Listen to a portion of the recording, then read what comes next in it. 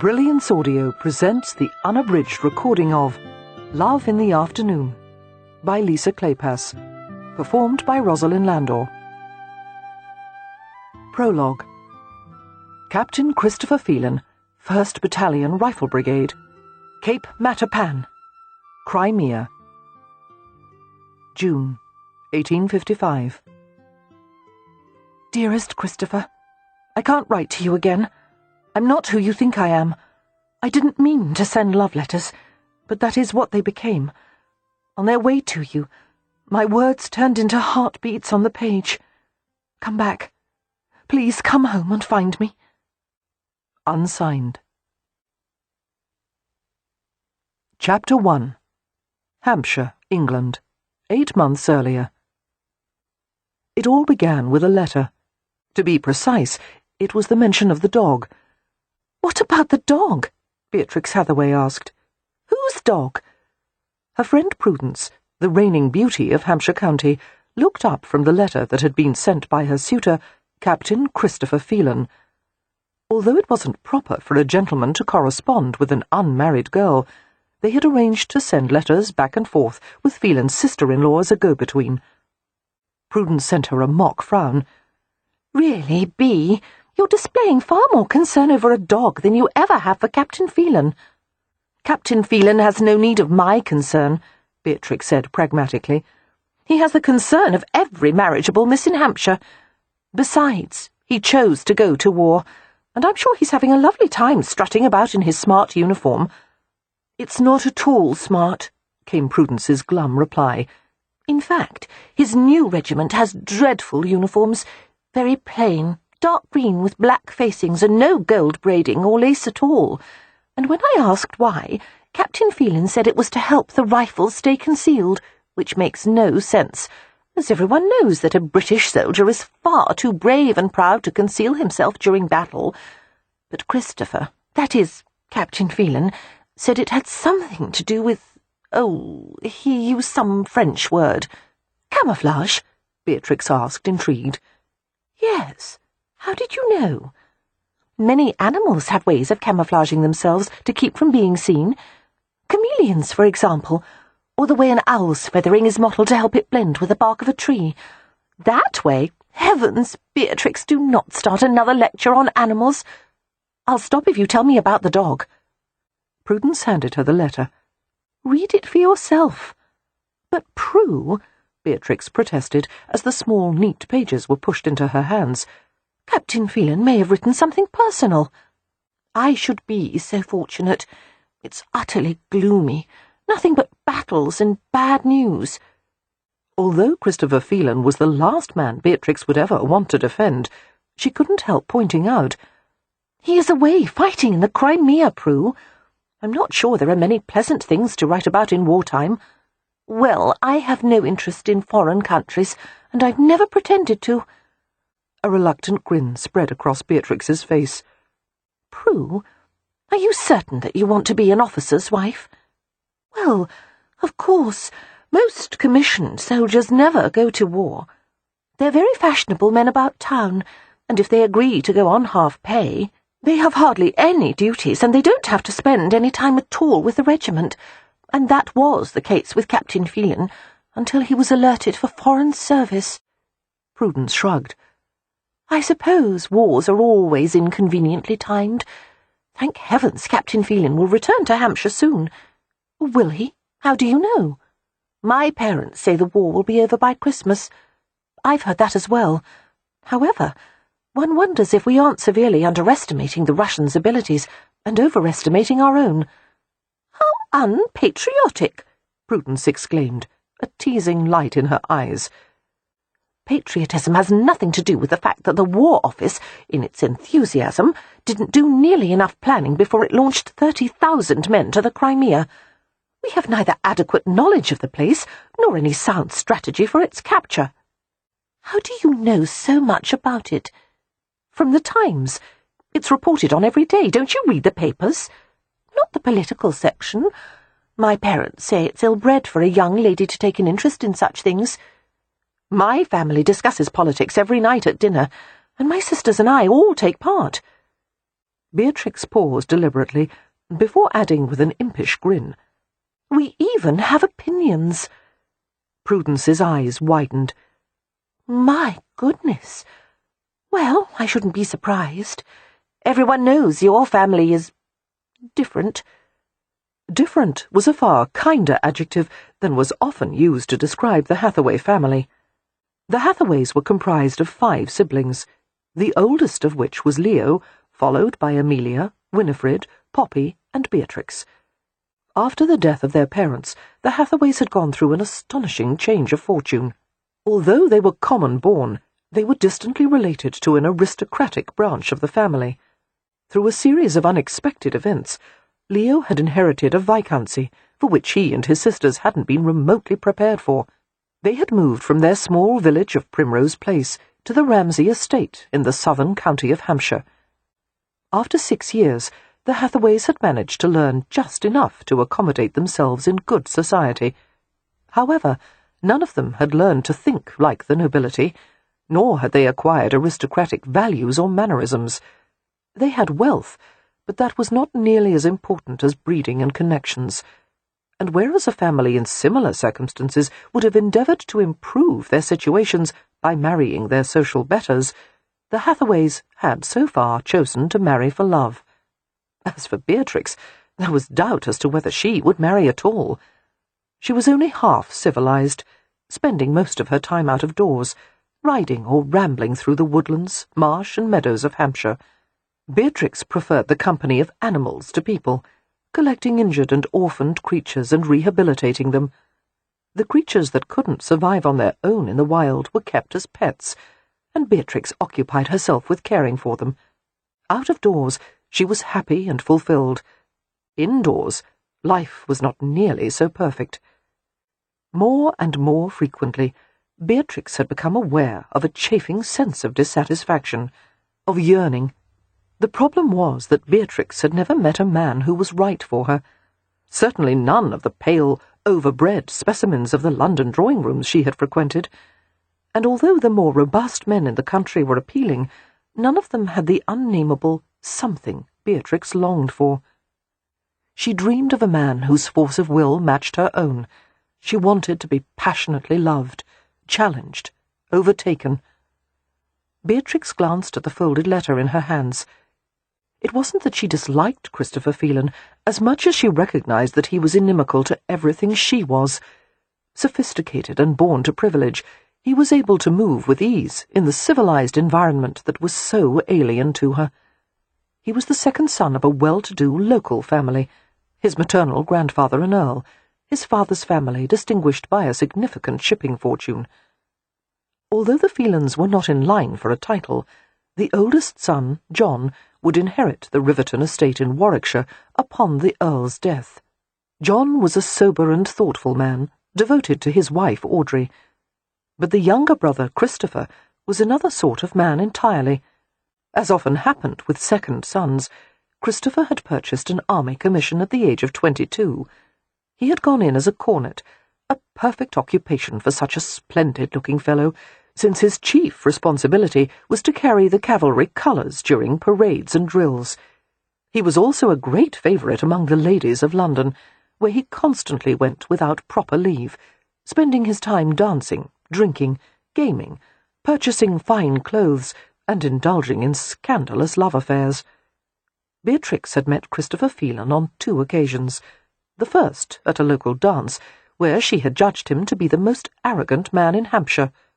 The next time she had met him was a picnic, where she had revised her opinion. He was the most arrogant man in the entire world. "That Hathaway girl is a peculiar creature," Beatrix had overheard him say to a companion. "I find her charming and original," his companion had protested, "and she can talk horses better than any woman I've ever met." "Naturally," came Phelan's dry rejoinder. "She's more suited to the stables than the drawing-room." From then on, Beatrix had avoided him whenever possible. Not that she minded the implied comparison to a horse, since horses were lovely animals with generous and noble spirits, and she knew that although she wasn't a great beauty, she had her own charms. More than one man had commented favourably on her dark brown hair, and blue eyes. These moderate attractions, however, were nothing compared to Christopher Phelan's golden splendour. He was as fair as Lancelot, Gabriel, perhaps Lucifer, if one believed that he had once been one of the most beautiful angels in heaven.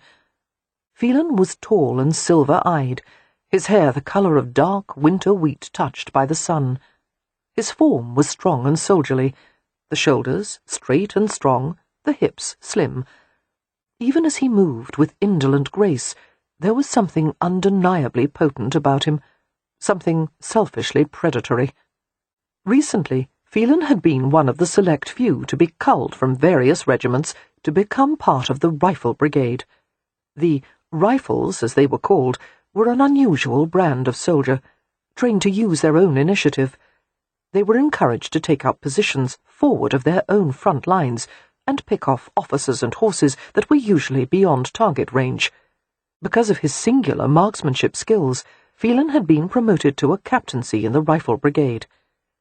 It had amused Beatrix to reflect that the honour probably hadn't pleased Phelan at all, especially since he'd been obliged to trade his beautiful hussar's uniform, with its black coat and abundant gold braiding, for a plain dark green one. "You're welcome to read it," Prudence said as she sat at her dressing-table. "I must repair my coiffure before we go on our walk." "Your hair looks lovely," Beatrix protested, unable to see any flaw in the elaborately pinned twist of blonde braids. "And we're only walking to the village. None of the townspeople will know or care if your coiffure isn't perfect." "I'll know. Besides, one never knows whom one might encounter." Accustomed as she was to her friend's ceaseless preening, Beatrix grinned and shook her head. "All right. If you're certain you don't mind me looking at Captain Phelan's letter, I'll just read the part about the dog." "You'll fall asleep long before you get to the dog," Prudence said, expertly inserting a hairpin into a twisted braid. Beatrix looked down at the scrawled lines. The words looked cramped, tight coils of letters ready to spring from the page. "Dear Prudence, I'm sitting in this dusty tent, trying to think of something eloquent to write. I'm at wit's end. You deserve beautiful words, but all I have left are these. I think of you constantly. I think of this letter in your hand, and the scent of perfume on your wrist. I want silence and clean air, and a bed with a soft white pillow." Beatrix felt her eyebrows lifting, and a quick rise of heat beneath the high collar of her dress. She paused and glanced at Prudence. "You find this boring?" she asked mildly, while her blush spread like spilled wine on linen. "The beginning is the only good part," Prudence said. "Go on." 2 days ago, in our march down the coast to Sebastopol, we fought the Russians at the Alma River. I'm told it was a victory for our side. It doesn't feel like one. We've lost at least 2/3 of our regiment's officers, and a quarter of the non-commissioned men. Yesterday we dug graves. They call the final tally of dead and wounded the Butcher's Bill. 360 British dead so far, and more as soldiers succumbed to their wounds. One of the fallen, Captain Brighton, brought a rough terrier named Albert, who is undoubtedly the most badly behaved canine in existence. After Brighton was lowered into the ground, the dog sat by his grave and whined for hours, and tried to bite anyone who came near. I made the mistake of offering him a portion of a biscuit, and now the benighted creature follows me everywhere. At this moment he is sitting in my tent, staring at me with half-crazed eyes. The whining rarely stops. Whenever I get near, he tries to sink his teeth into my arm. I want to shoot him, but I'm too tired of killing. Families are grieving for the lives I've taken. Sons, brothers, fathers. I've earned a place in hell for the things I've done, and the war's barely started. I'm changing, and not for the better. The man you knew is gone for good, and I fear you may not like his replacement nearly so well. The smell of death, Prue. It's everywhere. The battlefield is strewn with pieces of bodies, clothes, soles of boots. Imagine an explosion that could tear the soles from your shoes. They say that after a battle, wildflowers are more abundant the next season. The ground is so churned and torn, it gives the new seeds room to take root. I want to grieve, but there is no place for it, no time. I have to put the feelings away somewhere. Is there still some peaceful place in the world? Please write to me. Tell me about some bit of needlework you're working on, or your favourite song. Is it raining in Stony Cross? Have the leaves begun to change colour? Yours, Christopher Phelan. By the time Beatrix had finished the letter, she was aware of a peculiar feeling, a sense of surprised compassion pressing against the walls of her heart. It didn't seem possible that such a letter could have come from the arrogant Christopher Phelan. It wasn't at all what she had expected. There was a vulnerability, a quiet need that had touched her. "You must write to him, Prue," she said, closing the letter with far more care than she had previously handled it. "I'll do no such thing. That would only encourage more complaining. I'll be silent, and perhaps that will spur him to write something more cheerful next time." Beatrix frowned. "As you know, I have no great liking for Captain Phelan, but this letter, he deserves your sympathy, Prue. Just write him a few lines, a few words of comfort. It would take no time at all. And about the dog, I have some advice. I am not writing anything about the dratted dog." Prudence gave an impatient sigh. "You write to him." "Me? He doesn't want to hear from me. He thinks I'm peculiar. I can't imagine why. Just because you brought Medusa to the picnic." "She's a very well-behaved hedgehog," Beatrix said defensively. "The gentleman whose hand was pierced didn't seem to think so. That was only because he tried to handle her incorrectly. When you pick up a hedgehog, no, there's no use telling me, since I'm never going to handle one. As for Captain Phelan, if you feel that strongly about it, write a response, and sign my name. Won't he recognize that the handwriting is different?" "No, because I haven't written to him yet." "But he's not my suitor," Beatrix protested. "I don't know anything about him. You know as much as I do, actually. You're acquainted with his family, and you're very close to his sister-in-law. And I wouldn't say that Captain Phelan is my suitor either. At least, not my only one. I certainly won't promise to marry him until he comes back from the war with all his limbs intact. I don't want a husband I would have to push around in an invalid's chair for the rest of my life." "Prue, you have the depth of a puddle." Prudence grinned. "At least I'm honest."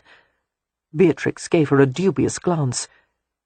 "You're actually delegating the writing of a love letter to one of your friends?" Prudence waved her hand in a dismissive gesture. "Not a love letter. There was nothing of love in his letter to me. Just write something cheerful and encouraging." Beatrix fumbled for the pocket of her walking dress and tucked the letter inside. Inwardly, she argued with herself, reflecting that it never ended well when one did something morally questionable for the right reasons.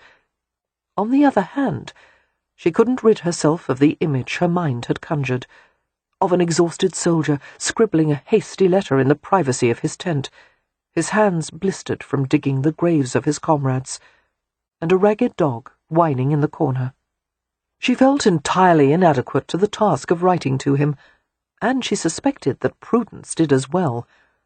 She tried to imagine what it was like for Christopher, leaving his elegant life behind, finding himself in a world where his survival was threatened day by day, minute by minute. It was impossible to picture a spoiled, beautiful man like Christopher Phelan contending with danger and hardship, hunger, loneliness. Beatrix stared at her friend pensively, their gazes meeting in the looking-glass. "What is your favourite song, Prue?" "I don't have one, actually. Tell him yours." "Should we discuss this with Audrey?" Beatrix asked, referring to Phelan's sister-in-law. "Certainly not. Audrey has a problem with honesty. She wouldn't send the letter if she knew I hadn't written it."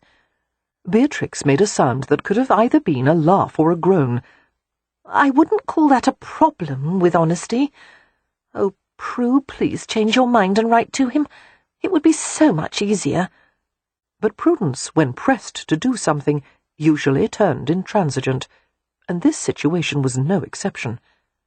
"Easier for everyone but me," she said tartly. "I'm sure I don't know how to reply to such a letter. He's probably even forgotten that he's written it."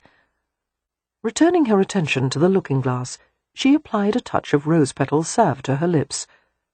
How lovely Prudence was, with her heart-shaped face, her brows thin and delicately arched over round green eyes.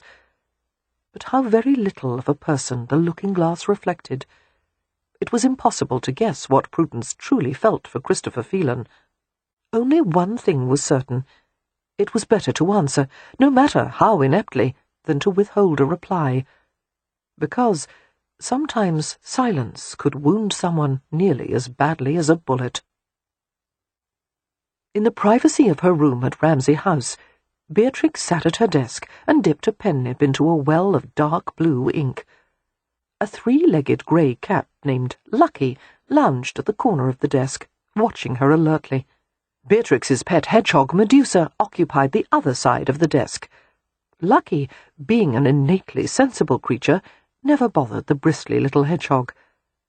After consulting the letter from Phelan, Beatrix wrote, "Captain Christopher Phelan, 1st Battalion Rifle Brigade, 2nd Division Camp, Crimea. 17th of October, 1854.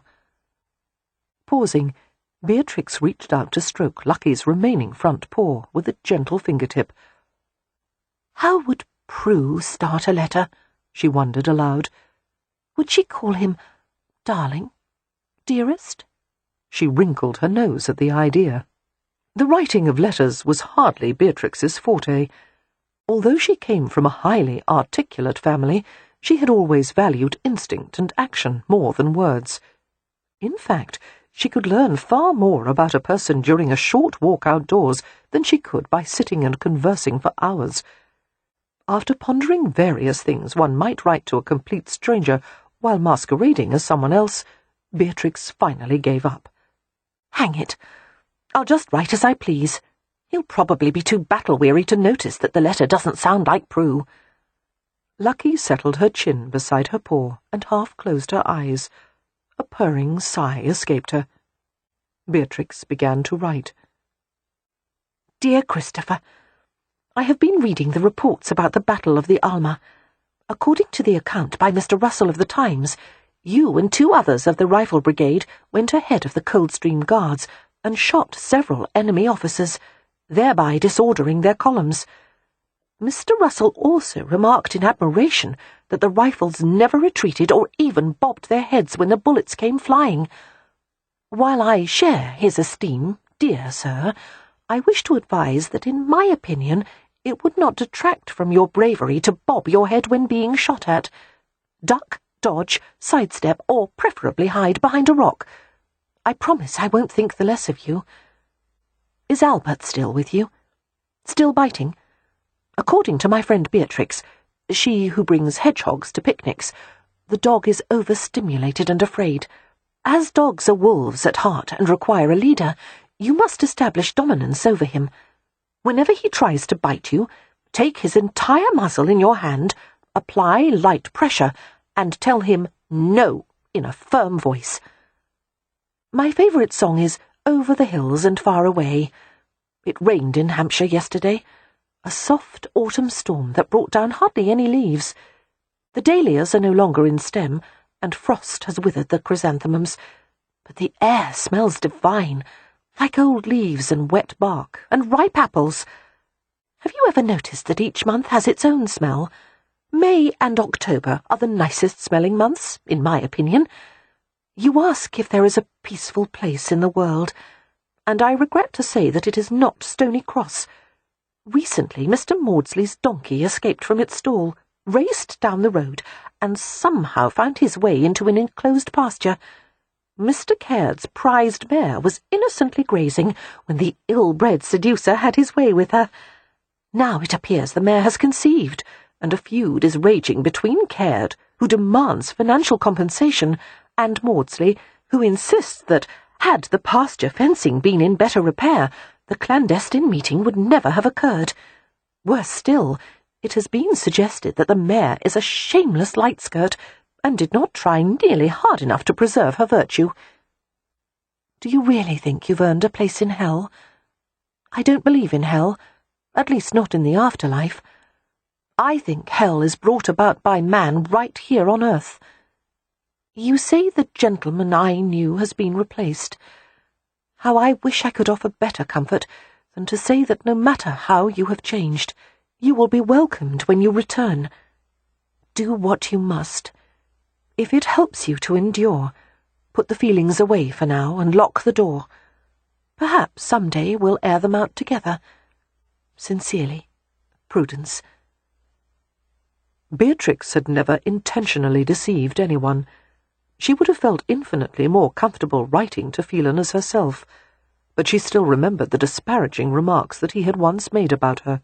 He would not want a letter from that peculiar Beatrix Hathaway. He had asked for a letter from the beautiful, golden-haired Prudence Mercer, and wasn't a letter written under false pretences better than nothing at all? A man in Christopher's situation needed all the words of encouragement one could offer. He needed to know that someone cared. And for some reason, after having read his letter, Beatrix found that she did indeed care. Chapter 2. The harvest moon brought dry, clear weather, and the Ramsay tenants and workers reaped the most abundant yields in memory. Like everyone else on the estate, Beatrix was occupied with the harvest and the local festival that followed. A massive al fresco dinner and dance was held on the grounds of Ramsay House for more than 1,000 guests, including tenants, servants, and townspeople. To Beatrix's disappointment, Audrey Phelan had not been able to attend the festivities, as her husband John had developed a persistent cough. She had stayed home to care for him. "The doctor has left us with some medicine that has already helped John to great effect," Audrey had written, but he warned that uninterrupted bed rest is important for a complete recovery.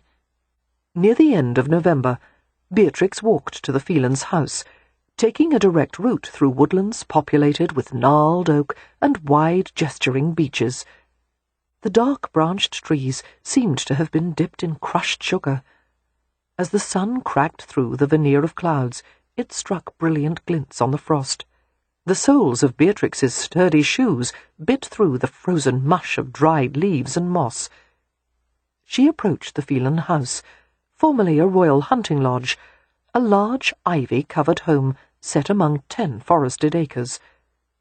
Reaching a charming paved path, Beatrix skirted the side of the house and headed toward the front. "Beatrix?" Hearing a quiet voice, she turned to behold Audrey Phelan sitting alone on a stone bench. "Oh, hello," Beatrix said cheerfully. "I hadn't seen you in days, so I thought I would—" Her voice faded as she took a closer look at her friend. Audrey was wearing a simple day gown, the grey fabric blending into the woods behind her. She had been so silent and still that Beatrix hadn't even noticed her. They had been friends for 3 years, ever since Audrey had married John and moved to Stony Cross. There was a certain kind of friend one only visited when one had no problems. That was Prudence.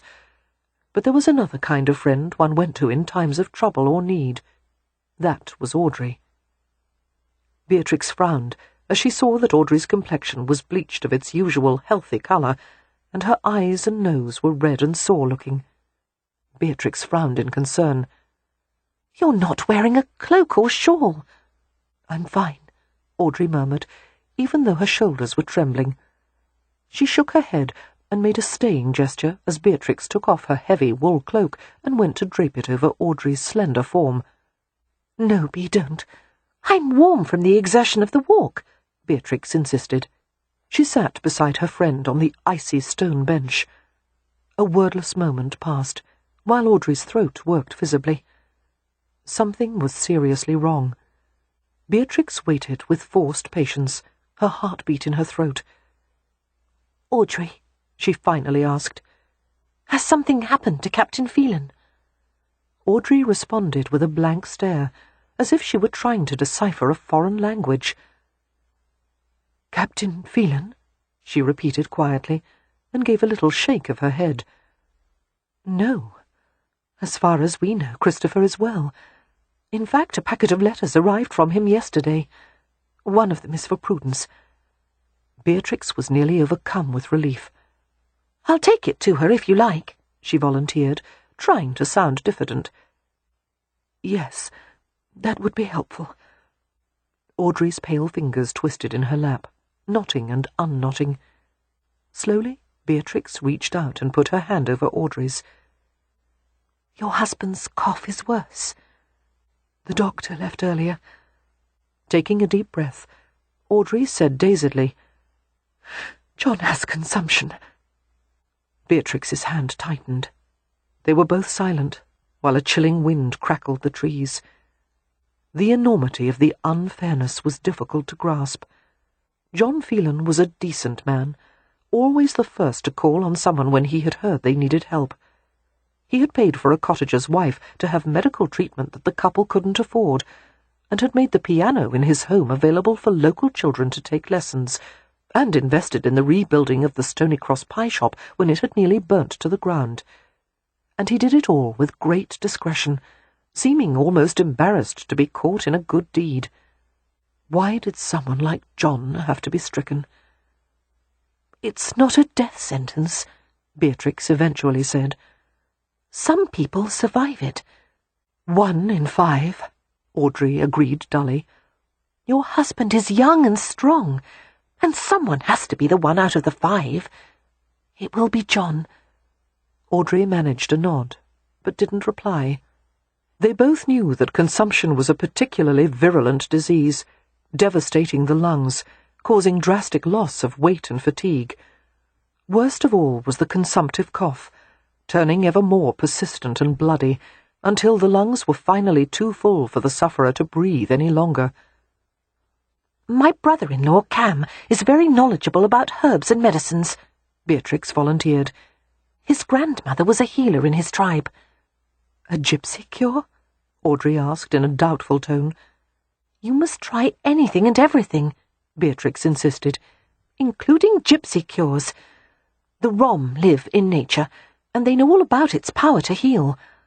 I'll ask Cam to make up a tonic that will help Mr. Phelan's lungs and—" "John probably won't take it," Audrey said, "and his mother would object. The Phelans are very conventional people. If it doesn't come from a vial in a doctor's case, or the apothecary's shop, they won't approve." "I'm going to bring something from Cam all the same." Audrey leaned her head to the side until it rested briefly on Beatrix's shoulder. "You're a good friend, Bea. I'm going to need you in the coming months." "You have me," Beatrix said simply. Another breeze whipped around them, biting through Beatrix's sleeves. Audrey shook herself from her dazed misery and stood, handing back the cloak. "Let's go into the house, and I'll find that letter for Prue." The interior of the house was cosy and warm, the rooms wide with low timbered ceilings, thick-paned windows admitting the winter-coloured light. It seemed every hearth in the house had been lit, heat rolling gently through the tidy rooms. Everything in the Phelan house was muted and tasteful, with stately furniture that had reached a comfortably venerable age. A subdued-looking housemaid came to take Beatrix's cloak. "Where is your mother-in-law?" Beatrix asked, following Audrey to the staircase. "She went to rest in her room. The news is especially difficult for her." A fragile pause. "John has always been her favourite." Beatrix was well aware of that, as was most of Stony Cross. Mrs. Phelan adored both her sons, the only children she had left after 2 of her other children, also sons, had died in their infancies, and a daughter who had been stillborn. But it was John in whom Mrs. Phelan had invested all her pride and ambition. Unfortunately, no woman would ever have been good enough for John in his mother's eyes. Audrey had endured a great deal of criticism during the 3 years of her marriage, especially in her failure to conceive children. Beatrix and Audrey ascended the staircase, past rows of family portraits in heavy gold frames. Most of the subjects were Beaucham's, the aristocratic side of the family. One couldn't help but notice that throughout the generations represented, the Beauchams were an extraordinarily handsome people, with narrow noses and brilliant eyes and thick flowing hair. As they reached the top of the stairs, a series of muffled coughs came from a room at the end of the hallway.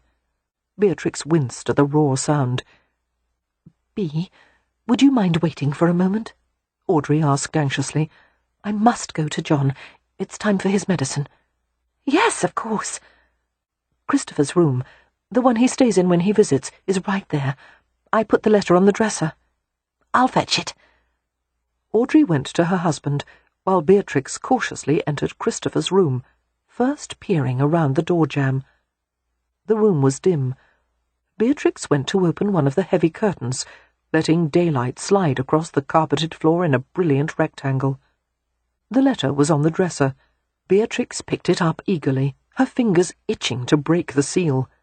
However, she admonished herself, it was addressed to Prudence. With an impatient sigh, she slipped the unopened letter into the pocket of her walking dress. Lingering at the dresser, she surveyed the articles arranged neatly on a wooden tray. A small silver-handled shaving brush, a folding blade razor, an empty soap dish, a lidded porcelain box with a silver top. Unable to resist, Beatrix lifted the top and looked inside. She found 3 pairs of cufflinks, 2 in silver, 1 in gold, a watch chain and a brass button. Replacing the lid, Beatrix picked up the shaving brush and experimentally touched her cheek with it. The bristles were silky and soft. With the movement of the soft fibres, a pleasant scent was released from the brush, a spicy hint of shaving soap. Holding the brush closer to her nose, Beatrix drew in the scent. Masculine richness, cedar, lavender, bay leaves. She imagined Christopher spreading lather over his face, stretching his mouth to one side, all the masculine contortions she had seen her father and brother perform in the act of removing bristle from their faces. "Beatrix." Guiltily, she set aside the brush and went out into the hallway. "I found the letter," she said. "I opened the curtains. I'll pull them back together and— Oh, don't worry about that. Let the light in. I abhor dark rooms." Audrey gave her a strained smile. "John took his medicine," she said. "It makes him sleepy. While he rests, I'm going downstairs to talk with Cook. John thinks he might be able to eat some white pudding." They proceeded down the stairs together. "Thank you for taking the letter to Prudence," Audrey said. "It's very kind of you to facilitate a correspondence between them." "Oh, it's no bother. It's for Christopher's sake that I agreed. I will admit to being surprised that Prudence took the time to write to Christopher." "Why do you say that?" "I don't think she gives a fig about him. I warned Christopher about her before he left, actually, but he was so taken with her looks and her high spirits that he managed to convince himself there was something genuine between them. I thought you liked Prudence." "I do, or at least I'm trying to. Because of you." Audrey smiled wryly at Beatrix's expression. "I resolved to be more like you, Bea." "Like me? Oh, I wouldn't do that. Haven't you noticed how odd I am?" Audrey's smile broadened into a grin, and for a moment she looked like the carefree young woman she had been before John's illness. "You accept people for what they are. I think you regard them as you do your creatures. You're patient, and you observe their habits and wants, and you don't judge them." "I judged your brother-in-law severely," Beatrix pointed out, feeling guilty. "More people should be severe on Christopher," Audrey said, her smile lingering. "It might improve his character." The unopened letter in Beatrix's pocket was nothing less than a torment. She hurried back home, saddled a horse, and rode to Mercer House, an elaborately designed house with turrets, intricately turned porch posts, and stained-glass windows. Having just arisen, after attending a dance that lasted until 3 o'clock in the morning, Prudence received Beatrix in a velvet dressing-gown trimmed with spills of white lace. "Oh, Bee, you should have gone to the dance last night. There were so many handsome young gentlemen there, including a cavalry detachment that is being sent to the Crimea in 2 days, and they looked so splendid in their uniforms. I've just been to see Audrey, Beatrix said breathlessly, entering into the private upstairs parlour and closing the door. Poor Mr. Phelan isn't well, and, well, I'll tell you about that in a minute, but here's a letter from Captain Phelan. Prudence smiled and took the letter. Thank you, Bee. Now, about the officers I met last night. There was a dark-haired lieutenant who asked me to dance, and he— Aren't you going to open it? Beatrix asked, watching in dismay as Prudence set the letter on a side table. Prudence gave her a quizzical smile. My, you're impatient today. You want me to open it this very moment? Yes. Beatrix promptly sat in a chair, upholstered with flower-printed fabric. But I want to tell you about the lieutenant. I don't give a monkey about the lieutenant. I want to hear about Captain Phelan. Prudence gave a low chuckle. I haven't seen you this excited since you stole that fox that Lord Camden imported from France last year. I didn't steal him, I rescued him. Importing a fox for a hunt. I call that very unsporting. Beatrix gestured to the letter. Open it. Prudence broke the seal, skimmed the letter, and shook her head in amused disbelief. Now he's writing about mules. She rolled her eyes and gave Beatrix the letter. Miss Prudence Mercer, Stony Cross, Hampshire, England, 7th of November, 1854. Dear Prudence, regardless of the reports that describe the British soldier as unflinching, I assure you that when riflemen are under fire we most certainly duck, bob, and run for cover. Per your advice, I have added a sidestep and a dodge to my repertoire with excellent results. To my mind, the old fable has been disproved. There are times in life when one definitely wants to be the hare, not the tortoise. We fought at the southern port of Balaclava on the 24th of October. Light Brigade ordered to charge directly into a battery of Russian guns for no comprehensible reason. 5 cavalry regiments were mowed down without support. 200 men and nearly 400 horses lost in 20 minutes. More fighting on the 5th of November at Inkerman. We went to rescue soldiers stranded on the field before the Russians could reach them. Albert went out with me under a storm of shot and shell, and helped to identify the wounded, so we could carry them out of range of the guns. My closest friend in the regiment was killed. Please thank your friend Beatrix for her advice about Albert. His biting is less frequent, and he never goes for me, although he's taken a few nips at visitors to the tent. May and October, the best-smelling months. I'll make a case for December. Evergreen, frost, wood smoke, cinnamon. As for your favourite song, were you aware that Over the Hills and Far Away is the official music of the Rifle Brigade? It seems nearly everyone here has fallen prey to some kind of illness except for me. I've had no symptoms of cholera, nor any of the other diseases that have swept through both divisions. I feel I should at least feign some kind of digestive problem for the sake of decency. Regarding the donkey feud, while I have sympathy for Caird and his mare of easy virtue, I feel compelled to point out that the birth of a mule is not at all a bad outcome. Mules are more sure-footed than horses, generally healthier, and best of all, they have very expressive ears.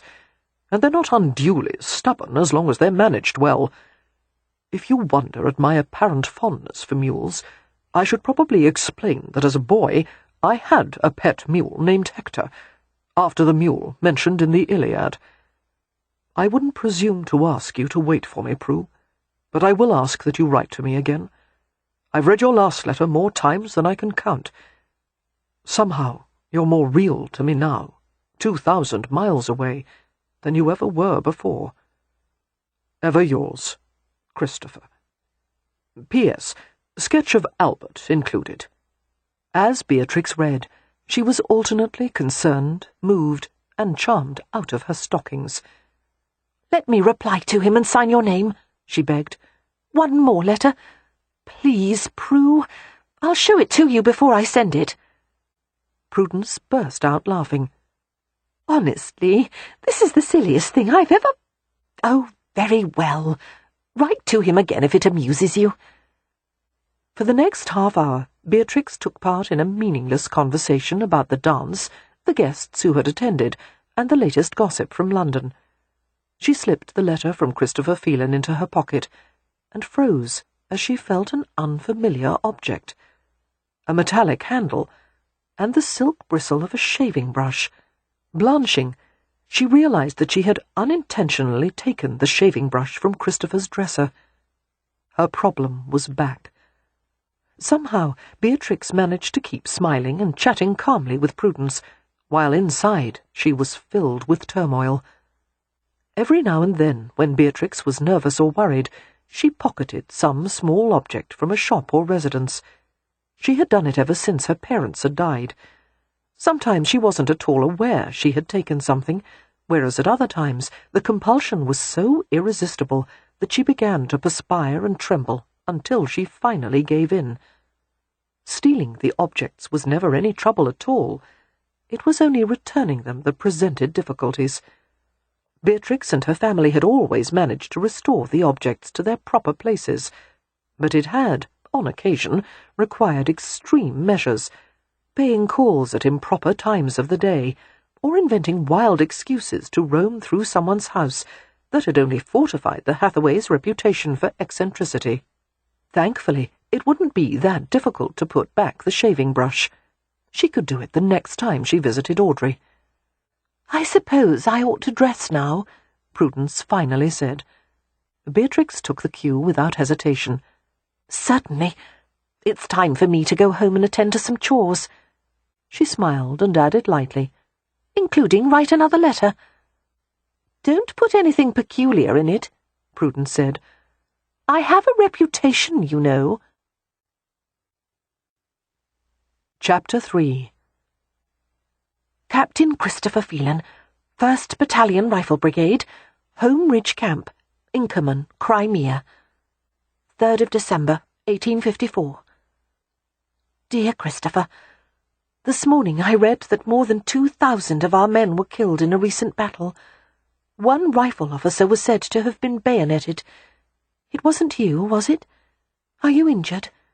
I'm so afraid for you. And I'm so sorry that your friend was killed. We are decorating for the holidays, hanging holly and mistletoe. I am enclosing a Christmas card done by a local artist. Note the tassel and string at the bottom. When you pull it, the merry-making gentlemen on the left will quaff their goblets of wine. Quaff is such an odd word, isn't it? But it's one of my favourites. I love the old familiar carols. I love the sameness of every Christmas. I love eating the plum pudding, even though I don't really like plum pudding. There is comfort in ritual, isn't there? Albert looks like a lovely dog, perhaps not outwardly a gentleman, but inside a loyal and soulful fellow. I worry that something's happened to you. I hope you are safe. I light a candle for you on the tree every night. Answer me as soon as you're able. Sincerely, Prudence. P.S. I share your affection for mules. Very unpretentious creatures who never boast of their ancestry. One wishes certain people would be a bit more mulish in that regard. Miss Prudence Mercer, Stony Cross, Hampshire, 1st of February, 1854. Dear Prue, I'm afraid I was indeed the bayoneted one. How did you guess? It happened as we were climbing a hill to overtake a battery of Russian guns. It was a minor shoulder wound, certainly not worth reporting. There was a storm on the 14th of November that wrecked the camps and sank French and British ships in the harbour. More loss of life, and unfortunately most of the winter supplies and equipment are gone. I believe this is what is known as rough campaigning. I'm hungry. Last night I dreamed of food. Ordinarily I dream of you, but last night I'm sorry to say that you were eclipsed by lamb with mint sauce. It is bitterly cold. I am now sleeping with Albert. We are a pair of surly bedfellows, but we're both willing to endure it in the effort to keep from freezing to death. Albert has become indispensable to the company. He carries messages under fire, and runs much faster than a man can. He's also an excellent sentry and scout. Here are a few things I've learned from Albert. 1. Any food is fair game until it is actually swallowed by someone else. 2. Take a nap whenever you can. 3. Don't bark unless it's important. 4. Chasing one's tail is sometimes unavoidable. I hope your Christmas was splendid. Thank you for the card. It reached me on the 24th of December, and it was passed all around my company, most of them never having seen a Christmas card before. Before it was finally handed back to me, the cardboard gentleman attached to the tassel had done a great deal of quaffing. I also like the word quaff. As a matter of fact, I've always liked unusual words. Here's one for you. Soleate, which refers to the shodding of a horse, or nidifice, a nest. Has Mr. Caird's mare given birth yet? Perhaps I'll ask my brother to make an offer. One never knows when one might need a good mule. Dear Christopher, it feels far too prosaic to send a letter by post. I wish I could find a more interesting way. I would tie a little scroll to a bird's leg, or send you a message in a bottle. However, in the interest of efficiency, I'll have to make do with the Royal Mail. I have just read in the Times that you have been involved in yet more heroics. Why must you take such risks? The ordinary duty of a soldier is dangerous enough. Have a care for your safety, Christopher, for my sake, if not your own. My request is entirely selfish. I could not bear for your letters to stop coming. I'm so far away, Prue. I'm standing outside my own life and looking in. Amidst all this brutality, I have discovered the simple pleasures of petting a dog, reading a letter, and staring at the night sky. Tonight I almost thought I saw the ancient constellation named Argo, after the ship that Jason and his crew sailed in their quest to find the Golden Fleece. You're not supposed to be able to see Argo unless you're in Australia, but still, I was almost certain I had a glimpse of it. I beg you to forget what I wrote before. I do want you to wait for me. Don't marry anyone before I come home. Wait for me. Dear Christopher, this is the perfume of March. Rain, loam, feathers, mint. Every morning and afternoon I drink fresh mint tea sweetened with honey. I've done a great deal of walking lately. I seem to think better outdoors. Last night was remarkably clear. I looked up at the sky to find the Argo. I'm terrible at constellations. I can never make out any of them except for Orion and his belt. But the longer I stared, the more the sky seemed like an ocean. And then I saw an entire fleet of ships made of stars. A flotilla was anchored at the moon, while others were casting off. I imagined we were on one of those ships, sailing on moonlight. In truth, I find the ocean unnerving, too vast. I much prefer the forests around Stony Cross. They're always fascinating and full of commonplace miracles. Spiderwebs glittering with rain, new trees growing from the trunks of fallen oaks. I wish you could see them with me, and together we would listen to the wind rushing through the leaves overhead, a lovely swooshy melody, tree music. As I sit here writing to you, I have propped my stocking feet much too close to the hearth. I've actually singed my stockings on occasion, and once I had to stomp out my feet when they started smoking. Even after that, I still can't seem to rid myself of the habit. There. Now you could pick me out of a crowd blindfolded. Simply follow the scent of scorched stockings. Enclosed is a robin's feather that I found during my walk this morning. It's for luck. Keep it in your pocket.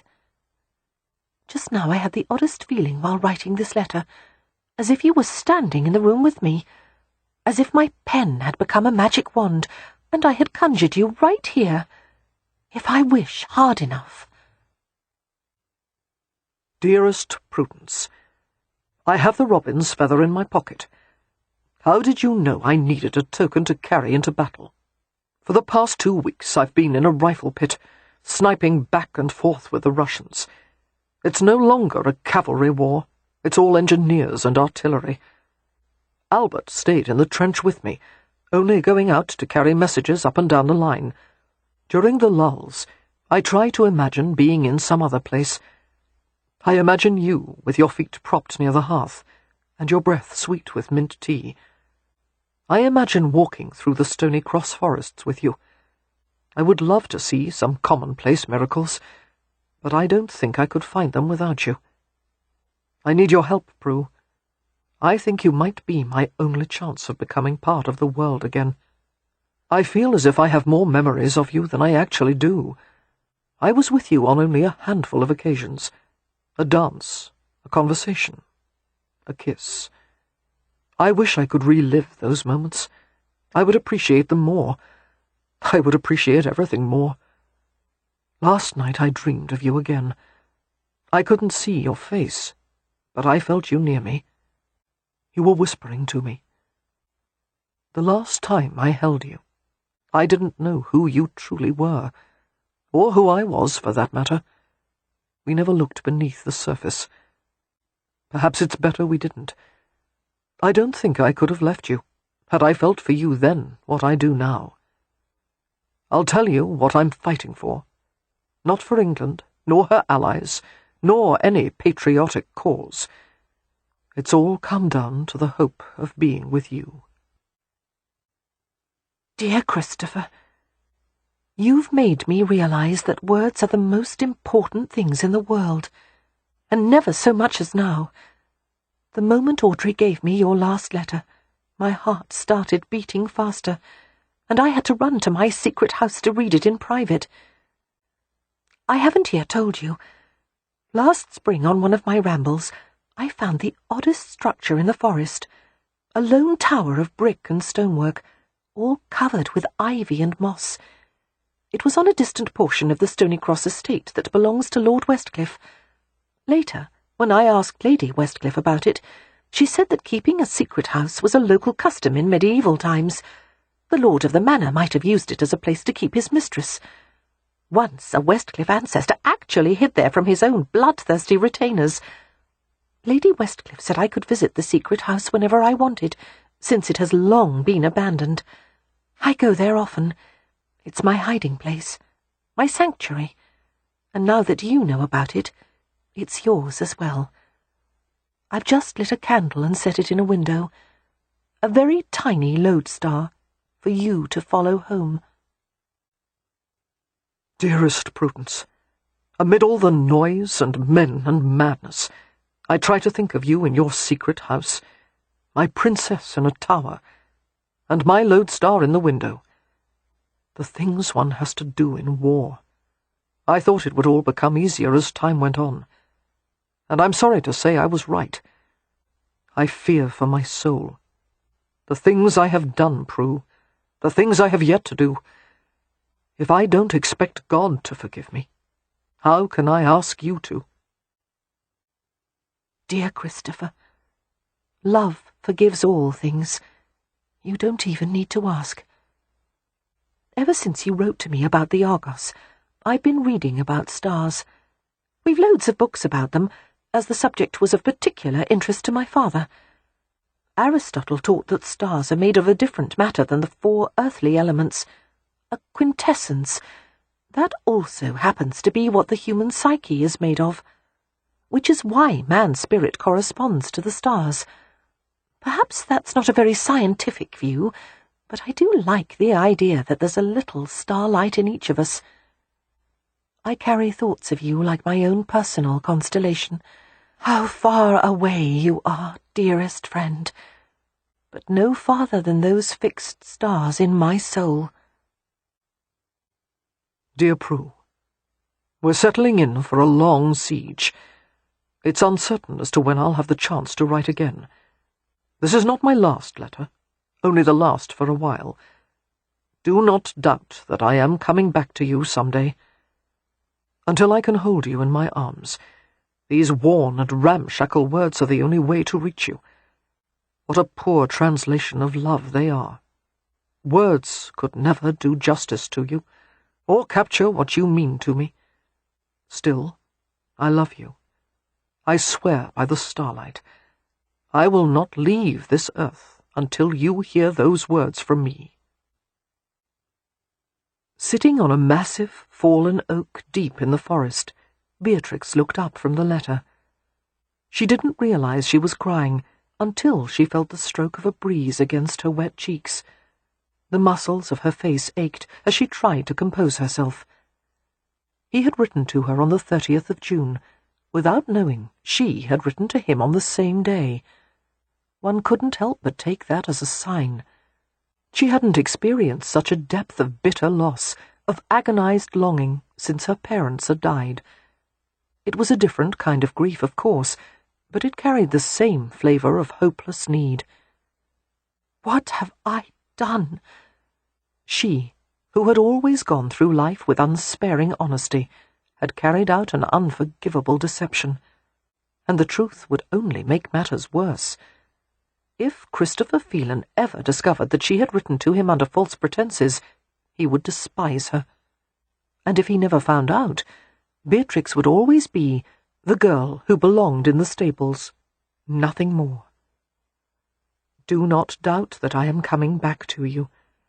Those words had been meant for Beatrix, no matter that it had been addressed to Prudence.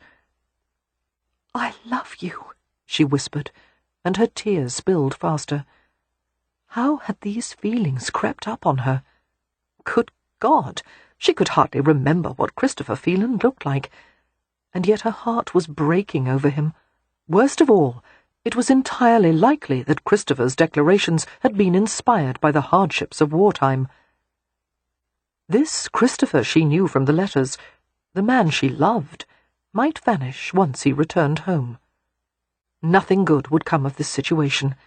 She had to put a stop to it. She could not pretend to be Prudence any longer. It wasn't fair to any of them, especially Christopher. Beatrix walked home slowly. As she entered Ramsay House, she encountered Amelia, who was taking her young son Rye outside. "There you are," Amelia exclaimed. "Would you like to go out to the stable with us? Rye is going to ride his pony." "No, thank you." Beatrix's smile felt as if it had been tacked on with pins. Every member of her family was quick to include her in their lives. They were all extraordinarily generous in that regard, and yet she sensed herself being cast, incrementally and inexorably, as the spinster aunt. She felt eccentric and alone, a misfit, like the animals she kept. Her mind made a disjointed leap, summoning recollections of the men she had met during dances and dinners and soirees. She had never lacked for male attention. Perhaps she should encourage one of them. Just pick a likely candidate for attachment and be done with it. Perhaps having her own life was worth being married to a man she didn't love. But that would be another form of misery. Her fingers slipped into the pocket of her dress to touch the letter from Christopher Phelan. The feel of the parchment, which he had folded, caused her stomach to tighten with a hot, pleasurable pang. "You've been very quiet of late," Amelia said, her blue eyes searching. "You look as though you've been crying. Is something troubling you, dear?" Beatrix shrugged uneasily. "I suppose I'm melancholy because of Mr. Phelan's illness. According to Audrey, he has taken a turn for the worse." "Oh." Amelia's expression was soft with concern. "I wish there was something we could do. If I fill a basket with plum brandy and blancmange, will you take it to them?" "Of course. I'll go later this afternoon." Retreating to the privacy of her room, Beatrix sat at her desk and took out the letter. She would write to Christopher one last time, something impersonal, a gentle withdrawal. Better that than to continue deceiving him. Carefully, she uncapped the inkwell and dipped her pen, and began to write. "Dear Christopher, as much as I esteem you, dear friend, it would be unwise for either of us to be precipitate while you are still away. You have my earnest wishes for your well-being and safety. However, I think it best that any mention of more personal feelings between us should be delayed until you return. In fact, it is probably best that we end our correspondence." With each sentence, it became more difficult to make her fingers work properly. The pen trembled in her fierce grip, and she felt her tears well again. "Rubbish," she said. It literally hurt to write such lies. Intense pain had clamped around her heart, and her throat had gone nearly too tight to breathe. She decided that before she could finish it, she would write the truth, the letter she longed to send to him, and then destroy it.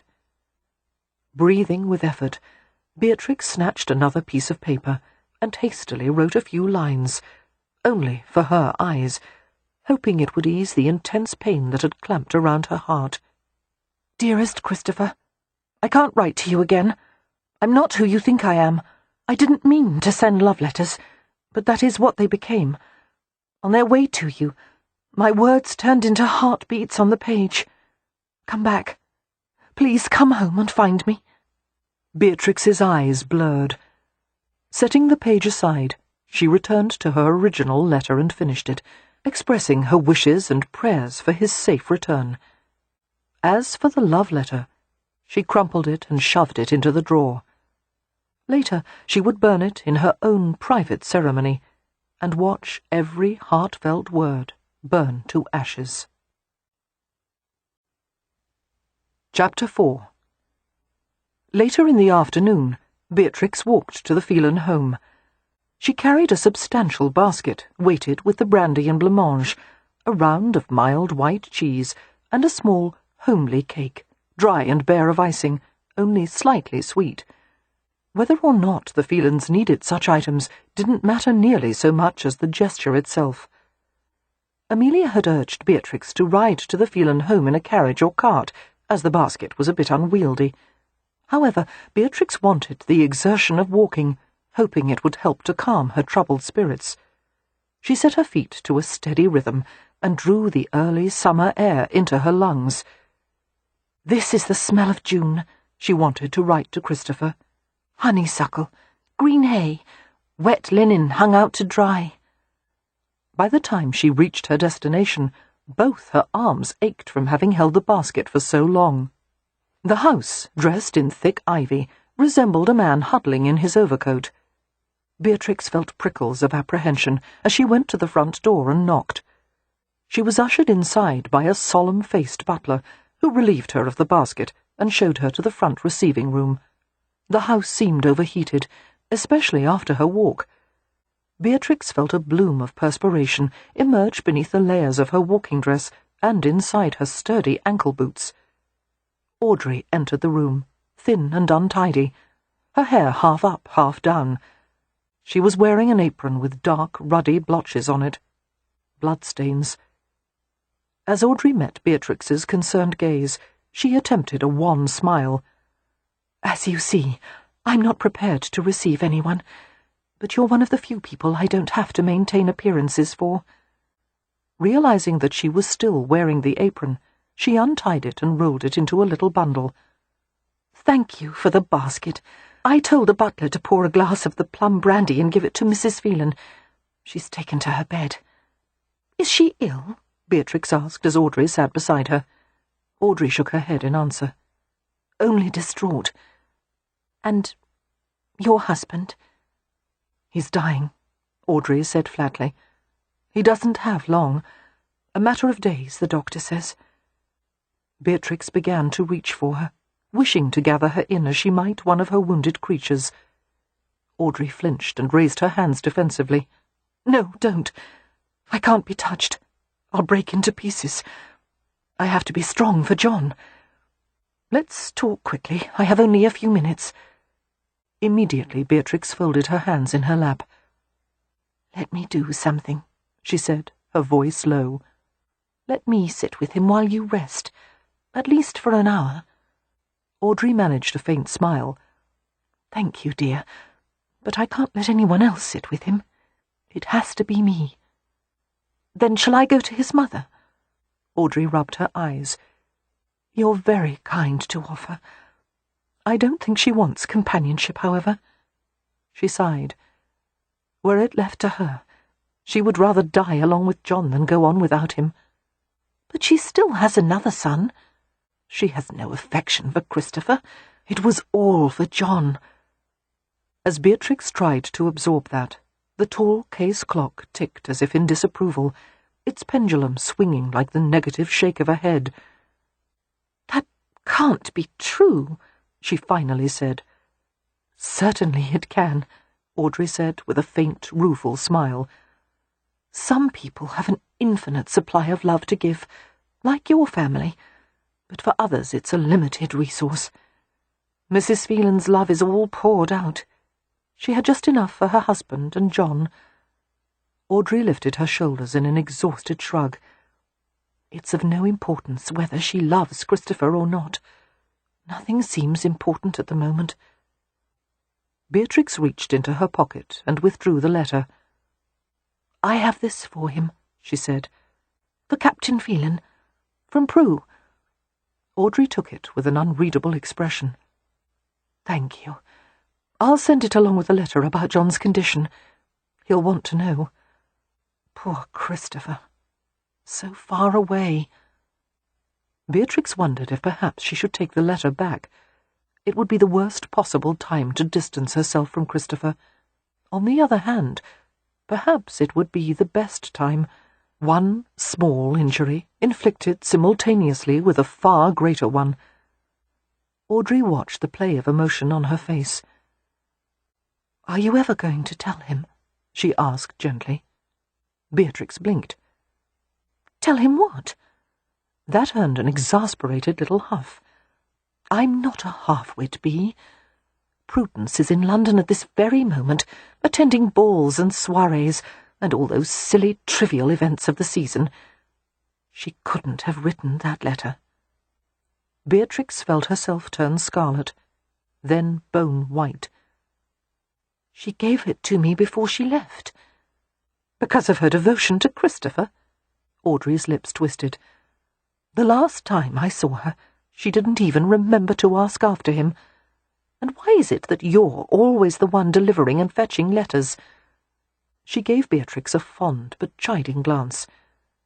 "From what Christopher has written in his letters to me and John, it's obvious he's quite taken with Prudence, because of what she has written to him.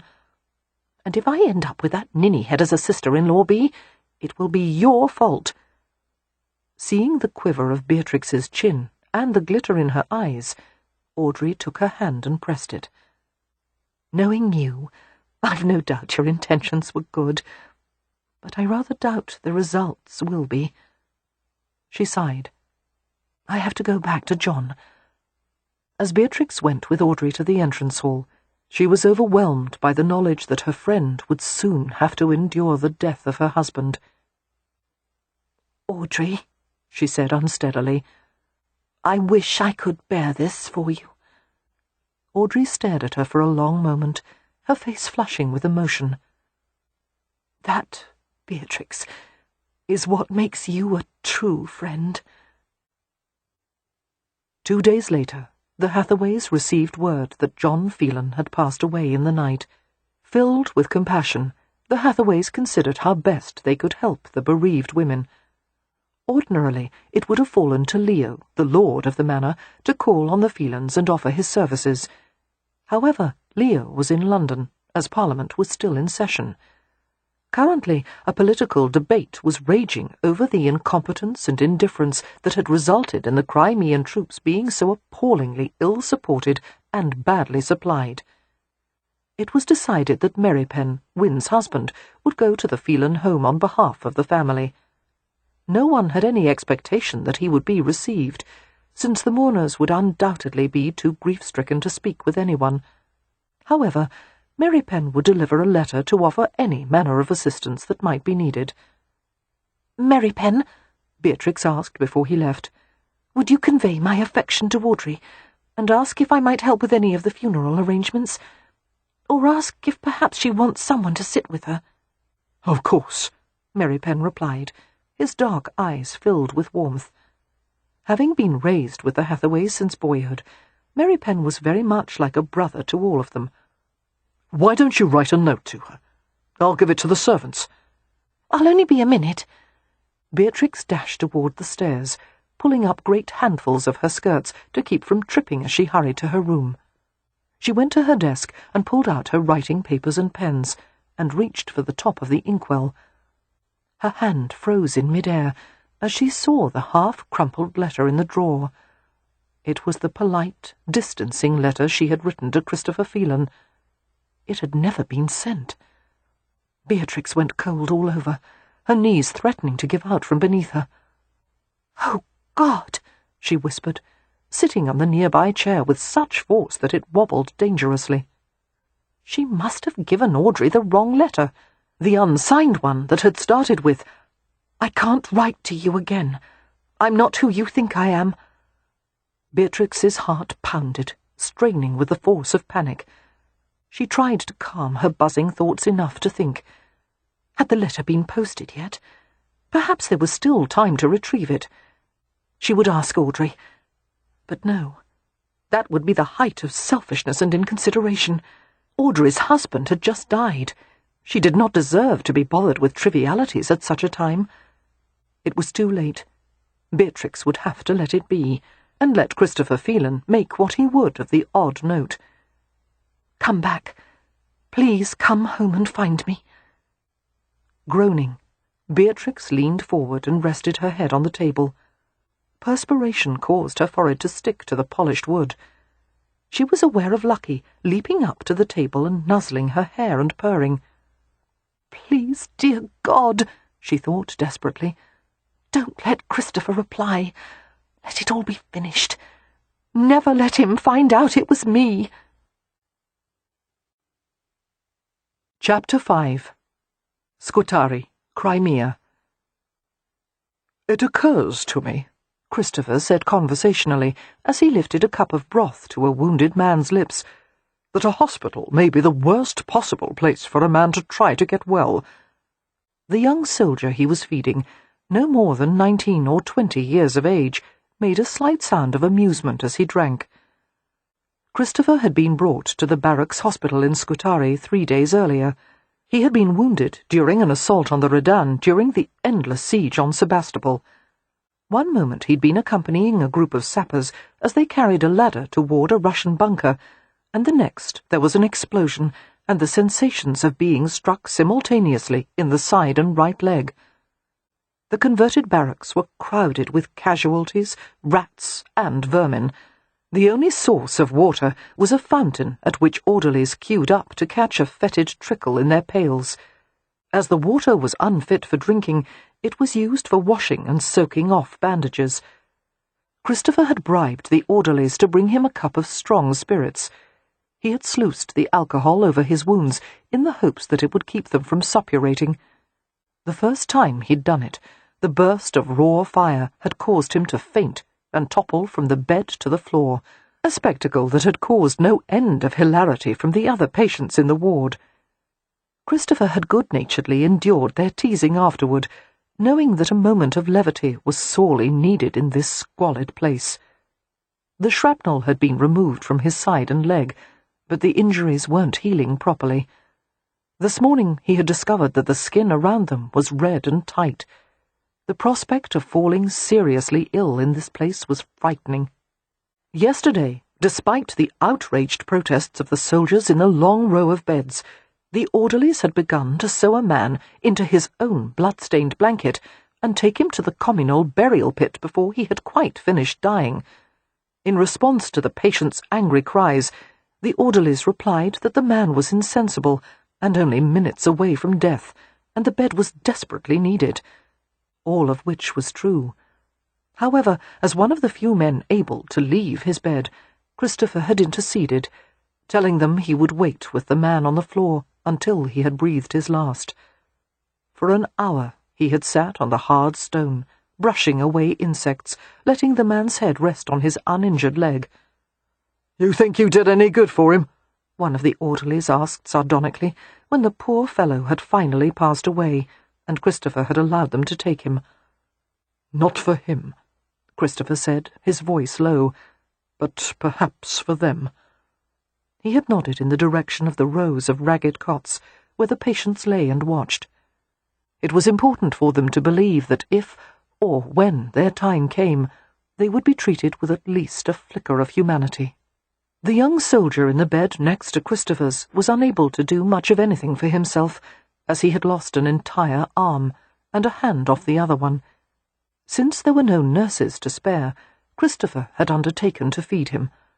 Wincing and flinching as he knelt by the cot, he lifted the man's head and helped him to drink from the cup of broth. "Captain Phelan?" came the crisp voice of one of the Sisters of Charity. With her stern demeanour and forbidding expression, the nun was so intimidating that some of the soldiers had suggested, out of her hearing of course, that if she were dispatched to fight the Russians, the war would be won in a matter of hours. Her bristly grey brows rose as she saw Christopher beside the patient's cot. "Making trouble again?" she asked.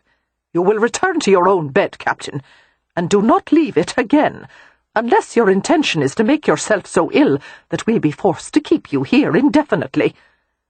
Obediently, Christopher lurched back into his cot. She came to him and laid a cool hand on his brow. "Fever," he heard her announce. "Do not move from this bed, or I'll have you tied to it, Captain."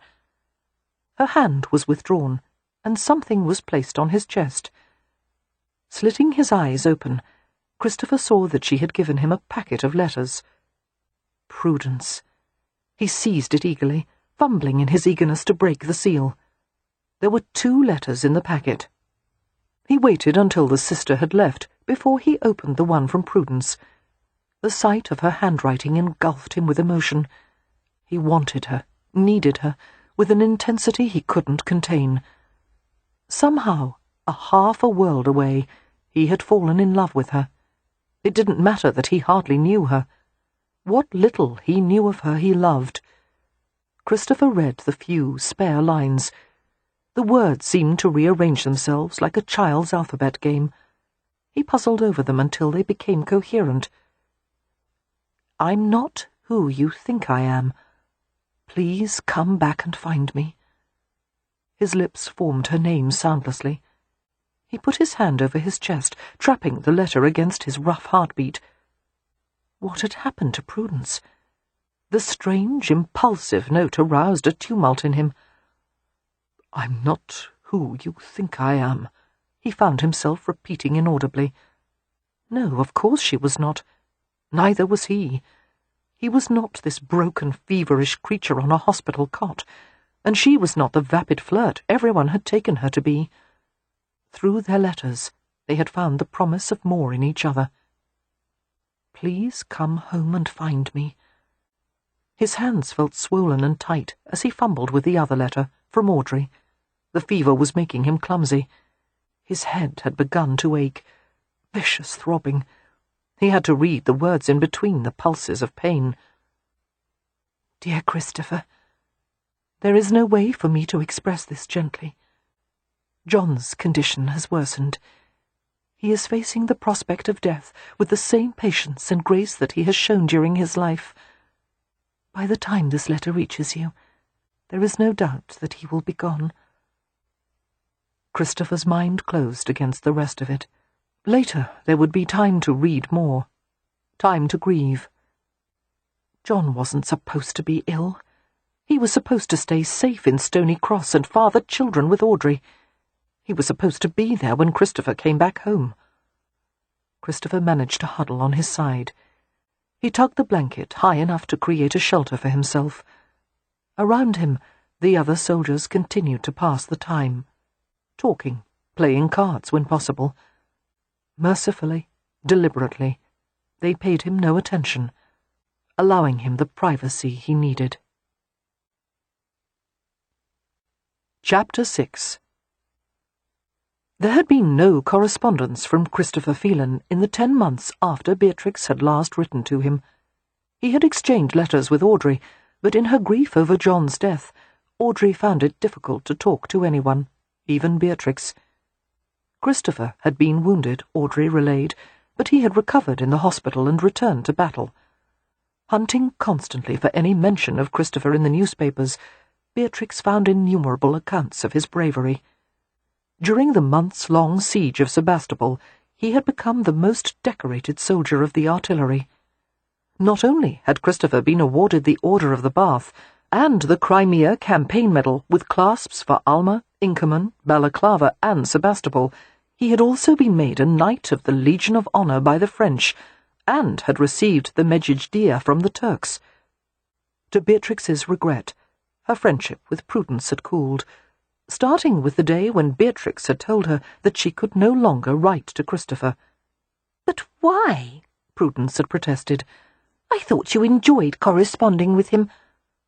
"I don't enjoy it any longer," Beatrix had replied in a suffocated voice. Her friend had given her an incredulous glance. "I can scarcely believe that you would abandon him like this. What is he to think when the letters stop coming?" The question made Beatrix's stomach feel heavy with guilt and wanting. She hardly trusted herself to speak. "I can't continue to write to him without telling him the truth. It's becoming too personal. Feelings are involved. Do you understand what I'm trying to say? All I understand is that you're being selfish. You've made it so that I can't send a letter to him, because he would notice the difference between your penmanship and mine. The least you could do is keep him on the string for me until he returns." "Why do you want him?" Beatrix had asked with a frown. She didn't like the phrase, "keep him on the string," as if Christopher were a dead fish, one among many. "You have many suitors." "Yes, but Captain Phelan has become a war hero. He may even be invited to dine with the Queen upon his return, and now that his brother is dead, he will inherit the Riverton estate. All that makes him nearly as good a catch as a peer." Although Beatrix had once been amused by Prudence's shallowness, she now felt a stab of annoyance. Christopher deserved much more than to be valued for such superficial things. "Has it occurred to you that he'll be altered as a result of the war?" she asked quietly. "Well, he may yet be wounded, but I certainly hope not." "I meant altered in character." "Because he's been in battle?" Prudence shrugged. "I suppose that has had an effect on him. Have you followed any of the reports about him?" "I've been very occupied," Prudence said defensively. "Captain Phelan won the Medjidiyah medal by saving a wounded Turkish officer. A few weeks later, Captain Phelan crawled to a magazine that had just been shelled, with 10 French soldiers killed and 5 guns disabled. He took possession of the remaining gun and held the position alone against the enemy for 8 hours. On another occasion—" "I don't need to hear about all that," Prudence protested. "What is your point, Bee?" "That he may come back as a different man. And if you care for him at all, you should try to understand what he has gone through." She gave Prudence a packet of letters tied with a narrow blue ribbon. "To start with, you should read these. I should have copied the letters that I wrote to him, so you could read them as well, but I'm afraid I didn't think of that." Prudence had accepted them reluctantly. "Very well, I'll read them, but I'm certain that Christopher won't want to talk about letters when he returns. He'll have me right there with him." "You should try to know him better," Beatrix said. "I think you want him for the wrong reasons, and there are so many right reasons. He's earned it, not because of his bravery in battle and all those shiny medals. In fact, that's the least part of what he is." Falling silent for a moment, Beatrix had reflected ruefully that from then on she really should avoid people and go back to spending her time with animals. "Captain Phelan wrote that when you and he knew each other, neither of you looked beneath the surface." "The surface of what?" Beatrix gave her a bleak look, reflecting that for Prudence the only thing beneath the surface was more surface. "He said you might be his only chance of belonging to the world again." Prudence had stared at her strangely. "Perhaps it's better after all that you stop writing to him. You seem rather fixed on him. I hope you have no thought that Christopher would ever—" She paused delicately. "Never mind. I know what you were going to say," Beatrix had said in a matter-of-fact manner. Of course I have no illusions about that. I haven't forgotten that he once compared me to a horse. He did not compare you to a horse, Prudence said. He merely said you belonged in the stables. However, he is a sophisticated man, and he would never be happy with a girl who spends most of her time with animals. I much prefer the company of animals to that of any person I know, Beatrix shot back. Instantly she regretted the tactless statement, especially as she saw that Prudence had taken it as a personal affront. I'm sorry, I didn't mean— Perhaps you had better leave, then, and go to your pets, Prudence had said in a frosty tone. You'll be happier conversing with someone who can't talk back to you. Chastened and vexed, Beatrix had left Mercer House, but not before Prudence had said, For all our sakes, Bee, you must promise me never to tell Captain Phelan that you wrote the letters. There would be no point to it. Even if you told him he wouldn't want you, it would only be an embarrassment and a source of resentment. A man like that would never forgive such a deception. Ever since that day, Beatrix and Prudence had not seen each other except in passing, and no further letters were written. It tormented Beatrix, wondering how Christopher was, if Albert was with him, if his wounds had healed properly. But it was no longer her right to ask questions of him. It never had been. To the jubilation of all England, Sebastopol fell in September 1855, and peace negotiations began in February of the next year. Beatrix's brother-in-law, Cam, remarked that even though Britain had won, war was always a Pyrrhic victory, as one could never put a price on each life that had been damaged or lost. It was a Romany sentiment that Beatrix agreed with. All totaled, more than 150,000 of the Allied soldiers had died of battle wounds or disease, as well as over 100,000 Russians. When the long-awaited order was given for the regiments to return home, Audrey and Mrs. Phelan learned that Christopher's rifle brigade would arrive in Dover in mid-April and proceed to London. The rifles' arrival was keenly anticipated, as Christopher was considered a national hero. His picture had been cut out of newspapers and posted in shop windows, and the accounts of his bravery were repeated in taverns and coffee-houses.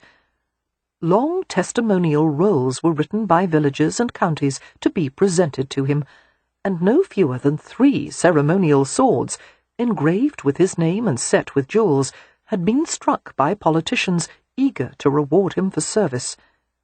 However, on the day the rifles landed at Dover, Christopher was mysteriously absent from the festivities. The crowds at the quay cheered the rifle brigade and demanded the appearance of its famed sharpshooter, but it seemed that Christopher had chosen to avoid the cheering crowds, the ceremonies and banquets. He even failed to appear at the celebration dinner hosted by the Queen and her consort. "What do you suppose has happened to Captain Phelan?" Beatrix's older sister Amelia asked, after he had gone missing for 3 days. "From what I remember of the man, he was a social fellow who would have adored being the centre of so much attention." "He's gaining even more attention by his absence," Cam pointed out. "He doesn't want attention," Beatrix couldn't resist saying. "He's run to ground." Cam lifted a dark brow, looking amused. "Like a fox?" he asked. "Yes. Foxes are wily. Even when they seem to head directly away from their goal, they always turn and make it good at the last." Beatrix hesitated, her gaze distant, as she stared through the nearby window, at the forest shadowed by a harsh and backward spring. Too much easterly wind, too much rain. "Captain Phelan wants to come home, but he'll stay aground until the hounds stop drawing for him." She was quiet and contemplative after that, while Cam and Amelia continued to talk. It was only her imagination, but she had the curious feeling that Christopher Phelan was somewhere close by. "Beatrix." Amelia stood beside her at the window, laying a gentle arm across her shoulders. "Are you feeling melancholy, dear? Perhaps you should have gone to London for the season as your friend Prudence did. You could stay with Leo and Catherine, or with Poppy and Harry at the hotel. I have no interest whatsoever in taking part in the season, Beatrix said. I've done it 4 times, and that was 3 times too many. But you were very sought after. The gentlemen adored you, and perhaps there will be someone new there. Beatrix lifted her gaze heavenward. There's never anyone new in London society. True, Amelia said after a moment's thought. Still, I think you would be better off in town than staying here in the country. It's too quiet for you here. A small, dark-haired boy charged into the room on a stick-horse, letting out a warlike cry as he brandished a sword. It was Rye, Cam and Amelia's 4-and-a-half-year-old son. As the boy sped by, the end of the stick-horse accidentally knocked against a floor lamp with a blue glass shade. Cam dove reflexively and caught the lamp before it smashed against the floor. Turning around, Rye beheld his father on the floor and leaped on him, giggling. Cam wrestled with his son, pausing briefly to inform his wife. "It's not that quiet here." "I miss Yardo," Rye complained, referring to his cousin and favourite playmate. "When is he coming back?" Mary Penn, Amelia's sister Wynne, and their young son Jason, nicknamed Yardo, had left a month earlier for Ireland to visit the estate that Mary Penn would some day inherit. As his grandfather was ailing, Mary Penn had agreed to stay for an indeterminate time to become familiar with the estate and its tenants. "Not for a while," Cam informed him regretfully. "Perhaps not until Christmas." "That's too long," Rye said with a wistful sigh. "You have other cousins, darling," Amelia pointed out. "They were all in London. Edward and Emmeline will be here in the summer, and in the meantime you have your little brother." But Alex is hardly any fun," Rye said. "He can't talk or throw a ball, and he leaks." "At both ends," Cam added, his amber eyes sparkling as he looked up at his wife.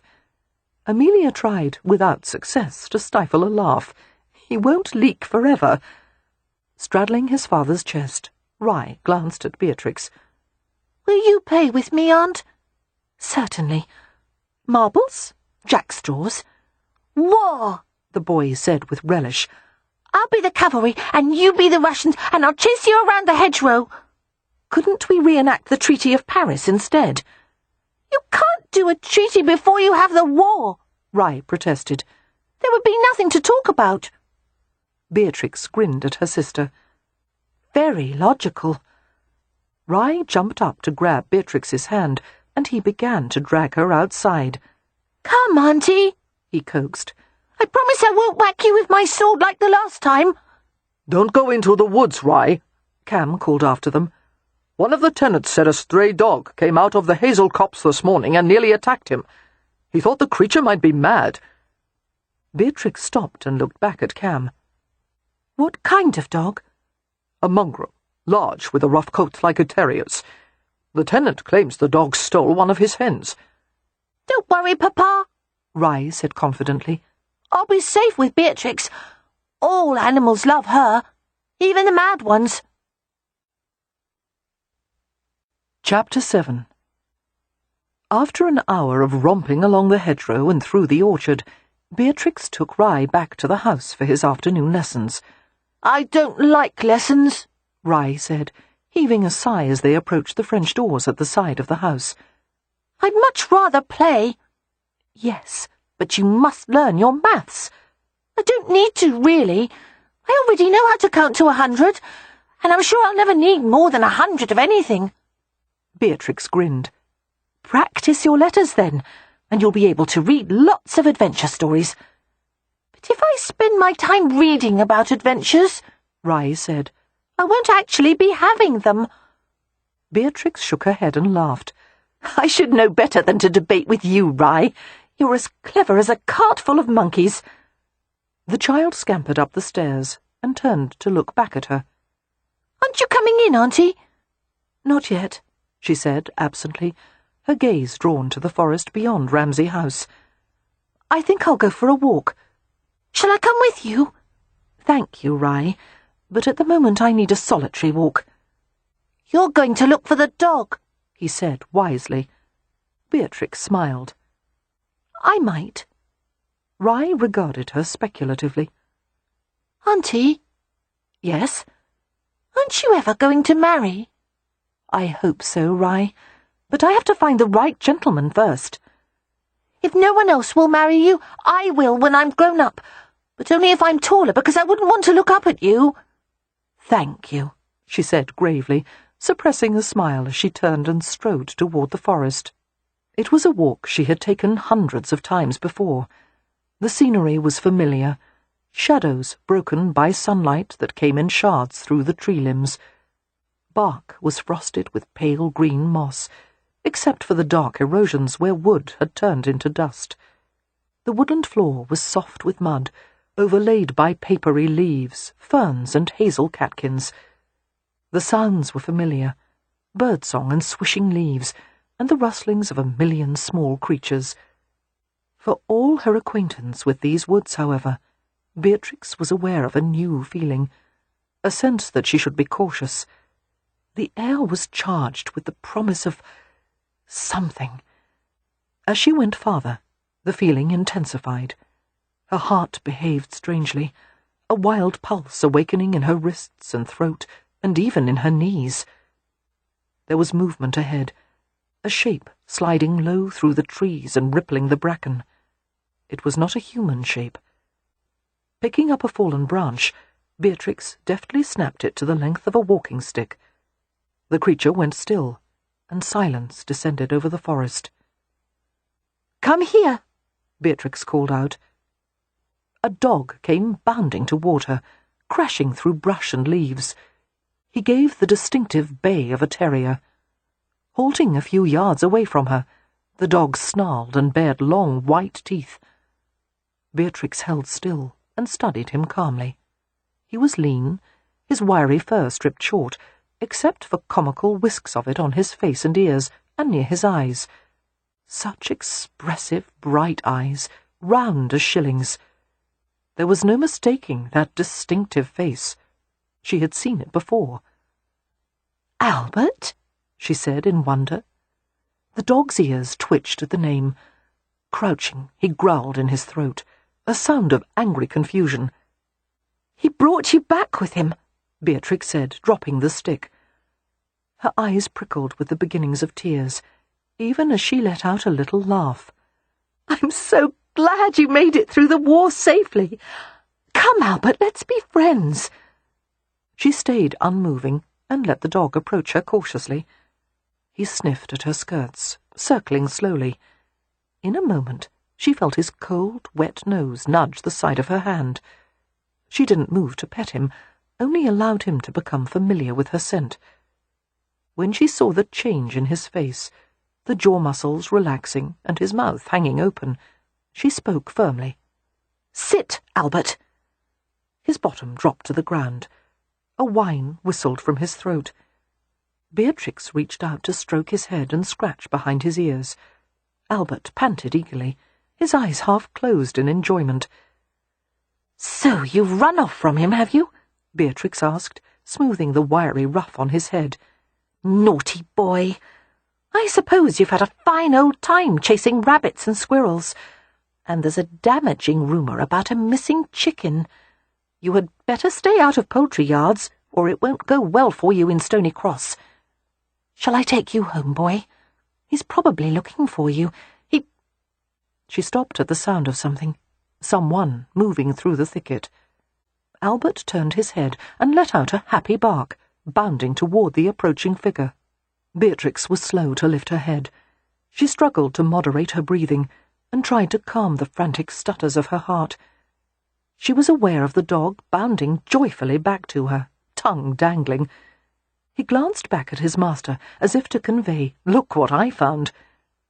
Letting out a slow breath, Beatrix looked up at the man who had stopped approximately 3 yards away. Christopher.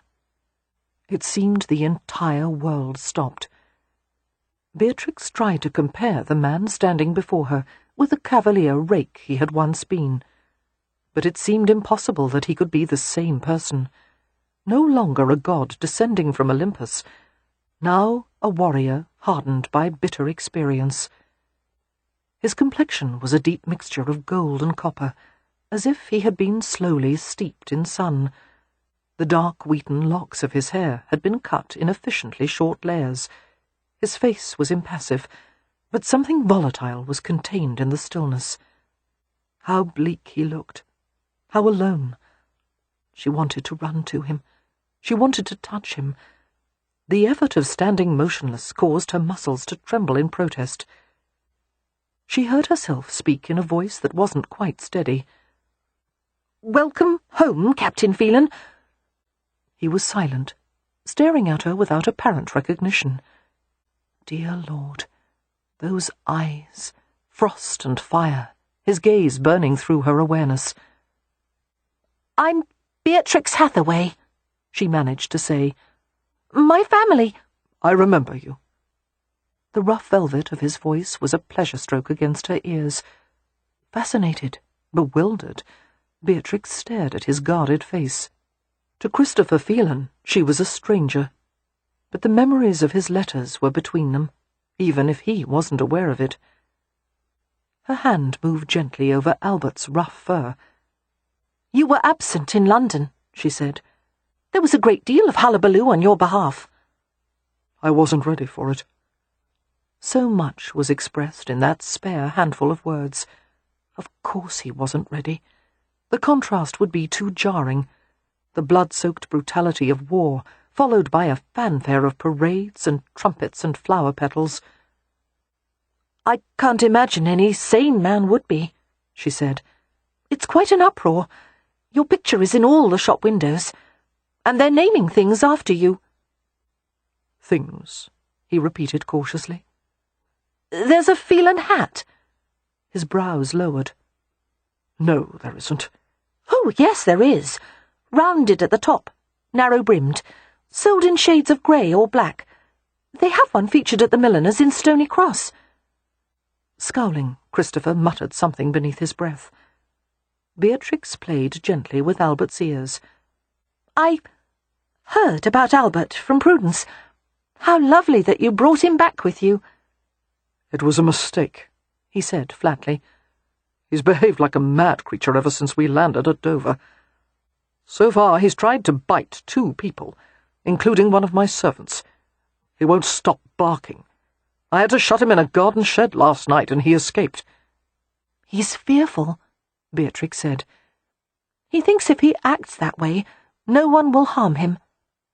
Eagerly the dog stood on his hind legs and set his front paws on her. Beatrix bumped a knee gently against his chest.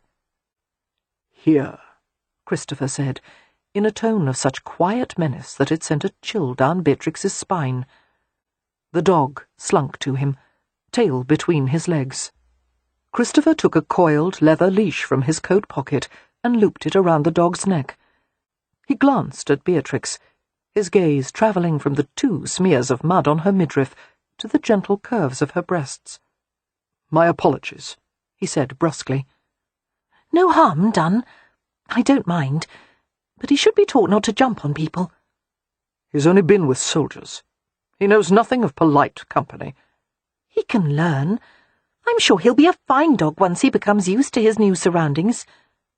Beatrix paused before offering, "I could work with him the next time I visit Audrey. I'm very good with dogs." Christopher gave her a brooding glance.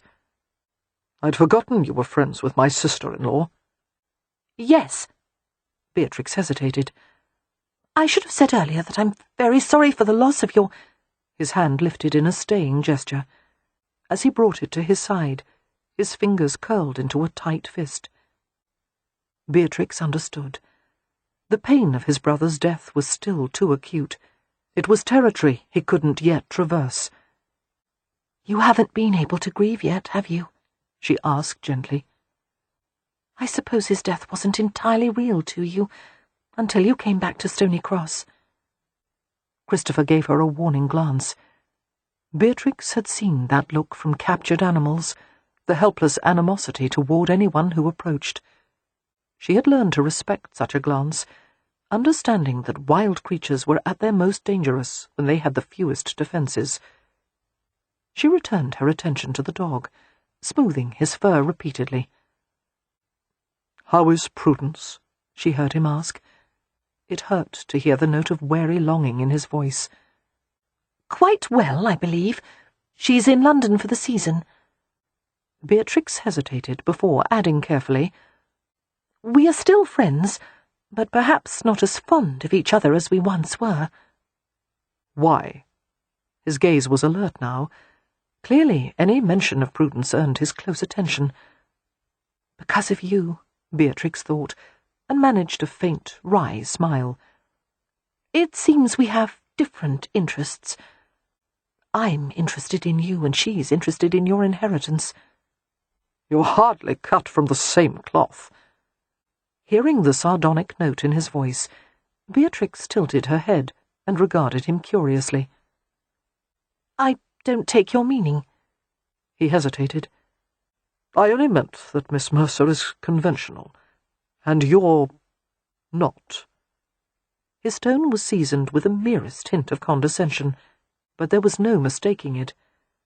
Abruptly, all the feelings of compassion and tenderness disappeared, as Beatrix realized that Christopher Phelan had not changed in one regard. He still didn't like her. "I would never want to be a conventional person," she said. "They're usually dull and superficial." It seemed he took that as a slight against Prudence. "As compared to people who bring garden pests to picnics. No one could accuse you of being dull, Miss Hathaway." Beatrix felt the blood drain from her face. He had insulted her. The realization made her numb. "You may insult me," she said, half amazed that she could still speak, "but leave my hedgehog alone." Whirling around, she walked away from him in long, digging strides. Albert whimpered and began to follow, which forced Christopher to call him back. Beatrix didn't glance over her shoulder, only ploughed forward. Bad enough to love a man who didn't love her, but it was exponentially worse to love a man who actively disliked her. Ridiculously, she wished she could write to her Christopher about the stranger she had just met. "He was so contemptuous," she would write. "He dismissed me as someone who didn't deserve a modicum of respect. Clearly he thinks I'm wild and more than a little mad. And the worst part is that he's probably right." It crossed her mind that this was why she preferred the company of animals to people. Animals weren't deceitful. They didn't give one conflicting impressions of who they were, and one was never tempted to hope that an animal might change its nature. Christopher walked home with Albert padding calmly beside him. For some reason, the dog seemed improved after meeting Beatrix Hathaway. As Christopher gave him a damning glance, Albert looked up at him with a toothy grin, his tongue lolling. "Idiot," Christopher muttered, although he wasn't certain if the word was directed at his dog or himself. He felt troubled and guilty. He knew he'd behaved like an ass to Beatrix Hathaway. She had tried to be friendly, and he had been cold and condescending. He hadn't meant to be offensive. It was just that he was nearly mad with longing for Prudence, for the sweet, artless voice that had saved his sanity. Every word of every letter she'd sent him still resonated through his soul. "I've done a great deal of walking lately. I seem to think better outdoors." And when Christopher had set out to find Albert, and found himself walking through the forest, a mad idea had taken hold of him, that she was nearby, and fate would bring them together that quickly, that simply. But instead of finding the woman he had dreamed of, craved, needed for so long, he had found Beatrix Hathaway. It wasn't that he disliked her. Beatrix was an odd creature, but fairly engaging, and far more attractive than he had remembered. In fact, she had become a beauty in his absence, her gangly, coltish shape now curved and graceful. Christopher shook his head impatiently, trying to redirect his thoughts, but the image of Beatrix Hathaway remained. A lovely oval face, a gently erotic mouth, and haunting blue eyes, a blue so rich and deep it seemed to contain hints of purple, and that silky dark hair, pinned up haphazardly, with teasing locks slipping free. Christ, it had been too long since he'd had a woman. He was randy as the devil, and lonely, and filled with equal measures of grief and anger. He had so many unfulfilled needs, and he didn't begin to know how to address any of them. But finding Prudence seemed like a good start. He would rest here for a few days. When he felt more like his former self, he would go to Prudence in London. At the moment, however, it was fairly clear that his old way with words had left him, and Christopher knew that whereas he had once been relaxed and charming, he was now guarded and wooden. Part of the problem was that he wasn't sleeping well. Any slight noise, a creak of the house settling, a rap of a branch against the window, woke him to full, heart-pounding readiness. And it happened in the daylight hours as well. Yesterday, Audrey had dropped a book from a stack she was carrying, and Christopher had nearly jumped out of his shoes. He had instinctively reached for a weapon, before recalling in the next instant that he no longer carried a gun. His rifle had become as familiar as one of his own limbs. He often felt it as a phantom presence. Christopher's steps slowed. He stopped to crouch beside Albert, looking into that shaggy, fur-whiskered face. "Hard to leave the war behind, isn't it?" he murmured, petting the dog with affectionate roughness. Albert panted and lunged against him, and tried to lick his face. "Poor fellow. You have no idea what's going on, do you? For all you know, shells may start exploding overhead at any moment." Albert flopped to his back and arched up his tummy, begging for a scratch. Christopher obliged him and stood. "Let's go back," he said. "I'll let you inside the house again, but God help you if you bite anyone." Unfortunately, as soon as they went into the ivy-covered mansion, Albert erupted in the same hostility he had shown before. Grimly, Christopher dragged him to the parlour, where his mother and Audrey were having tea. Albert barked at the women. He barked at a terrified housemaid. He barked at a fly on the wall. He barked at the teapot. "Quiet!" Christopher said through gritted teeth, pulling the crazed canine to the settee. He tied one end of the leash to a leg of the settee. "Sit, Albert! Down!" Warily the dog settled on the floor and growled in his throat. Audrey pasted a full smile on her face and inquired in a parody of tea-time manners, "Shall I pour?" "Thank you," Christopher said in a dry tone, and went to join them at the tea-table. His mother's face pleated, accordion-like, and her voice emerged in a strained tone. "It's leaving mud on the carpet. Must you inflict that creature on us, Christopher?" "Yes, I must. He has become accustomed to staying in the house." "I won't become accustomed to it," his mother retorted. "I understand that the dog assisted you during the war, but surely you have no need of it now." "Sugar? Milk?" Audrey asked, her soft brown eyes now unsmiling as she gazed from Christopher to his mother. "Only sugar." Christopher watched as she stirred a lump of sugar into the tea with a little spoon. He took the cup and concentrated on the steaming liquid, while he struggled with a rush of untoward rage. This, too, was a new problem, these surges of feeling that were entirely out of proportion to the circumstances. When Christopher had calmed himself sufficiently to speak, he said, "Albert did more than assist me. When I spent days at a time in a muddy trench, he kept watch over me so that I could sleep without fear of being taken by surprise. He carried messages up and down the lines, so that we didn't make mistakes in carrying out orders. He alerted us when he sensed the enemy approaching, long before our eyes or ears could have detected anyone." Christopher paused as he glanced into his mother's taut, unhappy face. "I owe him my life and my loyalty, and unsightly and ill-mannered though he is, I happen to love him." He slitted a glance at Albert.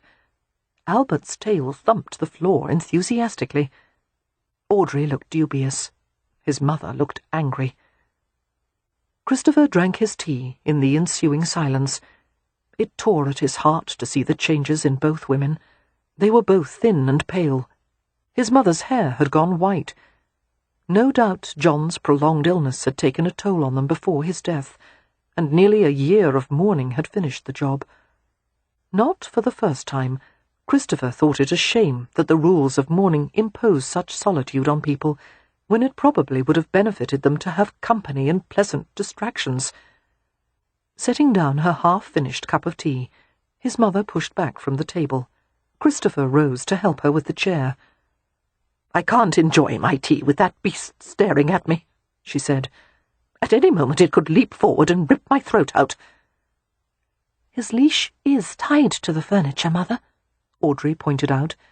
"That doesn't matter. It's a savage creature, and I detest it." She swept out of the room, her head high with indignation. Freed of the necessity for good manners, Audrey rested an elbow on the table and leaned her hand on her chin.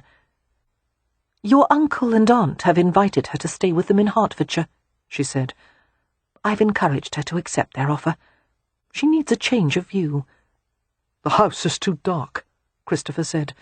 "Why are all the shutters closed and the curtains drawn?" "The light hurts her eyes." "The devil it does." Christopher stared at her with a slight frown. "She should go," he said. "She's been holed up in this morgue for far too long, and so have you." Audrey sighed. "It's almost been a year. Soon I'll be out of full mourning, and I can go into half mourning." "What is half mourning exactly?" Christopher asked, having only a vague notion of such female-oriented rituals. "It means I can wear hats again," Audrey said without enthusiasm. "I can wear grey and lavender dresses, and ornaments without shine, and I may attend a few limited social events, as long as I don't actually appear to be enjoying myself." Christopher snorted derisively. "Who invents these rules?" "I don't know, but heaven help us, we must follow them or face the wrath of society." Audrey paused. "Your mother says she won't go into half-mourning. She intends to wear black for the rest of her life." Christopher nodded, unsurprised. His mother's devotion had only been strengthened by death. "It's clear that every time she looks at me," he said, "she thinks that I should have been the son she lost." Audrey opened her mouth to argue, then closed it. "It was hardly your fault that you came back alive," she said eventually. "I'm glad you're here, and I believe that somewhere in her heart your mother is glad as well, but she's become slightly unbalanced during the past year. I don't think she's always entirely aware of what she says or does. I believe some time away from Hampshire will do her good." She paused. "I'm going to leave too, Christopher. I want to see my family in London, and it wouldn't be appropriate for the two of us to stay here unchaperoned." "I'll escort you to London in a few days if you like. I had already planned to go there to see Prudence Mercer." Audrey frowned. "Oh." Christopher gave her a sardonic glance. "I gather your opinion of her has not changed." "Oh, it has. It's worsened." He couldn't help but feel defensive on Prudence's behalf. "Why?" "For the past 2 years, Prudence has earned a reputation as a shameless flirt. Her ambition to marry a wealthy man, preferably a peer, is known to everyone. I hope you have no illusions that she pined for you in your absence." "I would hardly expect her to don sackcloth while I was gone." "Good, because she didn't. In fact, from all appearances you slipped from her mind completely." Audrey paused before adding bitterly, "However, soon after John passed away, and you became the new heir to Riverton, Prudence evinced a great deal of renewed interest in you." Christopher showed no expression as he puzzled over this unwelcome information. It sounded nothing like the woman who had corresponded with him. Clearly, Prudence was the victim of vicious rumours, and in light of her beauty and charm, that was entirely expected. However, he had no desire to start an argument with his sister-in-law. Hoping to distract her from the volatile subject of Prudence Mercer, he said, "I happened to meet one of your friends today when I chanced upon her during a walk." "Who?" "Miss Hathaway." "Beatrix?" Audrey looked at him attentively. "I hope you were polite to her." "Not especially," he admitted. What did you say to her? He scowled into his teacup. I insulted her hedgehog, he muttered. Audrey looked exasperated. Oh, good God. She began to stir her tea so vigorously that the spoon threatened to crack the porcelain cup. And to think you were once renowned for your silver tongue. What perverse instinct drives you to repeatedly offend one of the nicest women I've ever known? I haven't repeatedly offended her. I just did it today. Her mouth twisted in derision. How conveniently short your memory is. All of Stony Cross knows that you once said she belonged in the stables. I would never have said that to a woman, no matter how damned eccentric she is. Beatrix overheard you telling it to one of your friends at the harvest dance held at Stony Cross Manor. And she told everyone? No, she made the mistake of confiding in Prudence, who told everyone. Prudence is an incurable gossip. Obviously you have no liking for Prudence, he began. But if you... I've tried my best to like her. I thought if one peeled away the layers of artifice, one would find the real Prudence beneath. But there's nothing beneath, and I doubt there ever will be. And you find Beatrix Hathaway superior to her? In every regard, except perhaps beauty. There you have it wrong, he informed her. Miss Hathaway is a beauty. Audrey's brows lifted. Do you think so? She asked idly, lifting the teacup to her lips. It's obvious. Regardless of what I think of her character, Miss Hathaway is an exceptionally attractive woman. Oh, I don't know. Audrey devoted careful attention to her tea, adding a tiny lump of sugar. She's rather tall. She has the ideal height and form. And brown hair is so common. It's not the usual shade of brown, it's as dark as sable. And those eyes... Blue, Audrey said with a dismissive wave. The deepest, purest blue I've ever seen. No artist could capture... Christopher broke off abruptly. Never mind, I'm straying from the point. What is your point? Audrey asked sweetly. That it is of no significance to me whether Miss Hathaway is a beauty or not. She's peculiar, and so is her family, and I have no interest in any of them. By the same token, I don't give a damn if Prudence Mercer is beautiful. I'm interested in the workings of her mind, her lovely, original, absolutely compelling mind. I see. Beatrix's mind is peculiar, and Prudence's is original and compelling. Just so. Audrey shook her head slowly. There is something I want to tell you, but it's going to become more obvious over time, and you wouldn't believe it if I told you, or at least you wouldn't want to believe it. This is one of those things that must be discovered for oneself. Audrey, what the devil are you talking about? Folding her narrow arms across her chest, his sister-in-law contemplated him sternly, and yet a strange little smile kept tugging at the corners of her lips. If you are at all a gentleman, she finally said, you will call on Beatrix tomorrow and apologize for hurting her feelings. Go during one of your walks with Albert. She'll be glad to see him, if not you. Chapter 8. Christopher walked to Ramsay House the next afternoon, not because he actually wanted to. However, he had no plans for the day, and unless he wanted to contend with his mother's unforgiving stares, or worse, Audrey's quiet stoicism, he had to go somewhere. The stillness of the rooms, the memories tucked in every nook and shadow, were more than he could face. He had yet to ask Audrey what it had been like for John the last few days of his life, what his last words had been. Beatrix Hathaway had been right when she'd guessed that John's death hadn't been real to him until he'd come home. As they went through the forest, Albert bounded this way and that, foraging through the bracken. Christopher felt morose and restless as he anticipated his welcome, or lack thereof, when he arrived at Ramsay House. No doubt Beatrix had told her family about his ungentlemanly behaviour. They would be angry with him, rightfully so. It was common knowledge that the Hathaway family was a close-knit, clannish group, fiercely protective of each other.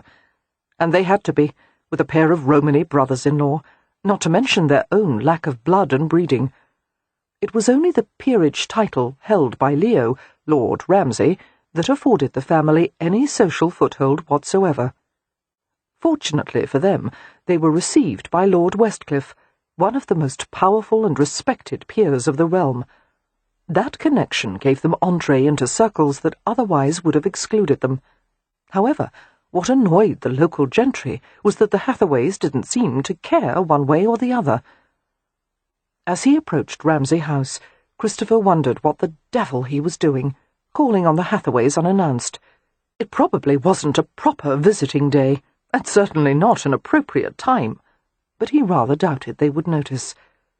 The Ramsay estate was small but productive, with 3,000 acres of arable land and 200 prosperous tenant farms. In addition, the estate possessed a large forest that yielded a lucrative annual timber yield.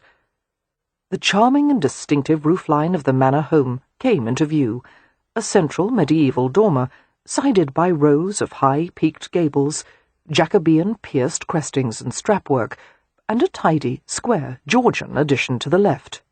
The effect of mixed architectural features wasn't all that unusual. Many older homes featured additions in a variety of styles, but since this was the Hathaway family, it only seemed to underscore their strangeness.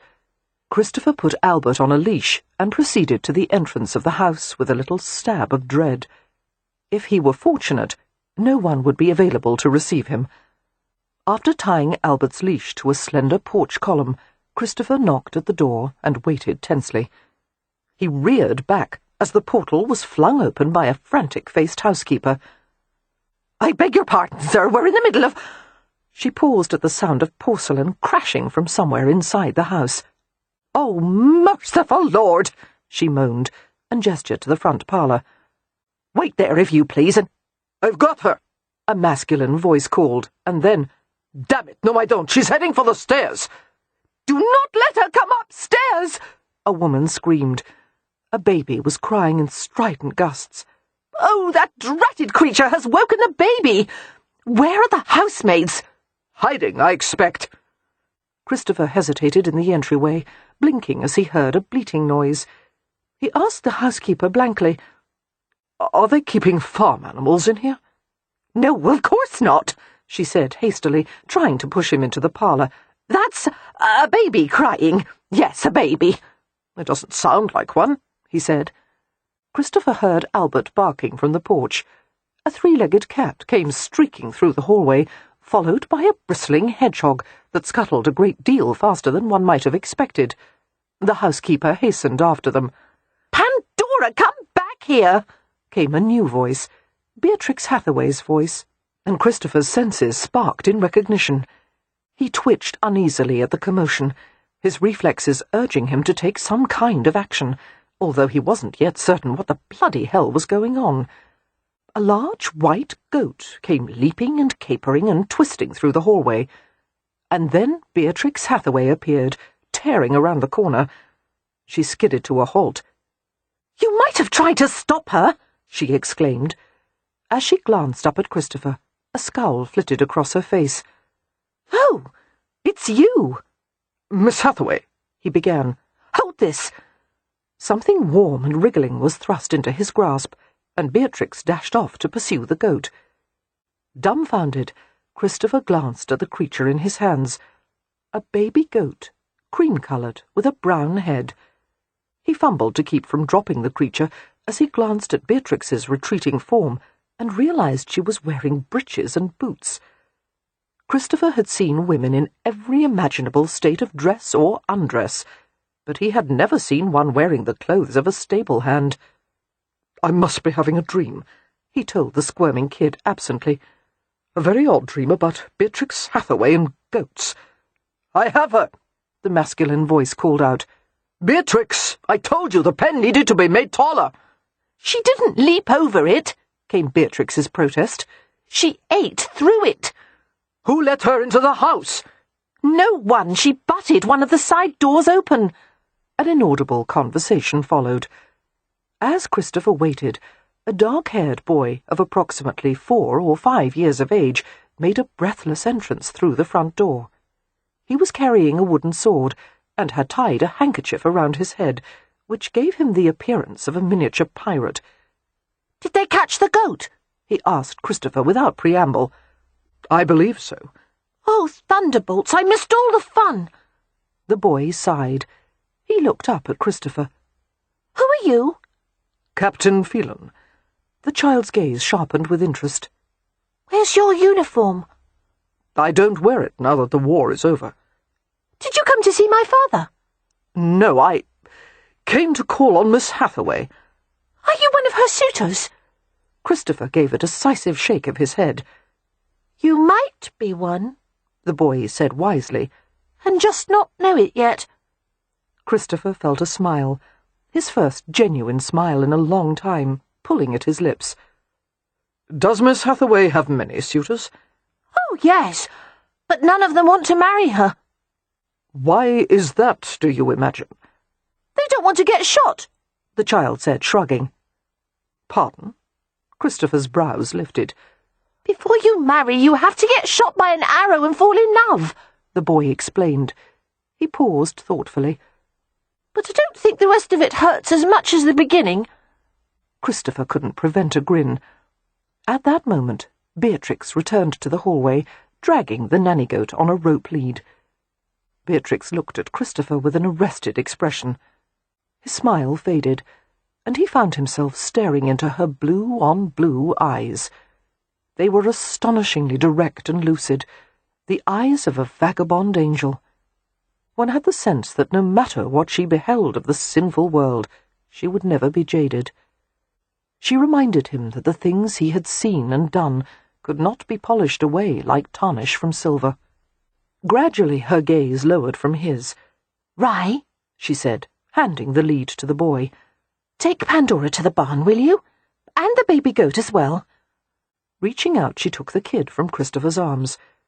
The touch of her hands against his shirt front elicited an unnerving response, a pleasurable heaviness in his groin. "Yes, Auntie." The boy left through the front door, somehow managing to retain possession of the goats and the wooden sword. Christopher stood facing Beatrix, trying not to gape, and failing utterly. She might as well have been standing there in her undergarments. In fact, that would have been preferable, because at least it wouldn't have seemed so singularly erotic. He could see the feminine outline of her hips and thighs clad in the masculine garments, and she didn't seem at all self-conscious. Confound her, what kind of woman was she? He struggled with his reaction to her, a mixture of annoyance, fascination, and arousal. With her hair threatening to tumble from its pins, and her cheeks flushed from exertion, she was the epitome of glowing female health. "Why are you here?" she asked. "I came to apologize," he said. "I was discourteous yesterday." "No, you were rude." "You're right, I'm truly sorry." At her lack of response, Christopher fumbled for words. He, who had once spoken to women so glibly. "I've been too long in rough company. Since I left the Crimea, I find myself reacting irritably without cause. Words are too important for me to be so careless with them." Perhaps it was his imagination, but he thought her face softened a little. "You don't have to be sorry for disliking me," she said. "Only for being discourteous." "Rude," Christopher corrected. "And I don't." "You don't what?" she asked with a frown. "Dislike you. That is, I don't know you well enough to either like or dislike you." "I'm fairly certain, Captain," she said, "that the more you discover about me, the more you will dislike me. Therefore, let's cut to the chase and acknowledge that we don't like each other. Then we won't have to bother with the in-between part." She was so bloody frank and practical about the whole thing that Christopher couldn't help but be amused. "I'm afraid I can't oblige you." "Why not?" "Because when you said that just now, I found myself starting to like you." "You'll recover," she said. Her decisive tone made him want to smile. "It's getting worse, actually," he told her. Now I'm absolutely convinced that I like you." Beatrix gave him a patently sceptical stare. "What about my hedgehog? Do you like her, too?" Christopher considered that. Affection for rodents can't be rushed. Medusa isn't a rodent. She's an Erinacede. Why did you bring her to the picnic? Christopher couldn't resist asking. Because I thought her company would be preferable to that of the people I would meet there. A faint smile played at the corners of her lips. And I was right. She bent to pet Albert, whose tail thrashed wildly against the leaves. "We're about to have tea," she said. "Will you join us?" Christopher began to shake his head before she had even finished.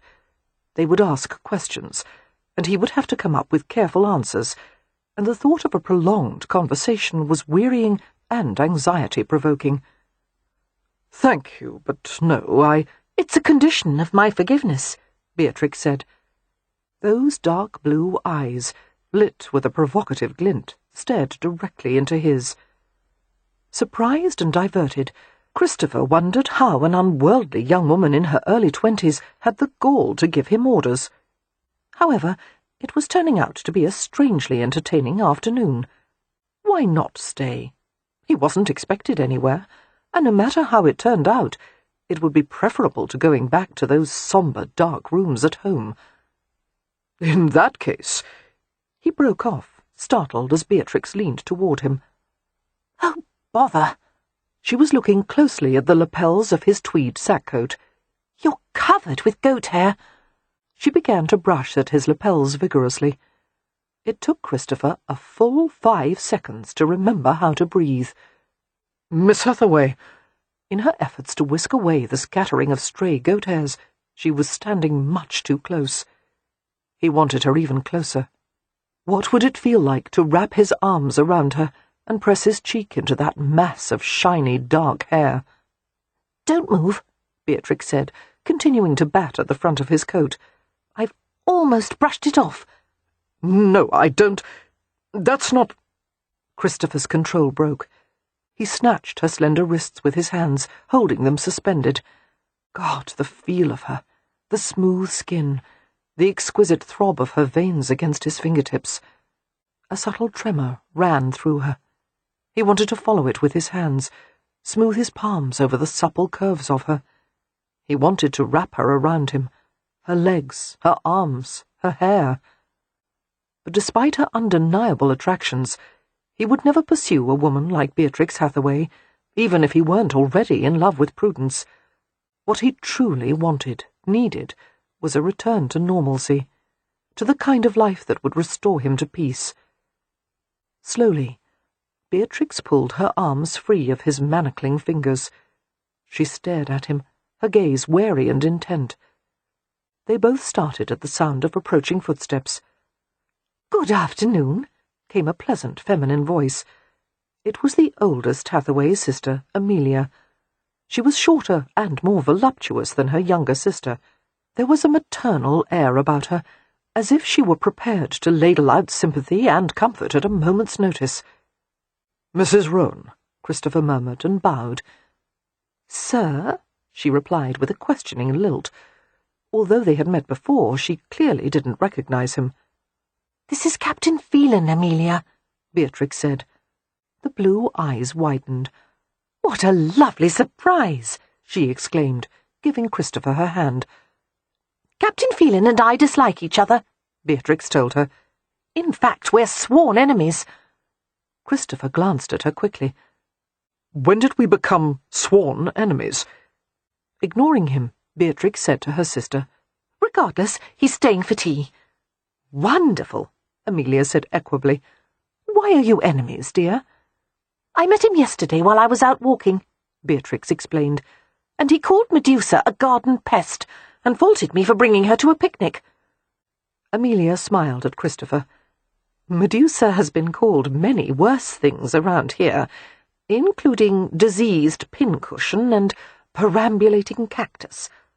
"I've never understood," Beatrix said, "why people have such unreasonable dislike of hedgehogs." "They dig up the garden," Amelia said, "and they're not what one would call cuddlesome. Captain Phelan has a point, dear. You might have brought your cat to the picnic instead. Don't be silly. Cats don't like picnics nearly as much as hedgehogs. The conversation proceeded at such quicksilver speed that there was little opportunity for Christopher to break in. Somehow he managed to find an opening. "I apologized to Miss Hathaway for my remarks," he told Amelia uncomfortably. This earned an approving glance. Delightful. A man who's not afraid to apologize. But really, apologies are wasted on our family. We're usually pleased by the things we should be offended by, and vice versa. Come in, Captain, you're among friends. Christopher found himself being ushered into a bright, cheery house, with abundant windows and piles of books everywhere. "Beatrix," Amelia said over her shoulder as they proceeded through the hallway, "perhaps you should reconsider your attire. Poor Captain Phelan may find it somewhat shocking." "But he's already seen me like this," came Beatrix's voice from behind Christopher, "and I've already shocked him. What is the point in changing clothes? Captain, would you feel more comfortable if I took my breeches off?" "No," he said hastily. "Good. I'll keep them on. Really, I don't see why women shouldn't dress like this all the time. One can walk freely and even leap. How is one to chase after a goat in skirts?" "It's something the dressmakers should consider," Amelia said, "although my concern is more in the direction of chasing after children, not goats." They entered a room lined with a semicircular row of tall windows overlooking a spring garden. It was a comfortable room, with overstuffed furniture and embroidered pillows. A housemaid was busy setting out china plates on a tea table. Christopher couldn't help contrasting this cosy scene with yesterday's stilted tea time in the Phelans' immaculate formal parlour. "Please set another place, Tilly," Amelia said. "We have a guest." "Yes, Mum." The housemaid looked distinctly worried. "Is the goat gone?" "Entirely gone," came the soothing reply. "You may bring out the tea tray when it's ready." Amelia sent a mock frown to Christopher. "That goat has been nothing but trouble, and the dratted creature isn't even picturesque. Goats resemble nothing so much as badly dressed sheep." "That's quite unfair," Beatrix said. "Goats have far more character and intelligence than sheep, who are nothing but followers. I've met far too many in London." "Sheep?" Christopher asked blankly. "My sister is speaking figuratively, Captain Phelan," Amelia said. "Well, I have met some actual sheep in London," Beatrix said. "But yes, I was mainly referring to people. They all tell you the same gossip, which is tedious. They adhere to the current fashions and the popular opinions, no matter how silly, and one never improves in their company. One starts falling in line and baaing." A quiet laugh came from the doorway as Cam Rowan entered the room. "Obviously Hathaways are not sheep, because I've tried to hurt the lot of you for years without any success." From what Christopher remembered of Rowan, he had worked at a London gaming club for a time, and then had made a fortune in manufacturing investments. Although his devotion to his wife and family was well known in Stony Cross, Rowan was hardly the image of a staid and respectable patriarch. With his longish dark hair, exotic amber eyes, and the diamond stud flashing in his ear, his Romany heritage was obvious. Approaching Christopher, Rowan exchanged a bow and surveyed him with a friendly gaze.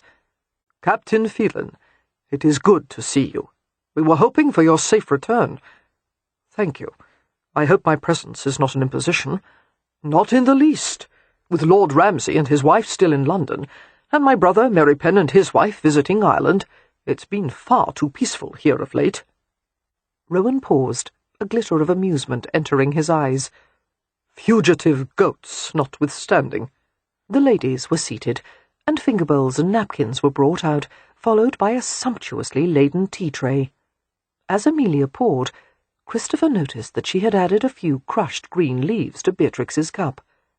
Seeing his interest, Amelia said, "My sister prefers her tea flavoured with mint. Would you like some as well, Captain?" "No, thank you, Christopher's voice faded as he watched her stir a spoonful of honey into the cup.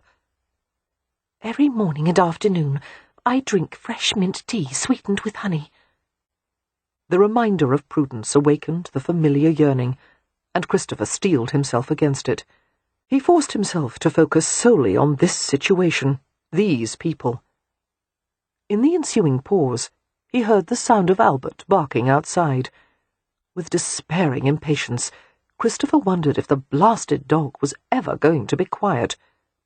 "He wants to protect you," Beatrix said. "He's wondering where I've taken you." Christopher let out a taut sigh. "Perhaps I shouldn't stay. He'll bark for hours." "Nonsense. Albert must learn to adapt to your plans. I'll bring him inside." Her authoritative manner rankled Christopher, no matter that she was right. "He might damage something," he said, rising to his feet. "He can't do any worse than the goat," Beatrix replied, standing to face him. Politely, Rowan stood as well, watching the two of them. "Miss Hathaway—" Christopher continued to object, but he fell silent, blinking, as she reached out and touched his chest. Her fingertips rested over his heart for the space of one heartbeat. "Let me try," she said gently. Christopher fell back a step, his breath catching. His body responded to her touch with disconcerting swiftness. A lady never put her hand to any area of a man's torso unless the circumstances were so extreme that, well, he couldn't even imagine what would justify it. Perhaps if his waistcoat was on fire and she was trying to put it out. Other than that, he couldn't think of any defensible reason. And yet, if he were to point out the breach of etiquette, the act of correcting a lady was just as graceless. Troubled and aroused, Christopher gave her a single nod. The men resumed their seats after Beatrix had left the room. "Forgive us, Captain Phelan," Amelia murmured. "I can see that my sister startled you. Really, we've tried to learn better manners, but we're Philistines, all of us. And while Beatrix is out of hearing, I would like to assure you that she doesn't usually dress so outlandishly. However, every now and then she goes on an undertaking that makes long skirts inadvisable. Replacing a bird in a nest, for example, or training a horse, and so forth." "A more predictable solution," Christopher said carefully, "would be to forbid the activity that necessitated the wearing of men's garments." Rowan grinned. "One of my private rules for dealing with Hathaways," he said, "is never to forbid them anything, because that guarantees they'll keep doing it." "Heavens, we're not as bad as all that," Amelia protested. Rowan gave his wife a speaking glance, his smile lingering. "Hathaways require freedom," he told Christopher. "Beatrix in particular. An ordinary life, being contained in parlours and drawing-rooms, would be a prison for her. She relates to the world in a far more vital and natural way than any gadji I've ever known." Seeing Christopher's incomprehension, he added, "That's the word the Rom uses for females of your kind." "And because of Beatrix," Amelia said, "we possess a menagerie of creatures no one else wants. A goat with an undershot jaw, a three-legged cat, a portly hedgehog, a mule with an unbalanced build, and so forth." "A mule?" Christopher stared at her intently, but before he could ask about it, Beatrix returned with Albert on the leash. Christopher stood and moved to take the dog, but Beatrix shook her head. "Thank you, Captain, but I have him in hand." Albert wagged his tail wildly at the sight of Christopher and lunged toward him with a bark. "No!" Beatrix scolded, pulling him back and putting her hand briefly to his muzzle. "Your master is safe. No need to make a fuss. Come." Reaching for a pillow from a low-backed settee, she placed it in the corner. Christopher watched as she led the dog to the pillow and removed the leash. Albert whimpered and refused to lie down, but he remained obediently in the corner. "Stay," she told him. To Christopher's amazement, Albert didn't move. A dog who thought nothing of running through gunfire was completely cowed by Beatrix Hathaway. "I think he'll behave," Beatrix said, returning to the table. "But it would be best if we paid him no attention." She sat, placed a napkin in her lap, and reached for her teacup. She smiled as she saw Christopher's expression. "Be at ease, Captain," she said gently. "The more relaxed you are, the calmer he will be." In the hour that followed, Christopher drank cups of hot sugared tea and let the gently animated conversation flow around him. Slowly, a string of tight, cold knots inside his chest began to loosen. A plate filled with sandwiches and tarts was set before him. Occasionally he glanced at Albert, who had settled in the corner, his chin on his paws. The Hathaways were new in Christopher's experience. They were intelligent, amusing, their conversation veering and dashing in unexpected directions, and it was clear to him that the sisters were too clever for polite society. The one subject they didn't tread upon was the Crimea, for which Christopher was grateful.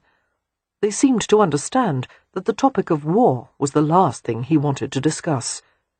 For that reason, among others, he liked them. But Beatrix was a problem. Christopher didn't know what to make of her. He was mystified and annoyed by the familiar way she spoke to him, and the sight of her in those breeches, her legs crossed like a man's, was unsettling. She was strange, subversive and half-tame. When the tea was concluded, Christopher thanked them for the agreeable afternoon. "You will call again soon, I hope?" Amelia said. "Yes," Christopher said, not meaning it. He was fairly certain that the Hathaways, although enjoyable, were best taken in small, infrequent doses. "I'll walk with you to the edge of the forest," Beatrix announced, going to collect Albert. Christopher suppressed a twinge of exasperation. "That won't be necessary, Miss Hathaway." "Oh, I know it's not," she said, "but I want to." Christopher's jaw tightened. He reached for Albert's leash. "I have him," Beatrix said, retaining the leash. Conscious of Rowan's amused regard, Christopher bit back a retort and followed Beatrix from the house. Amelia went to the parlour windows and watched the two distant figures proceed through the orchard toward the forest. The apple trees, frosted with light green buds and white blossoms, soon conspired to hide the pair from view. She puzzled over the way Beatrix had behaved with the stern-faced soldier, pecking and chirping at him, almost as if she were trying to remind him of something he'd forgotten. Cam joined her at the window, standing behind her. She leaned back against him, taking comfort in her husband's steady, strong presence. One of his hands glided along her front. She shivered in pleasure at the casual sensuality of his touch. "Poor man," Amelia murmured, thinking of Phelan's haunting eyes. "I didn't recognize him at first. I wonder if he knows how much he has changed." Cam's lips played lightly at her temple as he replied, "I suspect he is realizing it now that he's home. He was very charming before. Now he seems so austere. And the way he stares sometimes, as if he's looking right through one." "He's spent 2 years burying his friends," Cam replied quietly, "and he's taken part in the kind of close combat that makes a man as hard as nails." He paused reflectively.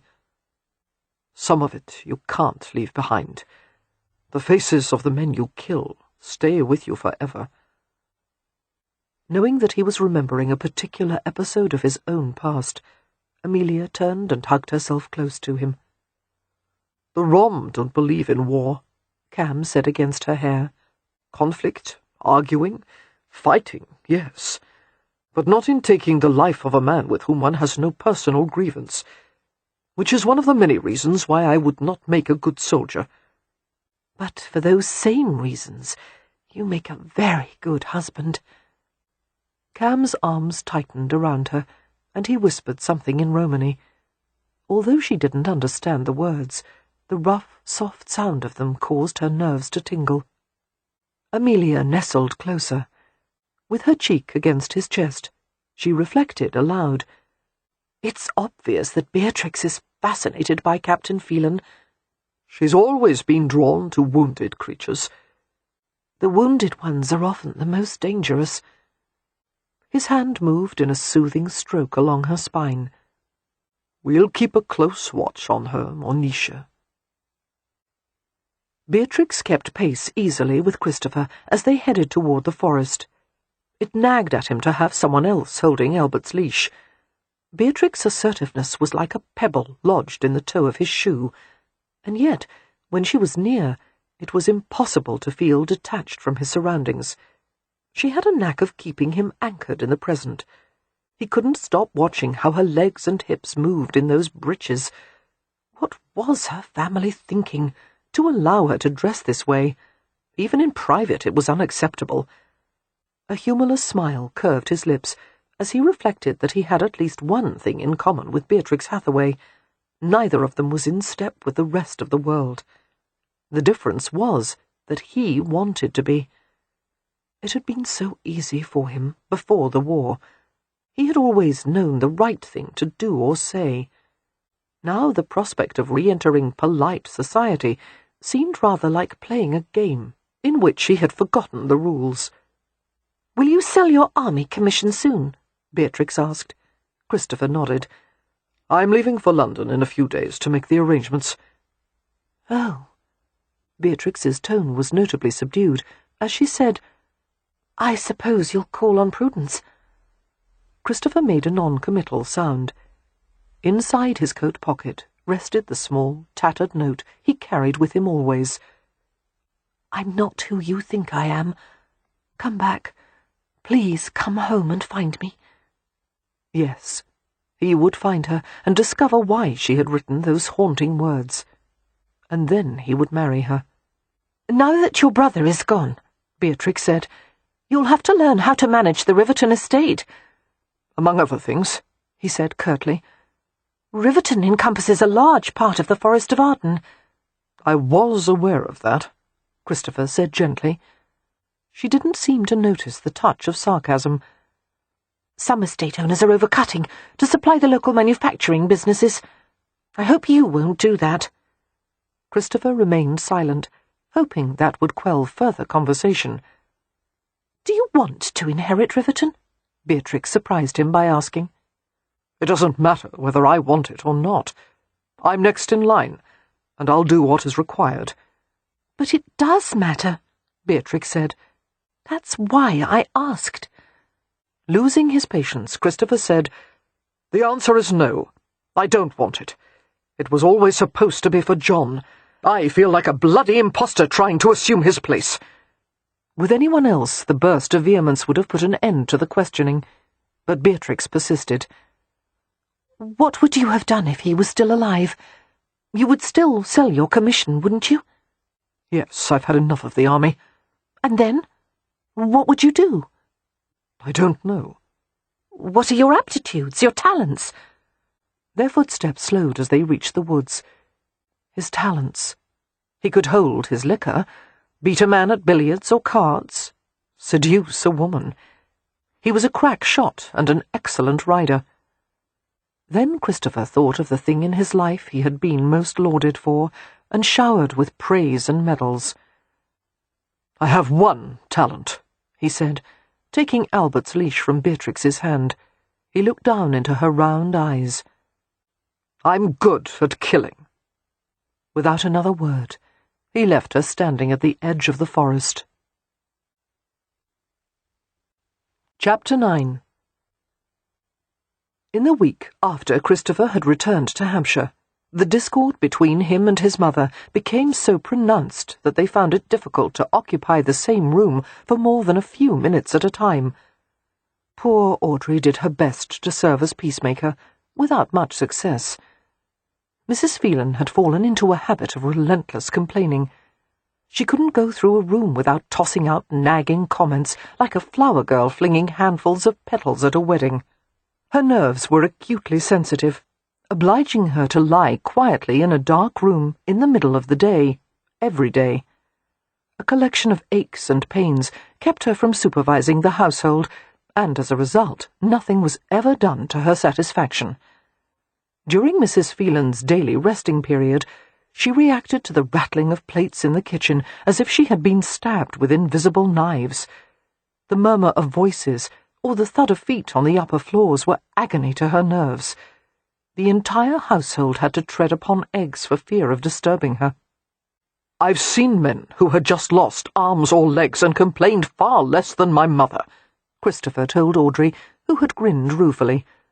Sobering, Audrey said, "Lately she has become fixed in her mourning rituals, almost as if her grieving will keep John with her in some way. I'm glad your uncle is coming for her tomorrow. The pattern of her days needs to be broken." At least 4 mornings a week, Mrs. Phelan went to the family burial plot at the graveyard of the Stony Cross Church and spent an hour at John's grave. Since she did not want to go unaccompanied, she usually asked Audrey to go with her. However, yesterday Mrs. Phelan had insisted that Christopher escort her. He had waited for an hour in grim-faced silence while she knelt by John's headstone and let a few tears fall. After she had finally indicated that she wished to rise, and Christopher had gone to help her to her feet, she had wanted him to kneel and pray as she had. He hadn't been able to do it, not even to please her. "I'll mourn in my own way," Christopher had told her, "at a time of my choosing, not yours." "It's not decent," Mrs. Phelan said heatedly, "this lack of respect for him. Your brother deserves to be mourned, or at least be given a show of it, by the man who has profited so greatly by his death." Christopher had stared at her in disbelief. "I have profited," he had repeated in a low voice. "You know I never gave a damn about inheriting Riverton. I would give everything I have if it would bring him back. If I could have sacrificed my life to save his, I would have. How I wish that had been possible," she had said acidly, and they had ridden back to the house in silence. And all the while, Christopher had wondered how many hours she had sat at John's grave and wished that one son were in the place of the other. John had been the perfect son, responsible and reliable. Christopher, however, had been the wilder, rougher son, sensual and reckless and careless, like his father William. Every time William had been caught up in some kind of scandal in London, often involving some other man's wife, Mrs. Phelan had been cold and distant to Christopher, as if he had been the designated proxy of her unfaithful husband. When William Phelan died as a result of being thrown by a horse, it had been whispered in London that the only surprise was that he had not been shot by some outraged husband or father of one of the women he had debauched. Christopher had been 12 at the time. In his father's absence, he had gradually inhabited the role of wild-living rake. It seemed to have been expected of him. The truth was that he had revelled in the pleasures of the city, no matter that such enjoyments were fleeting and hollow. Being an army officer had been the perfect employment for him. He had found it enjoyable in every regard. Until, Christopher reflected with a grim, private smile, he'd actually been called to go to war. Christopher had been far more effective in combat than he or anyone else had ever expected, and the more successful he'd become at bringing death to others, the more dead he had felt inside.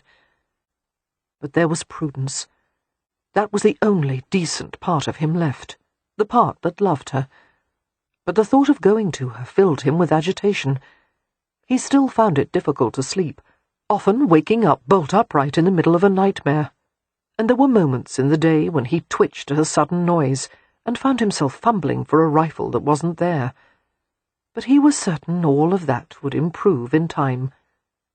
It had to.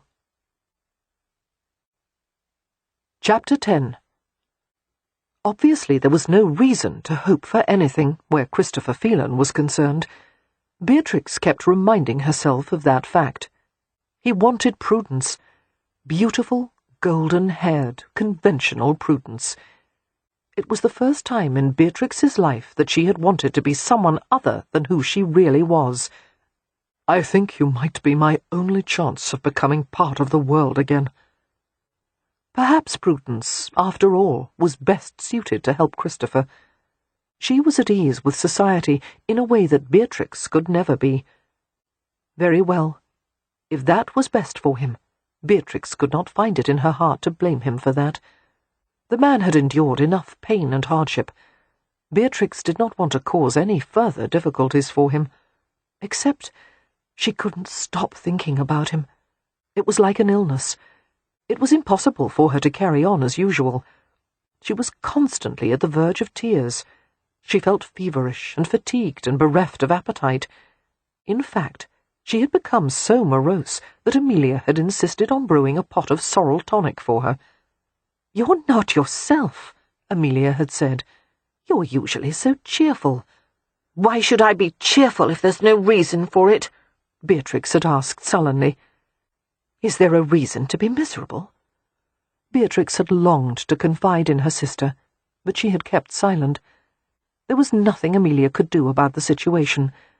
Besides, telling 100 people, 1,000, wouldn't have made her feel any better. She was pining for a man she could never have, and she didn't want to be told how ridiculous it was. She didn't even want to stop pining. The desperate strength of her wanting was her one frail link with Christopher. She was so obsessed with him that she had actually considered going to London for the rest of the season.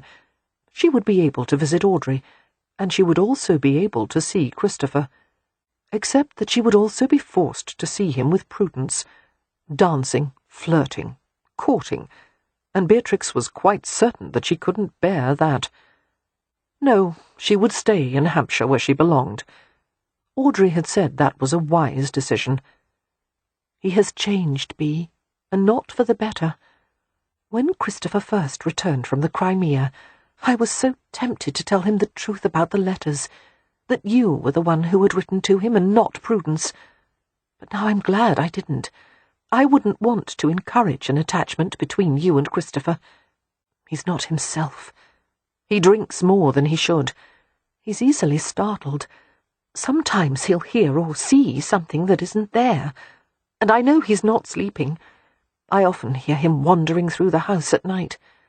But when I try to talk to him, he brushes my questions away as if I'm being silly. And sometimes a simple question, anything to do with the war especially, sends him into a rage that he has difficulty controlling.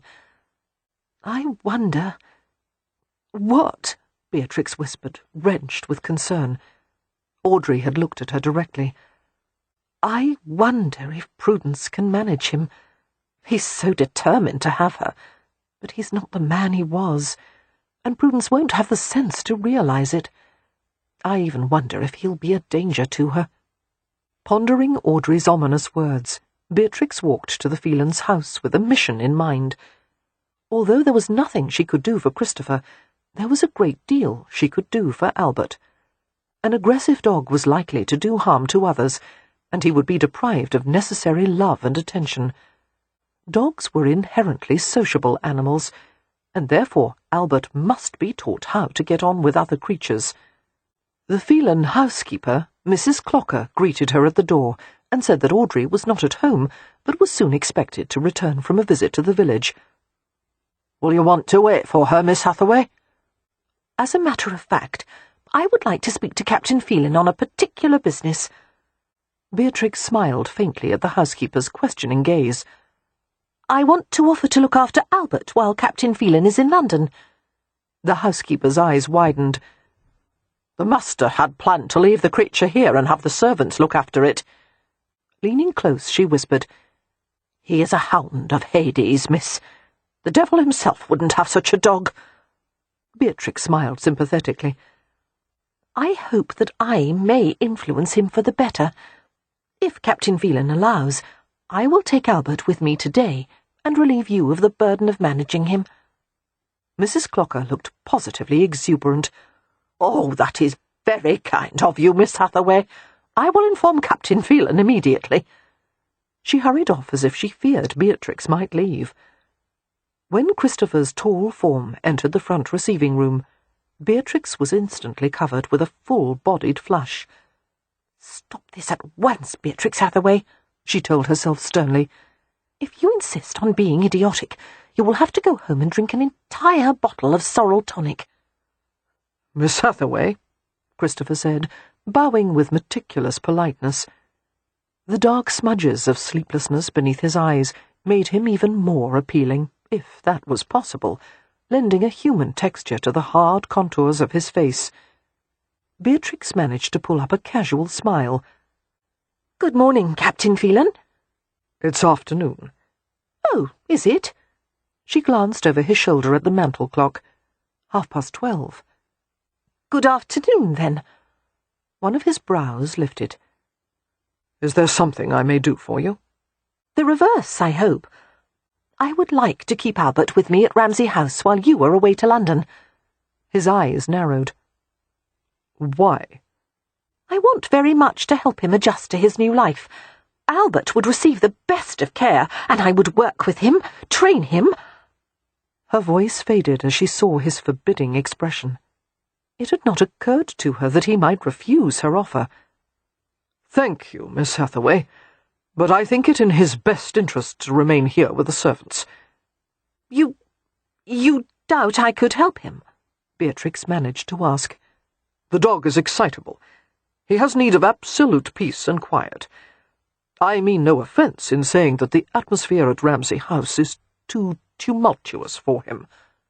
Her brows rushed downward. "I beg your pardon, Captain, but you are entirely wrong. That is precisely the kind of environment Albert needs. You see, from a dog's perspective—" "I don't need your advice."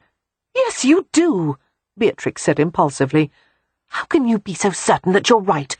You could at least spare a moment to listen. I dare say I know more about dogs than you." Christopher skewered her with the hard stare of a man who was not accustomed to having his decisions questioned. "No doubt you do, but I know more about this one." "Yes, but—" "It's time for you to leave, Miss Hathaway." Beatrix was filled with a surge of bitter disappointment. "What do you think your servants will do with him in your absence?" she demanded, and rushed on before he could reply. "They'll keep him shut away in a shed or locked in a room because they're frightened of him, and that will make Albert even more of a danger. He's angry and anxious and lonely. He doesn't know what's expected of him. He needs constant attention and care, and I'm the only person who has the time and the willingness to provide those things." "That dog has been my companion for 2 years," Christopher snapped. "The last thing I would subject him to is that bedlam of a household. He doesn't need chaos. He doesn't need noise and confusion." He was interrupted by an explosion of wild barking, accompanied by an ear-splitting metallic crash. Albert had come racing through the entrance hall and had crossed paths with a housemaid bearing a tray of polished silver flatware. Beatrix caught a glimpse of forks and spoons scattering to the doorway, just before she was thrown bodily to the receiving-room floor. The impact robbed her of breath. Stunned, she found herself pinned to the carpet and covered by a heavy masculine weight. Dazedly, she tried to take in the situation. Christopher had jumped on her. His arms were around her head. He had instinctively moved to shelter her with his own body. They lay together in a confusion of limbs and dishevelled garments and panting breaths. Lifting his head, Christopher cast a wary glance at their surroundings. For a moment, the blank ferocity of his face frightened Beatrix. This, she realized, was how he had looked in battle. This was what his enemies had seen as he had cut them down. Albert rushed toward them, baying furiously. "No," Beatrix said in a low tone, extending her arm to point at him. "Down!" The dog's barking flattened into a growl, and he slowly lowered to the floor. His gaze didn't move from his master. Beatrix turned her attention back to Christopher. He was gasping and swallowing, struggling to regain his wits. "Christopher," she said carefully, but he didn't seem to hear. At this moment, no words would reach him. She slid her arms around him, one at his shoulders, the other at his waist. He was a large man, superbly fit, his powerful body trembling. A feeling of searing tenderness swept through her, and she let her fingers stroke the rigid nape of his neck. Albert whined softly, watching the two of them. Beyond Christopher's shoulder, Beatrix glimpsed the housemaid standing uncertainly at the doorway, stray forks clutched in her hand. Although Beatrix didn't give a fig about appearances or scandal, she cared very much about shielding Christopher during a vulnerable moment. He would not want anyone to see him when he was not fully in command of himself. "Leave us," she said quietly. "Yes, miss. Gratefully the maid fled, closing the door behind her. Beatrix returned her attention to Christopher, who didn't seem to have noticed the exchange. Carefully, she drew his head down and turned her cheek against his glinting amber hair, and she waited, letting him feel the even rhythm of her breathing. The scent of him was clean, summery, like hot sun and saffron. Her eyes closed as she felt his body press along hers with intriguing firmness, his knees digging into the billowing mass of her skirts. A minute passed, and another. For the rest of her life she would remember lying alone with him in a bright square of sunlight from the window, the delicious weight of him, the intimate heat of his breath collecting against her neck. She would have lived in that moment forever, if it were possible. "I love you," she thought. "I am madly, desperately, permanently in love with you." His head lifted, and he looked down at her with bewildered grey eyes. "Beatrix." His ragged whisper thrilled along her nerves. His hands cradled her head, long fingers weaving gently through her tumbled dark locks. "Have I hurt you?" Beatrix's stomach went tight. She shook her head, unable to speak. Oh, the way he was looking at her, really looking at her. This was the Christopher of her dreams. This was the man who had written to her. He was so caring and real and dazzling that she wanted to weep. "I thought—" Christopher broke off and drew his thumb over the hot surface of her cheek. "I know," she whispered, her nerves sparking at his touch. "I didn't mean to do that." "I know." His gaze went to her parted lips, lingering until she felt it like a caress. Her heart laboured to supply blood to her nerveless limbs. Every breath caused her body to lift up against his, a teasing friction of firm flesh and clean, warm linen. Beatrix was transfixed by the subtle changes in his face, the heightening colour, the silver brightness of his eyes. Possibilities entered the quietness, like sun breaking through forest canopy. She wondered if he were going to kiss her, and a single word flashed through her mind. "Please." Chapter 11. Christopher tensed against the shaking in his muscles. His heartbeat roared in his ears. He struggled to comprehend how he had so utterly lost control of the situation. A noise had startled him, and he had reacted without thinking.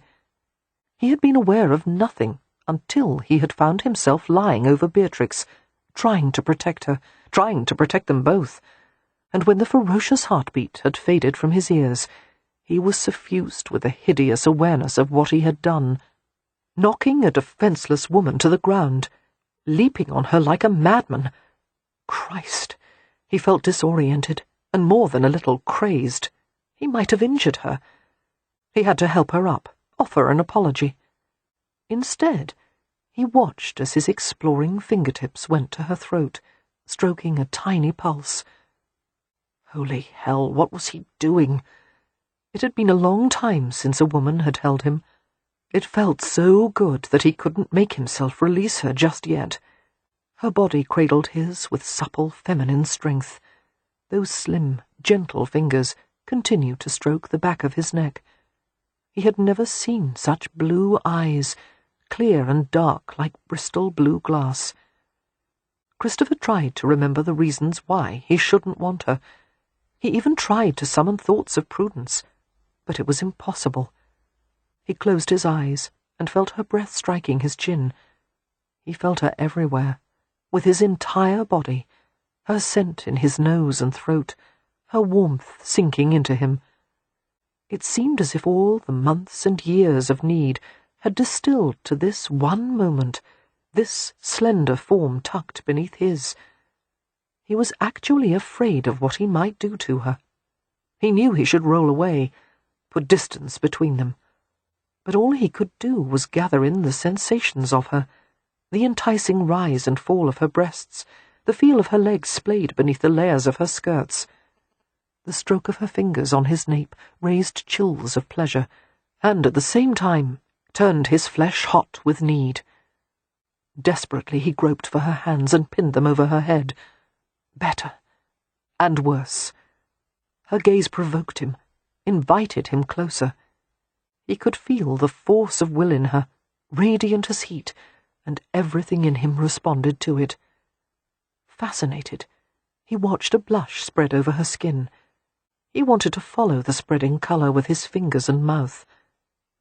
Instead, he shook his head to clear it. "I'm sorry," he said, and took a rough breath. "I'm sorry," he repeated. A humourless laugh scraped in his throat. "I'm always apologising to you." Her wrists relaxed in his hold. "This wasn't your fault." Christopher wondered how the hell she could appear so composed. Aside from the stain of colour in her cheeks, she showed no sign of unease. He had a quick, annoying sense of being managed. "I threw you to the floor." "Not intentionally." Her efforts to make him feel better were having the opposite effect. "Intentions don't matter when you've been knocked over by someone twice your size." "Intentions always matter," Beatrix said, "and I'm used to being knocked over." He let go of her hands. "This happens to you often?" he asked sardonically. "Oh, yes. Dogs, children, everyone leaps on me." Christopher could well understand that. Leaping on her was the most pleasurable thing he'd done in years. "Being neither a dog nor a child," he said, "I have no excuse."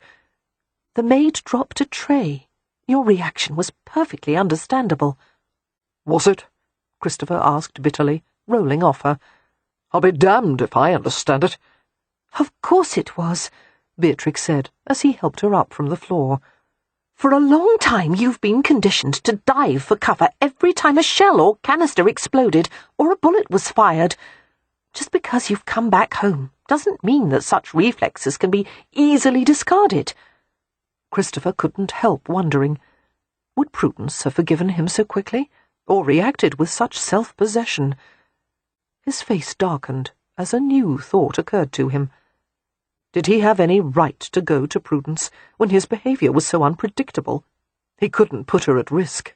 He had to gain control over himself. But how? His reflexes were too strong, too fast. At Christopher's prolonged silence, Beatrix went to Albert and bent to pet him. The dog rolled on his back, offering his tummy. Christopher straightened his clothes and shoved his hands into his trouser pockets. "Will you reconsider your decision?" Beatrix asked. "About letting me take Albert?" "No," Christopher said brusquely. "No?" she repeated, as if his refusal was inconceivable. Christopher scowled. "You needn't worry about him. I've left the servants specific instructions. He will be well cared for." Beatrix's face was taut with indignation. "I'm sure you believe so." Nettled, he snapped, "I wish I took the same enjoyment in hearing your opinions that you take in airing them, Miss Hathaway." "I stand by my opinions when I know I'm right, Captain Phelan, whereas you stand by yours merely because you're stubborn." Christopher gave her a stony stare. "I will escort you out." "Don't bother, I know the way." She strode to the threshold, her back very straight. Albert began to follow, until Christopher commanded him to come back. Pausing at the threshold, Beatrix turned to give Christopher an oddly intent stare. "Please convey my fondness to Audrey. You both have my hopes for a pleasant journey to London." She hesitated. "If you wouldn't mind, please relay my good wishes to Prudence when you see her, and give her a message." "What is it?" "Tell her," Beatrix said quietly, "that I won't break my promise." "What promise is that?" "She'll understand." Precisely 3 days after Christopher and Audrey had left for London, Beatrix went to the Phelans' house to ask after Albert. As she had expected, the dog had set the household into chaos, having barked and howled incessantly, ripped carpeting and upholstery to shreds, and bitten a footman's hand. "And in addition," the housekeeper, Mrs. Clocker, told Beatrix, "he won't eat. One can already see his ribs, and the master will be furious if we let anything happen to him. Oh, this is the most trying dog, the most detestable creature I've ever encountered." A housemaid who was busy polishing the banister couldn't seem to resist commenting. "He scares me witless. I can't sleep at night because he howls fit to wake the dead." The housekeeper looked aggrieved. "So he does. However, the master said we mustn't let anyone take Albert, and as much as I long to be rid of the vicious beast, I fear the master's displeasure even more." "I can help him," Beatrix said softly. "I know I can." "The master or the dog?" Mrs. Clocker asked, as if she couldn't help herself. Her tone was wry and despairing. "I can start with the dog," Beatrix said in a low undertone. They exchanged a glance. "I wish you could be given the chance," Mrs. Clocker murmured. "This household doesn't seem like a place where anyone could get better. It feels like a place where things wane and are extinguished." This, more than anything, spurred Beatrix into a decision. "Mrs. Clocker, I would never ask you to disobey Captain Phelan's instructions. However, if I were to overhear you telling one of the housemaids where Albert is being kept at the moment, that's hardly your fault, is it? And if Albert manages to escape and run off, and if some unknown person were to take Albert in and care for him, but did not tell you about it immediately, you could not be blamed, could you?" Mrs. Clocker beamed at her. "You are devious, Miss Hathaway." Beatrix smiled. "Yes, I know." The housekeeper turned to the housemaid. "Nellie," she said clearly and distinctly, "I want to remind you that we're keeping Albert in the little blue shed next to the kitchen garden." "Yes, Mum." The housemaid didn't even glance at Beatrix. "And I should remind you, Mum, that his leash is on the half-moon table in the entrance hall." "Very good, Nellie. Perhaps you should run and tell the other servants and the gardener not to notice if anyone goes out to visit the blue shed." "Yes, Mum." As the housemaid hurried away, Mrs. Clocker gave Beatrix a grateful glance. "I've heard that you work miracles with animals, Miss Hathaway, and that's indeed what it will take, to tame that flea-ridden fiend." "I offer no miracles," Beatrix said with a smile. "Merely persistence." "God bless you, miss. He's a savage creature. If dog is man's best friend, I worry for Captain Phelan." "So do I," Beatrix said sincerely. In a few minutes she had found the blue shed. The shed, built to contain light gardening implements, shuddered as the creature inside lunged against the wall. A fury of barking erupted as Beatrix drew closer. Although Beatrix had no doubt of her ability to handle him, his ferocious baying, which sounded almost unearthly, was enough to give her pause. "Albert!" The barking became more passionate, with cries and whimpers breaking in. Slowly, Beatrix lowered to the ground and sat with her back against the shed. "Calm yourself, Albert," she said. "I'll let you out as soon as you're quiet." The terrier growled and pawed at the door. Having consulted several books on the subject of dogs, one on rough terriers in particular, Beatrix was fairly certain that training Albert with techniques involving dominance or punishment would not be at all effective. In fact, they would probably make his behaviour worse. Terriers, the book had said, frequently tried to outsmart humans. The only method left was to reward his good behaviour with praise and food and kindness. "Of course you're unhappy, poor boy. He's gone away and your place is by his side. But I've come to collect you, and while he's gone, we'll work on your manners. Perhaps we can't turn you into a perfect lapdog, but I'll help you learn to get on with others." She paused before adding with a reflective grin, "Of course, I can't manage to behave properly in polite society. I've always thought there's a fair amount of dishonesty involved in politeness. There, you're quiet now." She stood and pulled at the latch. Here is your first rule, Albert. It's very rude to maul people. Albert burst out and jumped on her. Had she not been holding onto the support of the shed's frame, she would have been knocked over. Whining and wagging his tail, Albert stood on his hind legs and dove his face against her. He was raw-boned and ragged, and distinctly malodorous. "My good boy," Beatrix said, petting and scratching his coarse fur. She tried to slip the leash around his neck, but was prevented as he wriggled to his back, his quivering legs stuck straight into the air. Laughing, she obliged him with a tummy rub. "Come home with me, Albert. I think you'll do very well with the Hathaways, or at least you will after I've given you a bath." Chapter 12. Christopher delivered Audrey safely to London, where her family, the Kelseys, had welcomed her eagerly.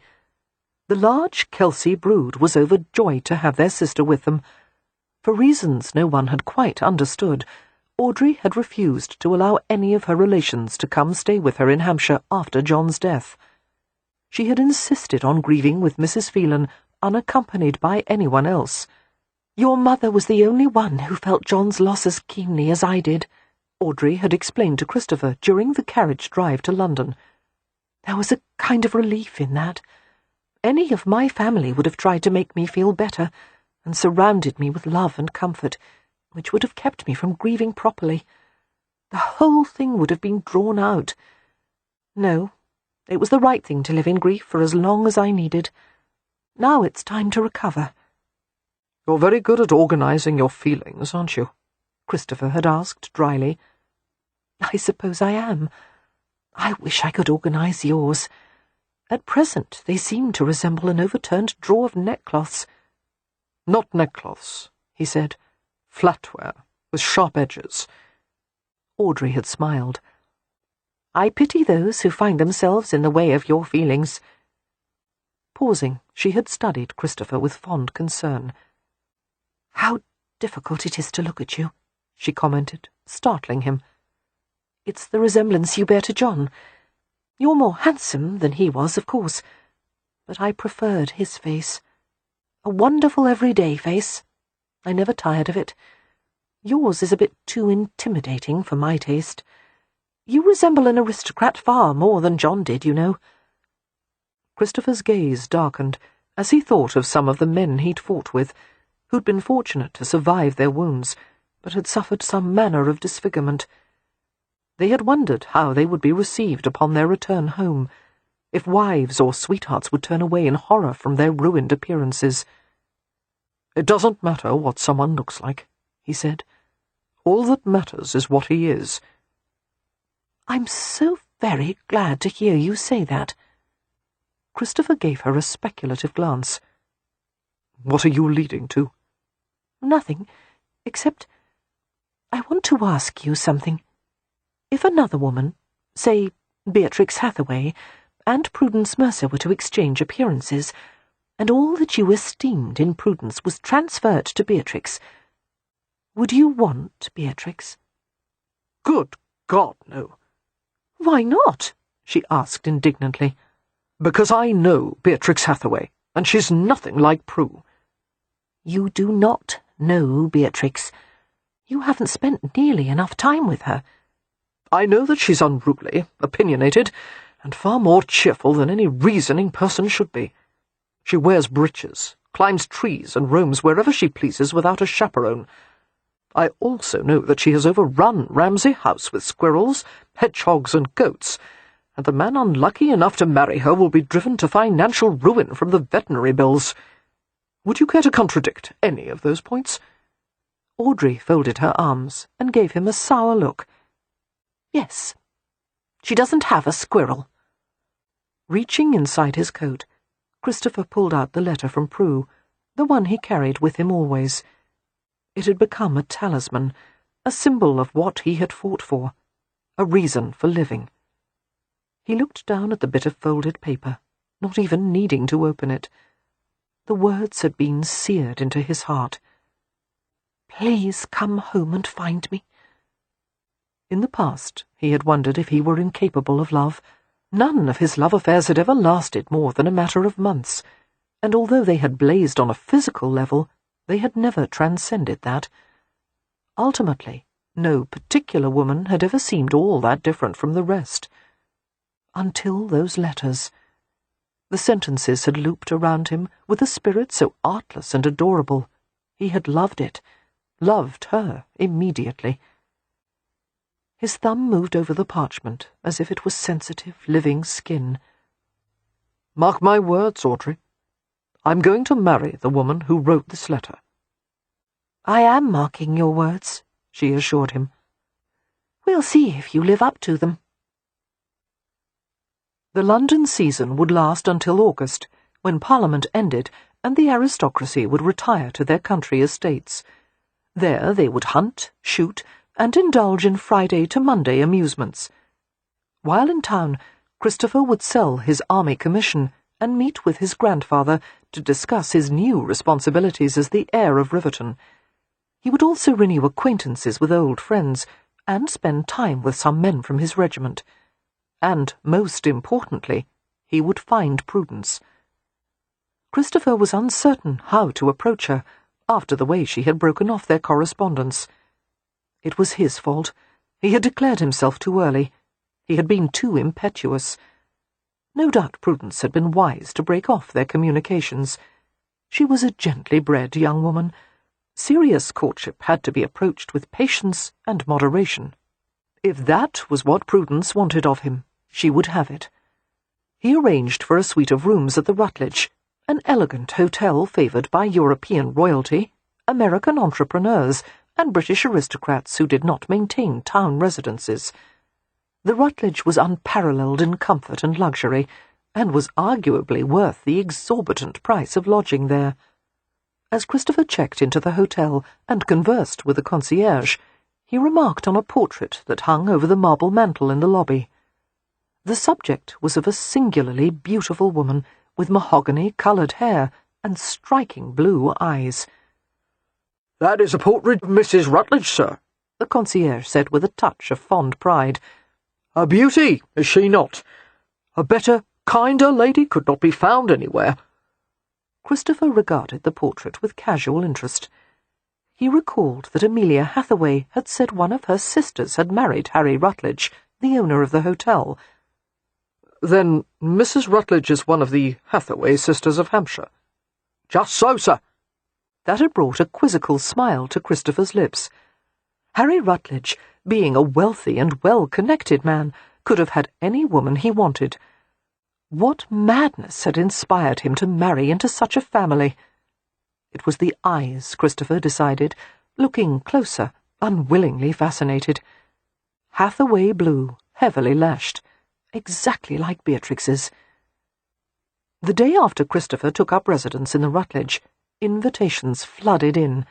Balls, soirees, dinners, musical evenings, even a summons to dine at Buckingham Palace, where the composer Johann Strauss and his orchestra would play. After a few inquiries, Christopher accepted an invitation to a private ball that, it was confirmed, Miss Prudence Mercer and her mother had consented to attend.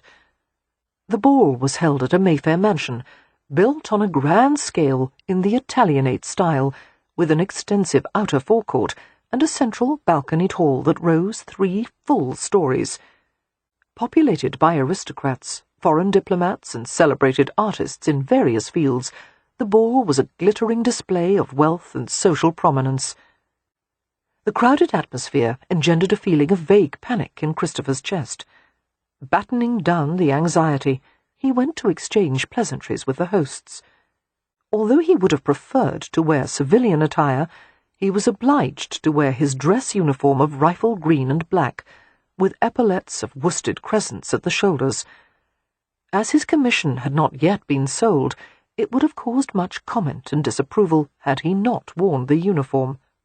Worse, he was also obliged to wear all the medals that had been bestowed on him. To leave one off would have been in bad form. The medals had been intended as badges of honour. To Christopher, they represented events he longed to forget.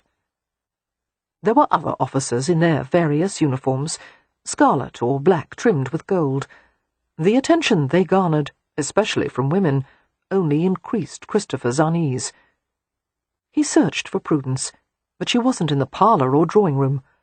Minute after painstaking minute, he made his way through the crowd, stopping frequently as he was recognised by an acquaintance and forced to make conversation. Where the devil was Prudence? "You could pick me out of a crowd blindfolded. Simply follow the scent of scorched stockings." The thought brought a faint smile to his lips.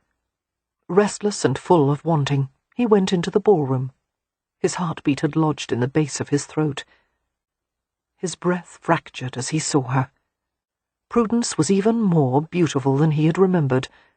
She wore a pink gown with lace-trimmed ruffles, her hands tucked into little white gloves. Having just concluded a dance, she stood chatting with an admirer, her expression serene. Christopher felt as if he had travelled 1,000,000 miles to reach her. The extent of his own need stunned him. The sight of her, along with the luminous echo of her words, gave him a sense of something he had not felt for a long time. Hope. As Christopher reached her, Prudence turned and looked up at him. Her clear green eyes widened, and she laughed with incredulous delight. "My dear Captain Phelan!" She extended her gloved hand, and he bent over it and closed his eyes briefly. Her hand in his. How long he had waited for this moment, how he had dreamed of it. "As dashing as ever." Prudence smiled at him. "More so, actually. How does it feel to have so many medals pinned to one's chest?" "Heavy," he said, and she laughed. "I had despaired of ever seeing you." Thinking at first that she was referring to the Crimea, Christopher felt a thrill of heat. But she continued, "Since you've been unforgivably elusive upon returning to England." She curved her lips in a provocative smile. "But of course you knew that would only make you more sought after." "Believe me," he said, "it is not my wish to be sought after." "You are, however. Every host and hostess in London would love to claim you as a guest." A delicate giggle escaped her. "And every girl wants to marry you." He wanted to hold her. He wanted to bury his face in her hair. "I may not be fit to marry." "La, of course you are. You're a national hero, and the heir to Riverton. A man can scarcely be more fit than that."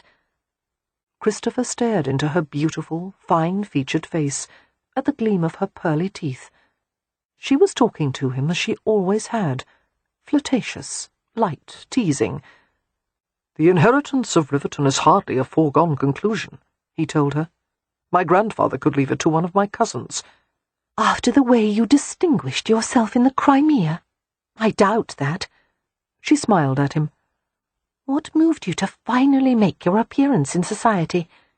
He replied in a low voice, "I followed my lodestar." "Your—" Prudence hesitated and smiled. "Oh, yes, I remember." But something about that hesitation bothered him. The hot, joyous urgency began to fade. No doubt it was unreasonable of him to expect Prudence to remember everything. Christopher had read her letters 1,000 times, until every word had been permanently engraved on his soul. But he could hardly expect that she would have done the same. Her life had gone on much the same. His had changed in every regard. "Do you still like to dance, Captain?" she asked, her long lashes sweeping over vivid green eyes. "With you as a partner, yes." He proffered his arm, and she took it without hesitation. They danced. The woman he loved was in his arms. It should have been the finest night of his life, but in a matter of minutes he began to realize that the long-awaited relief was no more substantial than a bridge made of smoke. Something was wrong. Something wasn't real. Chapter 13. In the weeks that followed, Christopher frequently recalled what Audrey had said about Prudence, that there was nothing beneath the layers of artifice. But there had to be. He hadn't imagined those letters. Someone had written them. He had asked Prudence early on about the last letter she had written. "I'm not who you think I am," about what she had meant and why she had stopped corresponding with him. Prudence had turned red and looked awkward, so different from her usual fetching blushes. It was the first sign of real emotion he had seen in her. I suppose I wrote that because I was embarrassed, you see." "Why?" Christopher had asked tenderly, drawing her farther into the shadowed corner of a balcony terrace. He had touched her upper arms with his gloved hands, exerting the faintest of pressures to bring her closer. "I adored the things you wrote." Longing pressed against his heart and made his pulse unsteady. "When you stopped, I would have gone mad, except you asked me to come find you." "Oh, yes, so I did. I suppose I was alarmed by how I had behaved, writing such silly things." He eased her closer, every movement careful, as if she were infinitely fragile. His mouth pressed against the thin, delicate skin of her temple. "Prue, I dreamed of holding you like this, all those nights." His arm slid around her neck, and her head tipped back naturally. He kissed her, his mouth gentle and searching. She responded at once, her lips parting softly. It was a lovely kiss, but it did nothing to satisfy him, nothing to ease the angry ache of need. It seemed that his dreams of kissing Prudence had somehow eclipsed reality. Dreams had a way of doing that. Prudence turned her face aside with a discomforted laugh. "You're very eager." "Forgive me." Christopher released her at once. She stayed close to him, the floral scent of her perfume thickening the air around them. He kept his hands on her, his palms curving around her shoulders. He kept expecting to feel something, but the region around his heart was locked in ice. Somehow he had thought, but that was unreasonable. No woman on earth could have fulfilled such expectations. For the duration of the season, Christopher sought out Prudence, meeting her at dances and dinners, taking her and Mrs. Mercer on carriage drives, scenic walks, and art and museum exhibits. There was little that Christopher could fault in Prudence. She was beautiful and charming. She didn't ask uncomfortable questions. In fact, she rarely asked personal questions of him at all. She evinced no interest in the war or the battles he had fought, only in his medals. He wondered if she thought of them as anything more than shiny decorations. They had the same bland and pleasant conversations, spiced with gossip, that Christopher had had 1,000 times before with other women during other seasons in London, and that had always been enough for him. He wished to hell it were enough now. He had hoped, that Prudence cared for him in some way, but there was no sign of that now, no tenderness, no trace of the woman who had written, "I carry thoughts of you like my own personal constellation." And he loved her so desperately, the Prudence of the letters. Where was she? Why was she hiding from him? His dreams led him into dark forests, where he searched through bramble and bracken, pushing through the narrow spaces between the trees as he followed the pale form of a woman. She was always just ahead of him, always out of reach. He woke gasping and enraged, his hands clutching on emptiness. During the days, Christopher kept his business appointments and social engagements. So many tiny, overstuffed, over-decorated rooms, so much pointless conversation, so many events of no consequence. He could not fathom that he had once enjoyed it all, and he was appalled to find himself remembering moments in the Crimea with something like nostalgia, actually yearning for the brief times when he had felt fully alive. Even with the enemy in battle, he had felt some form of connection, in their efforts to understand and reach and kill each other. But with these patricians, trussed in elegant clothes and brittle sophistication, he no longer felt kinship or liking. He knew himself to be different, and he knew they sensed it as well. Christopher comprehended just how desperate he was for something or someone familiar, when the prospect of visiting his grandfather was actually appealing. Lord Annandale had always been a stern and intimidating grandparent, never one to spare his withering comments. None of Annandale's grandchildren, including the cousin who would someday inherit the earldom, had ever pleased the demanding old bastard. Except for John, of course. Christopher had deliberately gone the other way. Christopher approached his grandfather with a mixture of dread and reluctant compassion, knowing that the old man must have been devastated by John's death. Upon arriving at Annandale's luxuriously appointed London house, Christopher was shown to the library, where a fire had been lit in the hearth, despite the fact that it was the height of summer. "Good God, grandfather," he said, nearly recoiling at the blast of heat as he entered the library. "You'll have us braised like a pair of game hens." Striding to the window, he flung it open and drew in a breath of outside air. "You could easily heat yourself with a walk out of doors." His grandfather scowled at him from a chair beside the hearth. "The doctor has advised against outside air. I would advise you to negotiate your inheritance before you try to finish me off." "There's nothing to negotiate. Leave me whatever you wish, or nothing if it pleases you." "Manipulative as always," Annandale muttered. "You assume I'll do the reverse of whatever you say." Christopher smiled and shrugged out of his coat. He tossed it to a nearby chair as he approached his grandfather. He went to shake his hand, enclosing the frail and cold fingers in his own warm grasp. "Hello, sir. You're looking well." "I am not well," Annandale retorted. "I'm old. Navigating life with this body is like trying to sail a shipwreck." Taking the other chair, Christopher studied his grandfather. There was a new delicacy about Annandale, his skin like swathes of crumpled silk laid over an iron frame.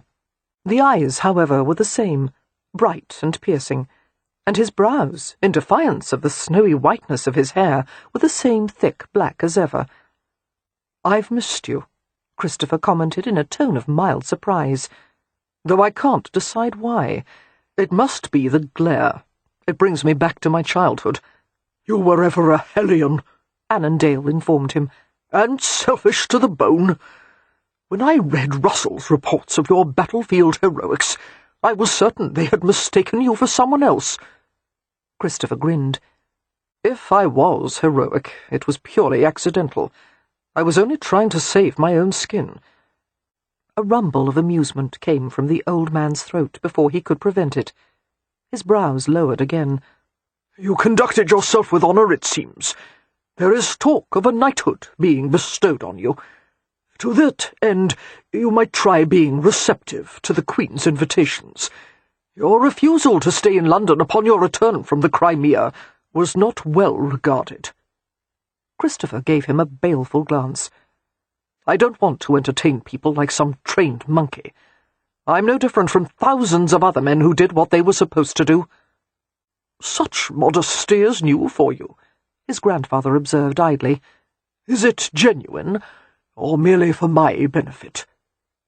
Remaining morosely silent, Christopher tugged irritably at his cravat, untied and unwound it, and let it hang on either side of his neck. When that didn't serve to cool him, he went to the open window. He looked down at the street. It was crowded and quarrelsome. People lived out in public in the warmer months, sitting or standing in doorways, eating, drinking and talking, while vehicles and hooves stirred up hot, fetid dust. Christopher's attention was caught by a dog that sat in the back of a little cart as his master guided a sway-backed pony along the thoroughfare. Thinking of Albert, he was wrenched with remorse. He wished he had brought the dog to London. But no, the hubbub and the confinement would have driven poor Albert mad. He was better off in the country. He dragged his attention back to his grandfather, realizing that he was saying something. "Have you reconsidered the question of your inheritance? I had originally set aside very little for you. The lion's share was, of course, for your brother. If there was ever a man who deserved Riverton more than John Phelan, I have not met him." "Agreed," Christopher said quietly. "But now he is gone with no heir, which leaves only you. And though your character has shown signs of improvement, I'm not convinced that you're worthy of Riverton." "Neither am I." Christopher paused. "I want nothing that you had originally intended for John." "I will tell you what you will have, regardless of what you want." Annandale's tone was firm, but not unkind. "You have responsibilities, my boy, and they are not to be dismissed or evaded. But before I lay out your course, I want to ask something." Christopher regarded him without expression. "Yes, sir." "Why did you fight as you did? Why did you risk death so often? Did you do it for the good of the country?" Christopher snorted in disgust. "The war wasn't for the good of the country. It was for the benefit of private mercantile interests, and fueled by the conceit of politicians." "You fought for the glory and the medals, then?" "Hardly." "Then why?" Silently, Christopher sorted through possible answers. Finding the truth, he examined it with weary resignation before he spoke. "Everything I did was for my men, for the non-commissioned ones who had joined the army to avoid starvation or the workhouse, and for the junior officers who were experienced and long-serving but hadn't the means to buy a commission. I had the command only because I'd had money to purchase it, not for any reason of merit. Absurd. And the men in my company, the poor bastards, were supposed to follow me, whether I proved to be incompetent, an imbecile, or a coward. They had no choice but to depend on me, and therefore I had no choice but to try and be the leader they needed. I tried to keep them alive." He hesitated. "I failed far too often, and now I would love for someone to tell me how to live with their deaths on my conscience." Focusing blindly on a distant patch of carpeting, he heard himself say, "I don't want Riverton. I've had enough of being given things I don't deserve." Annandale looked at him in a way he never had before, speculative and almost kind. "That is why you will have it. I won't pare a shilling or a single inch of land from what I would have given John. I am willing to gamble that you will care for your tenants and working men out of the same sense of responsibility you felt for your men." He paused. "Perhaps you and Riverton will be good for each other. It was to be John's burden. Now it is yours." As a slow, hot August settled over London, the coagulating stench began to drive the town-dwellers to the sweeter air of the country. Christopher was more than ready to return to Hampshire. It was becoming apparent that London had done him no good. Nearly every day was fraught with images that leapt at him from nowhere, startlements, difficulty in concentrating, nightmares and sweats when he slept, melancholy when he awakened. He heard the sound of guns and shells when there were none, felt his heartbeat begin to hammer, or his hands tremble for no reason. It was impossible to lower his guard, regardless of the circumstances. He had visited old friends in his regiment, but when he had tentatively asked if they were suffering from the same mysterious ailments, he was met with determined silence. It was not to be discussed. It was to be managed alone, and privately, in any manner that worked. The only thing that helped was strong spirits. Christopher dosed himself until the warm, blurring comfort of alcohol quieted his seething brain, and he tried to measure its effects so that he could be sober when he had to. Concealing the encroaching madness as well as he could, he wondered when, or how, or if he was going to get better. As for Prudence, she was a dream he had to let go of, a ruined illusion. Part of him died a little more each time he saw her. She felt no real love for him, that was clear, nothing like what she had written. Perhaps in an effort to entertain him, she had culled parts of novels or plays and copied them into the letters. He had believed in an illusion. He knew that Prudence and her parents hoped he would offer for her, now that the season was drawing to a close. Her mother, in particular, had been hinting heavily about marriage, a dowry, promises of beautiful children and domestic tranquillity. He was in no condition, however, to be a fit husband for anyone. With mingled dread and relief, Christopher went to the Mercers' London residence to make his farewells. When he asked for permission to speak privately with Prudence, her mother left them in the parlour for a few minutes, with the door left conspicuously open. But, Prudence said in dismay when he told her he was leaving town, you won't go without first talking to my father, will you? Talk to him about what? Christopher asked, although he knew. I should think you'd want to ask for his permission to court me formally, Prudence said, looking indignant. He met her green eyes directly. At the moment, I'm not at liberty to do that. Not at liberty? Prudence jumped up, obliging him to stand, and gave him a glance of baffled fury. Of course you are.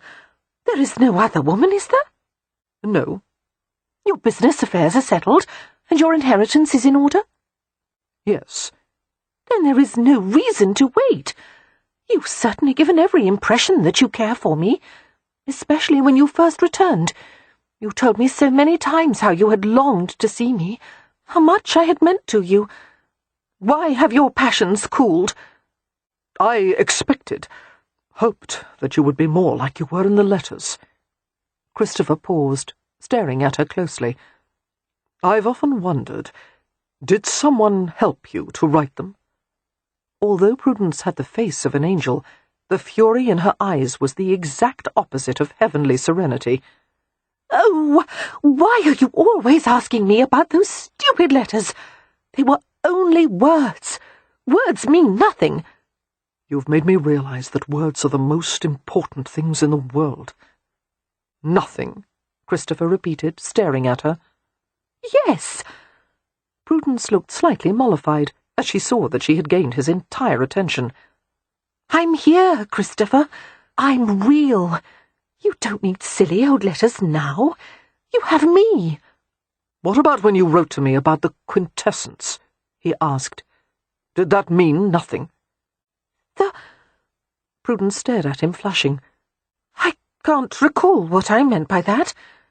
The fifth element, according to Aristotle, he prompted gently. Her colour drained, leaving her bone white. She looked like a guilty child caught in an act of mischief. What has that to do with anything? She cried, taking refuge in anger.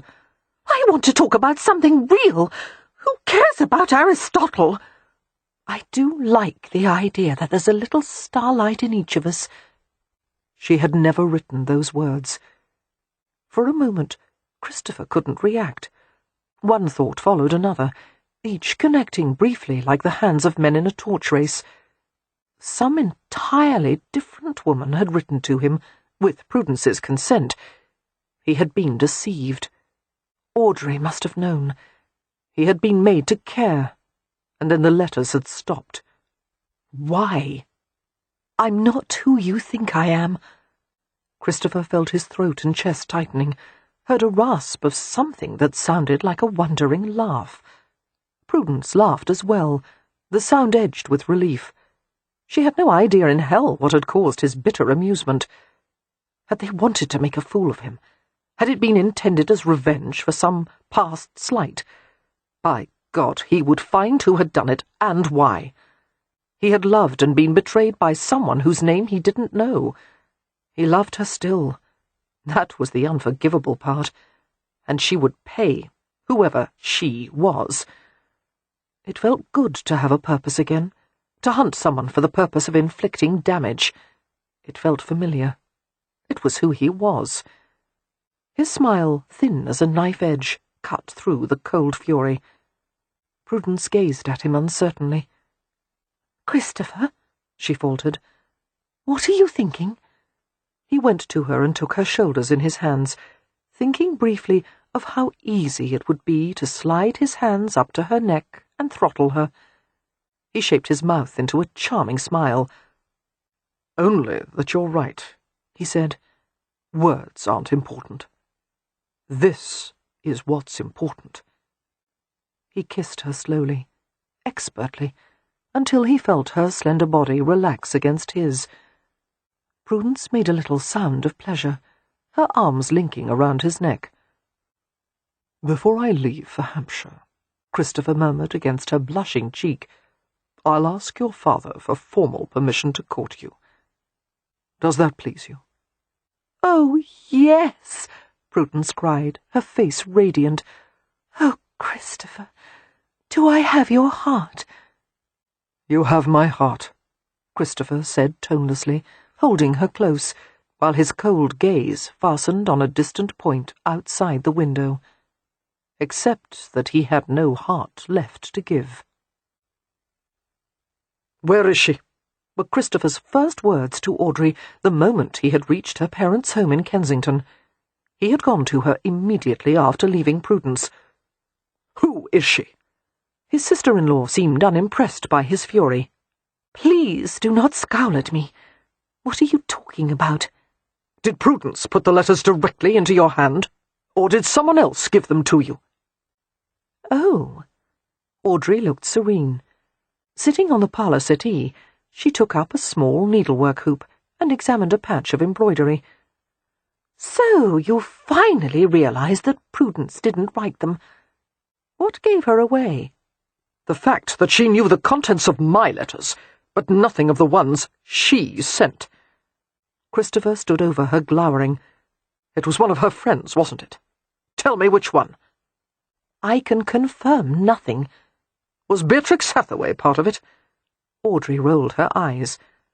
"Why would Beatrix want to take part in something like this?" "Revenge, because I once said that she belonged in the stables." "You denied having said that." "You said that I said it. Set that hoop down, or I swear I'll wrap it around your throat. Understand something, Audrey? I am scarred from neck to foot. I have been shot, stabbed, bayoneted, struck by shrapnel, and treated by doctors so drunk they could barely stay on their feet." A savage pause. "And none of that hurt like this." "I'm sorry," Audrey said in a subdued tone. "I would never have agreed to any scheme that I thought would cause you unhappiness. It began as an act of kindness. At least, that's what I believe." Kindness? Christopher was revolted by the idea that he had been viewed as the object of pity. "Why, in God's name, did you help someone to deceive me?" "I was barely aware of it," she flared. "I was half dead from caring for John. I wasn't eating or sleeping, and I was exhausted. I didn't think much about it at all, other than to decide that it would do no harm for someone to write to you." "It did, damn you!" "You wanted to believe it was Prudence," she accused. "Otherwise it would have been obvious that she wasn't the author of the letters." "I was in the middle of a bloody war. I didn't have time to examine participles and prepositions while hauling my arse in and out of trenches." He was interrupted by a voice from the doorway. "Audrey!" It was one of her tall, strapping brothers, Gavin. He leaned negligently against the frame, giving Christopher a warning stare. "One can't help hearing the pair of you quarrelling all through the house. Do you need help?" "No, thank you," Audrey said firmly. "I can manage this on my own, Gavin." Her brother smiled faintly. "Actually, I was asking Phelan." "He doesn't need help either," Audrey said with great dignity. "Please allow us a few minutes alone, Gavin. We have something important to settle." "Very well, but I won't go far."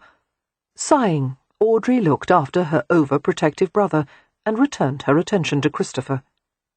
He gave her a hard stare. "I want a name." "Only if you swear that you will not hurt this woman." "I swear it." "Swear it on John's grave," she insisted. A long silence passed. "I knew it," Audrey said grimly. "If you can't be trusted not to hurt her, I certainly can't tell you who she is." "Is she married?" A hoarse note had entered his voice. "No." "Is she in Hampshire?" Audrey hesitated before giving him a wary nod. "Tell her that I'll find her," he said, "and she'll regret it when I do." In the tense silence, he went to the threshold and glanced over his shoulder. "In the meantime, you can be the first to congratulate me," he said. "Prudence and I are betrothed. It will be announced upon our return to Stony Cross." Audrey looked ashen. "Christopher, what kind of game are you playing?"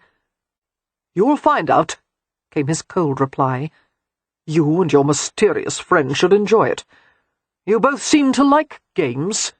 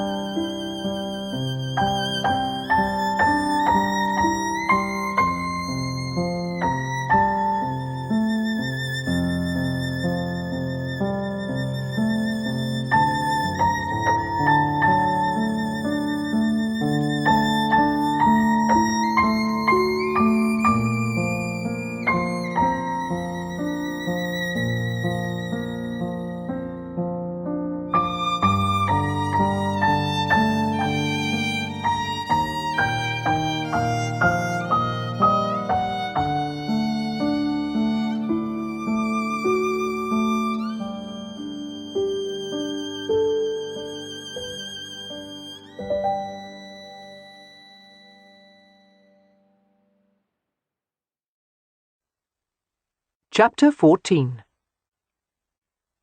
"What the devil are you eating?" Leo Lord Ramsay stood in the family parlour at Ramsay House, viewing his dark-haired twins, Edward and Emmeline, who were playing on the carpeted floor. His wife, Catherine, who was helping the babies to build block towers, looked up with a smile. "They're eating biscuits." "These?" Leo glanced at a bowl of little brown biscuits that had been placed on a table. "They look revoltingly similar to the ones Beatrix has been feeding the dog."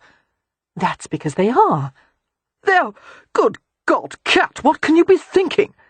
Lowering to his haunches, Leo tried to pry a sodden biscuit away from Edward. Leo's efforts were met with an indignant squall. Mine! Edward cried, clutching the biscuit more tightly. "Let him have it," Catherine protested. "The twins are teething and the biscuits are very hard. There's nothing harmful in them." "How do you know that?" "Beatrix made them." "Beatrix doesn't cook. To my knowledge, she can barely butter her bread." I don't cook for people, Beatrix said cheerfully, coming into the parlour with Albert padding after her. but I do for dogs. Naturally. Leo took one of the brown lumps from the bowl, examining it closely. "Would you care to reveal the ingredients of these disgusting objects?" Oats, honey, eggs. They're very nourishing." As if to underscore the point, Catherine's pet ferret, Dodger, streaked up to Leo, took the biscuit from him, and slithered beneath a nearby chair. Catherine laughed low in her throat as she saw Leo's expression. "They're made of the same stuff as teething biscuits, my lord." "Very well," Leo said darkly. "But if the twins start barking and burying their toys, I'll know who to blame." He lowered to the floor beside his daughter. Emmeline gave him a wet grin and pushed her own sodden biscuit toward his mouth. "Here, Papa." "No, thank you, darling." Becoming aware of Albert nosing at his shoulder, Leo turned to pet him. "Is this a dog or a street broom?" "It's Albert," Beatrix replied. The dog promptly collapsed to his side, tail thumping the floor repeatedly. Beatrix smiled. 3 months earlier, such a scene would have been unimaginable. Albert would have been so hostile and fearful that she wouldn't have dared to expose him to children.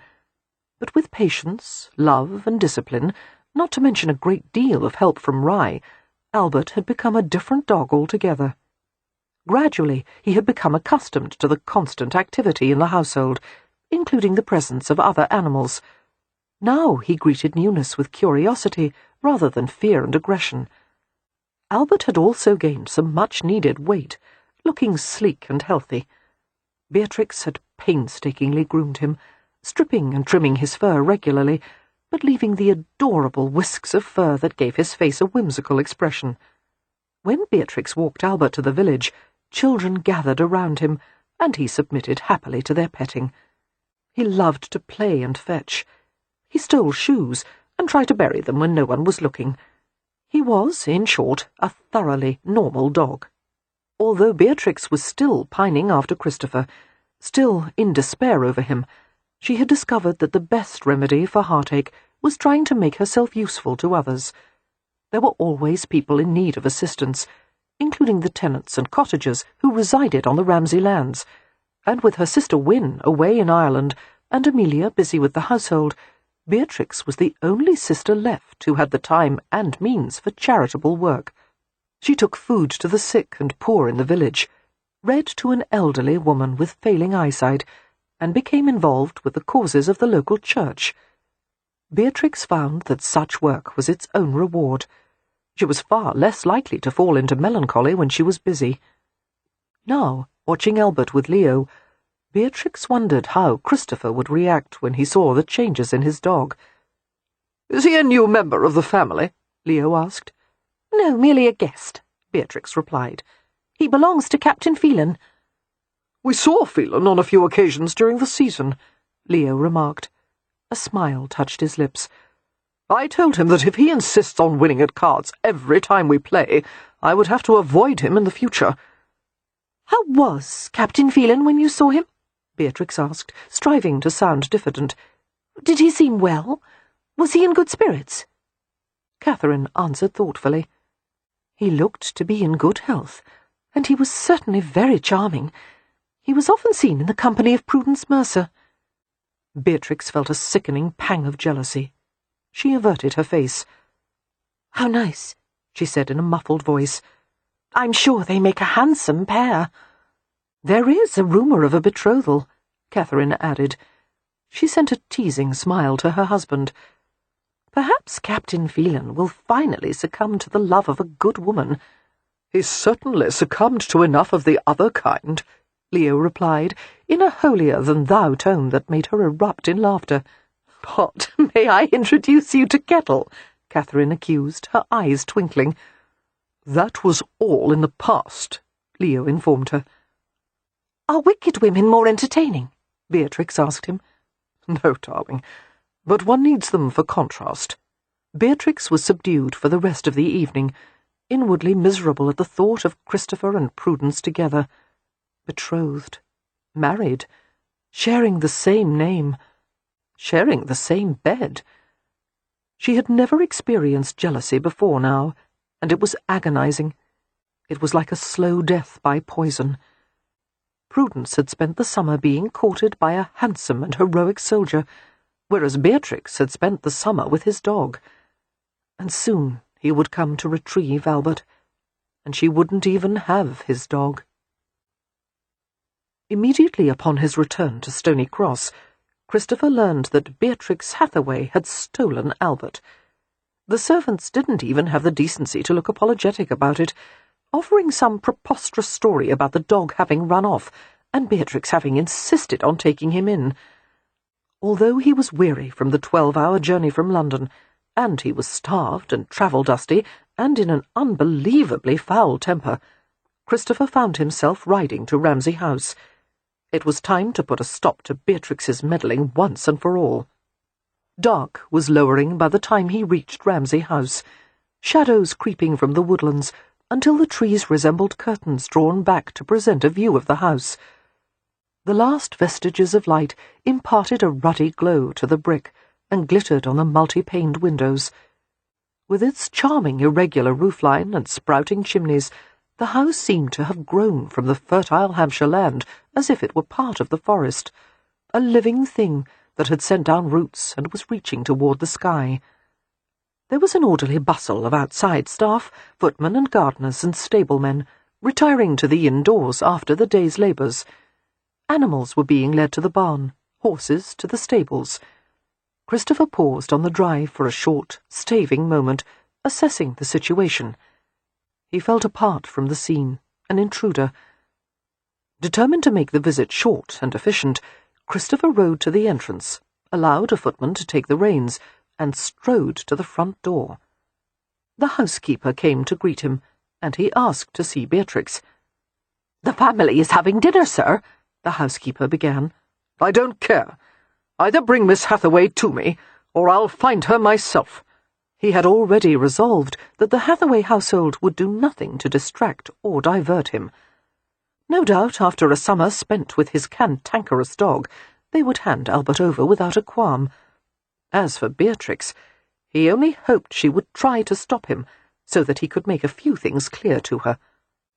"Would you care to wait in the front parlour, sir?" Christopher shook his head wordlessly.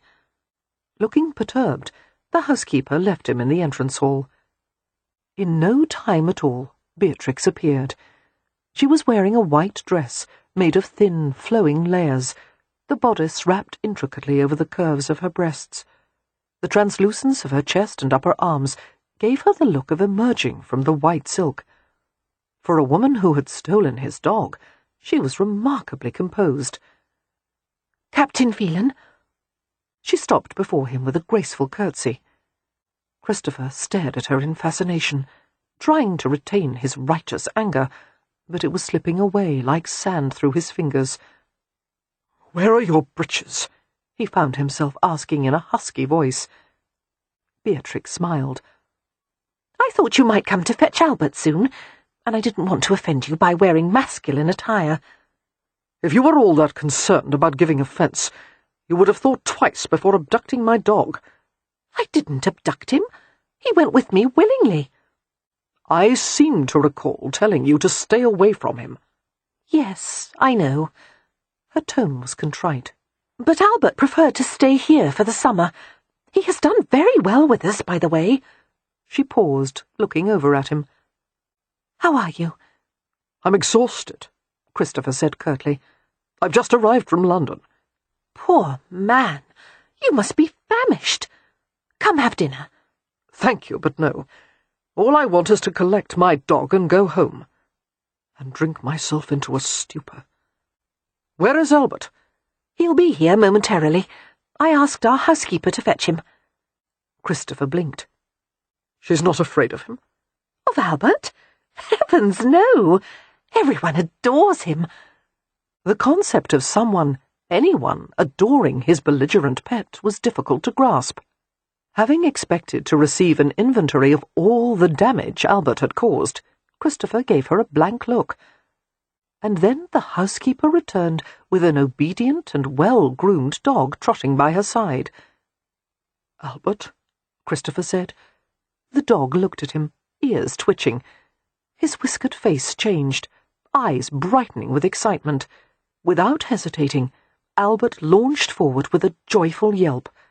Christopher knelt on the floor, gathering up an armful of joyfully wriggling canine. Albert strained to lick him, and whimpered and dove against him repeatedly. Christopher was overwhelmed by feelings of kinship and relief. Gripping the warm, compact body close, Christopher murmured his name and petted him roughly, and Albert whined and trembled. I missed you, Albert. Good boy. There's my boy. Unable to help himself, Christopher pressed his face against the rough fur. He was undone by guilt, humbled by the fact that even though he had abandoned Albert for the summer, the dog showed nothing but eager welcome. I was away too long, Christopher murmured, looking into the soulful brown eyes. I won't leave you again. He dragged his gaze up to Beatrix's. It was a mistake to leave him, he said gruffly. She was smiling at him. "Albert won't hold it against you. To err is human. To forgive, canine." To his disbelief, Christopher felt an answering smile tug at the corners of his lips. He continued to pet the dog, who was fit and sleek. You've taken good care of him.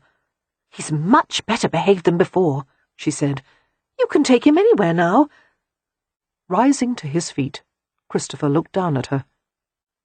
Why did you do it? He asked softly. "He's very much worth saving. Anyone could see that." The awareness between them became unbearably acute. Christopher's heart worked in hard, uneven beats. How pretty she was in the white dress. She radiated a healthy, female physicality that was very different from the fashionable frailty of London women. He wondered what it would be like to bed her, if she would be as direct in her passions as she was in everything else. "Stay for dinner," she urged. He shook his head. I must go. "Have you eaten already?" No, but I'll find something in the larder at home. Albert sat and watched them attentively. "You need a proper meal after travelling so far." Miss Hathaway. But his breath was clipped as Beatrix took his arm with both hands, one at his wrist, one at his elbow. She gave a gentle tug. He felt it all the way to his groin, his body responding actively to her touch. Annoyed and aroused, he looked down into her dark blue eyes. I don't want to talk to anyone, he told her. "Of course you don't. That's perfectly all right." Another small, entreating tug. "Come." And somehow Christopher found himself going with Beatrix, through the entrance hall and along a hallway lined with pictures. Albert padded after them without a sound. Beatrix released his arm as they entered a dining room filled with abundant candlelight. The table was laden with silver and crystal, and a great quantity of food. He recognized Leo, Lord Ramsay, and his wife, and Rowan and Amelia. The dark-haired boy, Rye, was also at the table. Pausing at the threshold, Christopher bowed and said uncomfortably, "Forgive me, I merely came to—" "I've invited Captain Phelan to join us," Beatrix announced. "He doesn't want to talk. Do not ask him direct questions unless absolutely necessary." The rest of the family received this unorthodox pronouncement without turning a hair. A footman was dispatched to set a place for him. "Come in, Phelan," Leo said easily. "We love silent guests. It allows us to talk all the more. By all means, sit and say nothing." "But if you can manage it," Catherine added with a smile, "try to look impressed by our wit and intelligence." "I will attempt to add to the conversation," Christopher ventured, "if I can think of anything relevant." "That never stops the rest of us," Cam remarked. Christopher took an empty chair beside Rye. A liberally filled plate and a glass of wine was set before him. It wasn't until he began to eat that he realized how famished he was. While he devoured the excellent fare, baked sole, potatoes, smoked oysters wrapped in crisp bacon, the family talked of politics and estate business, and mulled over happenings in Stony Cross. Rye behaved like a miniature adult. He listened respectfully to the conversation, occasionally asking questions that were readily answered by the others. To Christopher's knowledge, it was highly uncommon to allow a child to sit at the dinner table. Most upper-class families followed the custom of having children eat alone in the nursery. "Do you always take dinner with the rest of the family?" Christopher asked him sotto voce. "Most of the time," Rye whispered back. "They don't mind as long as you don't talk with food in your mouth or play with the potatoes." "I'll try not," Christopher assured him gravely. "And you mustn't feed Albert from the table, even when he begs. Aunt Beatrix says only plain food is good for him." Christopher glanced at his dog, who was reclining placidly in the corner. "Captain Phelan," Amelia asked, noticing the direction of his gaze, "what do you think of the change in Albert?" "Nearly inconceivable," Christopher replied. "I had wondered if it would be possible to bring him from the battlefield to a peaceful life here." He looked at Beatrix, adding gravely, "I am in your debt." Beatrix coloured and smiled down at her plate. "Not at all." "My sister has always had a remarkable ability with animals," Amelia said. "I've always wondered what would happen if Beatrix took it in her head to reform a man." Leo grinned. "I propose we find a really revolting, amoral wastrel and give him to Beatrix. She would set him to rights within a fortnight." "I have no wish to reform bipeds," Beatrix said. "Forelegs are the absolute minimum. Besides, Cam has forbidden me to put any more creatures in the barn." "With the size of that barn?" Leo asked. "Don't say we've run out of room." "One has to draw the line somewhere," Cam said. "And I had to after the mule." Christopher looked at Beatrix alertly. "You have a mule?" "No," she said at once. Perhaps it was merely a trick of the light, but the colour seemed to leave her face. "It's nothing. That is, yes, I have a mule, but I don't like to discuss him." "I like to discuss him," Rye volunteered innocently. "Hector is a very nice mule, but he has a weak back and he's sickle-hocked. No one wanted him after he was born, so Aunt Beatrix went to Mr. Cade and said—" "His name is Hector?" Christopher asked, his gaze locked on Beatrix. She didn't answer. A strange, severe sensation took over Christopher's body. He felt every hair lift, felt every distinct pulse of blood in his veins. "Did his sire belong to Mr. Maudsley?" he asked. "How did you know?" came Rye's voice. Christopher's reply was very soft. "Someone wrote to me about it." Lifting a glass of wine to his lips, Christopher tore his gaze from Beatrix's carefully blank face. He did not look at her for the rest of the meal. He couldn't, or he would lose all self-control. Beatrix was nearly suffocated by the weight of her own worry during the rest of dinner. She had never regretted anything in her life as much as having urged Christopher to stay. What had he made of the news that she had acquired Mr. Caird's mule and given it the same name as the pet mule of his boyhood? He would want an explanation. She would have to pass it off as some bit of information that Prudence had relayed.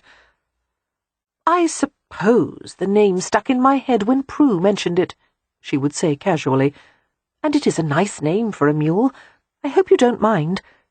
Yes, that would work, as long as she seemed nonchalant about the whole matter, except that it was difficult to appear nonchalant when one was filled with panic. Mercifully, Christopher had seemed to lose interest in the subject. In fact, he didn't so much as glance at her, but instead launched into a conversation with Leo and Cam about mutual acquaintances in London. He was relaxed and smiling, even laughing outright at some quip of Leo's. Beatrix's anxiety faded as it became apparent that the subject of Hector was all but forgotten. She stole surreptitious glances at Christopher, as she had been doing all evening, mesmerized by the sight of him. He was tawny and sun-glazed, the candlelight finding threads of gold in his hair.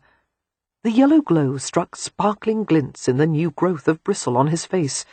She was fascinated by the raw, restless masculinity beneath his quietness. She wanted to revel in him, as one might dash out of doors in a storm, letting the elements have their way. Most of all she longed to talk with him, to pry each other open with words, share every thought and secret. "My sincere thanks for your hospitality," Christopher finally said at the conclusion of the meal. "It was much needed. You must return soon," Cam said, "especially to view the timber yard in operation. We have installed some innovations that you may want to install at Riverton some day. Thank you. I would like to see them."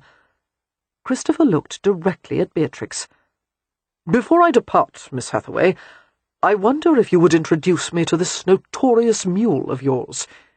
His manner was relaxed, but his eyes were those of a predator. Beatrix's mouth went dry. There would be no escaping him. That much was clear. He wanted answers. He would have them either now or later. "Now?" she asked wanly. "Tonight?" "If you don't mind," he said, in a far too pleasant tone. "The barn is but a short walk from the house, is it not?" "Yes," Beatrix said, rising from her chair. The men at the table stood obligingly. "Excuse us, please. I won't be long. May I go with you?" Rye asked eagerly. "No, darling," Amelia said. "It's time for your bath." "But why must I wash if I can't see any dirt?" "Those of us who have a difficult time with godliness," Amelia replied with a grin, "must settle for cleanliness." The family maintained a light conversation until Rye had gone upstairs, and Beatrix and Captain Phelan had left the house with Albert following them. After a universal silence, Leo was the first to speak. "Did anyone else notice—" "Yes," Catherine said. "What do you make of it?" "I haven't decided yet." Leo frowned and took a sip of port. "He's not someone I would pair B with." "Whom would you pair her with?" "Hanged if I know," Leo said. "Someone with similar interests. The local veterinarian, perhaps." "He's 83 years old and deaf," Catherine said. "They would never argue," Leo pointed out. Amelia smiled and stirred her tea slowly. "Much as I hate to admit it, I agree with Leo. Not about the veterinarian, but Beatrix with a soldier. That doesn't seem a likely match." "Phelan did resign his commission," Cam said. "He's no longer a soldier." "And if he inherits Riverton," Amelia mused, "Beatrix would have all that forest to roam." "I see a likeness between them," Catherine said reflectively. Leo arched a brow. "How are they alike, pray tell? She likes animals, and he likes to shoot things." "Beatrix puts a distance between herself and the rest of the world. She's very engaging, but also quite private in nature. I see the same qualities in Captain Phelan." "Yes," Amelia said. "You're absolutely right, Catherine. Put that way, the match does seem more appropriate." "I still have reservations," Leo said. "You always do," Amelia replied. "If you'll recall, you objected to Cam in the beginning, but now you've accepted him." "That's because the more brothers-in-law I acquire," Leo said, "the better Cam looks by comparison." Chapter 15. No words were exchanged as Beatrix and Christopher proceeded to the stable. The cloud-hazed moon was low in the sky, insubstantial as a smoke ring in the blackness. Beatrix was absurdly aware of the sound of her breathing, of her shoes biting into the gravelled ground, of the vital male presence beside her. A stable-boy nodded a greeting as they went into the warm, shadowy interior of the stables. Having become accustomed to Beatrix's frequent comings and goings, the stable hands had learned to let her do as she pleased. The pungent smell of the stables, hay, horses, feed, manure, combined in a familiar and reassuring fragrance. Silently she led Christopher farther into the building, past thoroughbreds, a cart-horse, a matched carriage pair. The animals whickered and turned their heads as they passed. Beatrix stopped at the mule's stall. "This is Hector," she said. The small mule came forward to greet them. Despite his flaws, or perhaps because of them, he was an endearing creature. His conformation was terrible. One ear was crooked, and he wore a jaunty and perpetually cheerful expression. Christopher reached out to pet Hector, who nuzzled against his hand. His gentleness with the animal was reassuring. Perhaps, Beatrix thought hopefully, he wasn't as angry as she had feared. Taking a deep breath, she said, "The reason that I named him Hector—" "No." Christopher moved with startling swiftness, trapping her against the postwork of the stall. His voice was low and rough. "Let's start with this. Did you help Prudence to write those letters?" Beatrix's eyes widened as she looked into his shadowed face.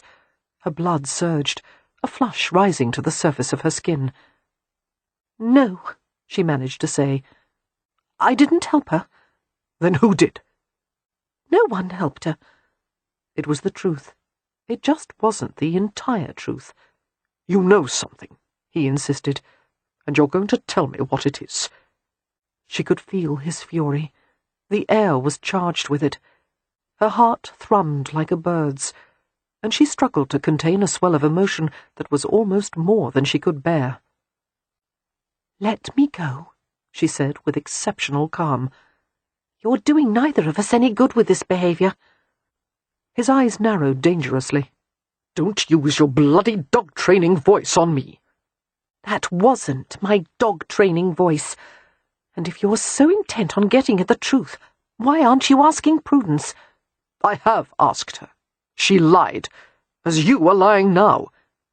"You've always wanted Prudence," Beatrix burst out. "Now you can have her. Why should a handful of letters matter?" "Because I was deceived, and I want to know how and why."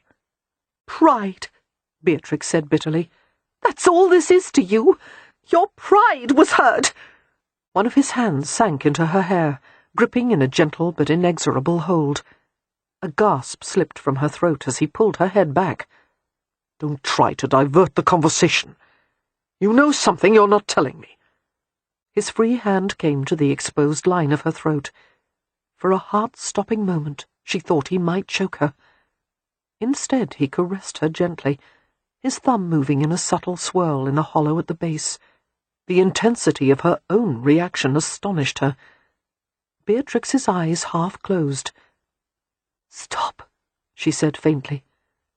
Taking her responsive shiver as a sign of distaste or fear, Christopher lowered his head until his breath fanned her cheek. "Not until I have the truth." Never. If she told him, he would hate her for the way she had deceived and abandoned him. Some mistakes could not be forgiven. "Go to hell," Beatrix said unsteadily. She had never used such a phrase in her life. "I am in hell." His body corralled hers, his legs intruding amid the folds of her skirts. Drowning in guilt and fear and desire, she tried to push his caressing hand away from her throat. He sank his fingers into her hair with a grip just short of painful. His mouth was close to hers.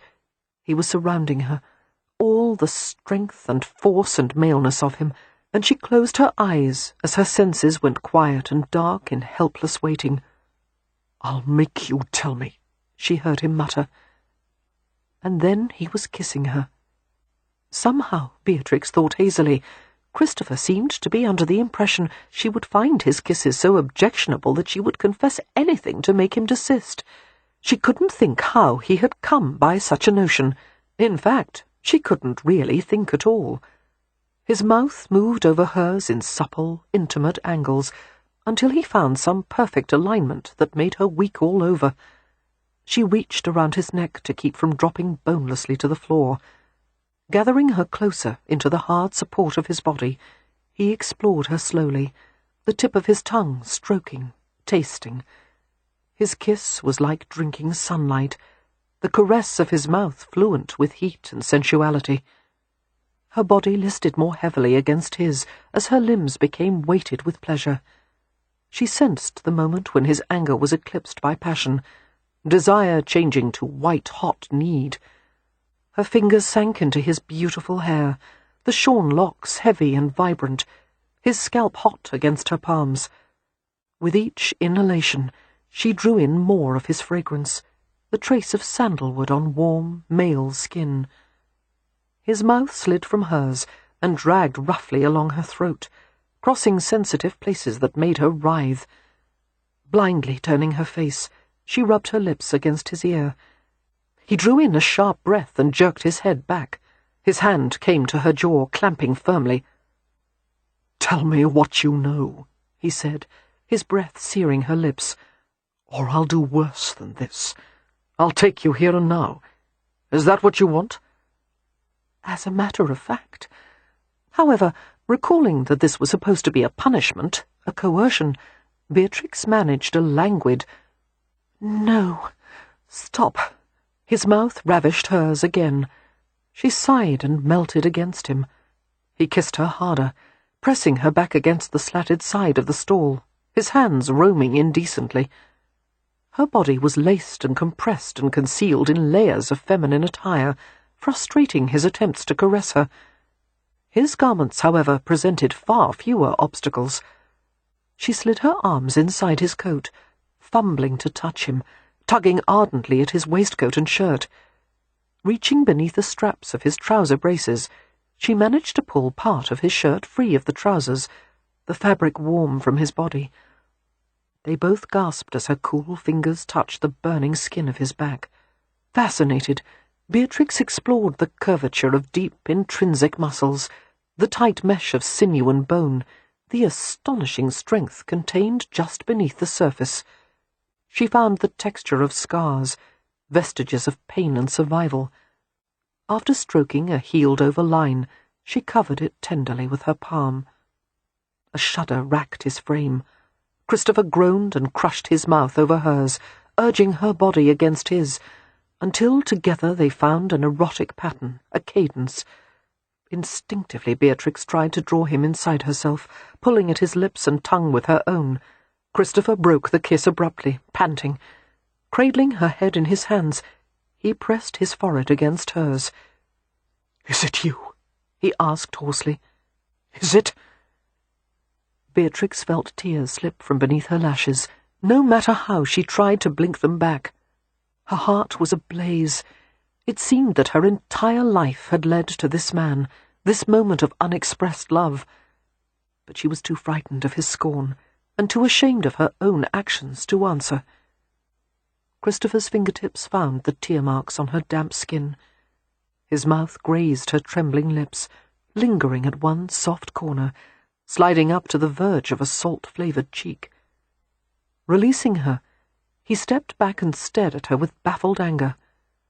The desire exerted such force between them that Beatrix dazedly wondered how he could maintain even that small distance. A shaken breath escaped him.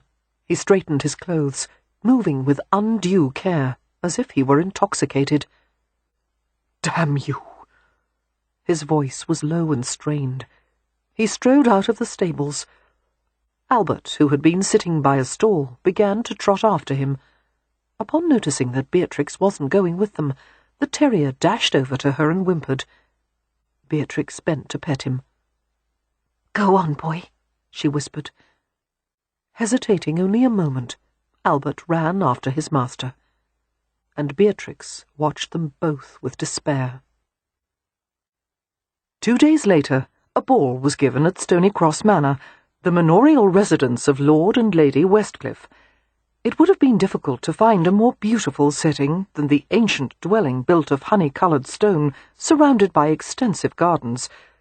The whole of it was situated on a bluff overlooking the Itchen River. As neighbours and friends of Lord and Lady Westcliff, the Hathaways were all invited. Cam, in particular, was a valued and frequent companion of the Earl's, the two having been closely acquainted for many years. Although Beatrix had been a guest at Stony Cross Manor on many previous occasions, she was still struck by the beauty of the home, especially the lavish interior. The ballroom was beyond compare, with intricately parquetred floors and a double row of chandeliers, 2 of the long walls fitted with semicircular niches containing velvet upholstered benches. After partaking of refreshments at the long buffet tables, Beatrix entered the ballroom with Amelia and Catherine. The scene was profligate with colour, ladies dressed in lavish ball gowns, the men clad in the formal scheme of black and white. The sparkle of the crystal chandeliers was very nearly matched by the bountiful displays of jewels on feminine wrists, necks, and ears. The host of the evening, Lord Westcliff, approached to exchange pleasantries with Beatrix, Amelia, and Catherine. Beatrix had always liked the Earl, a courteous and honourable man, whose friendship had benefited the Hathaways on countless occasions. With his rugged features, coal-black hair, and dark eyes, he was striking rather than handsome. He wore an aura of power comfortably and without fanfare. Westcliff asked Catherine to dance with him, a mark of favour that was hardly lost on the other guests, and she complied with a smile. "How kind he is," Amelia said to Beatrix as they watched the Earl lead Catherine into the midst of the whirling couples. "I've noticed that he always makes a point of being obliging and gracious to the Hathaways. That way no one would dare cut or snub us." "I think he likes unconventional people. He's not nearly as staid as one might assume." "Lady Westcliff has certainly said as much," Amelia replied, smiling. A rejoinder faded on Beatrix's lips as she caught sight of a perfectly matched couple on the other side of the room. Christopher Phelan was talking with Prudence Mercer. The scheme of formal black and white was becoming to any man. On someone like Christopher, it was literally breathtaking. He wore the clothes with natural ease, his posture relaxed but straight, his shoulders broad. The crisp white of his starched cravat provided a striking contrast to his tawny skin, while the light of chandeliers glittered over his golden bronze hair. Following her gaze, Amelia lifted her brows. "What an attractive man," she said. Her attention returned to Beatrix. "You like him, don't you?" Before Beatrix could help herself, she sent her sister a pained glance. Letting her gaze drop to the floor, she said, "There have been a dozen times in the past when I should have liked a particular gentleman, when it would have been convenient and appropriate and easy. But no, I had to wait for someone special, someone who would make my heart feel as if it's been trampled by elephants, thrown into the Amazon and eaten by piranhas." Amelia smiled at her compassionately. Her gloved hand slipped over Beatrix's fingers. "Darling Bee, would it console you to hear that such feelings of infatuation are perfectly ordinary?" Beatrix turned her palm upward, returning the clasp of her sister's hand. Since their mother had died when Bee was 12, Amelia had been a source of endless love and patience. "Is it infatuation?" she heard herself asking softly. "Because it feels much worse than that, like a fatal disease." "I don't know, dear. It's difficult to tell the difference between love and infatuation. Time will reveal it eventually." Amelia paused. "He is attracted to you," she said. "We all noticed the other night. Why don't you encourage him, dear?" Beatrix felt her throat tighten. "I can't." "Why not?" "I can't explain," Beatrix said miserably, "except to say that I've deceived him." Amelia glanced at her in surprise. "That doesn't sound like you. You're the least deceptive person I've ever known." "I didn't mean to do it. And he doesn't know that it was me. but I think he suspects." "Oh." Amelia frowned as she absorbed the perplexing statement. "Well, this does seem to be a muddle. Perhaps you should confide in him. His reaction may surprise you. What is it that Mother used to say whenever we pushed her to the limits of her patience? Love forgives all things. Do you remember?" "Of course," Beatrix said. She had written that exact phrase to Christopher in one of her letters. Her throat went very tight. "Amelia, I can't discuss this now, or I'll start weeping and throw myself to the floor." "Heavens, don't do that. Someone might trip over you." Further conversation was forestalled as a gentleman came to ask Beatrix to dance. Although Beatrix hardly felt like dancing at the moment, it was the worst possible manners to refuse such an invitation at a private ball, unless one had a plausible and obvious excuse, such as a broken leg. One danced. And in truth, it was no hardship to partner this gentleman, Mr. Theo Chickering. He was an attractive and amiable young man whom Beatrix had met during her last season in London. "Would you do me the honour, Miss Hathaway?" Beatrix smiled at him. "It would be my pleasure, Mr. Chickering." Letting go of her sister's hand, she went with him. "You look lovely tonight, Miss Hathaway." "Thank you, kind sir." Beatrix had worn her best gown, made of shimmering aniline violet. The bodice was scooped low, revealing a generous expanse of fair skin. Her hair had been curled and swept up with a multitude of pearl-tipped pins. Other than that, she wore no adornment.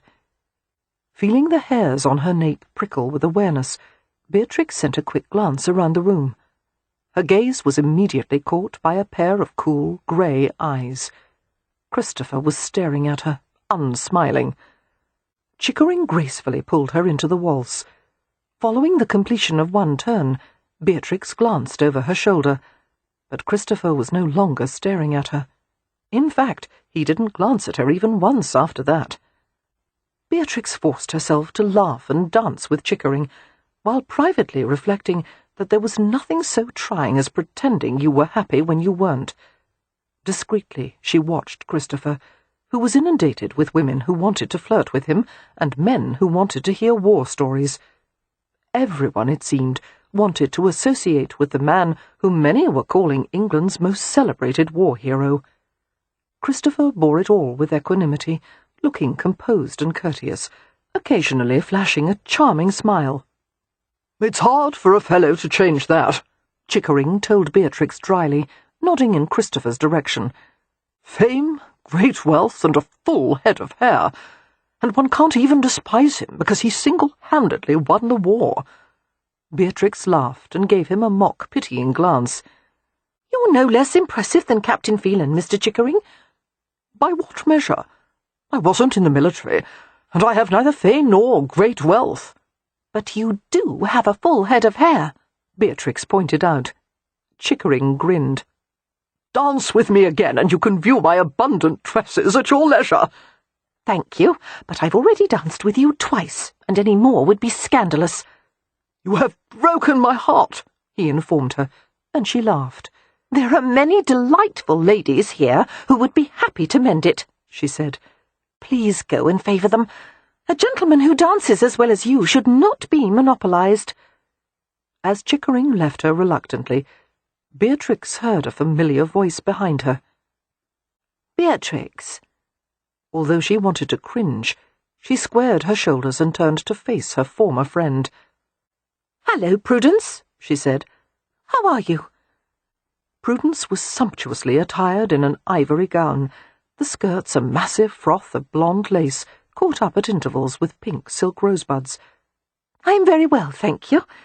What a fashionable dress! You look very grown-up tonight, Bee." Beatrix smiled wryly at this bit of condescension coming from a girl who was a year younger than herself. "I'm 23 years old, Prue. I dare say I've looked grown-up for quite a while now." "Of course." A long, awkward pause ensued. "Do you want something?" Beatrix asked bluntly. Prudence smiled and drew closer. "Yes, I want to thank you." "For what?" You've been a loyal friend. You could easily have spoiled things for Christopher and me by revealing our secret. But you didn't. You kept your promise, and I didn't believe that you would. Why not? I suppose I thought that you might have tried to attract Christopher's attention to yourself, as ludicrous as that would have been. Beatrix tilted her head slightly. Ludicrous? Perhaps that's not the right word. I meant unsuitable, because a man in Christopher's position needs a sophisticated woman, someone to support his position in society. With his fame and influence, he may enter politics some day, and he could hardly do that with a wife who spent most of her time in the forest or the stables. That delicate reminder was like an arrow through Beatrix's heart. "She's better suited to the stables than the drawing-room," Christopher had once said. Beatrix stretched her lips into a careless grin, hoping it didn't resemble a grimace. "Yes, I remember. Again, my thanks," Prudence said warmly. "I've never been happier. I'm coming to care for him very much. We'll be betrothed soon." She glanced at Christopher, who was standing near the ballroom entrance with a group of gentlemen. "See how handsome he is," she said with affectionate pride. "I do prefer him in his uniform, with all those lovely medals, but he looks splendid in black, doesn't he?" Beatrix returned her attention to Prudence, wondering how to get rid of her. "Oh, look! There is Marietta Newbury. Have you told her about your impending betrothal? I'm sure she would be delighted to hear of it." "Oh, indeed she would. Will you come with me?" "Thank you, but I'm terribly thirsty. I'll go to the refreshment tables." "We'll talk again soon," Prudence promised. "That would be lovely."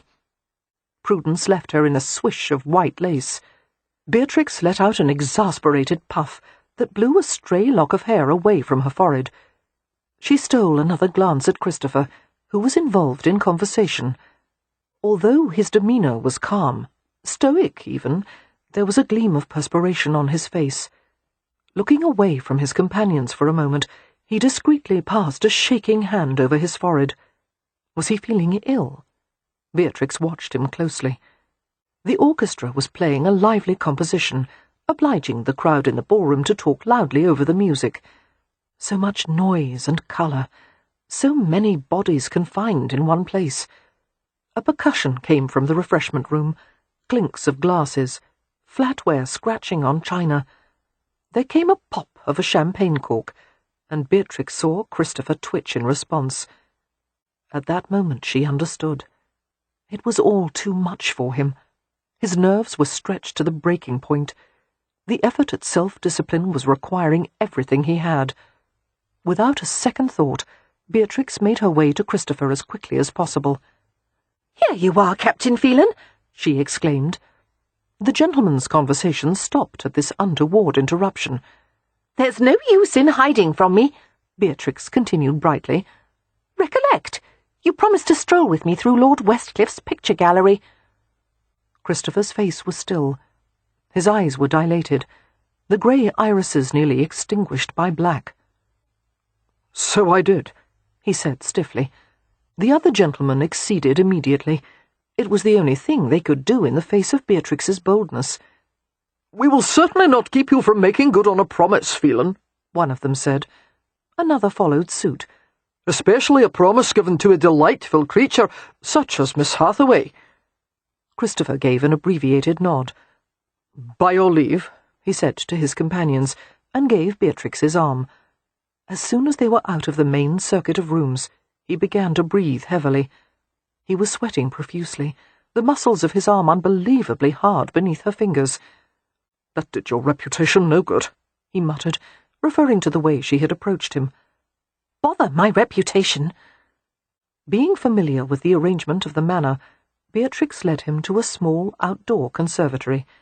The attached circular roof was supported with slender columns and dimly illuminated with torchlight shed from the surrounding gardens.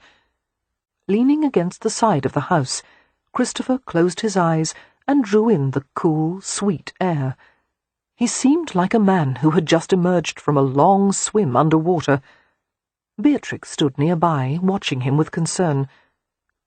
"Too much noise in there?" "Too much of everything," he muttered.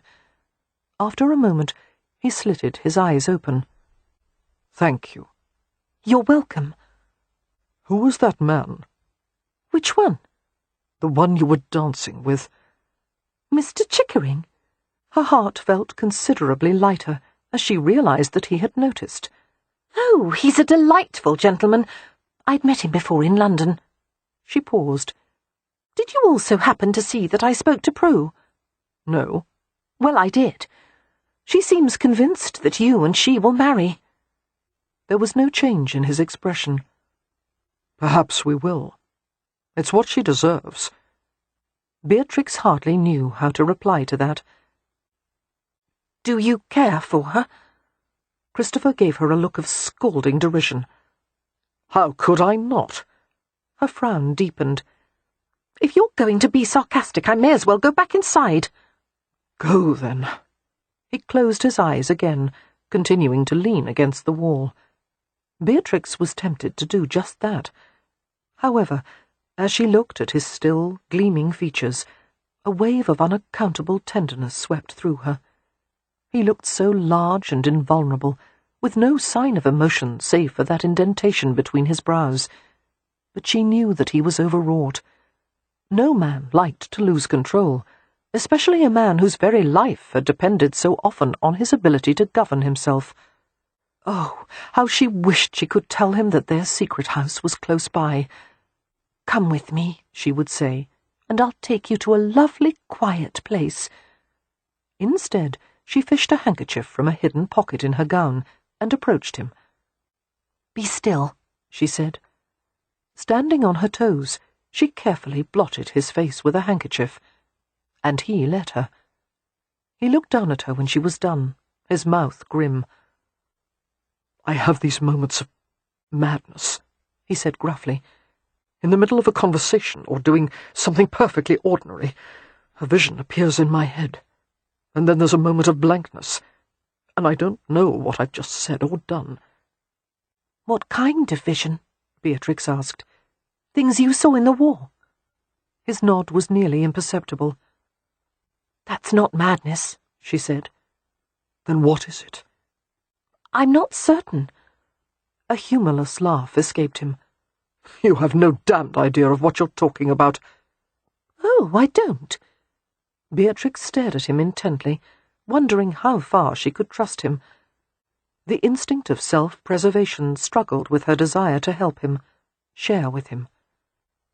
"Boldness be my friend," she thought ruefully, summoning her favourite line from Shakespeare. It was practically the Hathaway family motto.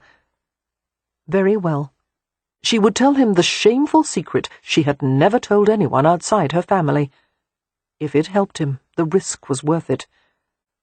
"I steal things," she said bluntly. That got his attention. "Pardon?" "Little things. Snuff boxes, sealing wax, odds and ends. Never intentionally." "How do you steal things unintentionally?"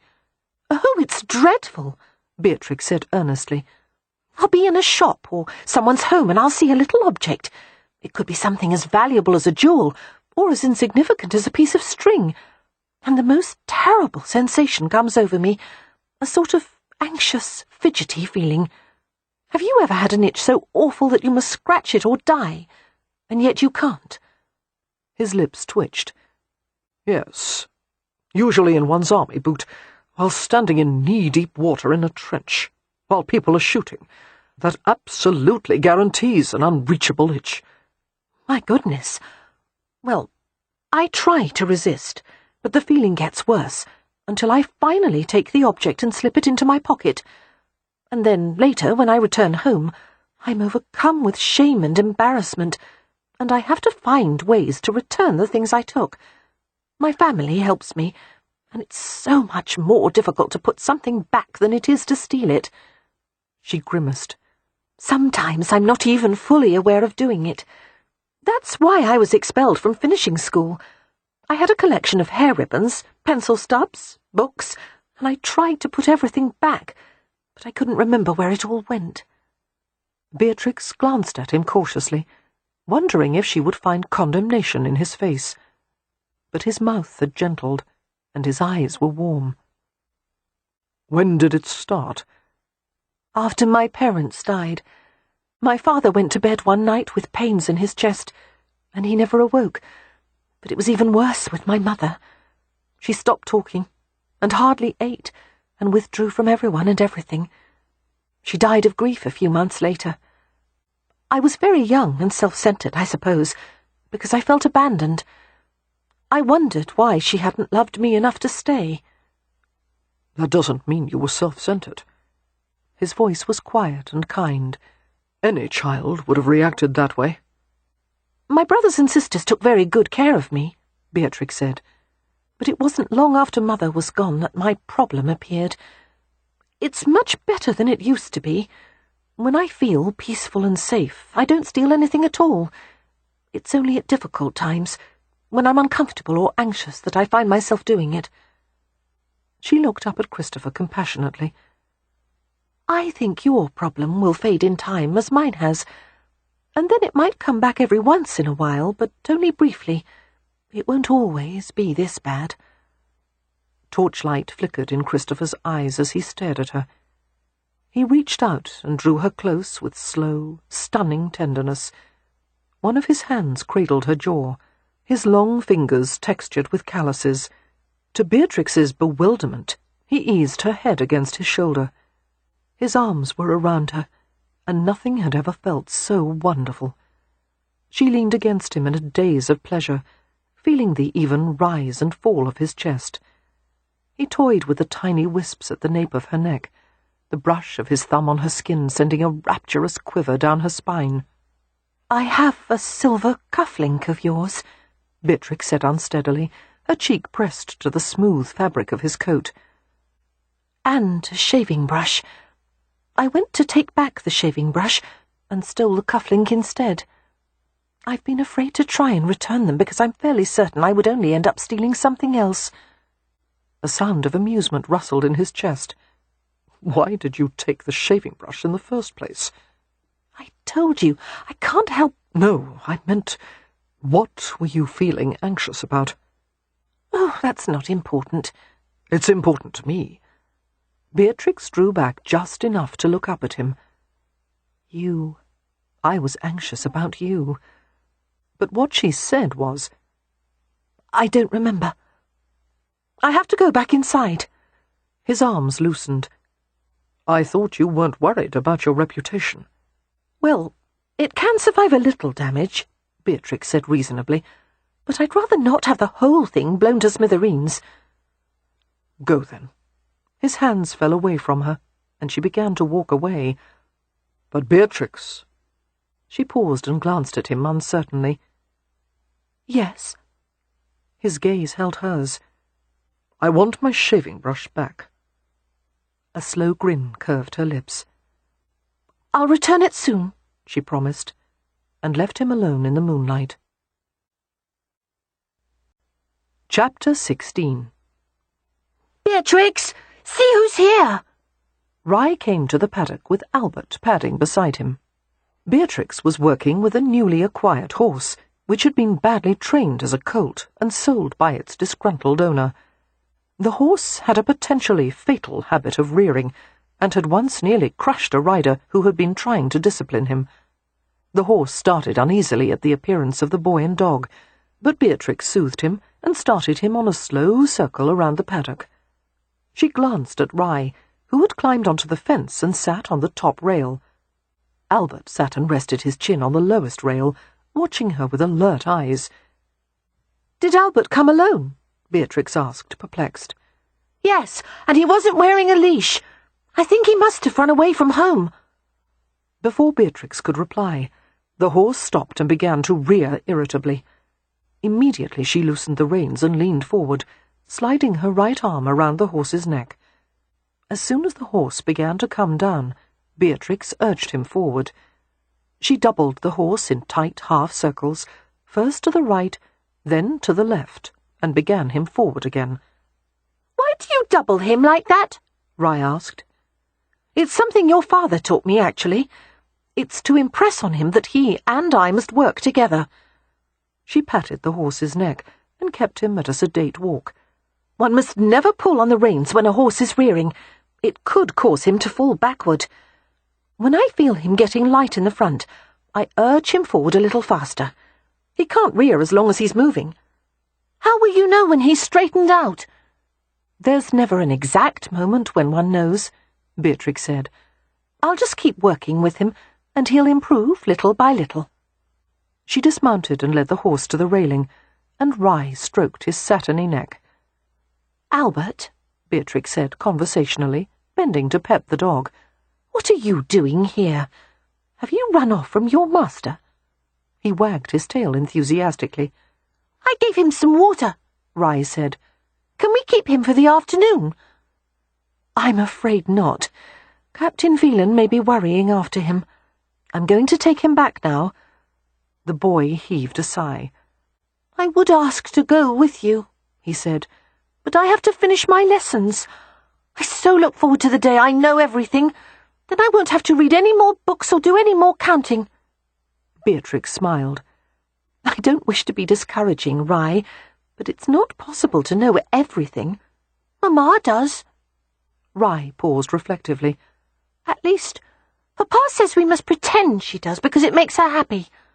"Your father," Beatrix informed him with a laugh, "is one of the wisest men I've ever known." It was only when Beatrix had ridden halfway to Phelan House, with Albert trotting alongside, that she recalled she was still dressed in boots and breeches. No doubt the outlandish attire would annoy Christopher. There had been no word from him in the week after the ball at Stonycross Manor, and although Beatrix had certainly not expected him to pay a call on her, it would have been a cordial gesture on his part. They were neighbours, after all. She had gone out walking every day, hoping to encounter him on a long ramble, but there was no sign of him. It couldn't have been more obvious that Christopher wasn't interested in her in any regard, which led Beatrix to the conclusion that it had been a grave mistake to confide in him. She had been presumptuous in assuming that her problem was comparable to his. "Recently, I realized that I'm no longer in love with him," she told Albert as they neared Phelan House. "It's such a relief. Now I'm not at all nervous about the prospect of seeing him. I suppose this is proof that what I felt for him was infatuation, because it's completely gone now. I couldn't care less about what he does or whom he marries. Oh, what a feeling of utter freedom." She glanced at the dog, who didn't look at all convinced by her statements. She sighed heavily. Reaching the entrance of the house, Beatrix dismounted and handed the reins to a footman. She suppressed a sheepish smile as she saw how he was gaping at her. "Keep my horse at the ready, please. I'll be only a moment. Come, Albert." She was met at the front door by Mrs. Clocker, who was taken aback by her attire.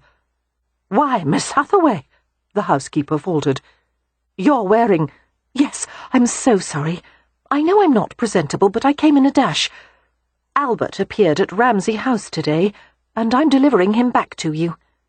"Thank you," the housekeeper said in a distracted manner. "I hadn't even noticed he was missing. With the master not himself." "Not himself?" Beatrix was instantly concerned. "In what way, Mrs. Clocker?" "I shouldn't say." "Yes, you should. I'm the perfect person to confide in. I'm very discreet. I only gossip to animals. Is Captain Phelan ill? Did something happen?" The housekeeper's voice lowered to a whisper. 3 nights ago, we all smelled smoke coming from the master's bedroom. The master was drunk as David's sow, and he had thrown his uniform onto the fire in the hearth, and all his medals with it. We managed to rescue the medals, although the garments were ruined. After that, the master closed himself in his room and began to drink steadily. He hasn't stopped. We've watered his liquor as much as we dared, but—" A helpless shrug. "He will talk to no one. He won't touch the dinner trays I sent up. We sent for the doctor, but he wouldn't see him, and when we brought the pastor yesterday, he threatened to murder him. We've been considering the idea of sending for Mrs. Phelan." "His mother?" "Dear me, no. Mrs. Phelan the younger. I do not think his mother would be of any help."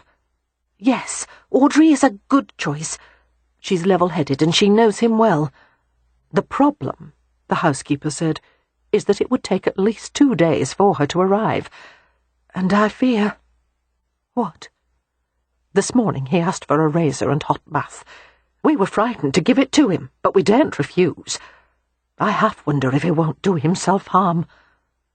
2 things were immediately clear to Beatrix. First, the housekeeper would never have confided so much in her unless she was desperate. And second, Christopher was in terrible pain. She felt answering pain, for his sake, piercing beneath her own ribs. Everything she had told herself about her newfound freedom, about the death of her infatuation, was revealed as an absurdity. She was mad for him. She would have done anything for him. Anxiously she wondered what he needed, what words might soothe him. But she was not up to the task. She couldn't think of anything wise or clever. All she knew was that she wanted to be with him. "Mrs. Clocker," she said carefully, "I wonder if it might be possible for you not to notice if I go upstairs." The housekeeper's eyes widened. Miss Hathaway, I don't think that would be safe, nor sensible." "Mrs. Clocker, my family has always believed that when we are faced with large and apparently impossible problems, the best solutions are found by the insane people, not the sensible ones." Looking confused, the housekeeper opened her mouth to disagree, and closed it. "If you cry out for help," she ventured after a moment, "we will come to your aid." "Thank you, but I'm certain that won't be necessary." Beatrix went inside the house and headed to the stairs.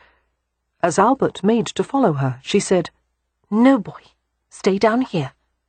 "Come, Albert," the housekeeper said. "We'll find some scraps for you from the kitchen." The dog switched directions without pausing, panting happily as he went with Mrs. Clocker. Beatrix went upstairs, taking her time.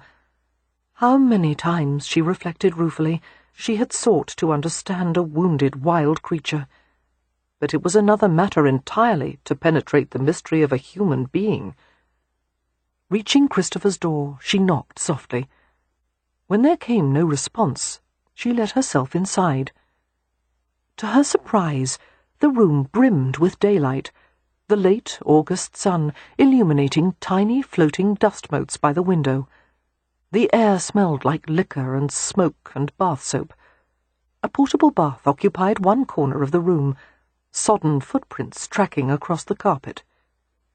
Christopher reclined on the unmade bed, half propped on a haphazard stack of pillows, a bottle of brandy clasped negligently in his fingers. His incurious gaze moved to Beatrix, and held, his eyes becoming alert. He was clad in a pair of fawn-coloured trousers, only partially fastened, and nothing more. His body was a long golden arc on the bed, lean and complexly muscled. Scars marred the sun-browned skin in places.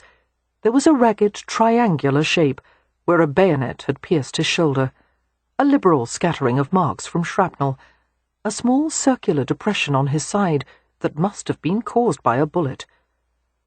Slowly, Christopher levered himself upward and placed the bottle on the bedside table. Half leaning on the edge of the mattress, his bare feet braced on the floor, he regarded Beatrix without expression. The locks of his hair were still damp, darkened to antique gold. How broad his shoulders were, their sturdy slopes flowing into the powerful lines of his arms. "Why are you here?" His voice sounded rusty from disuse. Somehow, Beatrix managed to drag her mesmerized gaze away from the glinting fleece on his chest.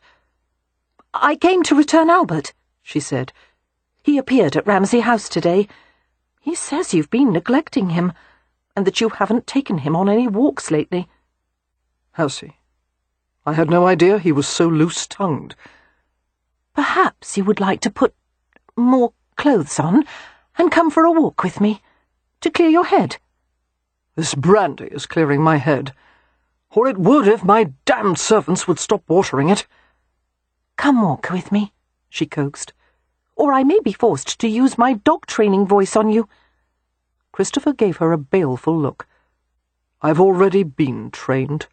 By Her Majesty's Royal Army. Despite the sunlight in the room, Beatrix sensed the nightmares lurking in the corners. Everything in her insisted that he should be outside, in the open air, away from confinement. "What is it?" she asked. "What's caused this?" He lifted a hand in an annoyed gesture, as if to bat away an insect. Beatrix moved toward him cautiously. "Don't," came his sharp rebuke. "Don't come close. Don't say anything, just leave." "Why?" He gave an impatient shake of his head. "Whatever words would make you go, consider them said."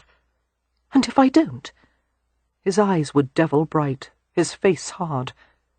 "Then I'll drag you to this bed and force myself on you." Beatrix didn't believe that for a second, but it revealed the extremity of his torment, that he would threaten such a thing. Giving him a patently sceptical glance, she said, "You're too drunk to catch me." She was startled by a burst of movement. Christopher reached her, fast as a leopard, and slammed his palms on the door on either side of her head.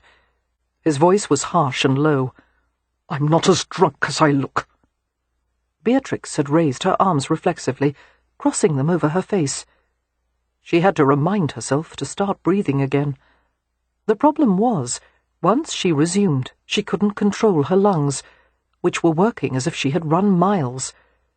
Faced with a hard wall of masculine flesh, she could almost feel the heat of his skin. "Are you afraid of me now?" he asked. She gave a slight shake of her head, her eyes huge. "You should be." Beatrix started as she felt his hand glide from her waist to the side of her ribs in an insolent caress. His breathing deepened as he discovered that she wasn't wearing a corset. His palm moved slowly over her natural shape. Christopher's lashes half lowered, and his colour heightened as he stared at her. His hand came to her breast, lightly shaping the roundness. Beatrix felt her legs threaten to give out beneath her. His thumb and forefinger caught at the rising tip and squeezed gently. "Last chance," he said in a guttural voice. "Get out, or get in my bed." "Is there a third option?" Beatrix asked weakly, her breast throbbing beneath his touch. For answer, Christopher picked her up with stunning ease and carried her to the bed. She was tossed to the mattress. Before she could move, he had straddled her, all that sleek golden power poised above her. "Wait," Beatrix said. "Before you force yourself on me, I would like to have 5 minutes of rational conversation. Only 5. Surely that's not too much to ask." His eyes were pitiless. "If you wanted rational conversation, you should have gone to another man. You're Mr. Chittering." "Chickering," Beatrix said, squirming beneath him. "And he's not mine, and—" She swatted his hand away as he touched her breast again. "Stop that.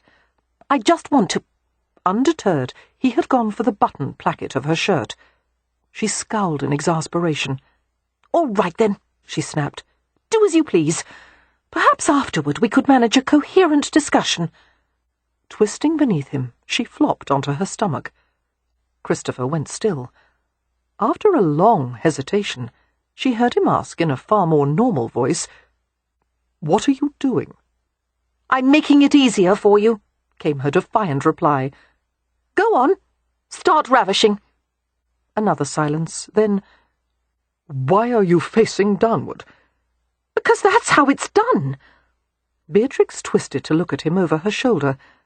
A twinge of uncertainty caused her to ask, "Isn't it?"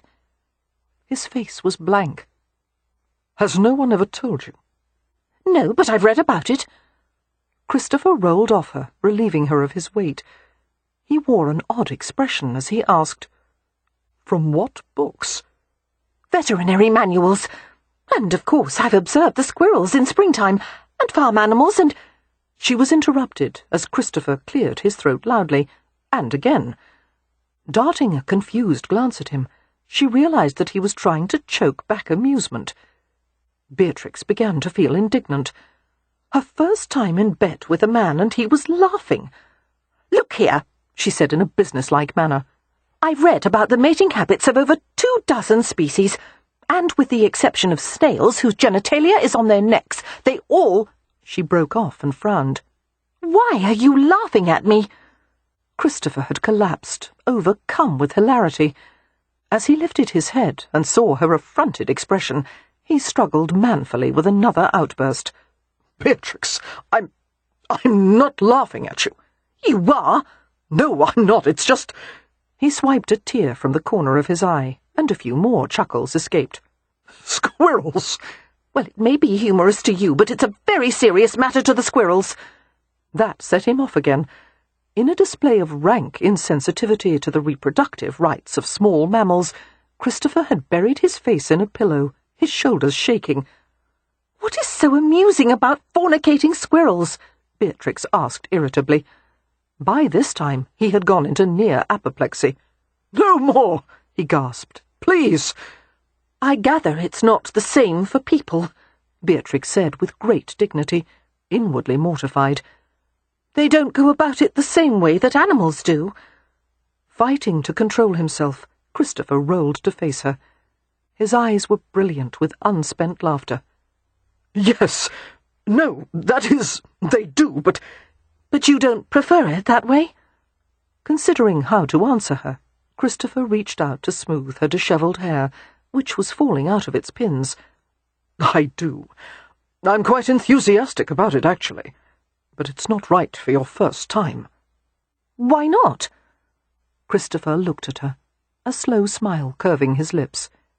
His voice deepened as he asked, "Shall I show you?"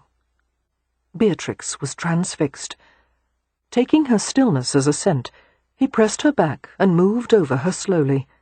He touched her with care, arranging her limbs, spreading them to receive him. A gasp escaped her as she felt his hips settle on hers. He was aroused, a thick pressure fitting against her intimately. Bracing some of his weight on his arms, he looked down into her reddening face.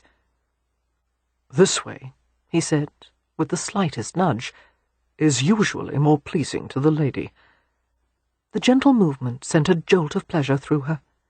Beatrix couldn't speak, her senses filled with him, her hips catching a helpless arch. She looked up at the powerful surface of his chest, covered with a tantalizing fleece of bronze-gold hair. Christopher lowered further, his mouth hovering just over hers. "Front to front, I could kiss you the entire time, and the shape of you would cushion me so sweetly. Like this." His lips took hers and coaxed them open, wringing heat and delight from her yielding flesh. Beatrix shivered, her arms lifting around his neck. She felt him all along her body, his warmth and weight anchoring her. He murmured endearments, kissing along her throat, while he tugged at the buttons of her shirt and spread the fabric open. She wore only a short chemise beneath, the kind commonly used as a corset cover. Pulling down the lace-trimmed strap, he exposed a round, pale breast, the peak already tight and rose-coloured. His head bent, and he caressed her with his mouth and tongue.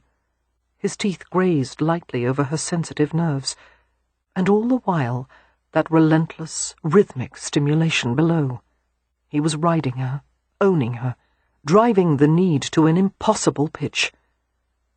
His hands cradled her head as he kissed her again, open-mouthed and deep, as if he were trying to draw the soul from her body. Beatrix answered eagerly, holding him with her arms and legs, but then he let go with a hoarse exclamation and moved away. "No," she heard herself moan. "Please." His fingers came to her lips, gently stroking her into silence. They lay side by side, facing each other, struggling to regain their breath. "My God, I want you." Christopher sounded far from pleased by the fact. His thumb swept over her kiss-swollen lips. "Even though I annoy you?" "You don't annoy me." Carefully he rebuttoned the placket of her shirt. I thought you did at first, but now I realize it was more like the feeling you get when your foot's been asleep, and when you start moving, the blood coming back into it is uncomfortable, but also good. Do you understand what I mean? Yes. I make your feet tingle. A smile came to his lips. Among other things. They continued to lie together, staring at each other. He had the most remarkable face, Beatrix thought. Strong, flawless, and yet it was saved from cold perfection by the lines of humour at the corners of his eyes, and the hint of sensuality edging his mouth. The subtle weathering made him look experienced. It was the kind of face that made a woman's heart beat faster. Shyly, Beatrix reached out to touch the bayonet scar on his shoulder. His skin was like hot, pressed satin, except for the dark, uneven gouge of that healed-over wound. "How painful this must have been," she whispered. "Do your wounds still hurt?" Christopher shook his head slightly. "Then what is troubling you?" He was silent, his hand settling on her hip. As he thought, his fingers slipped beneath the untucked hem of her shirt, the backs of his knuckles stroking the skin of her midriff. "I can't go back to who I was before the war," he eventually said. "And I can't be who I was during the war. And if I'm not either of those men, I'm not sure what I'm left with, except for the knowledge that I killed more men than I could count." His gaze was distant, as if he was staring into a nightmare.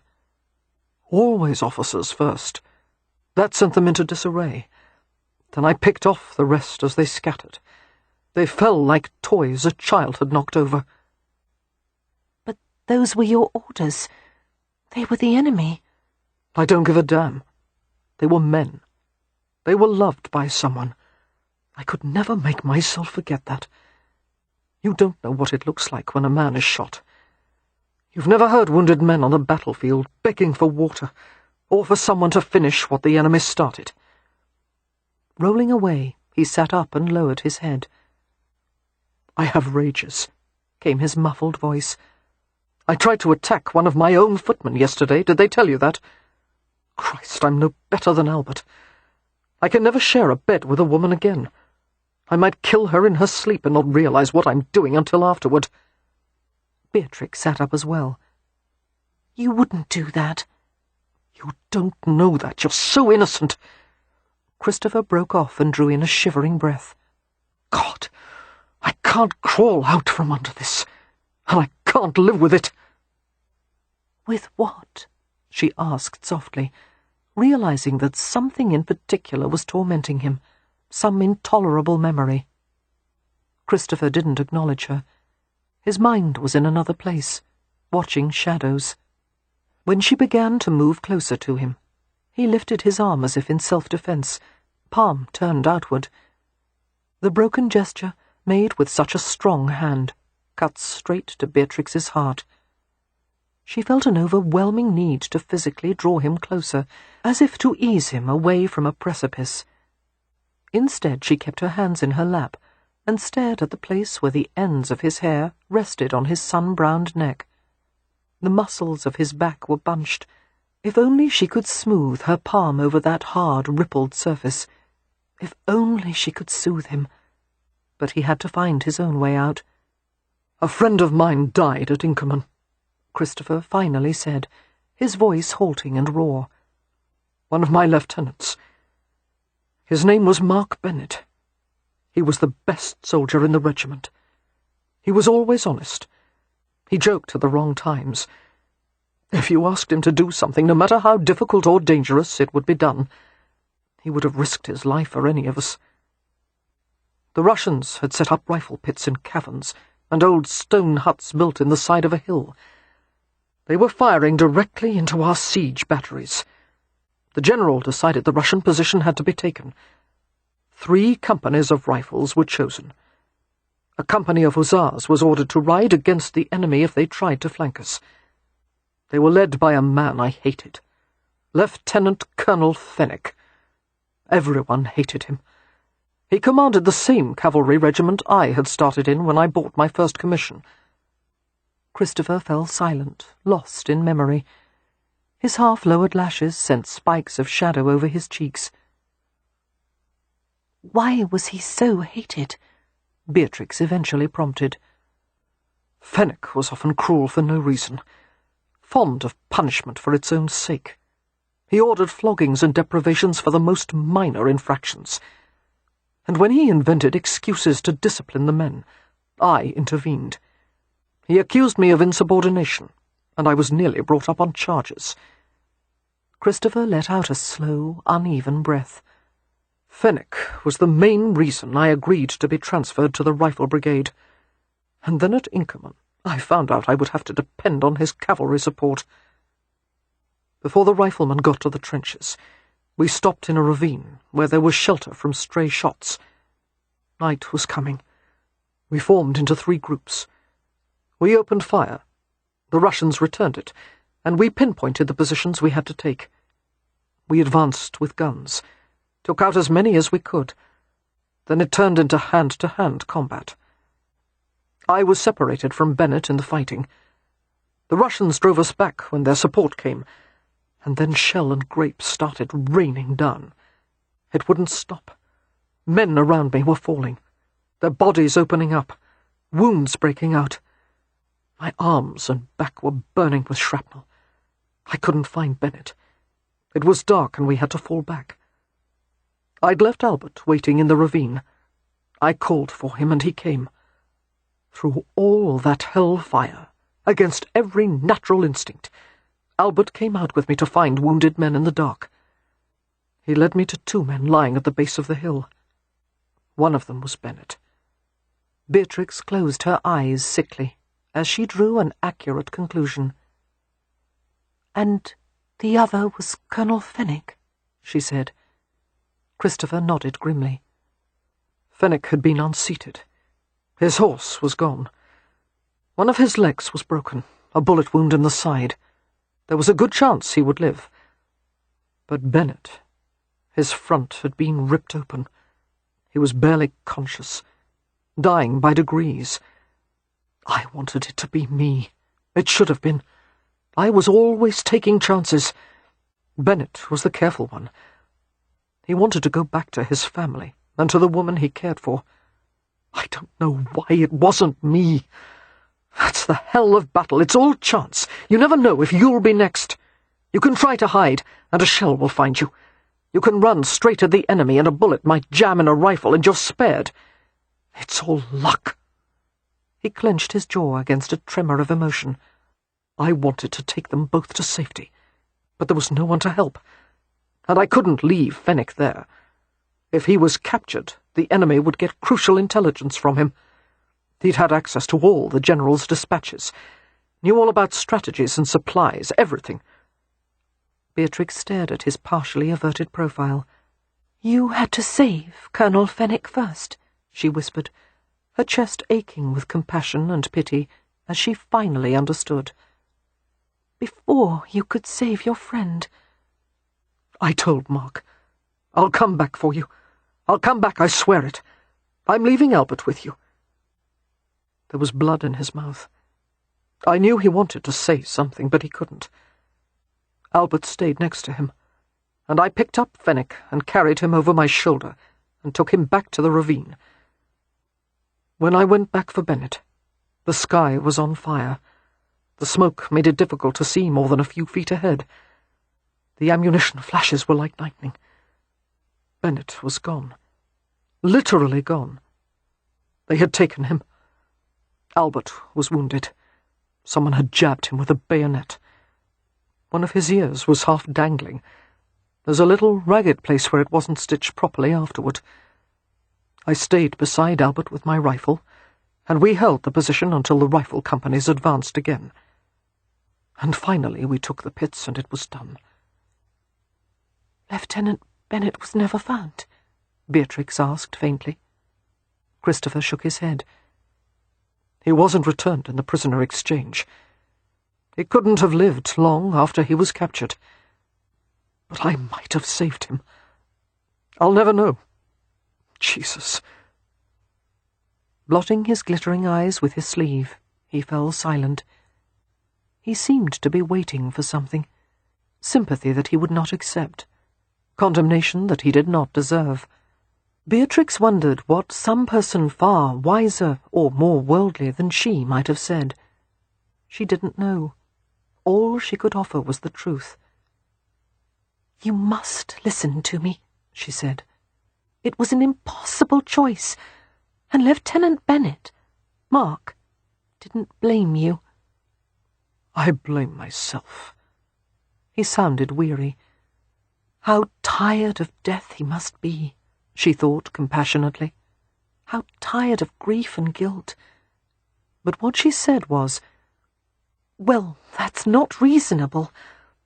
I know that it must torment you to think that he died alone, or worse, at the hands of the enemy. But it's not how we die that matters. It's how we live. While Mark lived, he knew that he was loved. He had his family and his friends. That was as much as any man could have." Christopher shook his head. No good. No words could help him. Beatrix reached out to him then, unable to hold back any longer. She let her hand glide gently over the warm, golden skin of his shoulder. "I don't think you should blame yourself," she said. "But it doesn't matter what I believe. You'll have to come to that conclusion on your own. It wasn't your fault that you were faced with a terrible choice. You must give yourself enough time to get better." "How much time will that take?" he asked bitterly. "I don't know," she admitted. "But you have a lifetime." A caustic laugh broke from him. "That's too damned long." "I understand that you feel responsible for what happened to Mark, but you've already been forgiven for whatever you think your sins are." "You have," she insisted as he shook his head. "Love forgives all things, and so many people—" She stopped as she felt his entire body jerk. "What did you say?" she heard him whisper. Beatrix realized the mistake she had just made. Her arms fell away from him. The blood began to roar in her ears, her heart thumping so madly she felt faint.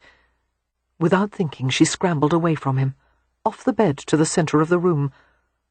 Breathing in frantic bursts, Beatrix turned to face him. Christopher was staring at her, his eyes gleaming with a strange, mad light. "I knew it," he whispered. She wondered if he might try to kill her. She decided not to wait to find out. Fear gave her the speed of a terrified hare. She bolted before he could catch her, tearing to the door, flinging it open and scampering to the grand staircase. Her boots made absurdly loud thuds on the stairs as she leapt downward. Christopher followed her to the threshold, bellowing her name.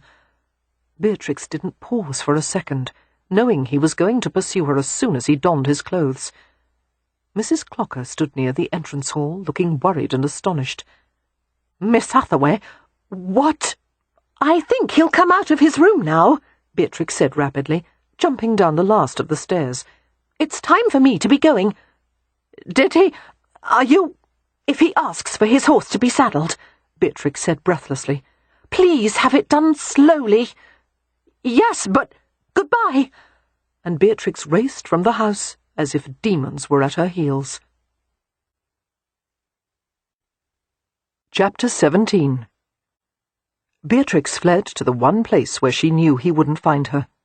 The irony was hardly lost on her that she was hiding from Christopher in the place she had most longed to share with him. And she was well aware that she could not hide from him forever. There would be a reckoning. But after having seen his face, when he realized that she was the one who had deceived him, Beatrix wanted to put off that reckoning for as long as possible. She rode pell-mell to the secret house on Lord Westcliffe's estate, tethered the horse, and went upstairs to the tower room. It was sparsely furnished with a pair of battered chairs, an ancient settee with a low back, a ramshackle table, and a bed-frame propped against one wall. Beatrix had kept the room swept clean and dusted, and she had adorned the walls with unframed sketches of landscapes and animals. A dish of burnt-out candle stubs was set at the window. After admitting fresh air into the room, Beatrix paced back and forth, muttering frantically to herself. "He'll probably kill me. Good, that's better than having him hate me. A quick throttling and it will be over. I wish I could throttle myself and spare him the trouble. Maybe I should toss myself out the window. If only I'd never written those letters. If only I'd been honest. Oh, what if he goes to Ramsay House and waits there for me? What if—" She stopped abruptly as she heard a noise from outside. A bark. Creeping to the window, she looked down and saw Albert's jaunty, furry form trotting around the building, and Christopher, tethering his horse near hers. He had found her. "Oh, God!" Beatrix whispered, blanching. She turned and set her back against the wall, feeling like a prisoner facing execution. This was one of the worst moments of her entire life, and in light of some of the Hathaways' past difficulties, that was saying something. In just a few moments, Albert bounded into the room and came to her. "You let him here, didn't you?" Beatrix accused in a furious whisper. "Traitor!" Looking apologetic, Albert went to a chair, hopped up and rested his chin on his paws. His ears twitched at the sound of a measured tread on the stairs. Christopher entered the room, having to bend his head to pass through the small medieval doorway. Straightening, he surveyed their surroundings briefly, before his piercing gaze found Beatrix. He stared at her with the barely suppressed wrath of a man to whom entirely too much had happened. Beatrix wished she were a swooning sort of female. It seemed the only appropriate response to the situation. Unfortunately, no matter how she tried to summon a swoon, her mind remained intractably conscious. "I'm so sorry," she croaked. No reply. Christopher approached her slowly, as if he thought she might try to bolt again. Reaching her, he took her upper arms in a hard grip that allowed no chance of escape. "Tell me why you did it," he said, his voice low and vibrant with hatred, fury. "No, damn you, don't cry. Was it a game? Was it only to help Prudence?" Beatrix looked away with a wretched sob. "No, it wasn't a game. Prue showed me your letter, and she said she wasn't going to answer it. And I had to. I felt as if it had been written for me. It was only supposed to be once. But then you wrote back, and I let myself answer just once more, and then one more time, and another." "How much of it was the truth?" "All of it," Beatrix burst out, "except for signing Prue's name. The rest of it was real. If you believe nothing else, please believe that." Christopher was quiet for a long moment. He had begun to breathe heavily. "Why did you stop?" She sensed how difficult it was for him to ask, but God help her, it was infinitely worse to have to answer. "Because it hurt too much. The words meant too much." She forced herself to go on, even though she was crying. "I fell in love with you, and I knew I could never have you. I couldn't pretend to be Prue any longer. I loved you so much, and I couldn't—" Her words were abruptly smothered. He was kissing her, she realized dazedly. What did it mean? What did he want? What— But her thoughts dissolved, and she stopped trying to make sense of anything. His arms had closed around her, one hand gripping the back of her neck. Shaken to her soul, she moulded against him. Taking her sobs into his mouth, he licked deep, his kiss strong and savage. It had to be a dream, and yet her senses insisted it was real, the scent and warmth and toughness of him engulfing her. He pulled her even more tightly against him, making it difficult to breathe. She didn't care. The pleasure of the kiss suffused her, drugged her, and when he pulled his head back, she protested with a bewildered moan. Christopher forced her to look back at him. "Loved?" he asked hoarsely. "Past tense?"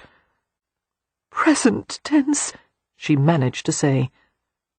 "You told me to find you. I didn't mean to send you that note. But you did. You wanted me. Yes. More tears escaped her stinging eyes. He bent and pressed his mouth to them, tasting the salt of grief. Those grey eyes looked into hers, no longer bright as hellfrost, but soft as smoke. I love you, Beatrix. Maybe she was capable of swooning after all.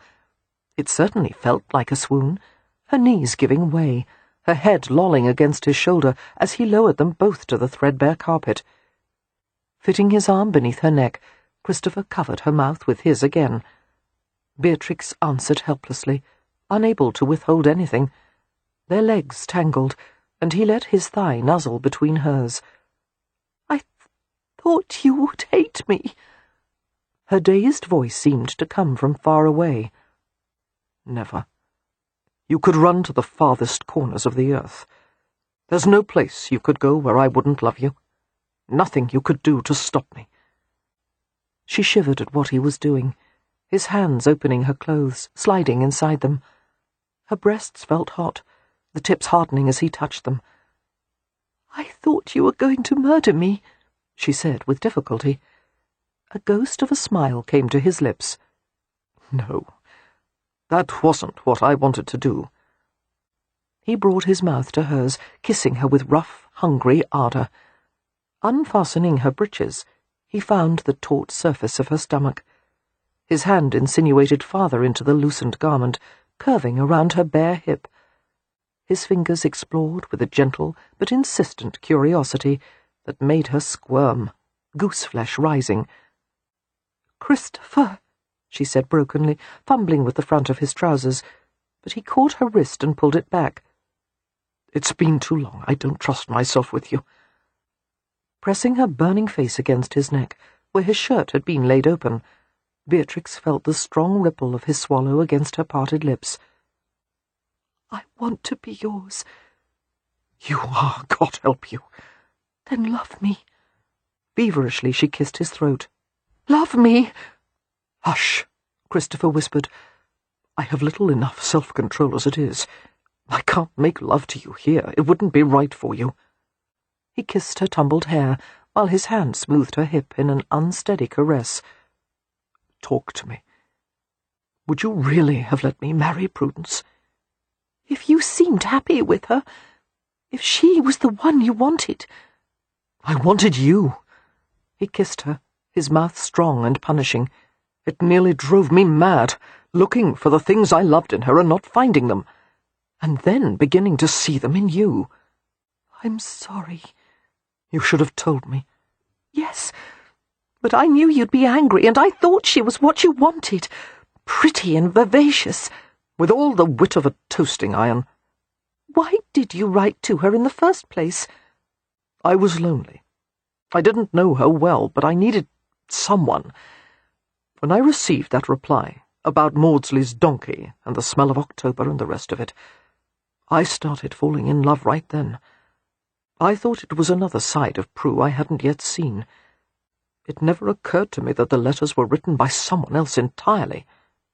He gave her a dark glance. Beatrix returned his gaze contritely. I knew you wouldn't want letters from me. I knew I wasn't the kind of woman you wanted. Rolling Beatrix to her side, Christopher brought her against his aroused form. Does this feel as if I don't want you? The hard pressure of him, the rampant heat of his body, dazzled her senses. It was like being drunk, like drinking starlight. Closing her eyes, she leaned her face into his shoulder. You thought I was peculiar, she said in a muffled voice. His mouth brushed the edge of her ear and settled against her neck. She felt that he was smiling. Darling love, you are. An answering grin curled her lips. She shivered as Christopher moved over her, pushing her back, using his thigh to part hers. He took her mouth with endless kisses, deep and impatient, turning her blood to fire. He began to caress her with strong, calloused hands, a soldier's hands. Her breeches were dragged away from her pale hips. They both gasped, breath fragmenting, as his palm cupped her intimately. He stroked the humid warmth, parting and spreading her, a fingertip stroking the entrance to her body. She lay quiet and unresisting, a mad heartbeat resounding everywhere. He touched inside her, his finger pushing gently past the innocent constriction. Lowering his head, he pressed his mouth to the tender curves of her breasts. A moan escaped her as she felt him take a hard bud between his lips. He began to suckle, his tongue lapping between each rhythmic tug. His finger went deeper, the heel of his hand teasing an unspeakably sensitive place. Beatrix writhed, seeing nothing. Desperate tension folded in upon itself, and again centering low and tight. A whimper escaped her as a wave of unimaginable pleasure caught her, and he guided her farther into it. She managed to speak through dry lips, her voice stunned and shaken. "Christopher, I can't—" "Let it happen," he whispered against her flushed skin. "Let it come." He stroked her in a wicked, sensual cadence, pushing her higher. Her muscles worked against the alarming rush of sensation, and then her body began pulling it all in, her veins dilating, heat surging. Groping for his head, Beatrix sank her hands into his hair and guided his mouth to hers. He complied at once, drinking in her moans and gasps, his beguiling hands soothing the wrenching spasms. The delight receded in lazy ebbs, leaving her weak and trembling. Beatrix stirred and opened her eyes, discovering that she was on the floor, half undressed, cradled in the arms of the man she loved. It was a strange, delicious, vulnerable moment. Her head turned in the crook of his arm. She saw Albert, who had fallen asleep in the chair, supremely uninterested in their antics. Christopher caressed her slowly, his knuckles trailing through the valley between her breasts. Beatrix tilted her head back to look at him. Perspiration had given his skin the sheen of polished metal. Seraphic, masculine features worked in bronze. His expression was engrossed, as if her body fascinated him, as if she were made of some precious substance he had never encountered before. She felt the soft, hot shock of his breath as he bent to kiss the inside of her wrist. He let the tip of his tongue rest against a tiny pulse. So new, this intimacy with him, and yet it was as necessary as the beat of her own heart. She never wanted to be out of his arms again. She wanted to be with him always. "When are we going to marry?" she asked, her voice languorous. Christopher brushed his lips against her cheek. He held her a little more tightly, and he was silent. Beatrix blinked in surprise. His hesitation affected her like a splash of cold water. "We are going to marry, aren't we?" Christopher looked into her flushed face. "That's a difficult question." "No, it's not. It's a very simple yes or no question."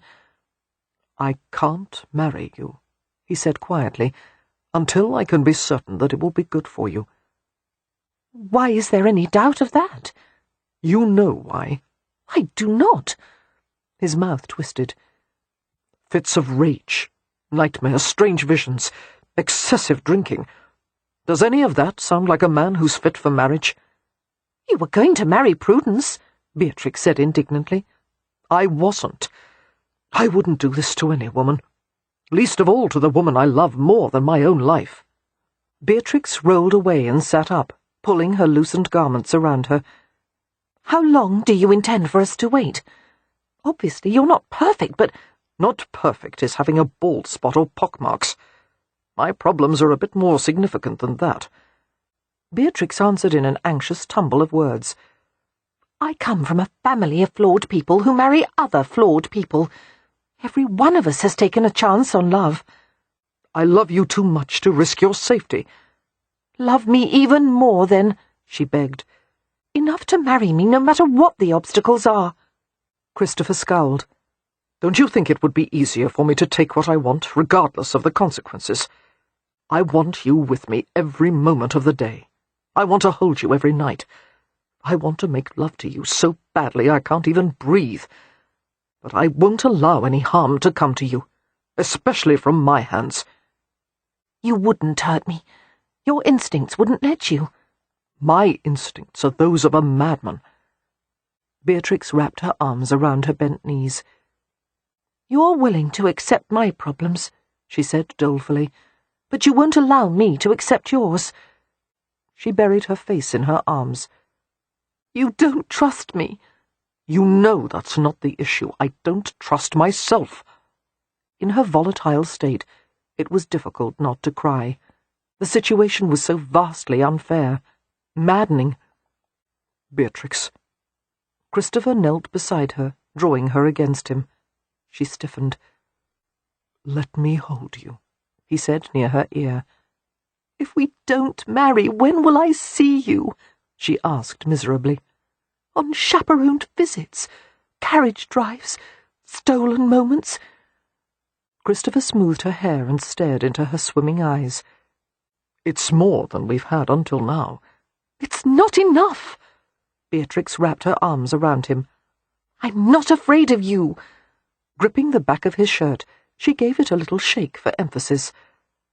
I want you, and you say you want me, and the only thing standing in our way is you. Don't tell me that you survived all those battles and suffered through so much merely to come home for this. He laid his fingers against her mouth. Quiet. Let me think. What is there to— Beatrix, he warned. She fell silent, her gaze locked on his severe features. Christopher frowned, weighing possibilities, inwardly debating the issue without seeming to come to any satisfactory conclusion. In the silence, Beatrix rested her head on his shoulder. His body was warm and comforting, the deep flexing muscles easily accommodating her weight. She wriggled to press closer to him, until she felt the satisfying hardness of his chest against her breasts, and she adjusted her position as she felt the firm pressure of him lower down. Her body ached to gather him in. Furtively, she brushed her lips against the salt-scented skin of his neck. He clamped his hand on her hip. Amusement threaded through his voice. Stop squirming. There is no possible way a man can think when you're doing that. Haven't you finished thinking yet? No. But she felt him smile as he kissed her forehead. If you and I marry, he said eventually, I would be put in the position of trying to protect my wife against myself.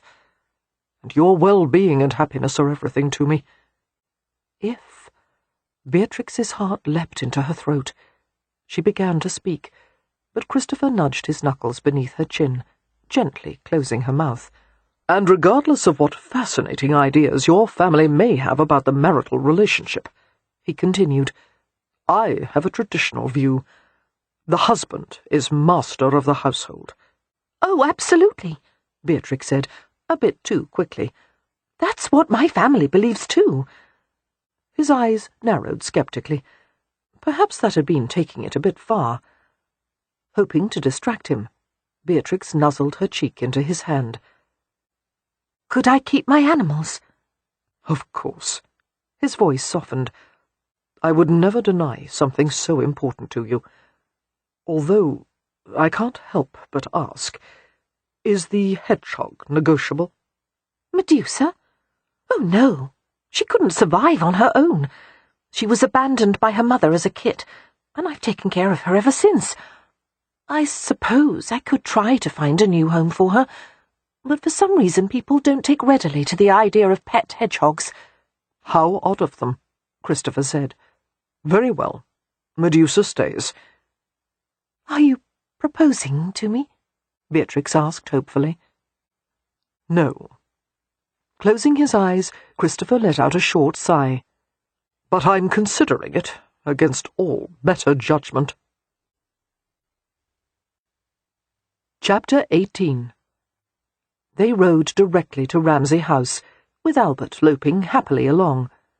It was nearly time for dinner, which made it likely that both Leo and Cam would have concluded their work for the day. Beatrix wished that she'd had time to prepare her family for the situation.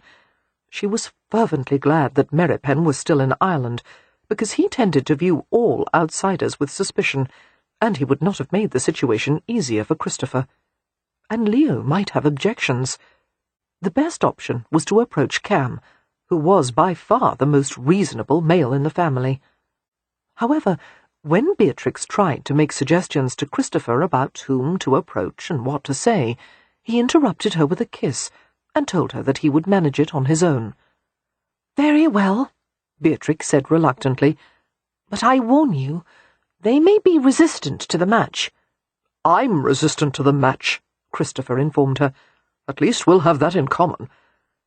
They entered the house and went to the family parlour, where Cam and Leo were involved in conversation, and Catherine was sitting at a small writing desk.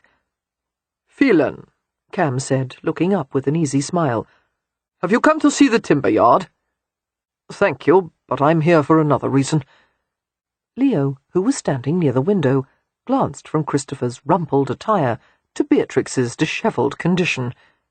"Beatrix, darling, have you taken to going off the estate dressed like that?" "Only this once," she said apologetically. "I was in a hurry." "A hurry? Involving Captain Phelan?" Leo's sharp gaze moved to Christopher. "What do you wish to discuss?" "It's personal," Christopher said quietly, "and it concerns your sister." He looked from Cam to Leo. Ordinarily there would have been no question concerning which one of them to approach. As lord of the manor, Leo would have been the first choice. However, the Hathaways seemed to have settled on an unconventional sharing of roles. "Which one of you should I talk to?" Christopher asked. They pointed to each other and replied at the same time, "Him." Cam spoke to Leo. "You're the Viscount." "You're the one who usually deals with this sort of thing," Leo protested. "Yes, but you won't like my opinion on this one. You're not actually considering giving them your approval, are you?" "Of all the Hathaway sisters," Cam said equably, "Beatrix is the one most suited to choose her own husband. I trust her judgment."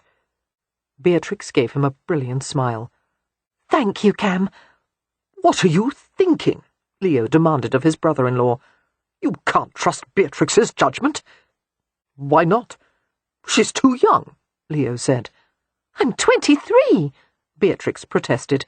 "In dog years I'd be dead." "And you're female," Leo persisted. "I beg your pardon," Catherine interrupted. "Are you implying that women have poor judgment?" "In these matters, yes." Leo gestured to Christopher. "Just look at the fellow, standing there like a bloody Greek god. Do you think she chose him because of his intellect?" "I graduated from Cambridge," Christopher said acidly. "Should I have brought my diploma?" "In this family," Cam interrupted, "there is no requirement of a university degree to prove one's intelligence. Lord Ramsay is a perfect example of how one has nothing to do with the other." "Phelan," Leo said, "I don't intend to be offensive. However—" "It's something that comes naturally to him," Catherine interrupted sweetly. Leo sent his wife a scowl and returned his attention to Christopher. "You and Beatrix haven't known each other long enough to consider matrimony. A matter of weeks, to my knowledge. And what about Prudence Mercer? You're practically betrothed, aren't you?" "Those are valid points," Christopher said, "and I will answer them. But you should know right away that I'm against the match." Leo blinked in bemusement. "You mean you're against a match with Miss Mercer?" "Well, yes, but I'm also against a match with Beatrix." Silence fell over the room. "This is a trick of some sort," Leo said. "Unfortunately, it's not," Christopher replied. Another silence. "Captain Phelan," Cam asked, choosing his words with care, "have you come to ask for our consent to marry Beatrix?" Christopher shook his head. "If I decide to marry Beatrix, I'll do it with or without your consent." Leo looked at Cam. "Good God," he said in disgust. "This one's worse than Harry." Cam wore an expression of beleaguered patience. "Perhaps we should both talk to Captain Phelan in the library. With brandy." "I want my own bottle," Leo said feelingly, leading the way. Aside from leaving out a few intimate details, Christopher told them everything. He was unsparing when it came to his own flaws, but he was determined to protect Beatrix from criticism, even from her own family. "It's not like her to play games," Leo said, shaking his head after Christopher told them about the letters. "God knows what possessed her to do such a thing." "It wasn't a game," Christopher said quietly. "It turned into something more than either of us expected." Cam regarded him with a speculative gaze. "In the excitement of all these revelations, Phelan, one could easily be swept away. Are you very sure of your feelings for Beatrix? Because she is unique," Leo supplied. "I know that." Christopher felt his mouth twitch with a trace of humour. "I know that she steals things unintentionally. She wears breeches and references Greek philosophers, and has read far too many veterinary manuals. I know that she keeps the kinds of pets that other people pay to have exterminated." Thinking of Beatrix, he felt an ache of yearning. "I know that she could never reside in London, that she could only thrive in living close to nature. I know that she is compassionate, intelligent, and brave, and the only thing she truly fears is being abandoned. And I would never do that, because I happen to love her to distraction. But there is one problem." "What is that?" Leo asked. Christopher answered in a bleak syllable. "Me." Minutes ticked by as Christopher explained the rest of it. His inexplicable behaviour since the war, the symptoms of a condition that seemed akin to madness. He probably shouldn't have been surprised that they received the information without apparent alarm, but it made him wonder, what kind of family was this? When Christopher finished, there was a moment of silence. Leo looked at Cam expectantly. "Well?"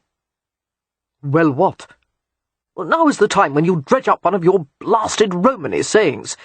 Something about roosters laying eggs, or pigs dancing in the orchard. It's what you always do. Let's have it." Cam gave him a sardonic glance. "I can't think of one right now." "My God, I've had to listen to hundreds of them. And Phelan doesn't have to hear even one?" Ignoring Leo, Cam turned his attention to Christopher. "I believe the problems you've described will lessen as time passes." He paused. "Our brother Merrypen would attest to that, if he were here." Christopher looked at him alertly. "He never fought in a war," Cam continued quietly, "but violence and damage are hardly limited to the battlefield. He had his own demons to fight, and he conquered them. I see no reason why you can't do the same." "I think Phelan and Beatrix should wait," Leo said. "Nothing will be lost by waiting." "I don't know about that," Cam said. "As the Roms say, take too much time, and time will take you." Leo looked smug. "I knew there would be a saying." "With all due respect," Christopher muttered, "this conversation is leading nowhere.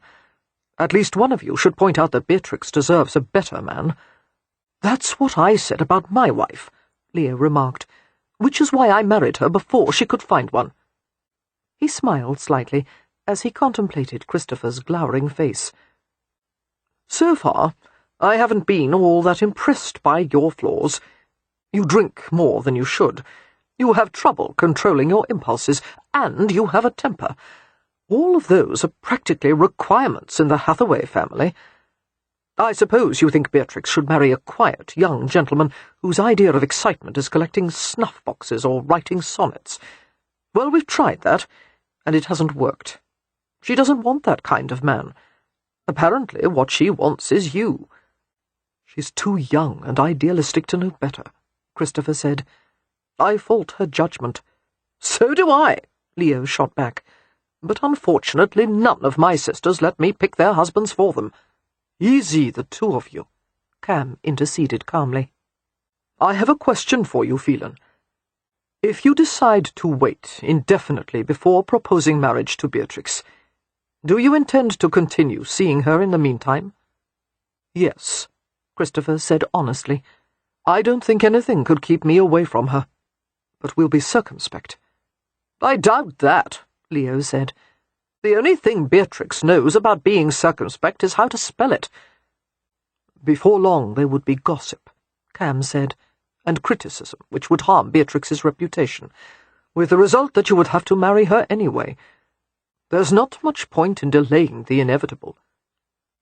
"Are you saying you want me to marry her?"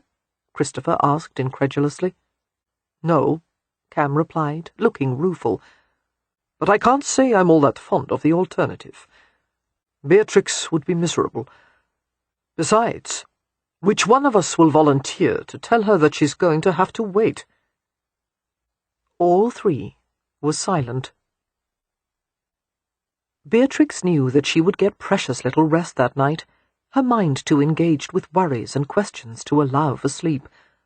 Christopher had not stayed for dinner, but had left soon after his talk with Cam and Leo. Amelia, who had come downstairs after having put Alex to bed, made no attempt to hide her pleasure in the news.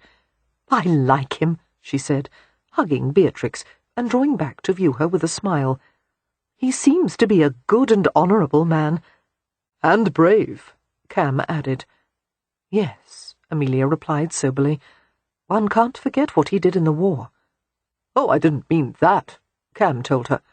"I was referring to the fact that he's willing to marry a Hathaway sister."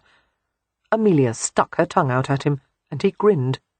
The relationship between the pair was so comfortable, and yet spiced with playfulness and flirtation. Beatrix wondered if she and Christopher could ever achieve anything similar, if he would relinquish enough of his defences to allow her to be close to him. Frowning, Beatrix sat next to Amelia. "I keep asking about the conversation Cam and Leo had with Christopher, and it seems nothing was decided or resolved. All they did was drink brandy." "We assured Phelan that we were more than happy to let him have you and your menagerie," Leo retorted. "After that, he said he needed to think." "About what?" Beatrix demanded. "What is there to think about? Why is it taking him so long to make a decision?" "He's a man, dear," Amelia explained kindly. "Sustained thinking is very difficult for them." "As opposed to women," Leo retorted, "who have the remarkable ability to make decisions without doing any thinking at all."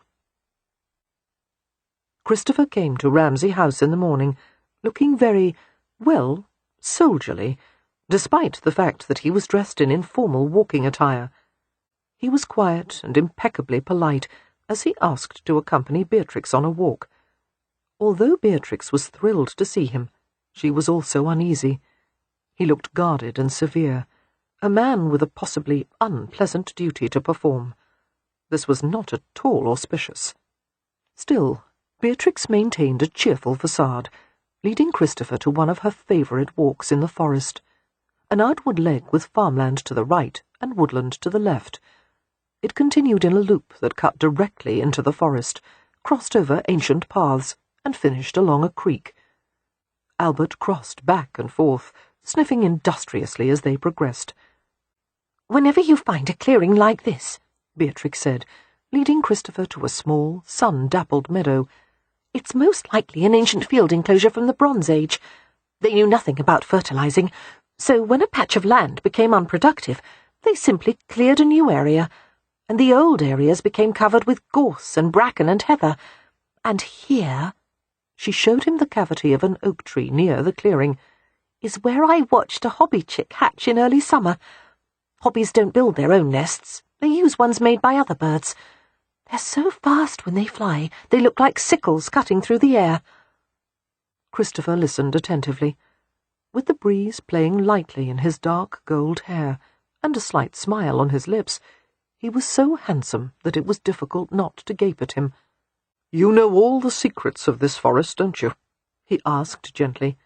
"There's so much to learn. I've only scratched the surface. I filled books with sketches of animals and plants, and I keep finding new ones to study." A wistful sigh escaped her. "There is talk of a natural history society to be established in London. I wish I could be part of it." "Why can't you?" "I'm sure they won't admit ladies," Beatrix said. "None of those groups do. It will be a room full of whiskered old men smoking pipes and sharing entomological notes, which is a pity. because I dare say I could talk about insects as well as any of them." A slow smile crossed his face. "I, for one, am glad you have neither pipe nor whiskers," he said.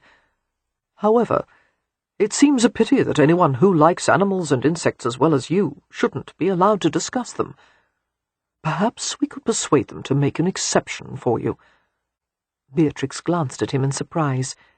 "You would do that? You wouldn't mind the idea of a woman pursuing such unorthodox interests?" "Of course I wouldn't. There would be no point in marrying a woman with unorthodox interests, and then trying to make her ordinary, would there?" Her eyes turned round. "Are you going to propose to me now?" Christopher turned her to face him, his fingers stroking the underside of her chin, coaxing her face upward.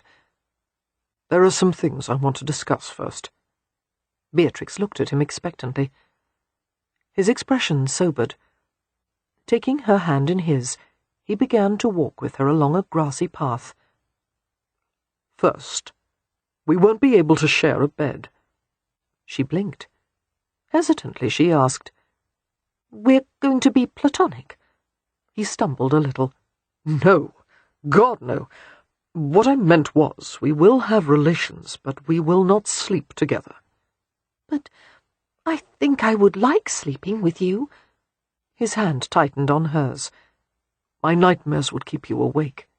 "I wouldn't mind that." "I might accidentally strangle you in my sleep."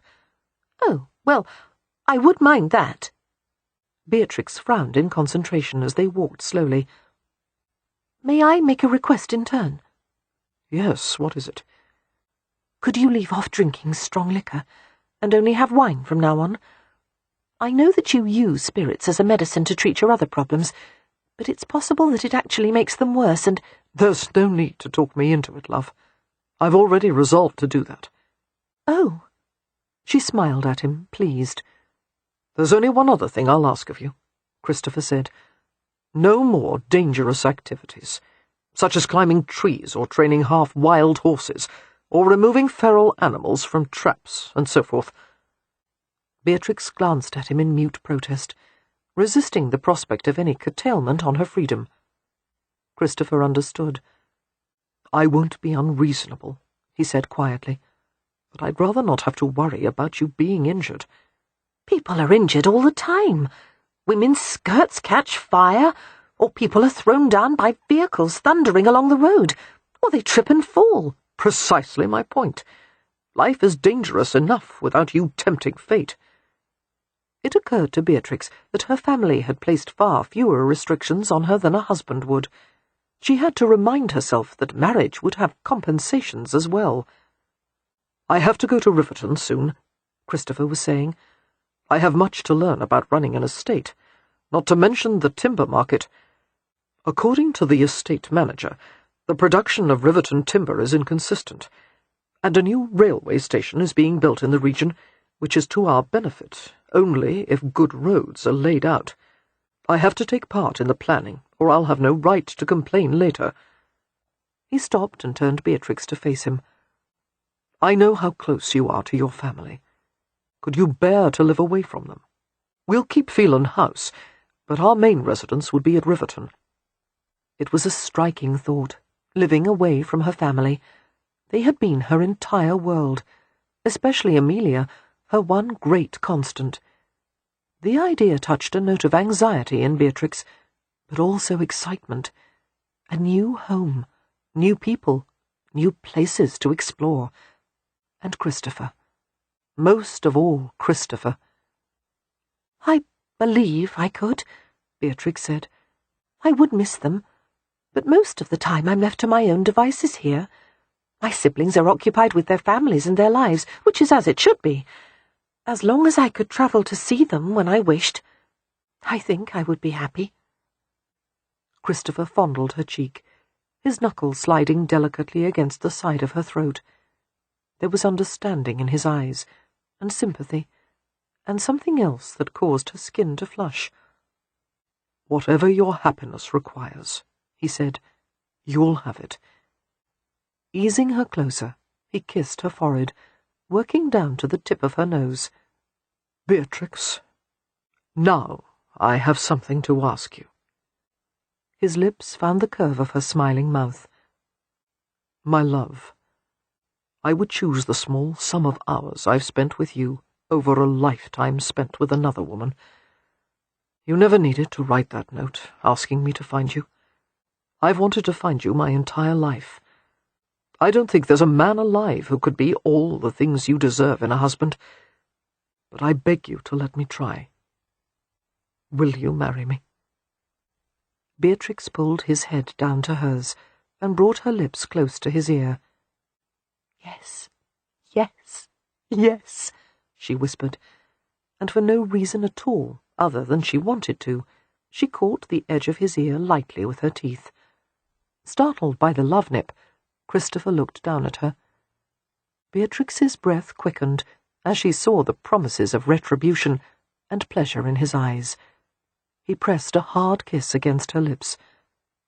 What kind of wedding would you like? He asked, and stole another kiss before she could reply. The kind that turns you into my husband. She touched the firm line of his mouth with her fingers. What kind would you like? He smiled ruefully. A fast one. Chapter 19. Christopher supposed he should take it as a bad sign that within a fortnight he had become entirely comfortable around his future in-laws. Whereas he had once avoided them for their peculiarities, he now sought out their company, spending nearly every evening at Ramsay House. The Hathaways squabbled, laughed, and genuinely seemed to like each other, which made them different from any other family of Christopher's experience. They were interested in everything. New ideas, inventions, and discoveries. No doubt the family's intellectual bent was a result of the influence of their late father, Edward. Christopher sensed that the happy, often chaotic household was doing him good, whereas the clamour of London had not.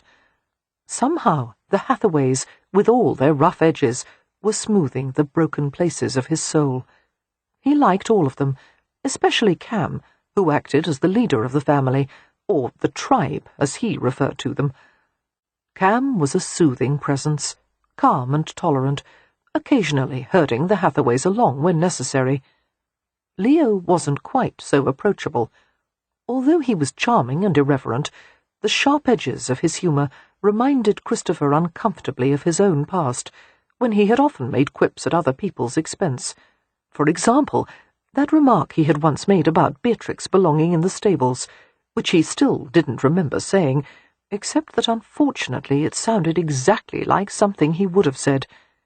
He hadn't fully understood the power of words then. The past 2 years had taught him differently. In the case of Leo, however, Beatrix assured Christopher that in spite of his sharp tongue, Leo was a caring and loyal brother. "You'll come to like him very well," she said. "But it's no surprise that you feel more comfortable around Cam. You're both foxes." "Foxes?" Christopher had repeated, amused. "Yes, I can always tell what kind of animal a person would be. Foxes are hunters, but they don't rely on brute strength. They're subtle and clever, fond of outwitting others, and although they sometimes travel far, they always like to come back to a snug, safe home." "I suppose Leo is a lion," Christopher said dryly. "Oh, yes, dramatic, demonstrative, and he hates being ignored. And sometimes he'll take a swipe at you, but beneath the sharp claws and the growls, he's still a cat." "What animal are you?" "A ferret. We can't help collecting things. When we are awake, we're very busy, but we also like to be still for long periods." She grinned at him. "And ferrets are very affectionate." Christopher had always imagined that his household would be run with order and precision by a proper wife who would oversee every detail. Instead, it seemed there was going to be a wife who strode about in breeches while animals roamed, waddled, crept, or hopped through every room. He was fascinated by Beatrix's competence at things women were not usually competent at. She knew how to use a hammer or a plane tool. She rode better than any woman he had ever seen, and possibly better than any man. She had an original mind, an intelligence woven of recall and intuition. But the more Christopher learned about Beatrix, the more he perceived the vein of insecurity that ran deep in her, a sense of otherness that often inclined her towards solitude. He thought that perhaps it had something to do with her parents' untimely deaths, especially her mother's, which Beatrix had felt as an abandonment. And perhaps it was partly a result of the Hathaways having been pushed into a social position they had never been prepared for. Being in the upper classes wasn't merely following a set of rules. It was a way of thinking, of carrying oneself and interacting with the world that had to be instilled since birth. Beatrix would never acquire the sophistication of the young women who had been raised in the aristocracy. That was one of the things he loved most about her. The day after he had proposed to Beatrix, Christopher had reluctantly gone to talk to Prudence. He was prepared to apologize, knowing that he had not been fair in his dealings with her. However, any trace of remorse he might have felt for having deceived Prudence vanished as soon as he saw that Prudence felt no remorse for having deceived him. It had not been a pleasant scene, to say the least. A plum-coloured flush of rage had swept across her face, and she had stormed and shrieked as if she were unhinged. "You can't throw me over for that dark-haired gargoyle and her freakish family. You'll be a laughing-stock. Half of them are gypsies and the other half are lunatics. They have few connections and no manners. They're filthy peasants, and you'll regret this to the end of your days. Beatrix is a rude, uncivilized girl who will probably give birth to a litter." As she had paused to take a breath, Christopher had replied quietly, "Unfortunately, not everyone can be as refined as the Mercers." The shot had gone completely over Prudence's head, of course, and she had continued to scream like a fishwife. And an image had appeared in Christopher's head, not the usual ones of war, but a peaceful one. Beatrix's face, calm and intent, as she had tended a wounded bird the previous day. She had wrapped the broken wing of a small sparrow against its body, and then showed Rye how to feed the bird. As Christopher had watched the proceedings, he had been struck by the mixture of delicacy and strength in Beatrix's hands. Bringing his attention back to the ranting woman before him, Christopher pitied the man who eventually became Prudence's husband. Prudence's mother had come into the parlour then, both of them alarmed by the uproar, and they had both tried to soothe her. Christopher had taken his leave soon after, regretting every minute he had ever wasted in Prudence Mercer's company. A week and a half later, all of Stony Cross had been startled by the news that Prudence had eloped with one of her long-time suitors, a member of the local gentry. The morning of the elopement, a letter had been delivered to Ramsay House, addressed to Beatrix. It was from Prudence. The letter was blotched and angrily scrawled, filled with accusations and dire predictions, and more than a few misspellings. Troubled and guilt-ridden, Beatrix had shown it to Christopher. His mouth twisted as he tore it in half and gave it back to Beatrix. "Well," he said conversationally, "she's finally written a letter to someone." Beatrix tried to look reproving, but a reluctant laugh escaped her. "Don't make jest of the situation. I feel so awfully guilty." "Why, Prudence doesn't." "She blames me for taking you away from her." "I was never hers in the first place, and this isn't some game of pass the parcel." That made her grin. "If you're the parcel," she said, giving him a suggestive glance, "I would like to unwrap you." Christopher shook his head as she leaned forward to kiss him. "Don't start that, or we'll never get this done." Putting a board in place, he looked at her expectantly. "Start hammering." They were in the hayloft, where she had taken him to help repair a nest box that she had constructed herself. Christopher watched, entertained, while Beatrix sank a neat row of nails into the end of the board. He had never expected that a woman's proficiency with tools would be so charming, and he couldn't help but enjoy the way her breeches tightened over her bottom every time she leaned over. With an effort, he tried to discipline his body, push back the urgent rise of desire, as he'd had to do so often lately. Beatrix offered more temptation than he could bear. Whenever he kissed her, She responded with an innocent sensuality that drove him to the limits of his self-control. Before he had been called to war, Christopher had never had any difficulty in finding lovers. Sex had been a casual pleasure, something he had enjoyed without guilt or inhibitions. But after prolonged abstinence, he was concerned about the first time he made love to Beatrix. He did not want to hurt or frighten her. Self-control of any kind was still a struggle.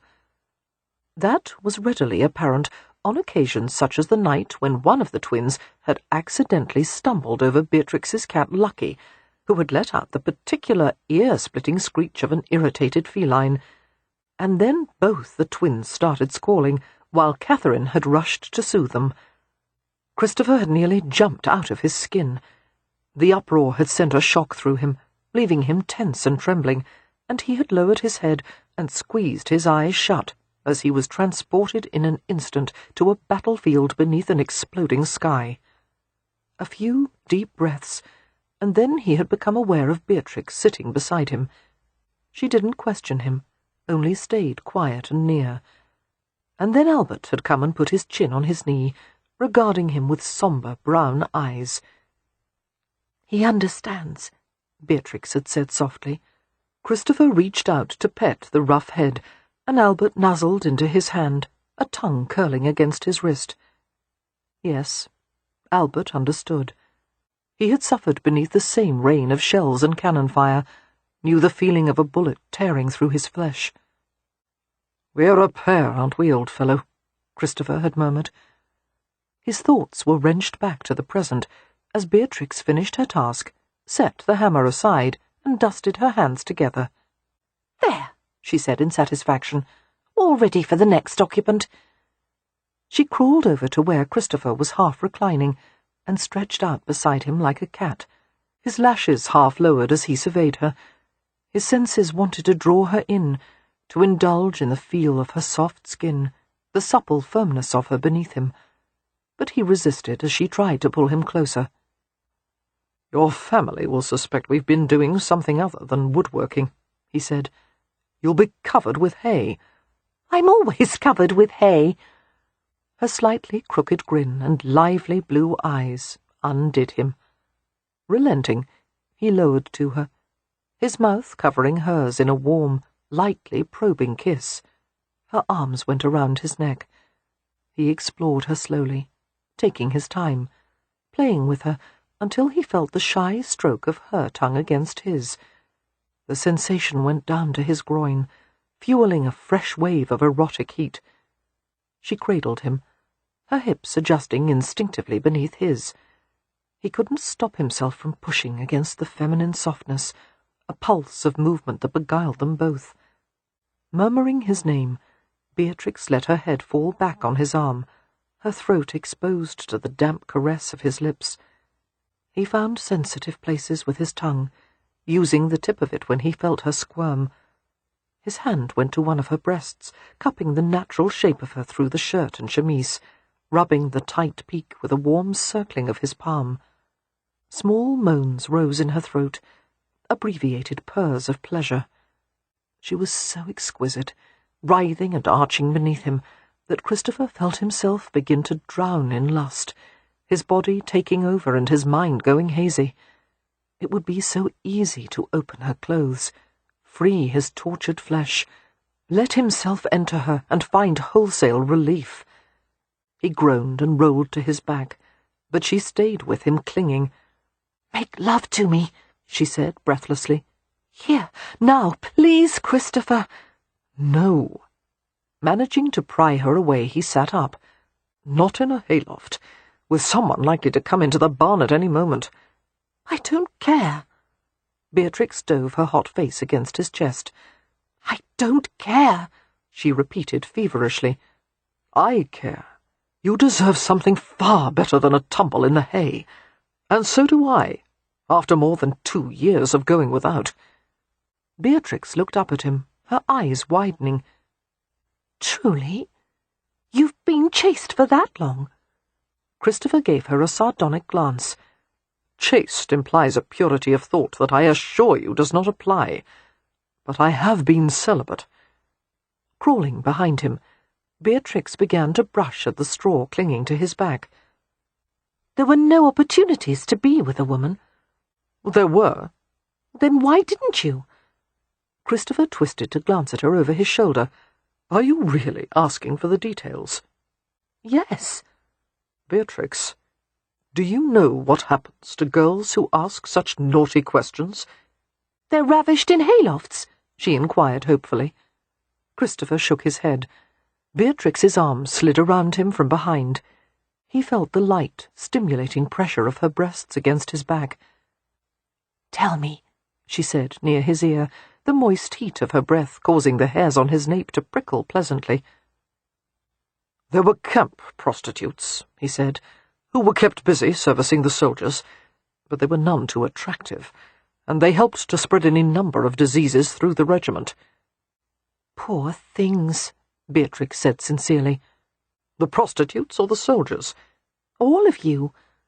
How like her, he thought, to react with compassion rather than distaste.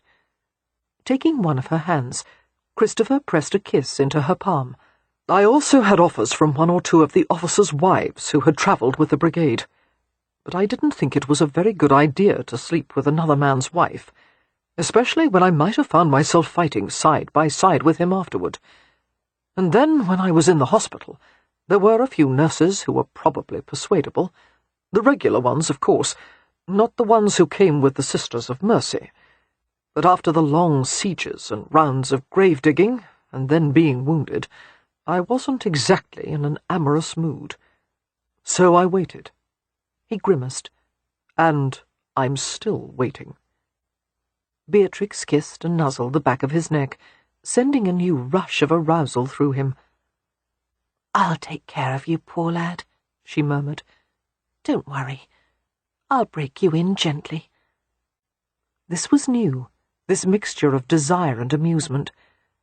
Christopher turned and put his arms around her, toppling her into his lap.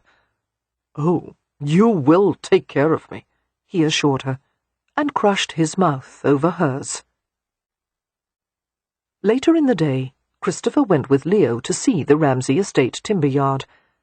Although the Ramsay timber business wasn't comparable in scope to the Riverton production, it was infinitely more sophisticated. According to Leo, the Hathaways' absent brother-in-law Merrypen was the most knowledgeable about estate forestry, including correct procedures for identifying profitable timber, thinning mixed woods, and planting for regeneration. In the timber yard itself, several technological innovations had been made at the suggestion of Harry Rutledge, Poppy's husband. After showing Christopher an advanced system of rollers and run planks that allowed the cut timber to be moved efficiently and safely, Leo walked with him back to the house. Their talk turned toward the timber market and arrangements with merchants. Anything to do with the market, Leo said, and sales by auction or private treaty are handled by Cam. He has a better grasp of finance than any man you'll ever meet. I find it interesting, the way you and your brothers-in-law have divided the areas of business, each to his strengths. It works well for us. Merrypan is a man of the soil. Cam likes numbers, and my part is to do as little as possible. Christopher wasn't deceived. You know far too much about the entire enterprise for me to believe that. You've worked long and hard on this place. Yes, but I keep hoping if I feign ignorance they'll stop asking me to do things. Christopher smiled and focused on the ground before them as they walked, their booted feet crossing into the long shadows cast by the sun behind them. I won't have to feign ignorance, he said, sobering. I know next to nothing about timber. My brother prepared for it his entire life. It never occurred to me or anyone that I would have to fill his shoes. He paused and wished he had kept that last comment to himself. It sounded as if he were asking for sympathy. Leo, however, replied in a friendly and matter-of-fact manner. I know that feeling, but Merrypen will help you. He's a fount of information, and he's never so happy as when he's telling people what to do. A fortnight in his company and you'll be a bloody expert on timber. Has Beatrix yet told you that Merrypen and Wynne will return from Ireland in time for the wedding? Christopher shook his head. The wedding would be held in a month, at the church on the village green. I'm glad, for Beatrix's sake. She wants the entire family to be there. A brief laugh escaped him. I only hope we won't have a parade of animals marching through the church along with her. Count yourself fortunate that we got rid of the elephant, Leo said. She might have turned it into a bridesmaid. Elephant? Christopher glanced at him sharply. She had an elephant. Only for a short time. She found a new home for him. No. Christopher was shaking his head. Knowing Beatrix, I could almost believe it, but no. She had an elephant, Leo insisted. God's own truth. Christopher still wasn't convinced. I suppose it showed up at the doorstep one day, and someone made the mistake of feeding it. Ask Beatrix and she'll tell you. But Leo broke off as they neared the paddock, where some kind of commotion was taking place. The squeal of an angry horse rent the air. A chestnut thoroughbred was rearing and bucking with someone on its back. "Damn it," Leo said, quickening his pace. "I told them not to buy that ill-tempered nag. He was ruined from bad handling, and not even Beatrix can fix him." "Is that Beatrix?" Christopher asked, alarm jolting through him. "Either Beatrix or Rowan. No one else is foolhardy enough to mount him." Christopher broke into a run. It wasn't Beatrix. It couldn't be. She had promised him that she wouldn't put herself at physical risk any more. But as he reached the paddock, he saw her hat fly off and her dark hair come loose, while the infuriated horse bucked with increasing force. Beatrix clung to the animal with astonishing ease, murmuring and trying to soothe him. The horse seemed to subside, responding to Beatrix's efforts. But in a quicksilver instant he reared impossibly high, his massive bulk balanced on two slender hind legs. And then the horse twisted and began to fall. Time itself slowed, while the huge crushing mass toppled, with Beatrix's fragile form landing beneath. As so often had happened in battle, Christopher's instincts took over completely, prompting action at a speed faster than thought. He heard nothing, but he felt his throat vibrate with a hoarse cry, while his body vaulted over the paddock fence. Beatrix reacted from instinct as well. As the horse began to fall, she yanked her booted feet from the stirrup and pushed away from him in mid-air. She hit the ground and rolled twice, thrice, while the horse's body crashed beside her, missing her by a matter of inches. As Beatrix lay still and dazed, the maddened horse struggled to its feet, its hooves pounding the ground beside her with skull-splitting force. Christopher snatched her up and carried her to the side of the paddock, while Leo approached the enraged horse and somehow managed to grab the reins. Lowering Beatrix to the ground, Christopher searched her for injuries, running his hands over her limbs, feeling her skull. She was panting and wheezing, the breath having been knocked out of her. She blinked up at him in confusion. "What happened?" "The horse reared and fell." Christopher's voice came out in a rasp. "Tell me your name." "Why are you asking me that?" "Your name," he insisted. "Beatrix Eloise Hathaway."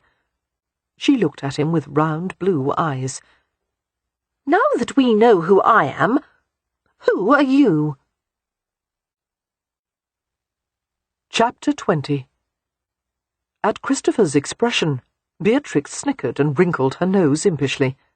"I'm teasing. Really, I know who you are. I'm perfectly all right." Over Christopher's shoulder, Beatrix caught sight of Leo shaking his head in warning, drawing a finger across his throat.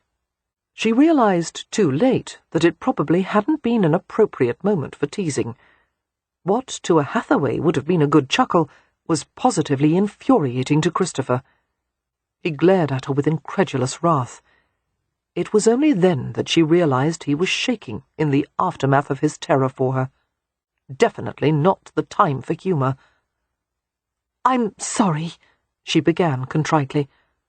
"I asked you not to train that horse," Christopher snapped, "and you agreed." Beatrix felt instantly defensive. She was accustomed to doing as she pleased. This was certainly not the first time she'd ever fallen from a horse, nor the last. You didn't ask that specifically, she said reasonably. You asked me not to do anything dangerous. And, in my opinion, it wasn't.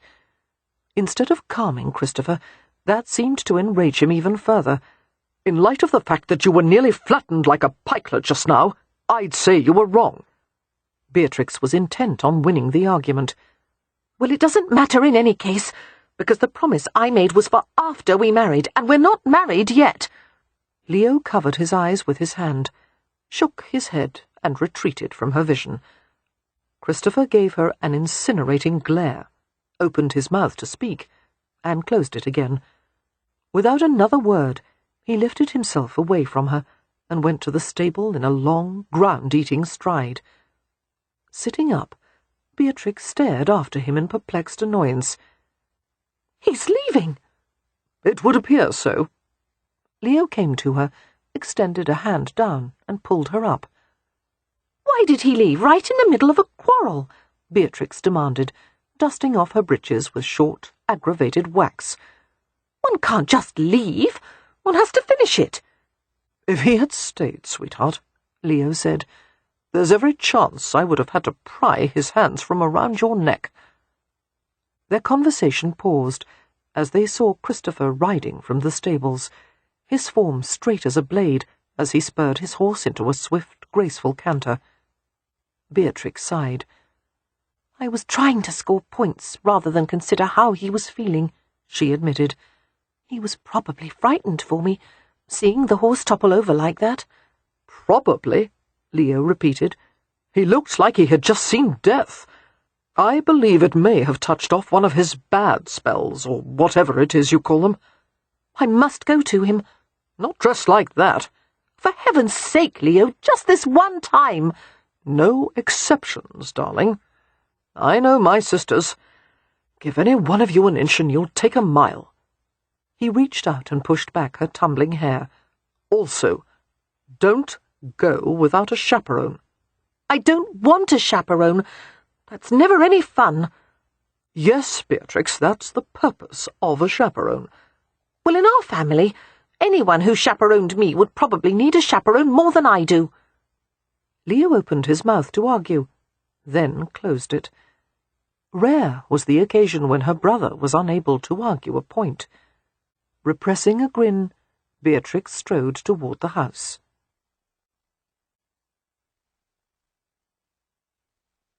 Christopher had forgiven Beatrix before he had even reached Phelan House. He was well aware that Beatrix was accustomed to nearly unqualified freedom, and she had no wish to be reined in any more than that devil of a horse had. It would take time for her to adjust to restrictions. He had already known that. But he had been too rattled to think clearly. She meant too much to him. She was his life. The thought of her being hurt was more than his soul could bear. The shock of seeing Beatrix nearly killed, the overwhelming mixture of terror and fury, had exploded through him and left him in chaos. No, not chaos. Something far worse. Gloom. A grey, heavy fog had enclosed him, suffocating all sound and feeling. He felt as if his soul was barely anchored in his body. This same numb detachment had happened from time to time during the war, and in the hospital. There was no cure for it, except to wait it out. Telling the housekeeper that he didn't want to be disturbed, Christopher headed to the dark, quiet sanctuary of the library. After searching through the sideboard, he found a bottle of Armagnac and poured a glass. The liquor was harsh and peppery, searing the inside of his throat. Exactly what he wanted. Hoping it would burn through the chill in his soul, he tossed it back and poured a second. Hearing a scratch at the door, he went to open it. Albert crossed the threshold, wagging and snorting happily. "Useless mongrel," Christopher said, bending to pet him. "You smell like the floor of an East End tavern." The dog pushed back against his palm demandingly. Christopher lowered to his haunches and regarded him ruefully. "What would you say if you could talk?" he asked. "I suppose it's better that you don't. That's the point of having a dog. No conversation. Just admiring gazes and endless panting." Someone spoke from the threshold behind him, startling him. I hope that's not what you'll expect." Reacting with explosive instinct, Christopher turned and fastened his hand around a soft throat. "From a wife?" Beatrix finished unsteadily. Christopher froze. Trying to think above the frenzy, he took a shivering breath and blinked hard. What in God's name was he doing? He had shoved Beatrix against the door jamb, pinning her by the throat, his other hand drawn back in a lethal fist. He was a hair's breadth away from delivering a blow that would shatter delicate bones in her face. It terrified him, how much effort it took to unclench his fist and relax his arm. With the hand that was still at her throat, he felt the fragile throb of her pulse beneath his thumb and the delicate ripple of a swallow. Staring into her rich blue eyes, he felt the welter of violence washed away in a flood of despair. With a muffled curse, he snatched his hand from her and went to get his drink. "Mrs. Clocker said you'd ask not to be disturbed," Beatrix said. "And of course the first thing I did was disturb you." "Don't come up behind me," Christopher said roughly. "Ever." "I, of all people, should have known that. I won't do it again." Christopher took a fiery swallow of the liquor. "What do you mean, you of all people?" "I'm used to wild creatures who don't like to be approached from behind." He shot her a baleful glance. "How fortunate that your experience with animals has turned out to be such good preparation for marriage to me." "I didn't mean... Well, my point was that I should have been more considerate of your nerves." "I don't have nerves," he snapped. "I'm sorry. We'll call them something else." Her voice was so soothing and gentle that it would have caused an assortment of cobras, tigers, wolverines, and badgers to all snuggle together and take a group nap. Christopher gritted his teeth and maintained a stony silence. Pulling what looked like a biscuit from the pocket of her dress, Beatrix offered it to Albert, who bounded over to her and took the treat eagerly. Leading the dog to the door, she gestured for him to cross the threshold. "Go on to the kitchen," she said, in an encouraging tone. "Mrs. Clocker is going to feed you." Albert was gone in a flash. Closing and locking the door, Beatrix approached Christopher. She looked fresh and feminine in a lavender dress, her hair neatly swept up with combs. One could not fathom a different picture from the outlandish girl in breeches. "I could have killed you," he said savagely. "You didn't." "I could have hurt you." "You didn't do that either." "God, Beatrix!" Christopher went to sit heavily at a hearthside chair, glass in hand. She followed him in a rustle of lavender silk. "I'm not Beatrix, actually. I'm her much nicer twin. She said you could have me from now on." Her gaze flickered to the Armagnac. "You promised not to drink spirits." "We're not married yet." Christopher knew he should have been ashamed of the sneering echo of her own earlier words, but the temptation was too much to resist. Beatrix didn't flinch. "I'm sorry about that. It's no fun caring about my welfare. I'm reckless. I overestimate my abilities." She lowered to the floor at his feet, resting her arms on his knees. Her earnest blue eyes, starred with heavy dark lashes, stared contritely into his. "I shouldn't have spoken to you as I did earlier. For my family, arguing is a sport. We forget that some people tend to take it personally." One of her fingertips drew an intricate little pattern on his thigh. "But I have redeeming qualities," she continued. "I never mind dog hair, for example. And I can pick up small objects with my toes, which is a surprisingly useful talent." Christopher's numbness started melting like spring ice, and it had nothing to do with the Armagnac. It was all Beatrix. God, he adored her. But the more he thawed, the more volatile he felt. Need surged beneath the thin veneer of self-control. Too much need.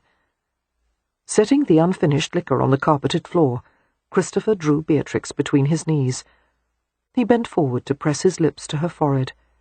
He could smell the tantalizing sweetness of her skin. Settling back in the chair, he studied her. She looked angelic and guileless, as if sugar wouldn't melt in her mouth.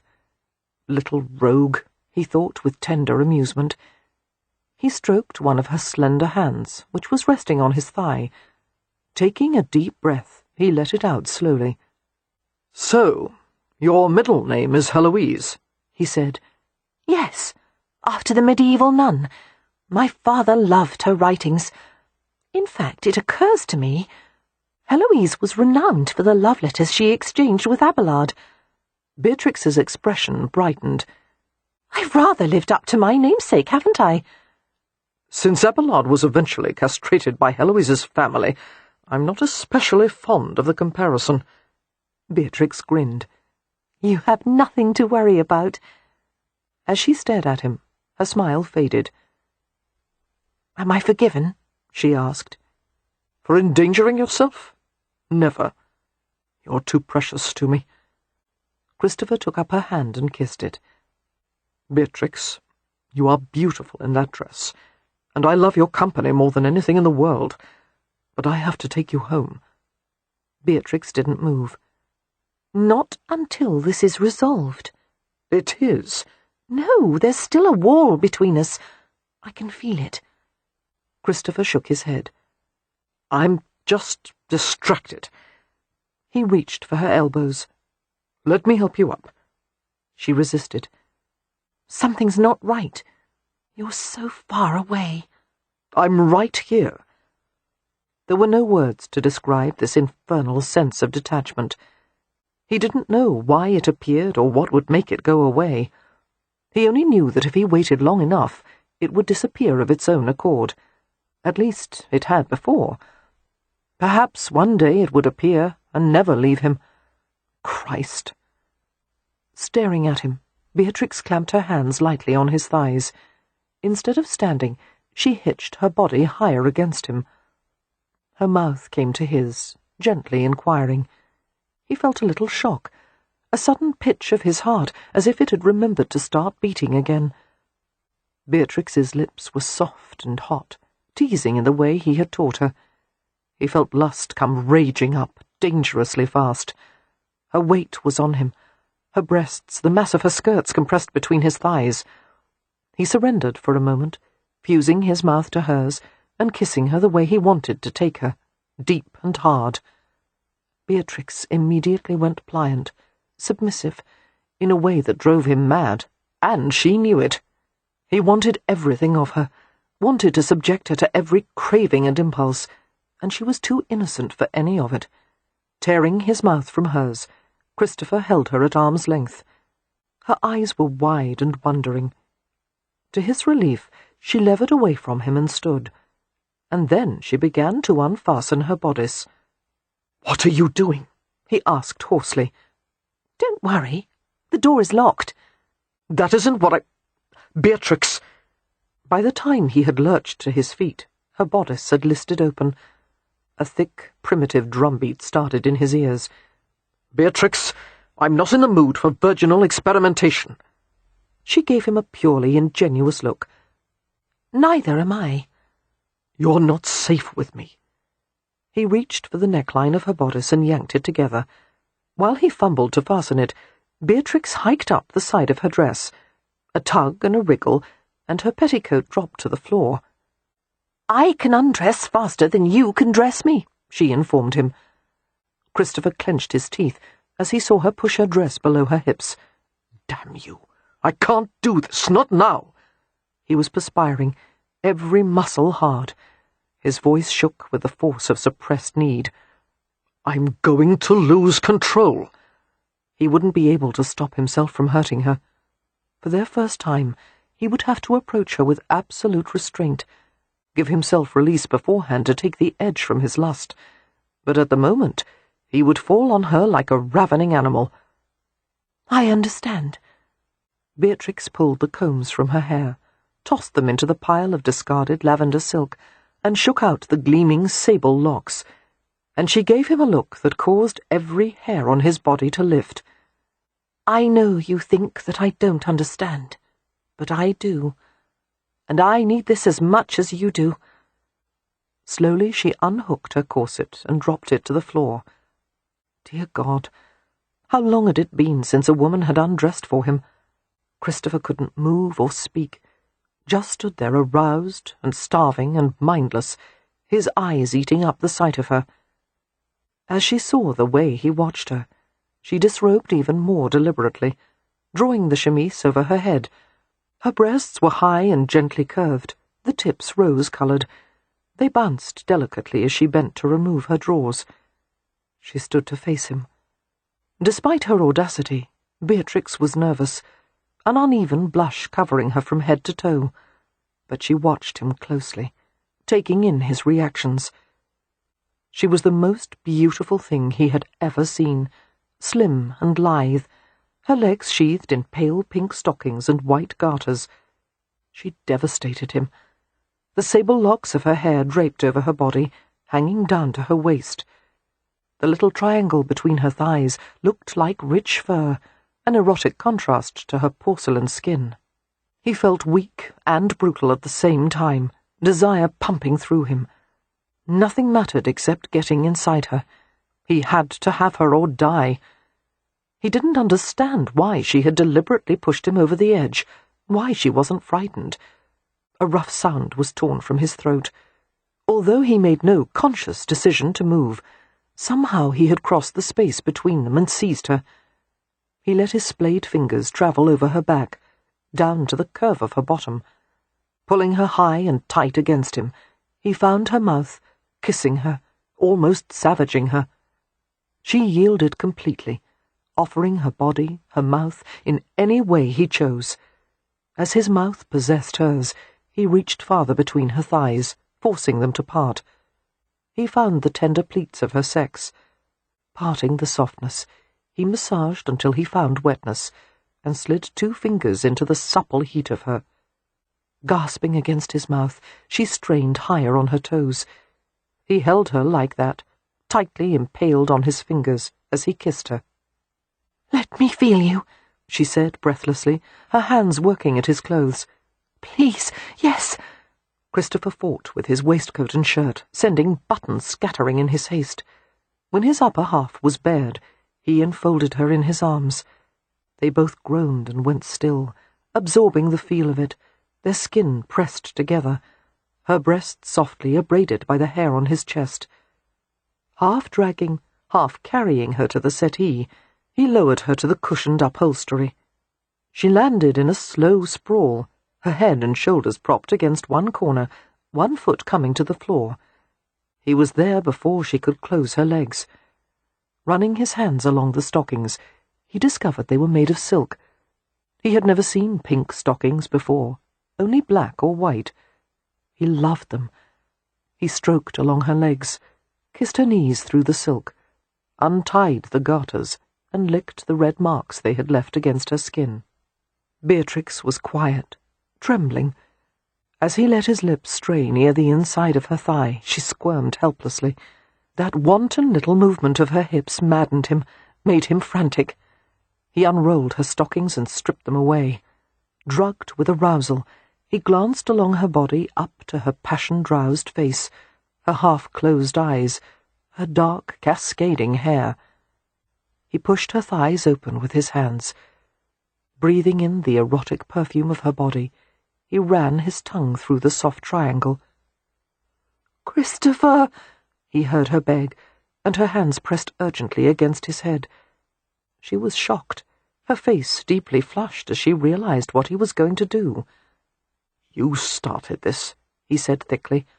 "Now I'm going to finish it."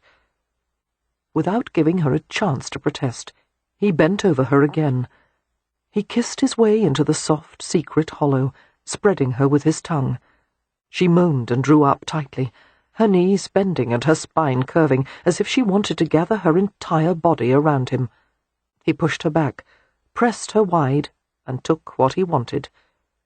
The entire world was nothing but delicate, shivering flesh, the taste of a woman, his woman, her intimate elixir more powerful than wine, opium, exotic spices.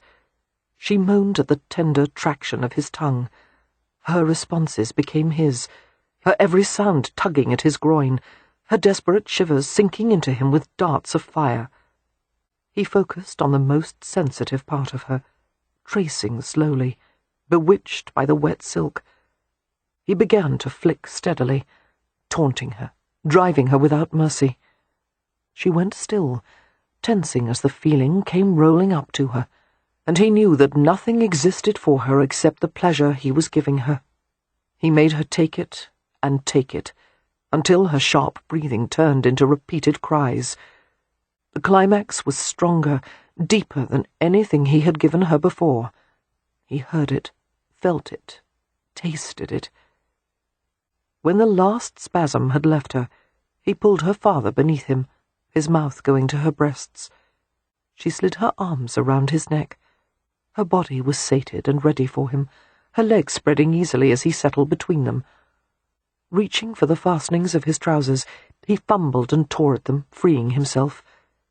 He had no control left, his entire body an ache of need. He had no words, no way to beg, "Please don't try to stop me, I can't, I have to have you." He had no strength to resist any longer. Looking down at her, he said her name, his voice hoarse and questioning. Beatrix made little crooning sounds and caressed his back. "Don't stop," she whispered. "I want you. I love you." She pulled him closer, arching in welcome as he took her with blunt, insistent pressure. He'd never had a virgin before, had always assumed it would be a quick, easy breaching. But she was tight everywhere, untried muscles clenching to keep him out. He pushed into the innocent resistance, forcing his way deeper, and she gasped and clung to him.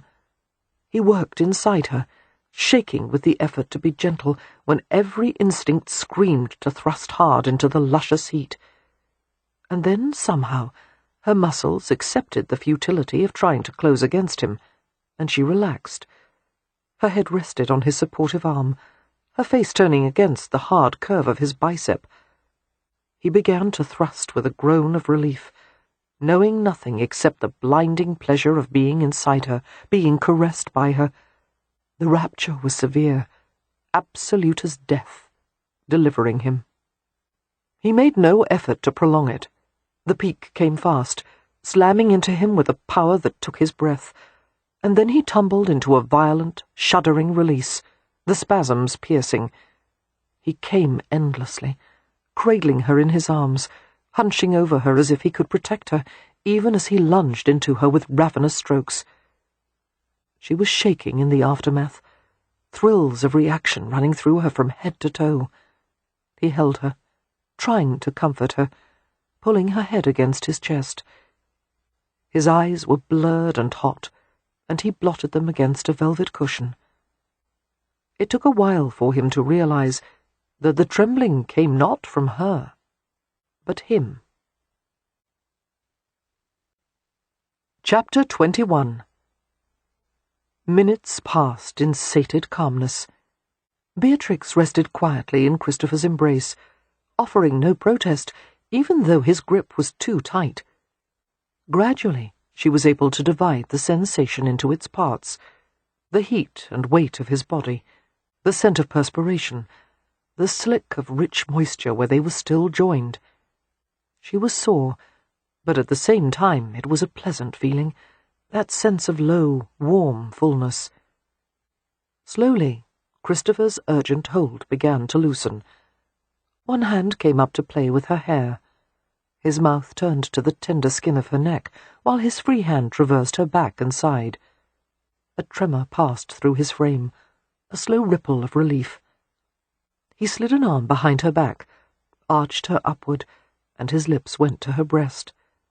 She drew in an unsteady breath at the wet pull of his mouth. He moved, turning them both so she lay atop him. His invasion had slid free, and she felt it against her stomach, an intimate brand. Lifting her head, she looked down into his face, into those silvery eyes, slightly dilated. She relished the feel of him, a great warm creature beneath her. She had the sense of having tamed him, although it was a valid question as to whether it had really been the other way around. She pressed her lips to his shoulder.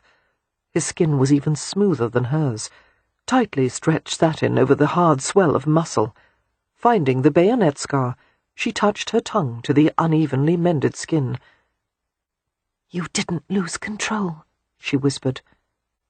"I did, during parts of it." His voice was that of a man who had just awakened after a long sleep.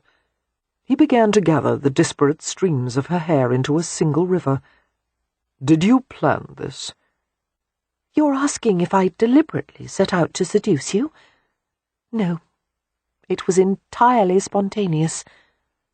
At his silence, Beatrix lifted her head and grinned down at him. "You probably think I'm a hussy." His thumb edged the swollen curve of her lower lip.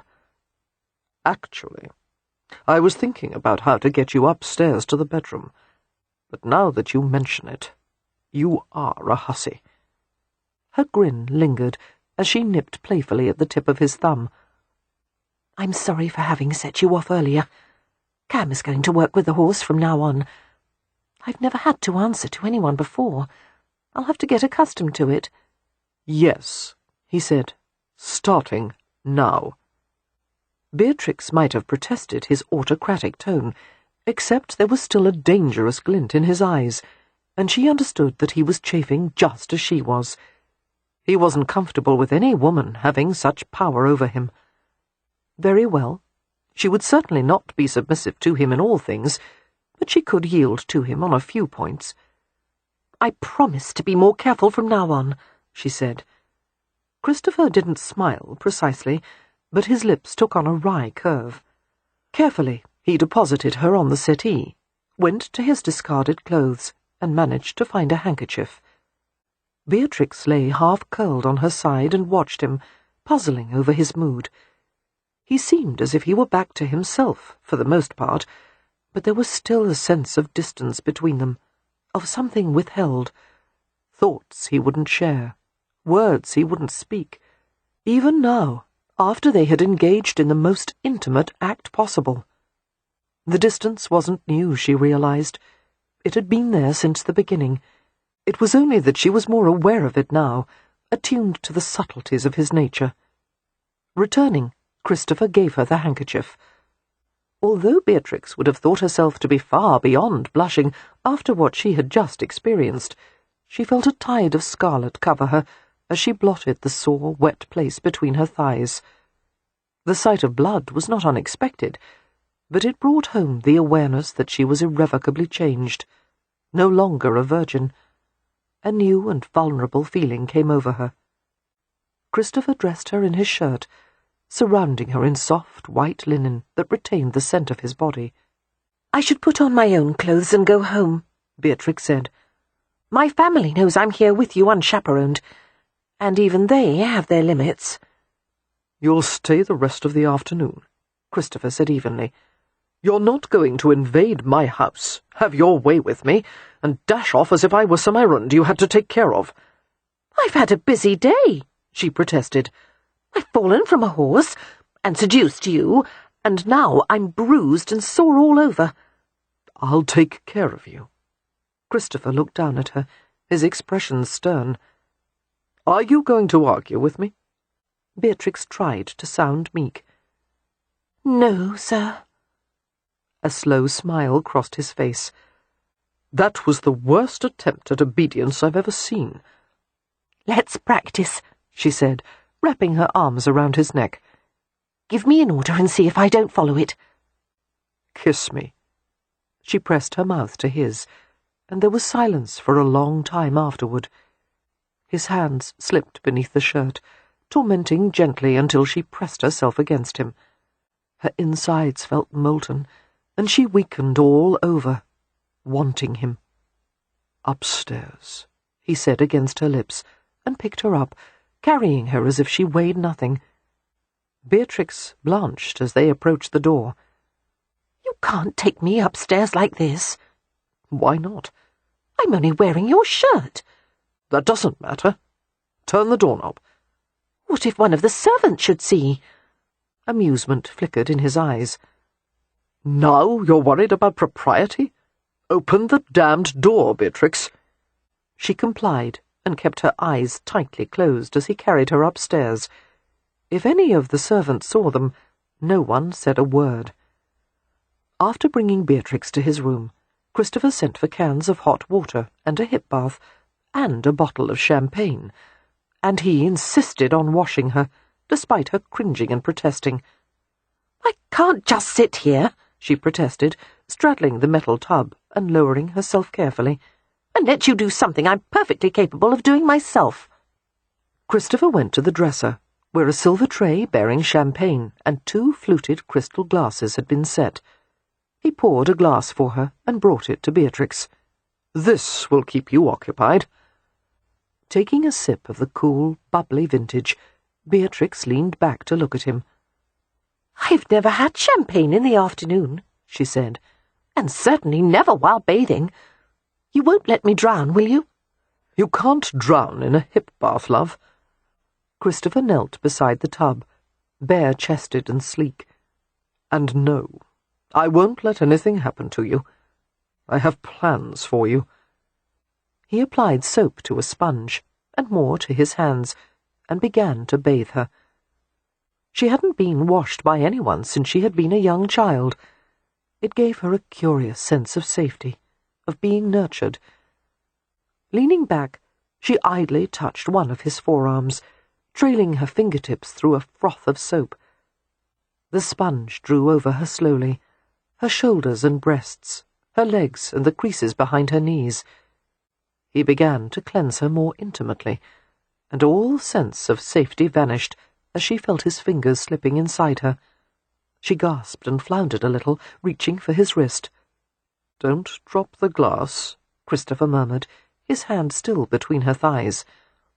Beatrix nearly choked on her next swallow of champagne. "That's wicked," she said, her eyes half closing as his exploring finger found a sensitive place deep inside her. "Drink your champagne," he said gently. Another head-spinning sip, while his invading touch moved in subtle swirls. Beatrix lost her breath. "I can't swallow when you do that," she said helplessly, her hand gripping the glass. His gaze was caressing. "Share it with me." With effort, she guided the glass to his lips and gave him a swallow, while he continued to stroke and tease her beneath the water. His mouth came to hers, the kiss carrying the crisp, sweet flavour of champagne. His tongue played in ways that made her heart thunder. "Now drink the rest," he whispered. She gave him a dazed look, her hips beginning to rise and fall of their own volition, churning the hot, soap-clouded water. She was so hot, inside and out, her body aching for the pleasure he withheld. "Finish," he prompted. One last convulsive gulp, and then the glass was removed from her nerveless grip and set aside. Christopher kissed her again, his free arm sliding beneath her neck. Gripping his bare shoulder, Beatrix tried to bite back a moan. "Please, Christopher, I need more. I need—" "Patience," he whispered. "I know what you need." A frustrated gasp escaped her as his touch withdrew, and he helped her from the bath. She was so enervated that she could barely stand, her knees threatening to fold. He dried her efficiently, and kept a supportive arm behind her back as he led her to the bed. He stretched out beside her, cradled her in his arms, and began to kiss and caress her. Beatrix writhed like a cat, trying to absorb the lessons he was intent on teaching her. A new language of skin and hands and lips, more primal than words, every touch promise and provocation. "Don't struggle for it," he whispered, his hand stealing between her straining thighs once more. "Let me give it to you." His hand cupped her and pressed. His fingers entered, teased, played, but he withheld what she wanted, murmuring for her to relax, give in, let go. There was both fear and relief in giving it to him, yielding every part of herself without reserve. But she did. She let her head fall back on his arm, her body turning pliant, legs spreading. Instantly the climax welled, her flesh contracting, all awareness distilled to that secret inner place he stroked. When Beatrix finally recovered, Emerging from the opulent haze, she saw a glow of concern in his eyes. He was looking at her naked side, his hand passing lightly over the large purple bruise from her fall earlier in the day. "It's nothing," she said. "I nearly always have something bruised or scratched." The information didn't seem to reassure him. His mouth twisted, and he shook his head. "Stay here," he said. "I'll be back in a moment." The instruction was entirely unnecessary. Beatrix had no intention of moving. She crawled further up to the pillows, letting her cheek press into the down-stuffed linen casing. She sighed and drowsed until she felt Christopher join her on the bed. His hand settled on her hip, his palm slick with some kind of unguent. She stirred as a strong herbal odour drifted to her nostrils. "Oh, that smells nice. What is it?" Clove oil liniment. Carefully he rubbed the balm into her bruise. My brother and I were covered in the stuff for most of our childhood. "I know about some of your adventures," Beatrix said. "John told them to Audrey and me. The time the two of you stole the plum tart before dinner. And the time when he dared you to jump from the tree limb and you broke your arm. John said you were incapable of refusing a dare. He said it was easy to make you do anything, simply by telling you that you couldn't." "I was an idiot," Christopher said ruefully. "Hellion was the word he used." "I took after my father." "You didn't, actually. At least not according to John. He said it was unfair that you were always cast as your father's son, when you weren't really like him." Beatrix rolled easily as Christopher nudged her onto her front. His strong, gentle hands rubbed the balm into her strained muscles, the hint of clove oil imparting a mild, cooling sensation to her skin. "John always tried to see the good in everyone," Christopher murmured. "Sometimes he saw what he wanted to believe rather than what was truly there." Beatrix frowned as he worked her shoulder muscles, easing the tension into softness. "I see the good in you." "Don't harbour illusions about me. In marrying me, you're going to have to make the best of a bad bargain. You don't understand the situation you're in." "You're right." Beatrix arched in bliss as he massaged the muscles on either side of her spine. "Any woman would pity me, being in this situation." "It's one thing to spend an afternoon in bed with me," Christopher said darkly. "It's another to experience day-to-day life with a lunatic." "I know all about living with lunatics. I'm a Hathaway." Beatrix sighed in pleasure as his hands worked the tender places low on her back. Her body felt relaxed and tingly all over, her bruises and aches forgotten. Twisting to glance at him over her shoulder, she saw the austere lines of his face. She had an overwhelming urge to tease him, to make him play. "You missed a place," she told him. "Where?" Levering herself upward, Beatrix turned and crawled to where Christopher knelt on the mattress. He had donned a velvet dressing robe, the front parting to reveal a tantalizing hint of sun-browned flesh. Linking her arms around his neck, she kissed him. "Inside," she whispered. "That's where I need soothing." A reluctant smile lurked at the corners of his lips. "This balm is too strong for that." "No, it's not. It feels lovely. Here, I'll show you." She pounced for the tin of balm and coated her fingertips with the stuff. The rich scent of clove oil spiced the air. "Just hold still." "The devil I will." His voice had thickened with amusement, and he reached for her wrist. Fleet as a ferret, Beatrix twisted to evade him. Rolling once, twice, she dove for the belt of his robe. "You put it all over me," she accused, giggling. "Coward! Now it's your turn." "Not a chance." He grabbed her, grappled with her, and she thrilled to the sound of his husky laugh. Somehow managing to clamber over him, she gasped at the feel of his aroused flesh. She wrestled with him until he flipped her over with ease, pinning her wrists. The robe had become loosened during their tussle, their naked flesh rubbing together. Sparkling silver eyes stared into blue. Already breathless with laughter, Beatrix became positively light-headed as she saw the way he was looking at her. Lowering his head, he kissed and licked at her smile as if he could taste it. Christopher let go of her wrists and rolled to his side, exposing his front to her. Beatrix gave him a questioning glance. Her fingers waggled slightly. "You want me to touch you with this?" He was silent, his gaze daring her. Shy but curious, she reached down and grasped him cautiously. They both jumped a little at the feel of it. Coolness and heat, the frictionless glide of oil and silk and intimidating hardness. "Like this," she whispered, stroking gently.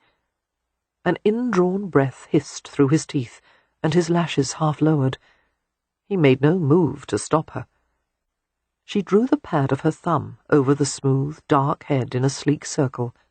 Curling her fingers around the heavy, stiffening shaft, she slid them down, marvelling at the feel of him.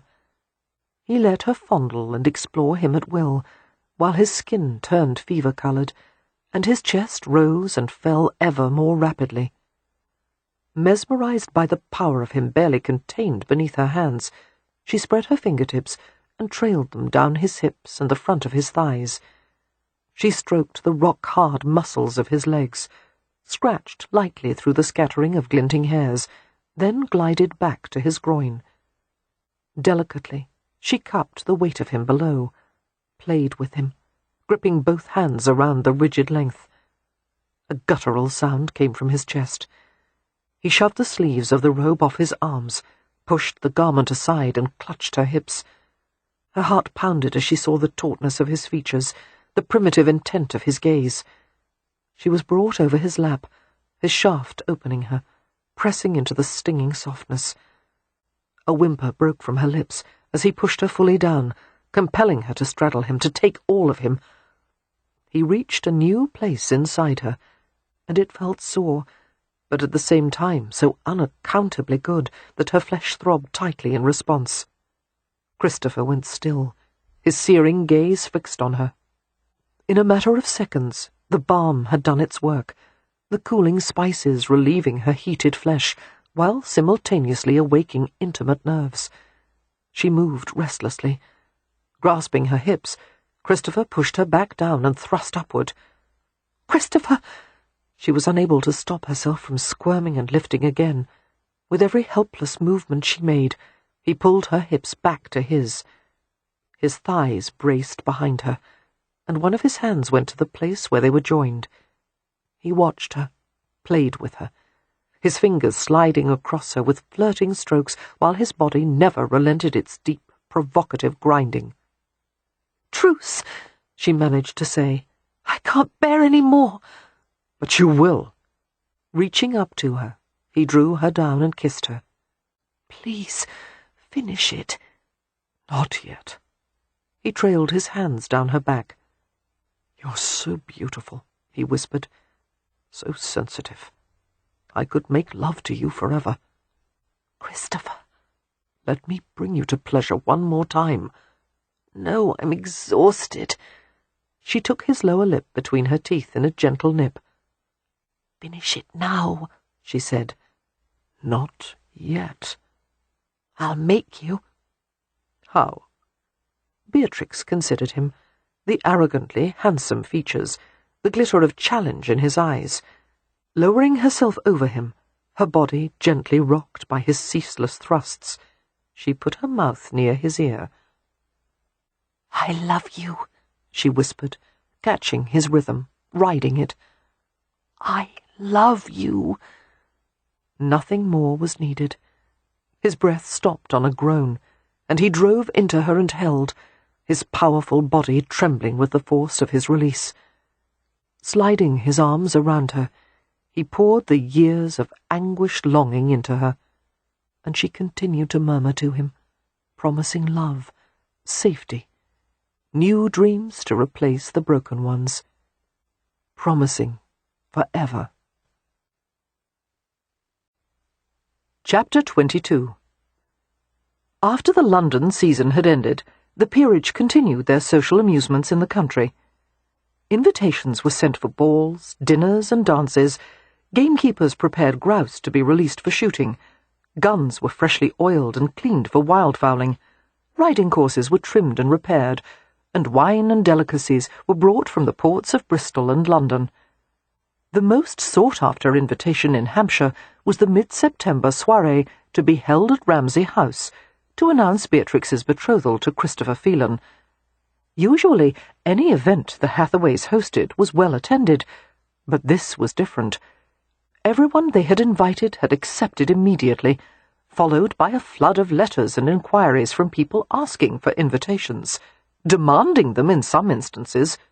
The Hathaways could only attribute their newfound popularity to the fact that Christopher, England's most admired war hero, would be attending, and Christopher, with his unconcealed loathing of crowds, was glum about the entire matter. "You must admit," Leo remarked, "it's rather amusing that the one of us least inclined to mingle in society is the one all of society wants to mingle with." "Sod off, Ramsay," Christopher muttered, and Leo grinned. But the phrase "one of us," used so casually, warmed Christopher's heart. Their relationship had acquired an easy, friendly feeling that reminded Christopher of how it used to be with John. Although no one would ever take John's place, Christopher found a great deal of enjoyment in the company of his future brothers-in-law. At least he found enjoyment in the company of Leo and Cam. Whether the same liking would extend to Mary Pen remained to be seen. Mary Pen and his wife Winifred, or Win as the family called her, returned from Ireland with their young son on the 1st of September.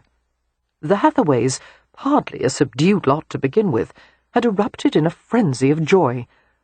Christopher had stayed at the side of the family parlour during the chaotic reunion, watching as the family merged into a tangle of hugs and laughter. Cam and Mary Pen embraced and thumped each other's backs enthusiastically, speaking in a rapid volley of Romany. Christopher had met Mary Pen on 1 or 2 occasions before the war. However, Christopher remembered little of him other than as a large and brooding presence, a man of few words. Certainly, Christopher had never expected they would belong to the same family some day. Win was a slim and graceful woman, with large blue eyes and light blonde hair. She had a fragile quality, almost ethereal, that set her apart from the other Hathaway sisters. Separating from the group in the middle of the room, Win came to Christopher and gave him her hand. "Captain Phelan, how lucky we are to be gaining you as a brother. The men in the family have been quite outmatched, 4 to 5. Now you'll make our total an even 10. "I still feel outmatched," Leo said. Mary Pen approached Christopher, shook his hand with a strong grip, and gave him an appraising glance. "Rowan says you're not bad for a gajo," he said, "and Beatrix says she loves you, which inclines me to let you marry her. But I'm still considering it." "If it makes any difference," Christopher said, "I'm willing to take all of her animals." Mary Pen considered that. "You can have her." The discussion at the dinner table was fast-paced and ebullient at first. Eventually, however, the talk turned to Ireland, and the estate Mary Pen would soon inherit, and the mood became sombre. Approximately 10 years earlier, Ireland had suffered a prolonged potato blight, leading to a magnitude of disaster the country had still not recovered from. England had offered only minimal assistance in the form of temporary relief measures, assuming that the problem would somehow solve itself through natural means. Ireland, already impoverished, had fallen into nationwide starvation, followed by a plague of deadly diseases, with the result that entire families had died by the roadside or in their mud huts, and landlords such as Cavan had evicted their penniless tenants, fought with the ones who remained, resulting in lawsuits and bitterness that would last for generations. "The Cavan lands and tenants have been neglected for years," Mary Pen said. "Grandfather was too preoccupied with his properties in England to make improvements or repairs. The land has no drainage, and no machinery for ploughing. The tenants themselves know only the most primitive methods of farming. They live in cottages made of mud and stone. and most of their animals have been sold off to pay the rents." Merrypen paused, his face grim.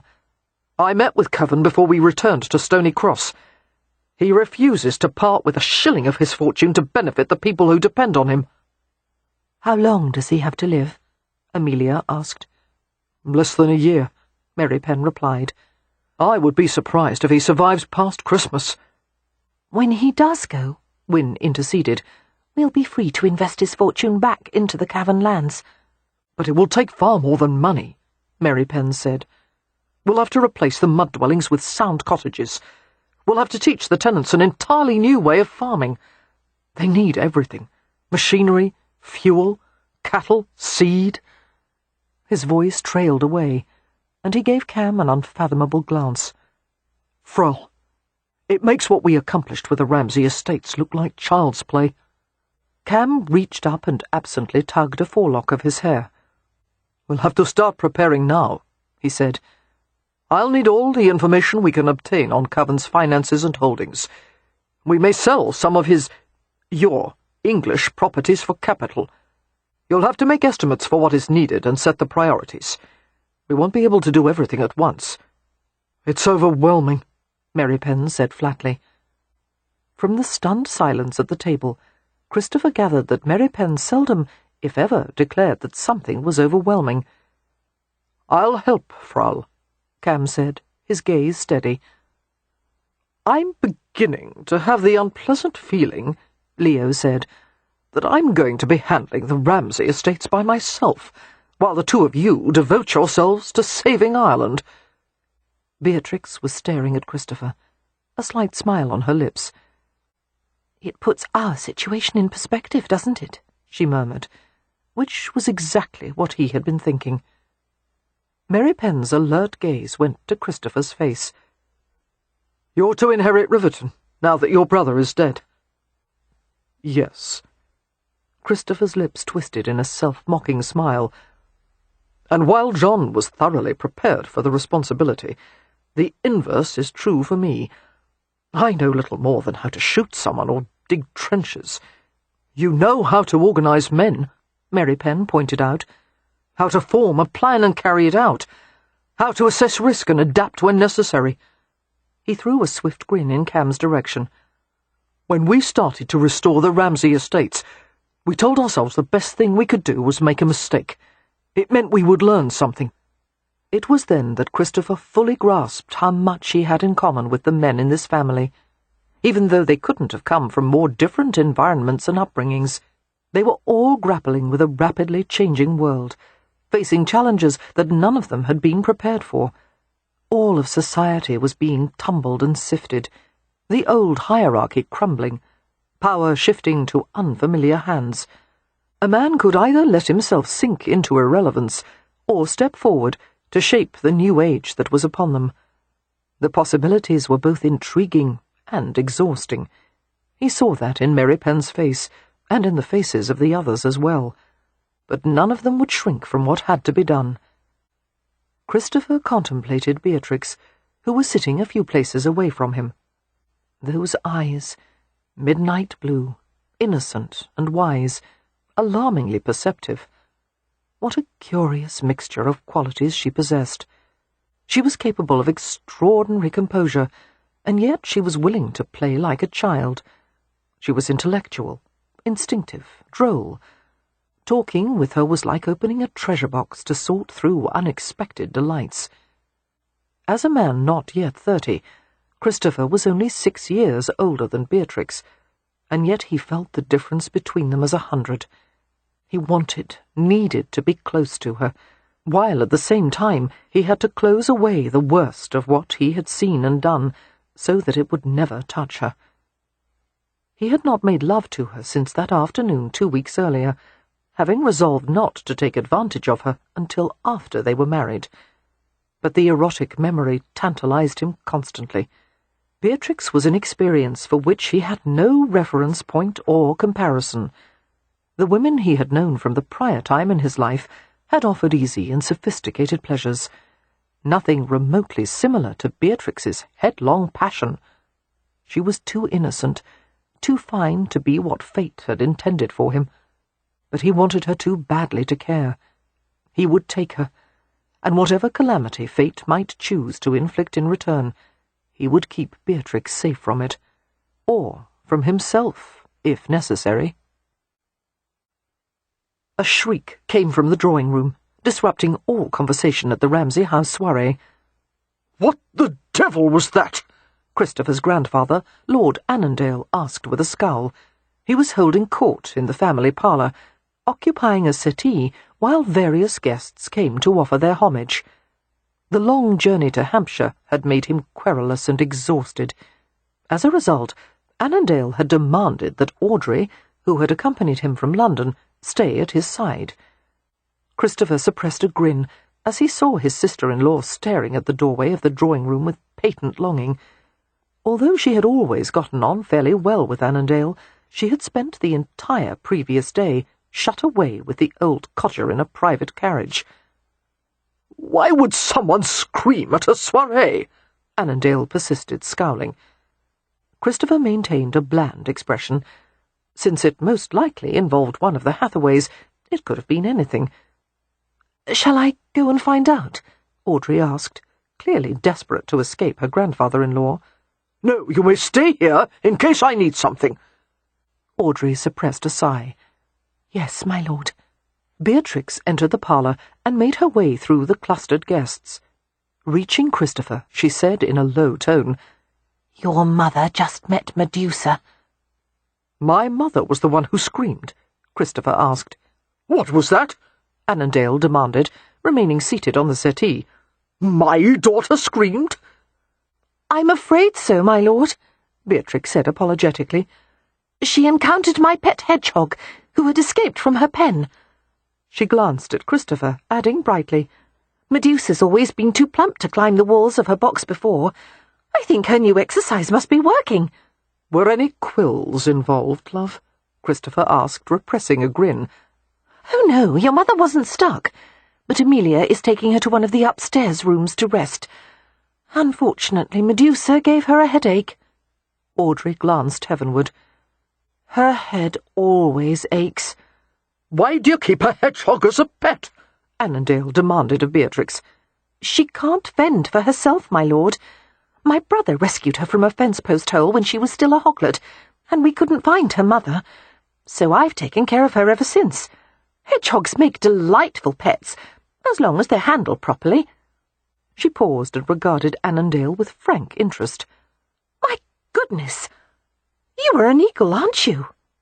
"Oh, what?" the elderly man asked, his eyes narrowing. "An eagle." Beatrix stared at him closely. "You have such striking features, and you exude power even while sitting still. And you like to watch people. You can assess them instantly, can't you? No doubt you're always right." Christopher began to intervene, certain that his grandfather would incinerate her with his response. To his astonishment, Annandale practically preened under Beatrix's admiring regard. "I can," the Earl allowed, "and, indeed, I am seldom mistaken in my judgments." Audrey rolled her eyes again. "You look a bit chilled, my lord," Beatrix observed. "You must be sitting in a draught. One moment." She bustled off to fetch a lap blanket and returned to drape the soft blue wool over him. It wasn't the least bit cool in the room, and there couldn't possibly have been a draught. However, Annandale received the blanket with obvious pleasure. Recalling the overheated rooms in his grandfather's house, Christopher reflected that he probably had been chilled. How Beatrix could have guessed it was a mystery. "Audrey," Beatrix implored, "do let me sit next to Lord Annandale." As if it were some coveted privilege. "If you insist." Audrey leapt from the settee as if she had been launched by a spring mechanism. Before Beatrix took her place, she bent to rummage beneath the settee. Dragging out a drowsing grey cat, she settled it on Annandale's lap. "Here you are. Nothing warms you faster than a cat in your lap. Her name is Lucky. She'll purr if you pet her." The old man regarded it without expression, and, to Christopher's astonishment, the old man began to stroke the sleek grey fur. "This cat is missing a leg," he remarked to Beatrix. "Yes, I would have named her Nelson, after the one-armed admiral, but she's female. She belonged to the cheesemaker until her foot was caught in a trap." "Why did you name her Lucky?" Annandale asked. "I hoped it would change her fortunes." "And did it?" "Well, she's sitting in the lap of an earl, isn't she?" Beatrix pointed out, and Annandale laughed outright. He touched the cat's remaining paw. "She is fortunate to have been able to adapt." "She was determined," Beatrix said. "You should have seen the poor thing, not long after the amputation. She kept trying to walk on the missing leg, or jump down from a chair, and she would stumble and lose her balance. But one day she woke up and seemed to have accepted the fact that the leg was gone for good, and she became nearly as agile as before." She added significantly, "The trick was forgetting about what she had lost, and learning to go on with what she had left." Annandale gave her a fascinated stare, his lips curving. "What a clever young woman you are." Christopher and Audrey glanced at each other in shared amazement, while Beatrix and Annandale launched into a rapt conversation. "Men have always adored Beatrix," Audrey said in an undertone, turning toward Christopher. Her eyes sparkled with laughter. "Did you think your grandfather would be proof against her?" "Yes, he doesn't like anyone." "Apparently he makes exceptions for young women who flatter his vanity and appear to hang on to his every word." Christopher stole a glance at Beatrix's glowing face. Of course the Earl couldn't resist her. Beatrix had a way of looking at someone with undivided attention, making him feel as if he were the most interesting person in the room. "I'll never understand why she hasn't married before now," Christopher said. Audrey kept her voice low as she replied. "Most of the peerage view the Hathaway family as a detraction, and although most gentlemen are delighted by Beatrix, they don't want to marry an unconventional girl, as you well know." Christopher frowned at the jibe. "As soon as I came to know her, I admitted I was in the wrong." "That is to your credit," Audrey said. "I didn't think you could ever view her without prejudice. In the past there have been more than a few men who were quite taken with Beatrix, but they did not pursue her. Mr. Chickering, for example. He absolutely begged his father to be allowed to court her, but his father threatened to cut him off, and so he has had to content himself with adoring Beatrix from afar, and flirting madly with her at every opportunity, knowing it will come to naught." "Those days are over," Christopher said. "If he ever comes near her again—" Audrey grinned. "Careful. Jealousy is quite unfashionable these days. One must have the sophistication to be amused by the attentions paid to one's wife." "I'll take great amusement in tossing him through the window." Christopher paused as Audrey laughed. Clearly she thought he was jesting. Deciding to change the subject, he said, "I'm glad to see you're out in society again." He meant it. Audrey had spent nearly her entire marriage taking care of John, who had been diagnosed with consumption soon after their wedding. That, combined with the mourning period, had made it a lengthy and lonely ordeal for her. She deserved to find some enjoyment in life, and most definitely some companionship. "Are there any gentlemen you've taken a liking to?" Audrey made a face. "You mean the ones my brothers haven't managed to frighten off? No, there's no one who appeals to me in that way. I'm sure I could have my choice of nearly any fortune hunter in London, in light of my generous jointure, but it counts against me that I'm barren." Christopher looked at her alertly. "Are you? How do you know?" 3 years of marriage to John, and no children, not even a miscarriage, and it's always said that women are to blame in these matters." "That's a belief I don't happen to share. Women are not always at fault for infertility. That's been proven. And John was ill for most of your marriage. There's every reason to hope that you'll be able to have children with another man." Audrey smiled wryly. "We'll see what fate has in store for me. But I don't aspire to marry again. I'm weary to the bone. I feel like a woman of 95 instead of 25. "You need more time," Christopher murmured. "You'll feel differently some day, Audrey." "Perhaps," she said, sounding unconvinced. Their attention was caught by the increasingly animated conversation between Beatrix and Annandale. "I can climb a tree as well as any of the Ramsay estate woodmen," Beatrix was telling him. "I don't believe you," the Earl declared, tremendously entertained. "Oh, yes. Off with the skirts, off with the corset. I put on a pair of breeches and—" "Beatrix," Audrey interrupted, before this scandalous discussion of intimate apparel progressed any further. "I just caught a glimpse of Poppy in the next room. It's been ages since I've seen her, and I've never been introduced to her husband." "Oh." Reluctantly, Beatrix turned her attention away from Annandale. "Shall I take you to them?" "Yes." Audrey seized her arm. Annandale looked disgruntled, his black brows lowering as Audrey propelled Beatrix away. Christopher bit back a grin. "What do you think of her?" he asked. Annandale replied without hesitation. "I would marry her myself were I 5 years younger." "5?" Christopher repeated sceptically. 10, damn you." But a slight smile had appeared on the Earl's time-weathered face. "I commend you on your choice. She's a spirited girl, fearless, lovely in her own way, and with her charm she has no need of true beauty. You'll need to keep a firm hand on the reins, but the trouble will be worth it." He paused, looking wistful. "Once you've had a woman like that, you can never be content with the ordinary kind." Christopher had been about to argue over the question of Beatrix's beauty, which, in his opinion, was unequalled. But that last sentence caught his attention. "You're referring to grandmother?" he asked. "No. Your grandmother was the kind of woman I thought I should marry.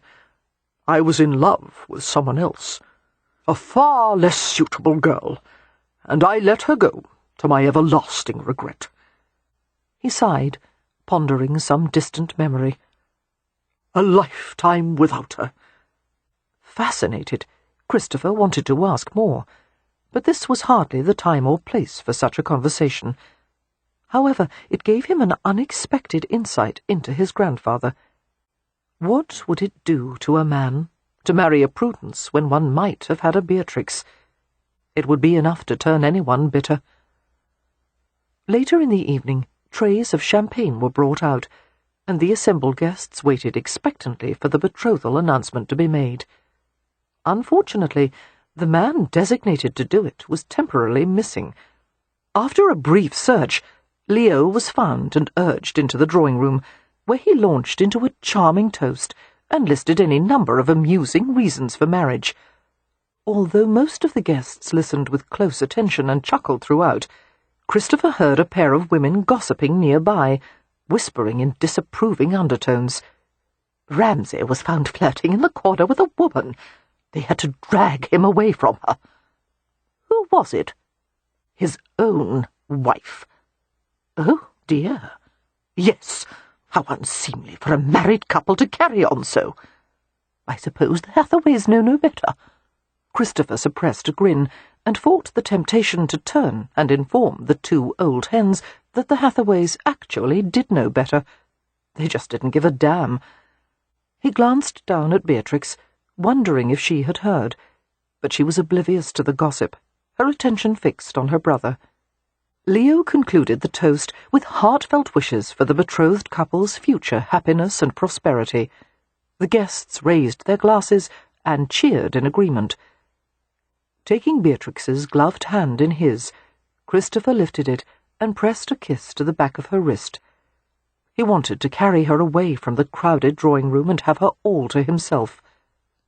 "Soon," Beatrix whispered, as if she had read his thoughts, and he let his gaze caress her. "And don't look at me like that," she added. "It makes my knees wobbly." "Then I won't tell you what I'd like to do with you right now, because you'd topple over like a ninepin." The private, pleasurable moment ended all too soon. Lord Annandale, who was standing near Leo, pushed his way to the fore, holding up his champagne glass. "My friends," he said, "I hope to contribute to the happiness of this occasion by sharing some news from London." The crowd quieted respectfully. A cold feeling slithered down Christopher's spine. He glanced at Leo, who looked bemused and shrugged. "What is it?" Beatrix whispered.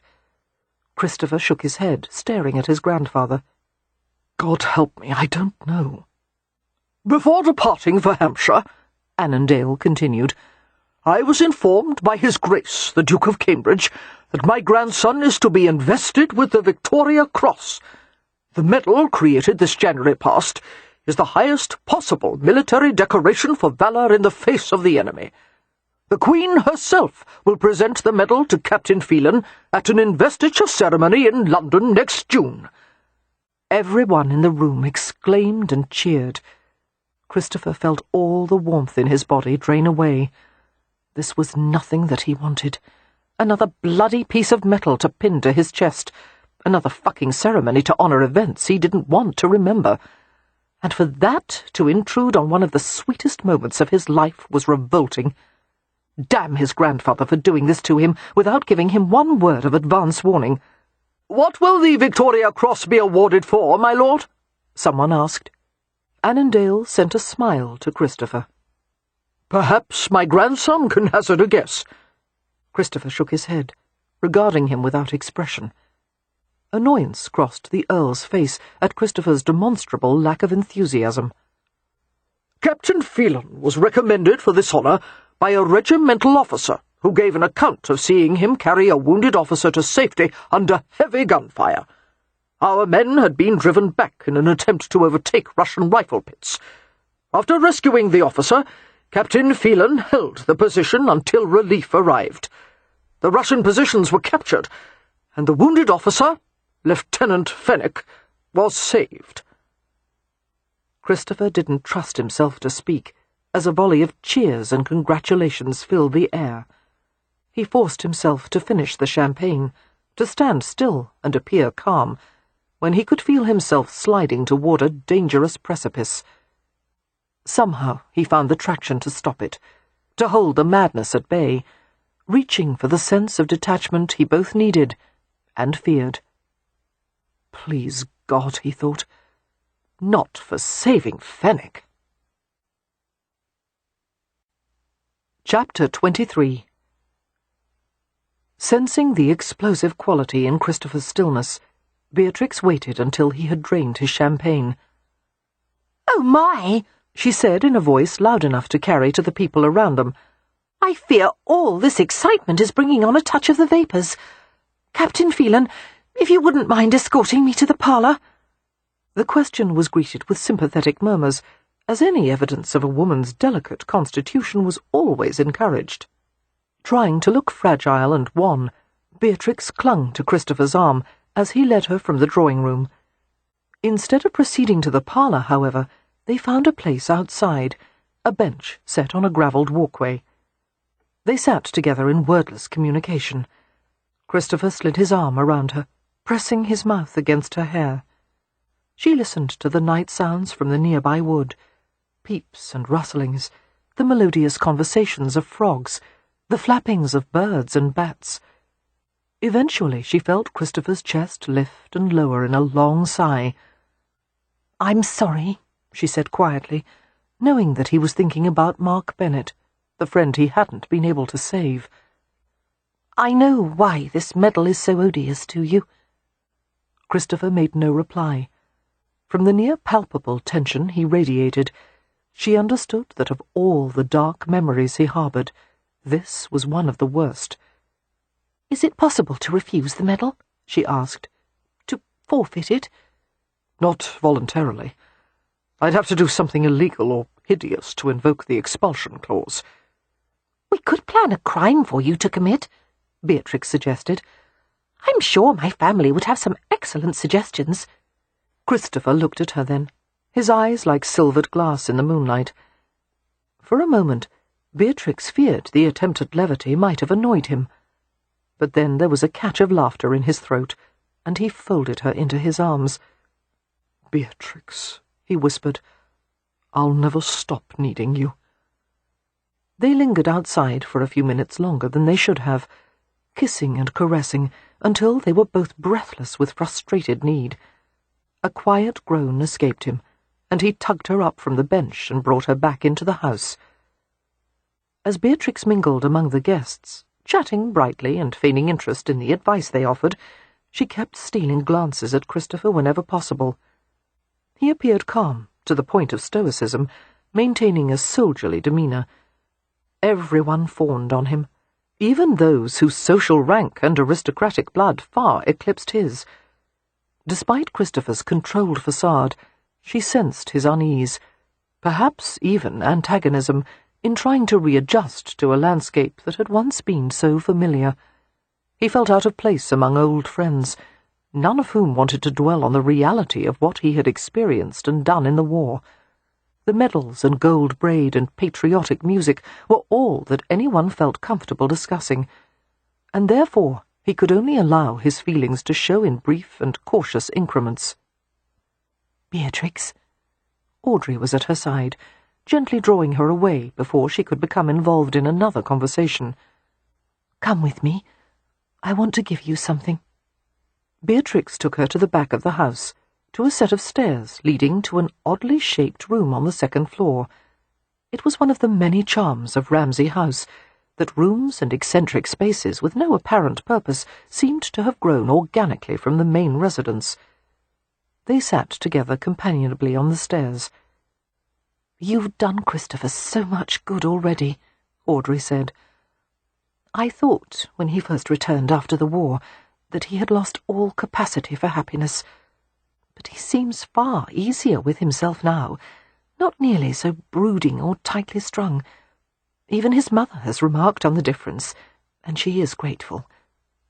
"She has been kind to me," Beatrix said, "even though it's obvious that I am not what she expected of a daughter-in-law." "No," Audrey conceded with a grin. "However, she is determined to make the best of things. You are the only chance of keeping Riverton in our branch of the family. If you and Christopher produce no offspring, it will go to her cousins, which she could not abide. I think she would have liked me much better had I been able to conceive." "I'm sorry," Beatrix murmured, taking her hand. Audrey's smile turned bittersweet. "It wasn't meant to be. That is the lesson I've had to learn. Some things aren't meant to be, and one can either rail against it or accept it. John told me near the end that we had to be grateful for the time we had been given. He said he saw things very clearly as his life drew to a close, which leads me to what I wanted to give you." Beatrix looked at her expectantly. Carefully, Audrey removed a neatly folded bit of parchment from her sleeve. It was an unsealed letter. "Before you read it," Audrey said, "I must explain. John wrote it the week before he died. He insisted on doing it himself, and he told me to give it to Christopher when, or if, he returned. But after reading it, I wasn't certain what to do with it. When Christopher came back from the Crimea, he was so volatile and troubled. I thought it better to wait, because no matter what John had asked of me, I knew above all that I must do no further harm to Christopher, after all he's been through." Beatrix's eyes widened. "You think this letter might harm him?" "I'm not sure. In spite of our kinship, I don't understand Christopher well enough to judge." Audrey shrugged helplessly. "You'll know what I mean when you read it. I don't want to give it to Christopher unless I can be sure it will do him good and not create some unintended torment. I leave it in your hands, Beatrix, and trust in your wisdom." Chapter 24. A month later, on a sunny and dry October day, the wedding took place at the parish church on the village green. To the general pleasure of Stony Cross, the ceremony adhered to long-standing village traditions. The wedding party emerged from their carriages a few streets away from the church, and walked the rest of the way along a path heavily strewn with flowers and fertility herbs. More and more people joined them as they passed, until it was less of a wedding procession than a jovial mob. Additional flowers had been piled into a pair of massive baskets that were strapped across the back of Beatrix's mule, Hector. The little mule led the crowd at a dignified pace, while the women walking beside him reached into the baskets and tossed fresh handfuls of petals and blossoms to the ground. A straw hat, festooned with flowers, had been tied to Hector's head, his ears sticking out at crooked angles through the holes at the sides. "Good God, Albert," Christopher said ruefully to the dog beside him. "Between you and the mule, I think you got the best of the bargain." Albert had been freshly washed and trimmed, a collar of white roses fastened around his neck. The dog looked wary, clearly not liking the close-packed crowd around them any more than Christopher did. As the women occupied one half of the street and the men the other, Christopher only caught occasional glimpses of Beatrix. She was surrounded by village girls dressed in white, ostensibly to confuse evil spirits that might have had designs on the bride. Christopher, for his part, was surrounded by an honour guard comprised of friends from the Rifle Brigade and a few men from his original cavalry unit. Finally they reached the church, which was already filled. Violin music filled the air in buoyant strains. While Christopher went to the front of the church to wait at the altar, Beatrix remained at the back with Leo. "Beatrix," her brother asked, "what did you do to Hector?" "He's a flower mule," she said reasonably. "I hope it won't distress you to learn that he's eating his hat." Beatrix stifled a giggle. Bending his head over hers, Leo murmured, "When I give you away at the altar, Bee, I want you to remember something. I'm not really giving you away. I'm merely allowing him the chance to love you as much as the rest of us do." Beatrix's eyes watered, and she leaned against him. "He does," she whispered. "I think so too," her brother whispered back. "I wouldn't let you marry him otherwise." The rest of the morning and afternoon passed in a daze of happiness. After they exchanged vows, they left the church beneath an arch of swords held up by the honour guard. The front gate was closed, another Stony Cross tradition, and would not be opened until the groom paid the toll. Christopher reached into a velvet bag, pulled out a fistful of gold coins, and tossed them to the crowd. The shower of coins elicited squeals of glee. 3 more handfuls were sent into the air, most of the glittering pieces caught before they ever reached the ground. When every last coin had been retrieved, the assemblage swarmed to the village green, where long tables had been piled high with cakes brought by everyone in Stony Cross. Beatrix and Christopher fed each other bites of cake, while villagers showered them with crumbs to ensure the couple's fertility. The crowd continued their celebration on the green as the wedding party departed for Ramsay House. A massive wedding breakfast ensued, with endless rounds of toasting and merriment. When the lengthy affair was finished, Beatrix was relieved to be able to go upstairs and remove her wedding dress. As Amelia and a housemaid helped to remove the voluminous dress, the 3 of them started laughing as a shower of cake crumbs fell to the floor. "That is my least favourite Stony Cross wedding custom," Beatrix said ruefully, brushing at the remaining few crumbs that clung to her arms. "On the other hand, it's probably made more than a few birds happy." "Speaking of birds, dear," Amelia waited until the maid had gone to draw a bath. "That brings to mind the line from Samuel Coleridge's poem about spring. The bees are stirring, birds are on the wing." Beatrix gave her a quizzical glance. "Why do you mention that? It's autumn, not spring." "Yes, but that particular poem mentions birds pairing. I thought you might have some questions for me on that topic." "About birds? Thank you, but I know far more about birds than you." Amelia sighed, giving up the attempt to be delicate. "Forget the blasted birds. It's your wedding night. Do you want to ask me anything?" "Oh, thank you, but Christopher has already, provided the information." Amelia's brows lifted. "Has he?" "Yes, although he used a different euphemism than birds or bees." "Did he? What did he reference then?" "Squirrels," Beatrix said, and she turned aside to hide a grin at her sister's expression. Although they would be leaving on the morrow for a fortnight in the Cotswolds, Beatrix had assumed that they would spend their wedding night at Phelan House. She had sent a trunk containing some clothes, toiletries and a nightgown to Christopher's home. She was surprised, therefore, when Christopher informed her that he had different plans in mind. After bidding her family goodbye, Beatrix went out to the front drive with Christopher. He had changed from his uniform, with its gleaming jangle of medals, and wore simple tweed and broadcloth, with a simple white cravat tied at his neck. She much preferred him this way, in rougher, simpler clothing.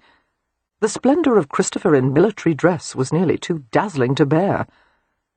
The sun was a rich autumn gold, lowering into the black nest of treetops. Instead of the carriage Beatrix had expected, there was a single horse on the drive, Christopher's large bay gelding. Beatrix turned to give him a questioning look. "Don't I get a horse? A pony cart? Or am I to trot along behind you?" His lips twitched. "We'll ride together if you're willing. I have a surprise for you." "How unconventional of you." "Yes, I thought that would please you." He helped her to mount the horse and swung up easily behind her. No matter what the surprise was, Beatrix thought as she leaned back into his cradling arms, this moment was bliss. She savoured the feel of him, all his strength around her, his body adjusting easily to every movement of the horse. He bade her to close her eyes as they went into the forest. Beatrix relaxed against his chest. The forest air turned sweeter as it cooled, infused with scents of resin and dark earth. "Where are we going?" she asked against his coat. "We're almost there. Don't look." Soon Christopher reined in the horse and dismounted, helping her down. Viewing their surroundings, Beatrix smiled in perplexity. It was the secret house on Lord Westcliffe's estate. Light glowed through the open windows. "Why are we here?" "Go upstairs and see," Christopher said, and went to tether the horse. Picking up the skirts of her blue dress, Beatrix ascended the circular staircase, which had been lit with strategically placed lamps in the wall brackets where ancient torches had once hung. Reaching the circular room upstairs, Beatrix crossed the threshold. The room had been transformed. A small fire glowed in the formerly dark hearth, and golden lamplight filled the air. The scarred wooden floors had been scrubbed clean and covered with rich, thick Turkish carpets. Floral tapestries softened the old stone walls. The ancient bedframe had been replaced by a large chestnut bed with carved panels and spiral columns. The bed had been made up with a deep mattress and luxurious quilts and linens, and plump white pillows piled 3 deep. The table in the corner was draped in mauve damask, and laden with covered silver trays, and baskets spilling over with food. Condensation glittered on the sides of a silver bucket of iced champagne, and there was her trunk, set beside a painted dressing screen. Stunned, Beatrix wandered further into the room, trying to take it all in. Christopher came up behind her. As Beatrix turned to face him, he searched her face with a gently quizzical gaze. "If you like, we can spend our first night together here," he said. "But if this doesn't suit you, we'll go to Phelan House." Beatrix could hardly speak. "You did this for me?" He nodded. "I asked Lord Westcliff if we might stay the night here, and he had no objections to a little redecorating. Do you—" He was interrupted, as Beatrix flung herself at him and wrapped her arms tightly around his neck.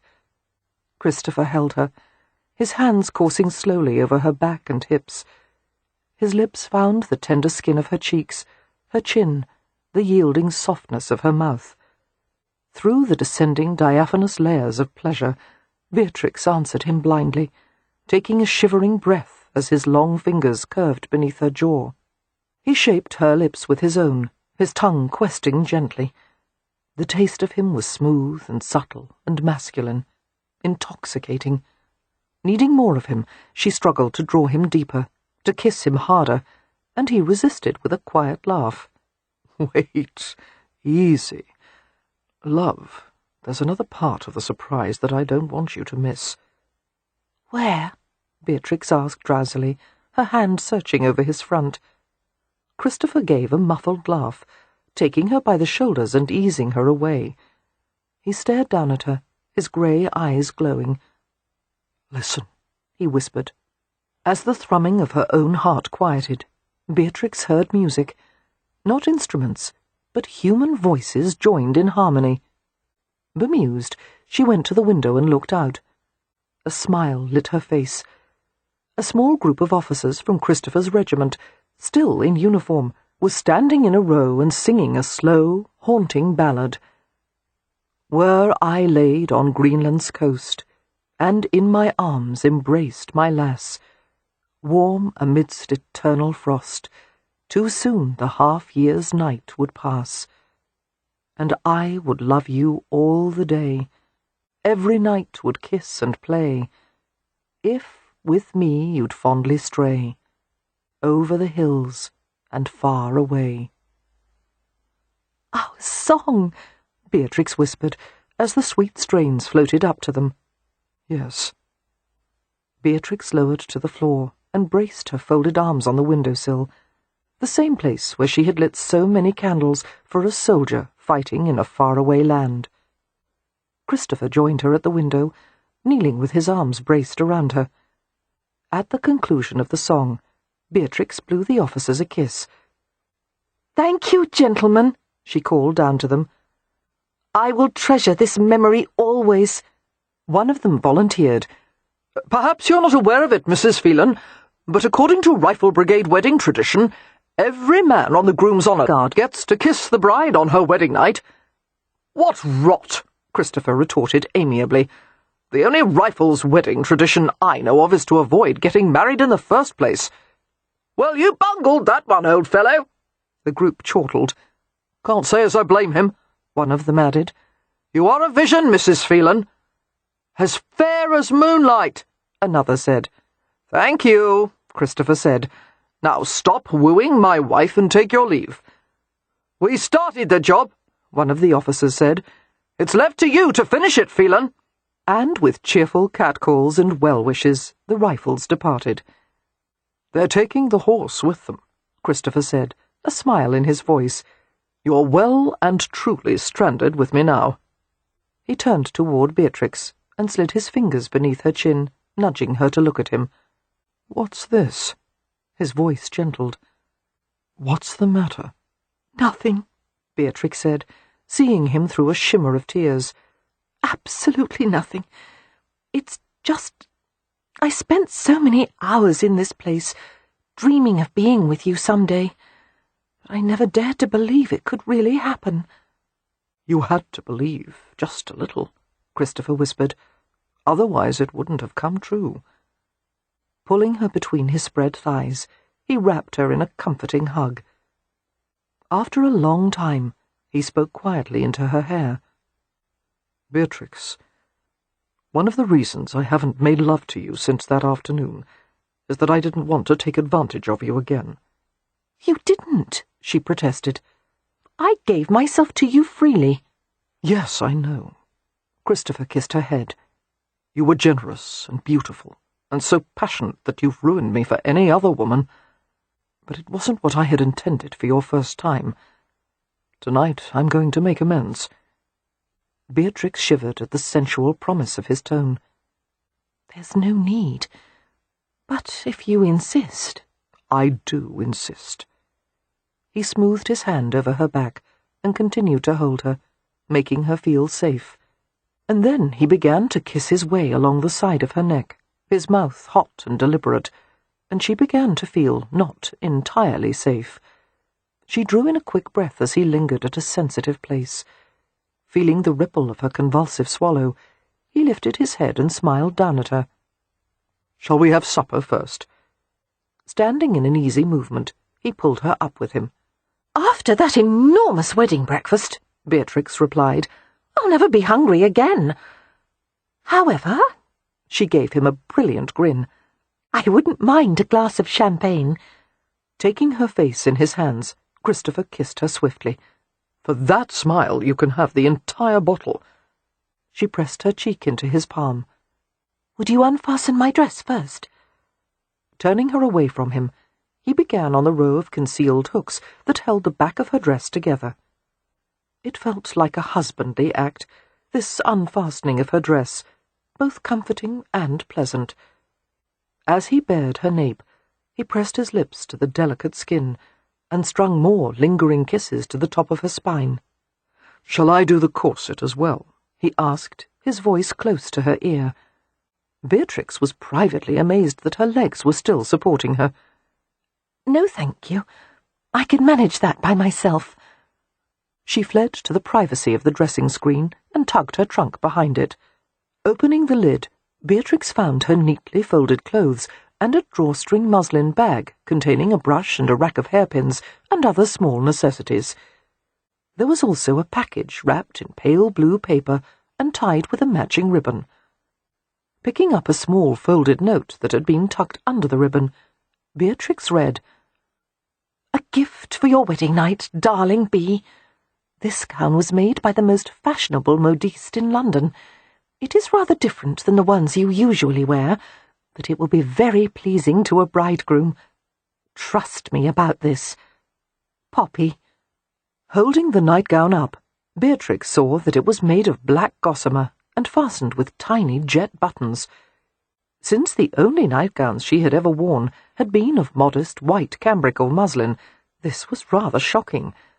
However, if it was what husbands liked. After removing her corset and her other underpinnings, Beatrix drew the gown over her head and let it slither over her body in a cool, silky drift. The thin fabric draped closely over her shoulders and torso and buttoned at the waist before flowing to the ground in transparent panels. A side slit went up to her hip, exposing her leg when she moved.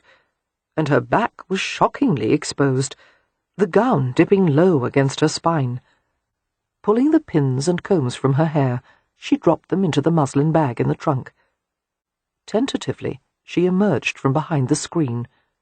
Christopher had just finished pouring 2 glasses of champagne.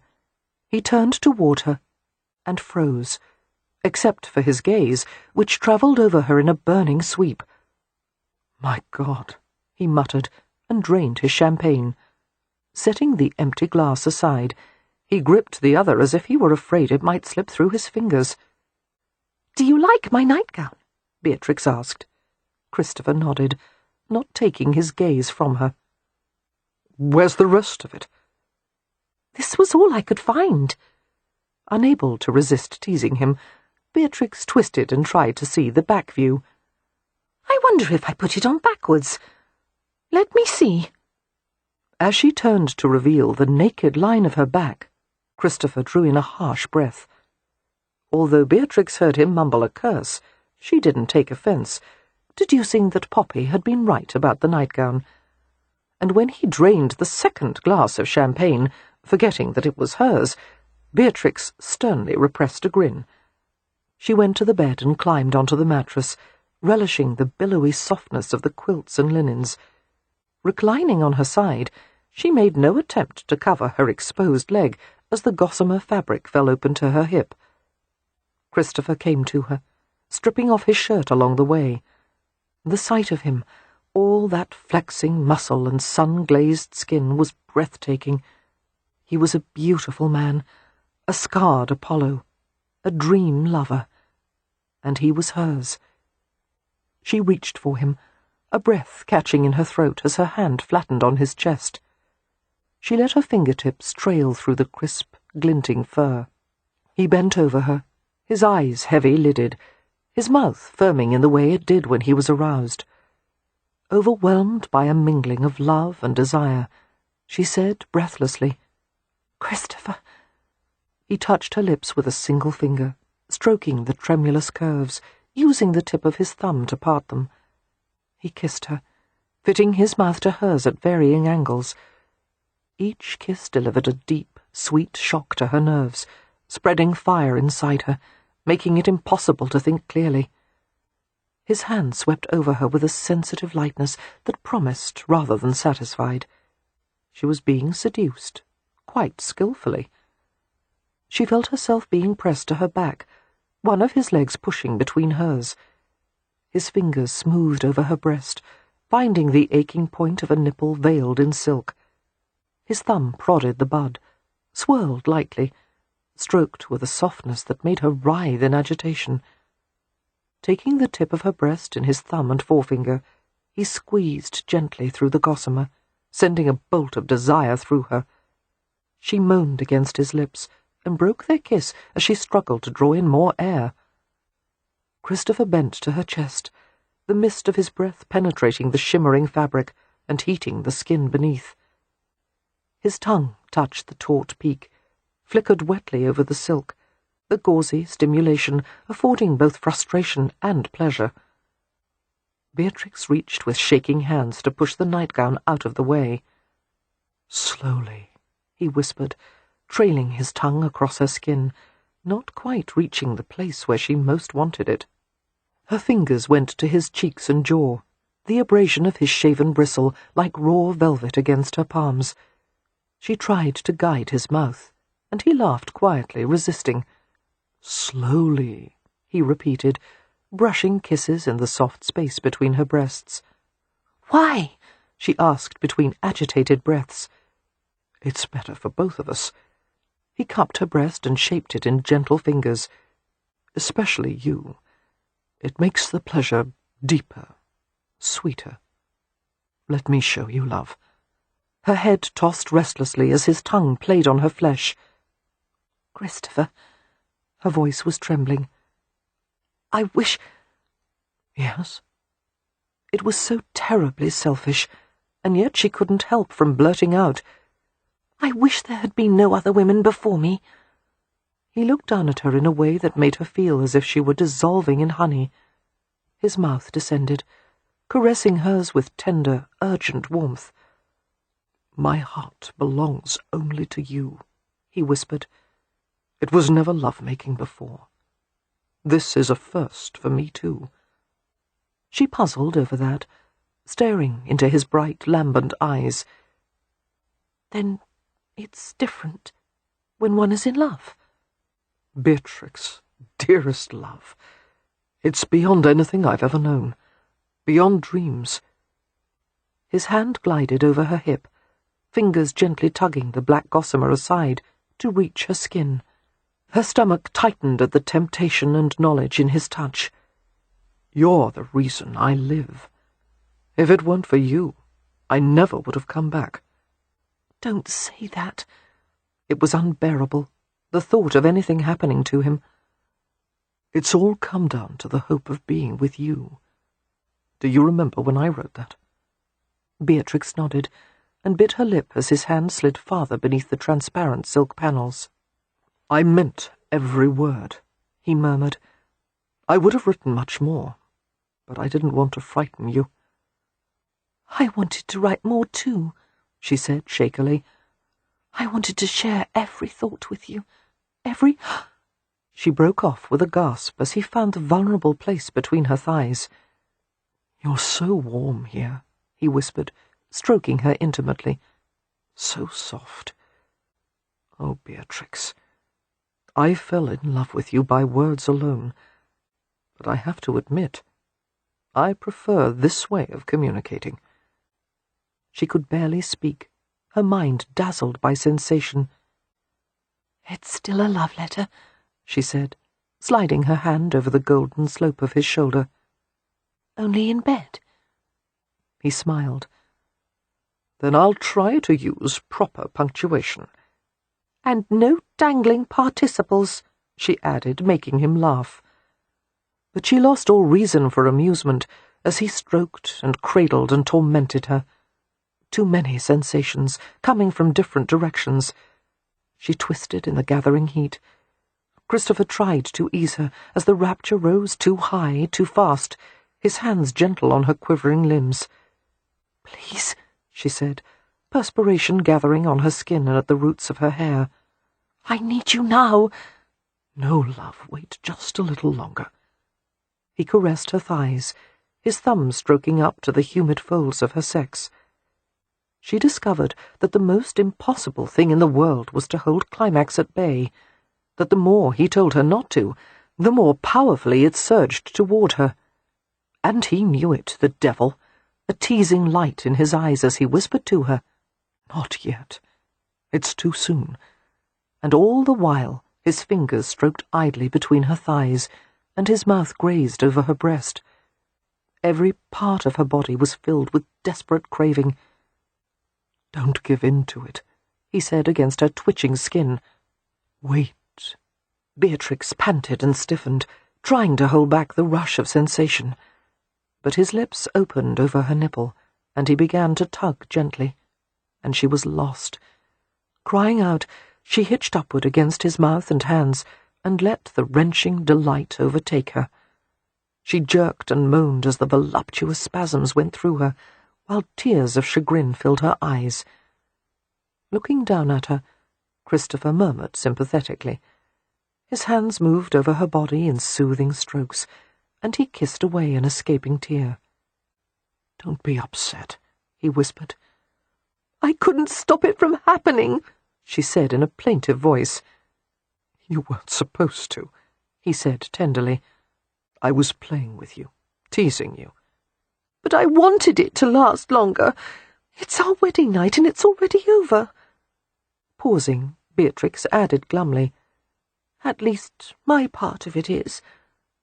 Christopher averted his face, but she could see that he was struggling to contain a laugh. When he had mastered himself, he looked down at her with a slight smile and smoothed her hair back from her face. "I can make you ready again." Beatrix was quiet for a moment as she evaluated her spent nerves and limp body. "I don't think so," she said. "I feel like a wrung-out kitchen mop." "I promise to make you ready again," he said, his voice threaded with amusement. "It will take a long time," Beatrix said, still frowning. Gathering her into his arms, Christopher crushed his mouth over hers. "I can only hope so." After undressing them both, Christopher kissed her sated body everywhere, tasting her leisurely. She stretched and arched, her breath quickening. He followed the subtle signs of her response, coaxing out heat as if he were nurturing a flame set to kindling. Compulsively, her hands wandered over the masculine textures of him, the rough hair and hard, satiny muscles, the scars that were slowly becoming familiar. Turning Beatrix to her side, he pulled her top knee upward. She felt him enter her from behind, the pressure of him opening her, stretching her impossibly tight. Too much, and yet she wanted more. She dropped her head to his supportive arm and sobbed as he bent to kiss her neck. He surrounded her, filled her. She felt her flesh swelling with heat and sensation, her body adjusting instinctively to his. He whispered in her ear, words of lust and praise and adoration, telling her all the ways he wanted to pleasure her. Very gently, he pushed her onto her stomach and kneed her thighs wider. She groaned as she felt one of his hands slide beneath her hips. He cupped her sex, stroking in counterpoint as he began a deep, insistent rhythm, faster than before, deliberate, ruthless. She moaned and gripped the quilt in handfuls as the sensation blazed. When she was at the verge of another peak, he stopped and turned her over. She couldn't look away from the molten silver of his eyes, storms stirred by lightning. "I love you," he whispered, and she jolted as he entered her again. Wrapping her arms and legs around him, she kissed and bit the thick, enticing muscle of his shoulder. He made a low sound, almost a growl, and cupped her bottom to lift her more tightly into his thrusts. Every time he lunged forward, his body rubbed intimately against hers, stroking her sex over and over, sending her into a climax that shimmered through every cell and nerve. Christopher buried himself and held, letting the convulsions of her body pull at him wetly, severely, the mutual release extracting groans from them both. And yet the need didn't stop. The physical release opened into a craving for even more intimacy. Rolling them both to their sides, Christopher cradled her with their bodies locked together. Even now, he wasn't close enough to her. He wanted more of her. They emerged from the bed some time later to feast on the delectable cold supper that had been left for them. Slices of game pie, salads, ripe black plums, cake soaked in elderflower cordial. They washed it all down with champagne and took the last 2 glasses to bed, where Christopher made any number of lascivious toasts, and Beatrix made a project of applying her champagne-chilled mouth to various parts of his body. They played and made each other laugh, and then they were silent for a while, watching the candles burn down. "I don't want to fall asleep," Beatrix mumbled. "I want tonight to last forever." She felt Christopher smile against her cheek. "It doesn't have to last. I'm personally quite optimistic about tomorrow night." "In that case, I'm going to sleep. I can't keep my eyes open any longer." He kissed her gently. "Good night, Mrs. Phelan." "Good night." A drowsy smile curved her lips as she watched him leave the bed to extinguish the last of the candles. But first he took a pillow from the bed and dropped it to the carpet along with the spare quilt. "What are you doing?" Christopher glanced at her over his shoulder, one brow arching. "You'll recollect that I told you we can't sleep together." "Not even on our wedding night," she protested. "I'll be within arm's reach, love." "But you won't be comfortable on the floor." He went to snuff out the light. "Beatrix, compared to some of the places I've slept in the past, this is a palace. Believe me, I'll be comfortable." Disgruntled, Beatrix drew the covers around herself and lay on her side. The room went dark, and she heard the sounds of Christopher settling and the measured sound of his breathing. Soon she felt herself slipping into the welcoming blackness, leaving him to contend with the demons of his sleep. Chapter 25. Although Beatrix considered Hampshire to be the most beautiful place in England, the Cotswolds very nearly eclipsed it. The Cotswolds, often referred to as the heart of England, were formed by a chain of escarpments and hills that crossed Gloucestershire and Oxfordshire. Beatrix was delighted by the storybook villages with their small, neat cottages, and by the green hills covered with plump sheep. Since wool had been the most profitable industry of the Cotswolds, with profits being used to improve the landscape and build churches, more than one plaque proclaimed, "The sheep hath paid for all." To Beatrix's delight, the sheepdog had a similarly elevated status. The villagers' attitude toward dogs reminded Beatrix of a Romany saying she had once heard from Cam. To make a visitor feel welcome, you must also make his dog feel welcome. Here in this Cotswold village, people took their dogs everywhere, even to churches in which the pews were worn with grooves where leashes had been tied. Christopher took Beatrix to a thatched roof cottage on the estate of Lord Brackley. The Viscount, an elderly friend and connection of Annandale's, had offered to make the place available to them indefinitely. The cottage was just out of sight of Brackley Manor, built on the other side of an ancient tithe barn. With its low arched doors, sloping thatched roof, and twice-flowering pink clematis climbing the outside walls, the cottage was enchanting.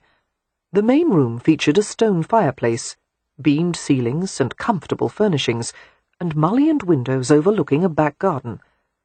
Albert went to investigate the upstairs rooms, while a pair of footmen carried in trunks and valises. "Does it please you?" Christopher asked, smiling as he saw Beatrix's excitement. "How could it not?" she asked, turning a slow circle to view everything. "It's a rather humble place for a honeymoon," Christopher said, smiling as she bounded to him and threw her arms around his neck. "I could take you anywhere. Paris, Florence." "As I told you before, I want a quiet, snug place." Beatrix pressed impulsive kisses on his face. "Books, wine, long walks, and you. It's the most wonderful place in the world. I'm already sorry to leave." He chuckled, endeavouring to catch her mouth with his own. "We don't have to leave for 2 weeks." After he captured her lips in a long, searing kiss, Beatrix melted against him and sighed. "How could ordinary life possibly compare to this?" Ordinary life will be just as wonderful," he whispered, "as long as you're there." At Christopher's insistence, Beatrix slept in one of 2 adjoining upstairs bedrooms, separated only by a thin wall of lath and plaster. He knew it bothered her not to share a room with him, but his sleep was too restless, his nightmares too unpredictable for him to take any chances. Even here, in this place of unfolding happiness, there were difficult nights. He woke and sat bolt upright from dreams of blood and bullets, of faces contorted with agony, and he found himself reaching for a gun, a sword, some means of defending himself. Whenever the nightmares were especially bad, Albert always crept onto the foot of the bed and kept him company. Just as he had during the war, Albert guarded Christopher while he slept, ready to alert him if an enemy approached. No matter how troubled the nights were, however, the days were extraordinary, pleasure-filled, serene, imparting a sense of well-being that Christopher hadn't felt in years. There was something about the light in the Cotswolds, a smooth opalescence that covered the hills and farmland in a soft binding. The morning usually began with sun, the sky gradually thickening to clouds in the afternoon. Later in the day, rain fell on the brilliant autumn leaves and gave them a boiled sugar glaze, and drew out a dark, fresh scent from the loam and clay. They quickly fell into a pattern of things, a simple breakfast followed by a long ramble with Albert, and then they ventured out to visit the nearby market town with its shops and bakeries, or to explore old ruins and monuments. One could not employ a purposeful stride with Beatrix. She stopped frequently to look at spider-webs, insects, moss, nests. She listened to out-of-doors sounds with the same appreciation that other people showed while listening to Mozart. It was all a symphony to her. Sky, water, land. She approached the world anew each day, living fully in the present, keeping pace with everything around her. One evening they accepted an invitation from Lord and Lady Brackley to have dinner at the manor. Most of the time, however, they secluded themselves, their privacy disrupted only when servants came from the nearby manor to bring food and fresh linens. Many an afternoon was spent making love before the hearth or in bed. The more Christopher had of Beatrix, the more he wanted. But Christopher was determined to shelter her from the darker side of himself, the memories that he couldn't escape. She was patient when they came to stumbling blocks in their conversations, when one of her questions had veered close to dangerous territory. She was equally forbearing when a shadow crossed his mood, and Christopher was ashamed that she had to accommodate such complexities in his nature. There were moments when her gentle prying spurred a flare of irritation, and rather than snap at her, he withdrew into a cool silence, and their sleeping arrangements were a frequent source of tension. Beatrix could not seem to accept the fact that he wanted no one near him while he slept. It wasn't merely his nightmares. He was literally incapable of falling asleep if there was someone else next to him. Every touch or sound would jolt him awake. Every night was a struggle. "At least take a nap with me," Beatrix had coaxed one afternoon. "One little nap. It will be lovely. You'll see. Just lie with me and—" "Beatrix," he had said in barely contained exasperation, "don't badger. You won't accomplish anything except to drive me mad." "I'm sorry," she had replied, chastened. "It's only that I want to be close to you." Christopher understood, but the uncompromised closeness she desired would always be impossible for him. The only thing left was to make it up to her in every other way he could think of. His need for her ran so deep that it seemed to be part of his blood, woven into his bones. He didn't understand all the reasons for such mysterious alchemy. But did reasons really matter? One could pick apart love, examine every filament of attraction, and still it would never be fully explained. It simply was. Upon their return to Stony Cross, Christopher and Beatrix found Phelan House in disorder. The servants were still accustoming themselves to the new residents of the stables and the house, including the cat, hedgehog, goat, birds and rabbits, the mule, and so forth. The main reason for the disarray, however, was that most of the rooms at Phelan House were being closed, and their contents stored in preparation for the household to be moved to Riverton. Neither Audrey nor Christopher's mother intended to take up residence at Phelan House. Audrey preferred to live in town with her family, who surrounded her with affection and attention. Mrs. Phelan had elected to remain in Hertfordshire with her brother and his family. The servants, who were either unable or unwilling to move away from Stony Cross, would remain behind to care for Phelan House and its grounds. Mrs. Clocker gave Christopher a detailed report of what had occurred in his absence. "More wedding gifts have arrived, including some lovely crystal and silver, which I have placed on the long table in the library along with the cards that accompanied them. There is a stack of correspondence and calling cards as well. And, sir, there was a call paid by an army officer.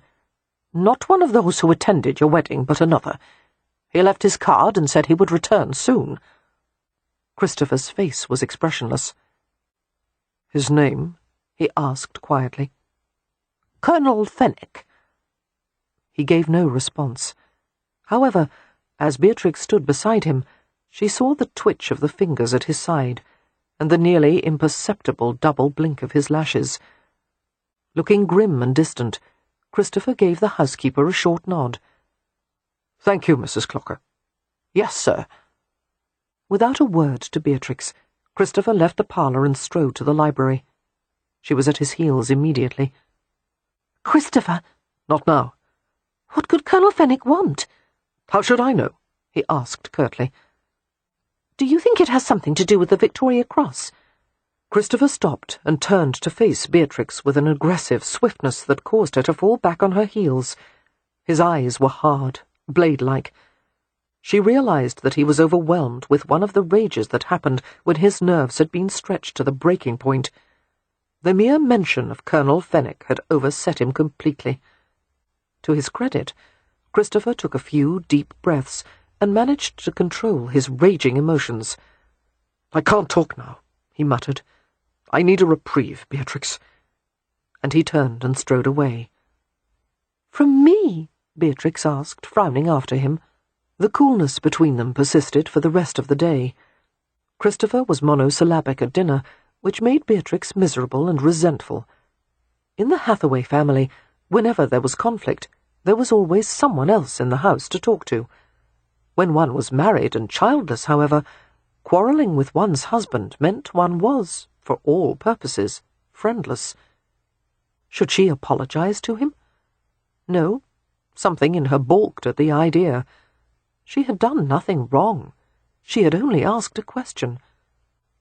Just before bedtime, Beatrix recalled something Amelia had advised. Never go to bed angry with your husband. Dressed in her nightgown and robe, she went through the house until she found him in the library, sitting by the hearth. "This isn't fair," she said, standing at the threshold. Christopher looked at her. Firelight slid over his face in washes of yellow and red, gleaming in the amber layers of his hair. His hands were joined together neatly, like a folding knife. Albert was stretched on the floor beside the chair, resting his chin between his paws. "What have I done?" Beatrix continued. "Why won't you talk to me?" Her husband's face was expressionless. "I have been talking to you." "Yes, as a stranger would, completely without affection." "Beatrix," he said, looking weary, "I'm sorry. Go to bed. Everything will be back to rights tomorrow after I go to see Fenwick." "But what have I—" "It's nothing you have done. Let me deal with this on my own." "Why must I be shut out? Why can't you trust me?" Christopher's expression altered, softening. He regarded her with a hint of something like compassion. Standing, he came to her slowly, his form large and dark against the glow of the hearth. Beatrix set her spine against the door-jamb, her heartbeat quickening as he reached her. "It was a selfish act to marry you," he said. "I knew you wouldn't find it easy to settle for what I could give you, and not push for more. But I did warn you. His opaque gaze slid over her. Bracing one hand on the jamb above her head, he brought the other to the front of her robe, where a hint of her white lace nightgown spilled over the neckline. He toyed with the bit of lace and bent his head over hers. "Shall I make love to you?" he asked softly. "Would that suffice?" Beatrix knew when she was being placated. She was being offered sexual pleasure in lieu of real communication. As far as palliatives went, it was a very good substitute. But even as her body responded to his nearness, kindling at the warm scent of him and the sensual promise of his touch, her mind objected. She did not want him to make love to her merely as a ploy to distract her. She wanted to be a wife, not an object to toy with. "Would you share my bed afterward?" she asked stubbornly, "and stay with me until morning?" His fingers stilled. "No." Beatrix scowled and stepped away from him. "Then I'll go to bed alone." Giving in to momentary frustration, she added, as she strode away from him, "As I do every night." Chapter 26. "I'm cross with Christopher," Beatrix told Amelia in the afternoon, as they strolled arm in arm along the gravelled paths behind Ramsay House. "And before I tell you about it, I want to make it clear that there is only one reasonable side of the issue. Mine." "Oh, bother," Amelia said sympathetically. "Husbands do make one cross at times. Tell me your side and I will agree completely." Beatrix began by explaining about the calling card left by the Colonel Fenwick and Christopher's subsequent behaviour. Amelia sent Beatrix a wry, sideways smile. "I believe these are the problems that Christopher took pains to warn you about." "That's true," Beatrix admitted, "but that doesn't make it any easier to contend with. I love him madly, but I see how he struggles against certain thoughts that jump into his head, or reflexes that he tries to suppress, and he won't discuss any of it with me. I've won his heart, but it's like owning a house in which most of the doors are permanently locked. He wants to shield me from all unpleasantness, and it's not really marriage, not like the marriage you have with Cam, unless he's willing to share the worst of himself as well as the best of himself." "Men don't like to put themselves at risk in that way," Amelia said. "One has to be patient." Her tone became gently arid, her smile rueful. "But I can assure you, dear, no one is ever able to share only the best of himself." Beatrix gave her a brooding glance. "No doubt I'll provoke him into some desperate act before long. I push and pry and he resists, and I'm afraid that will be the pattern of our marriage for the rest of my life." Amelia smiled at her fondly.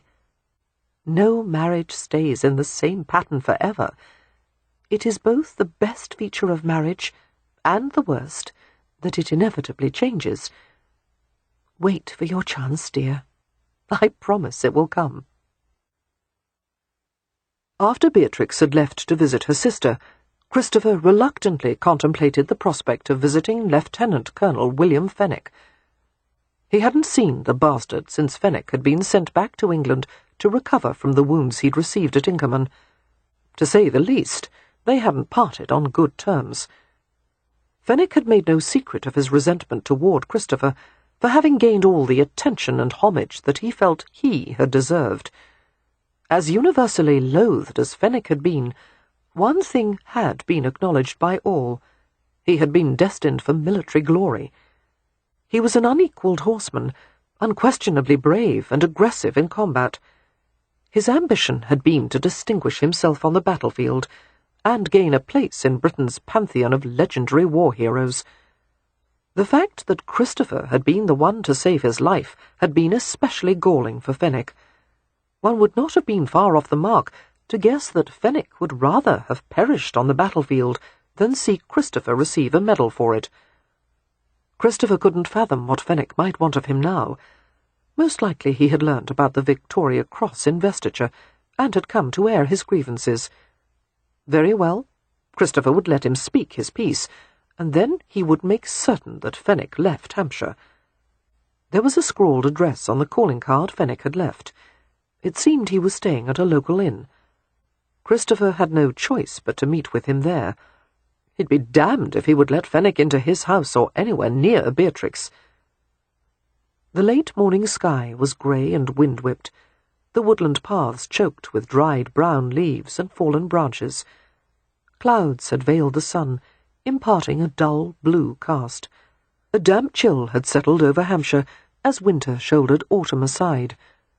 Christopher took the main road beside the forest, his bay thoroughbred invigorated by the weather and eager to stretch his legs. The wind blew through the lattice of branches in the woodland, eliciting whispery movements, like restless ghosts flitting among the trees. Christopher felt as if he were being followed.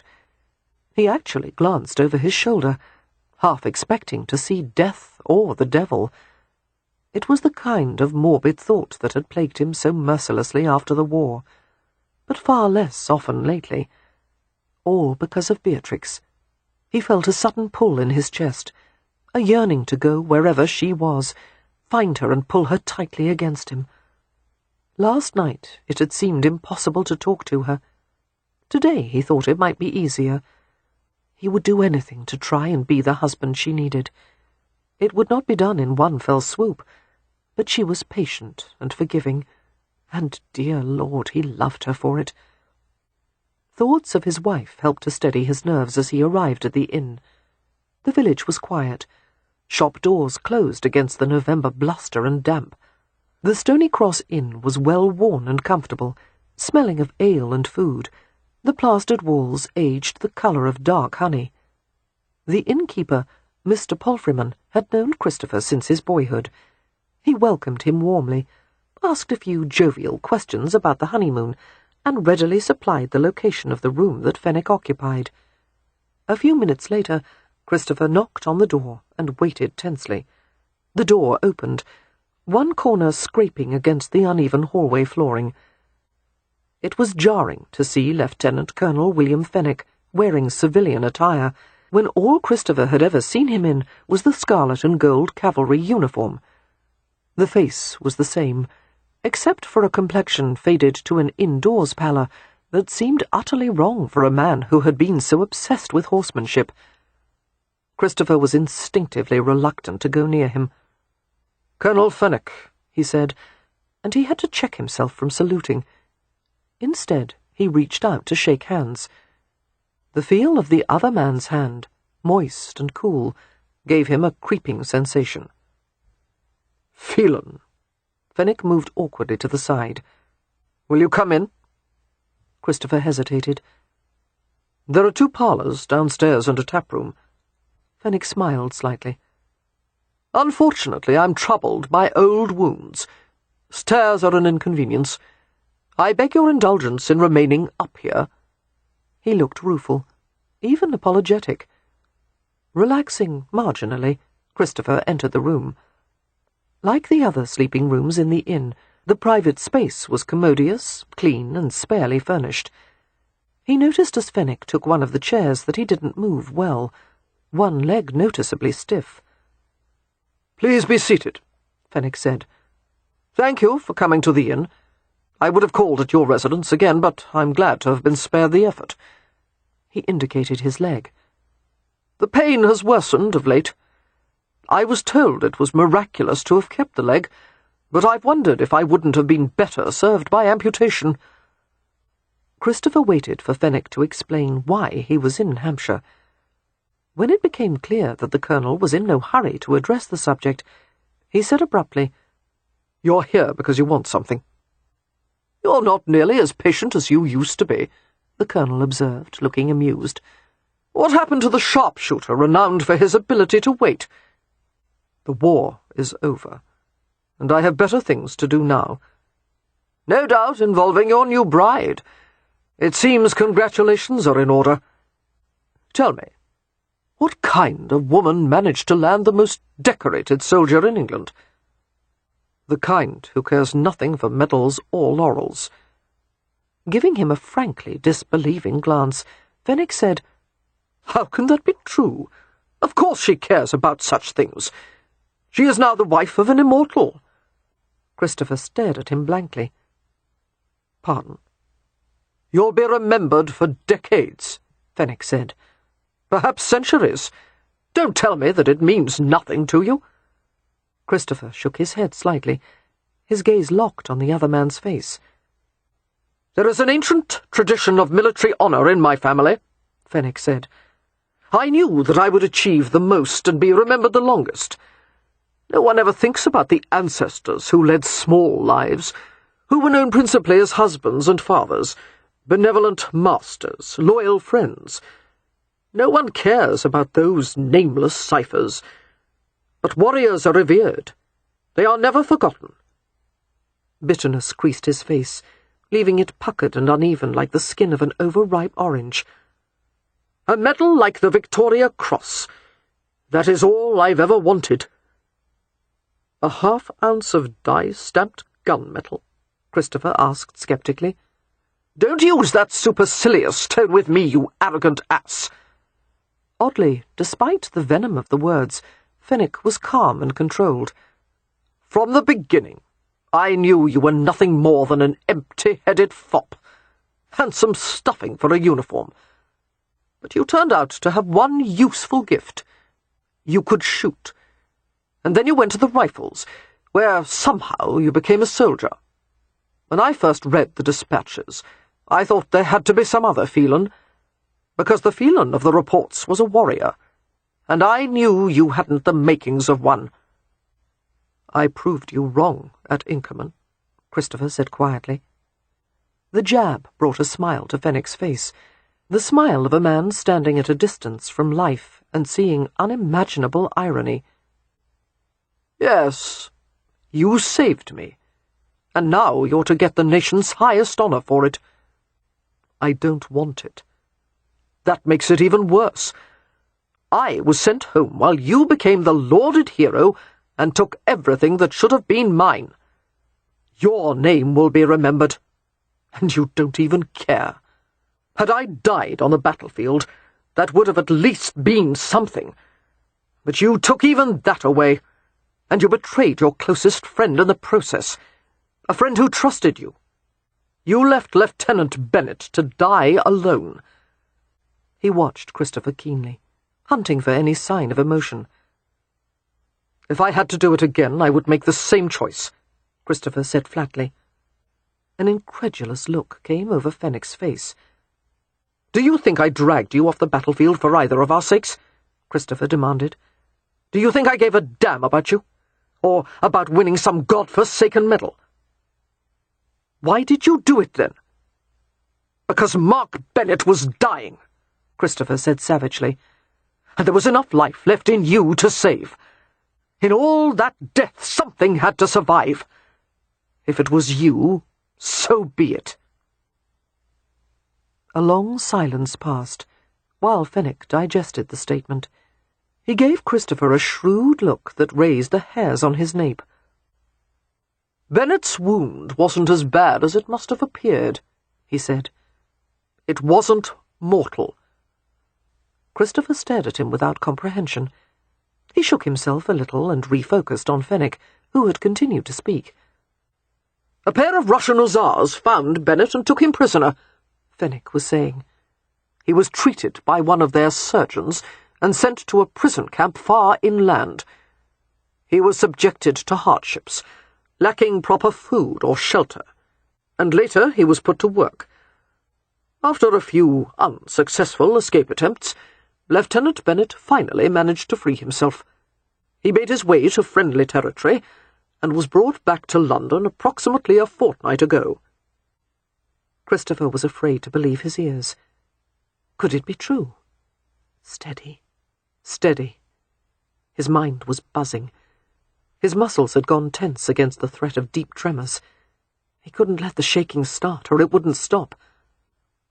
Why wasn't Bennett released in the prisoner exchange at the war's end? He heard himself ask. It seems his captors were trying to negotiate his exchange for a stipulated sum of money, along with provisions and weapons. I suspect Bennett admitted under questioning that he was the heir to the Bennett shipping fortune. In any event, negotiations were problematic, and it was kept secret from all but the highest levels of the War Office. "Damn those bastards!" Christopher said in anguished fury. "I would have rescued him had I known." "No doubt you would have," Fenwick said dryly. "However, difficult as it is to believe, the matter was resolved without your heroic efforts. Where is Bennet now? What is his condition? That is why I've come to see you, to warn you. And after this, I am no longer in your debt, do you understand?" Christopher stood, his fists clenched. "Warn me about what?" "Lieutenant Bennet is not in his right mind. The doctor accompanying him on the ship back to England recommended a stay in a lunatic asylum. That is why Bennet's return has not been reported in the gazettes or newspapers. His family desires to maintain absolute privacy. Bennet was sent to his family in Buckinghamshire, but subsequently disappeared without a word to anyone. His whereabouts are unknown.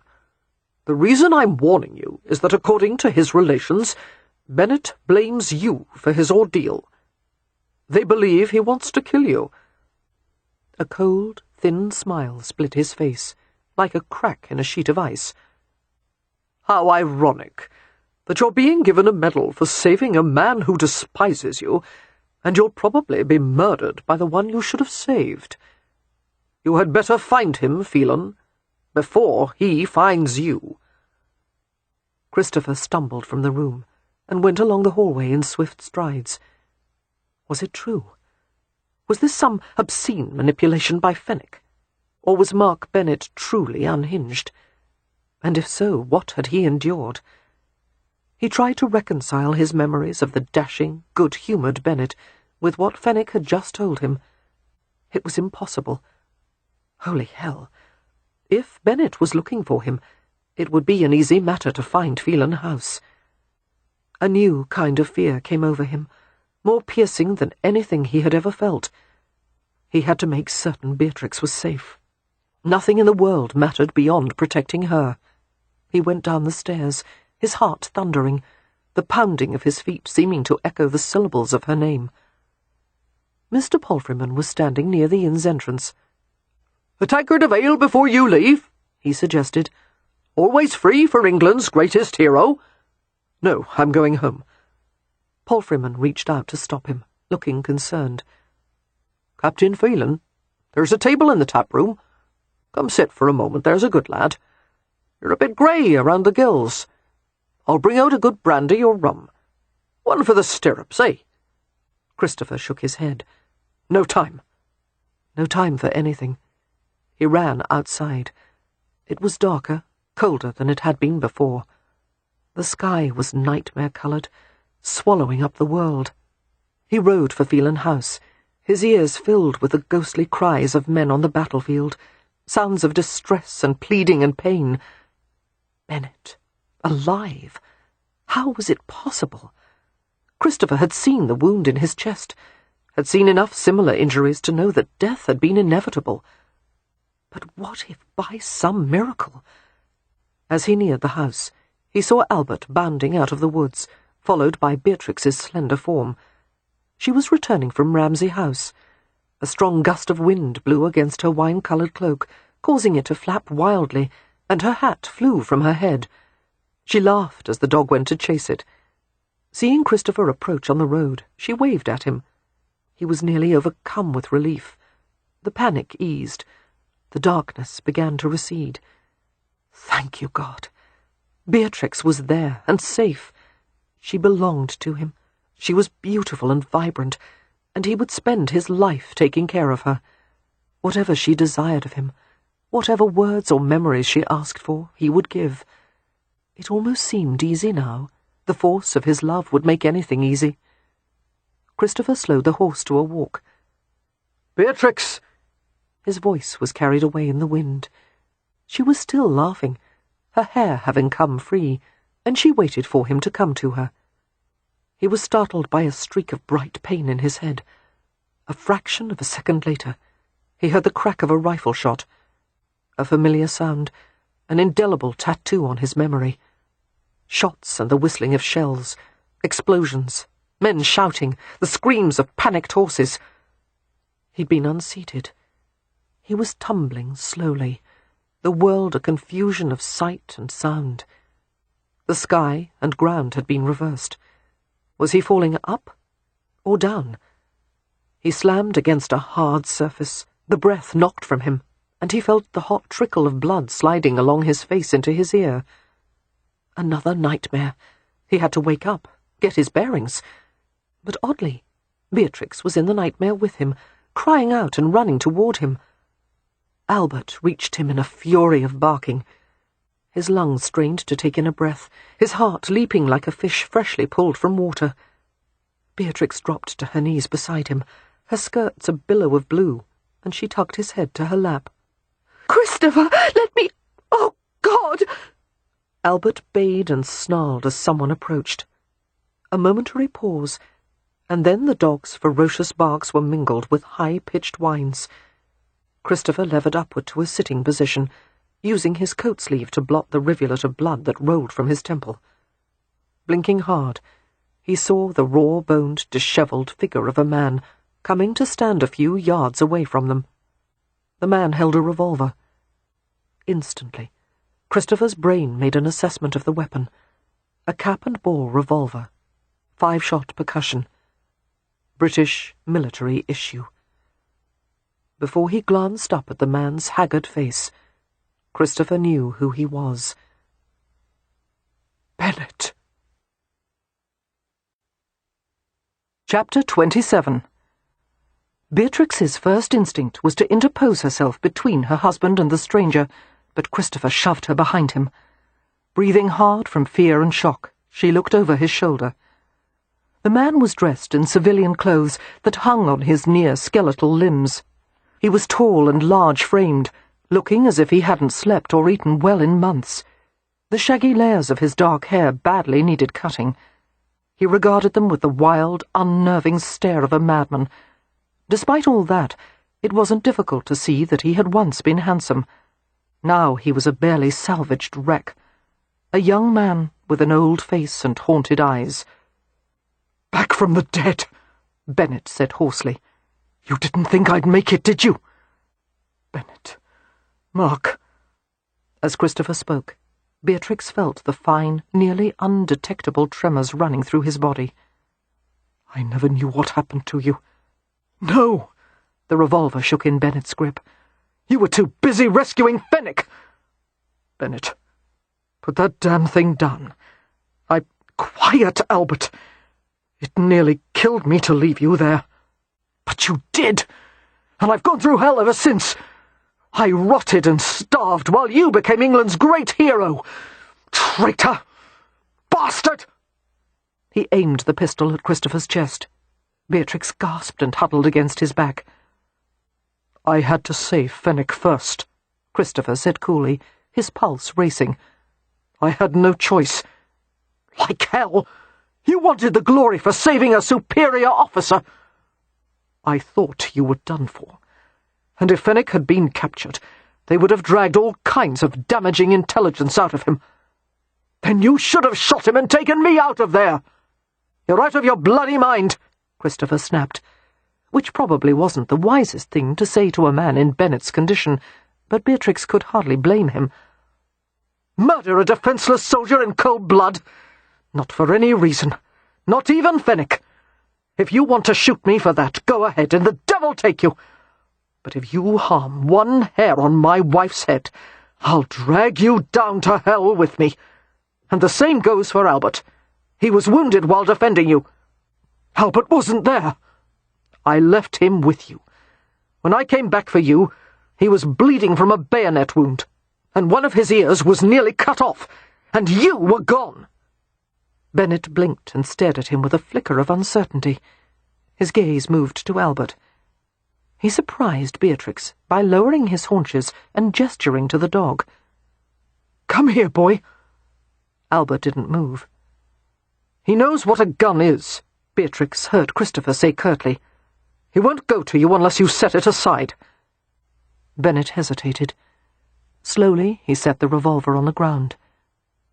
"Come," he said to the dog, who whimpered in confusion. Go on, boy, Christopher said in a low tone. Albert approached Bennet warily, his tail wagging. Bennet rubbed the shaggy head and scratched the dog's neck. Panting, Albert licked his hand. Leaning against Christopher's back, Beatrix felt some of the tension leave him. Albert was there, Bennet said in a different voice. I remember him licking my face. Do you think I would have left him with you if I hadn't meant to come back? Christopher demanded. It doesn't matter. If the situation were reversed, I would have shot Fenwick and saved you.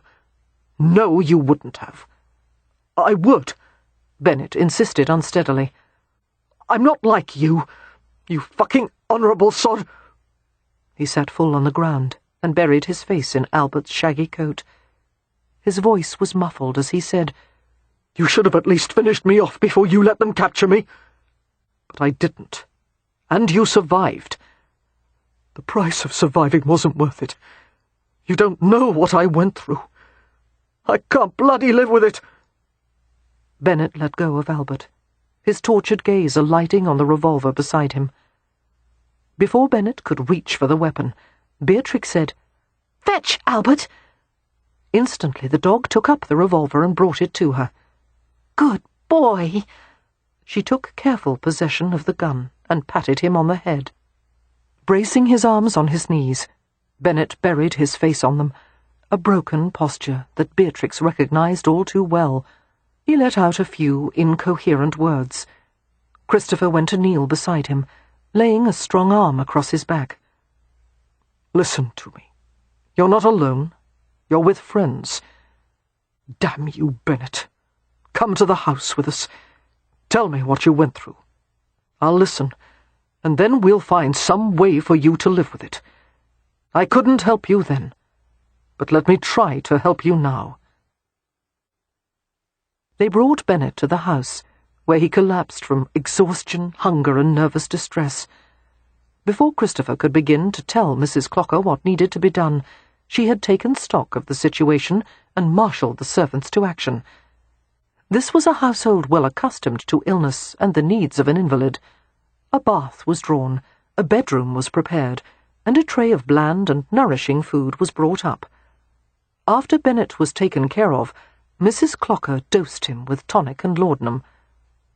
Going to Bennet's bedside, Christopher stared down at the nearly unrecognizable features of his old friend. Suffering had altered him, within and without. But he would recover. Christopher would see to that. And with that hope and sense of purpose, Christopher was aware of a new and fragile feeling of absolution. Bennet wasn't dead. With all the sins on his conscience, at least that one had been taken from him.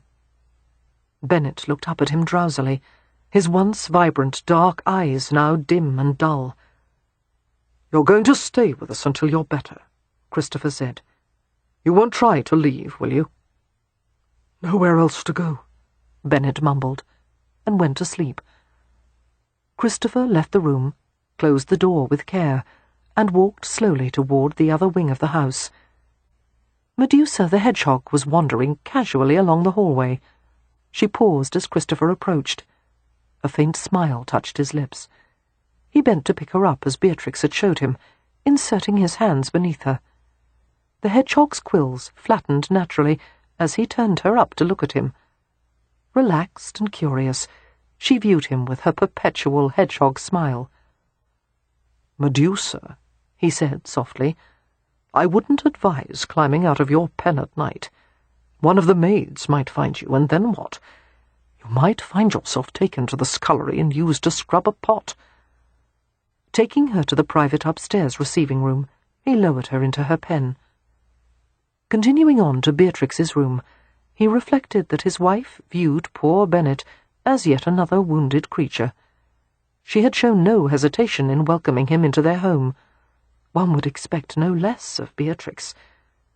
Entering the room quietly, he saw his wife at her dressing-table, carefully filing the claws of Lucky's remaining paw. The cat regarded her with a bored expression, tail flicking lazily.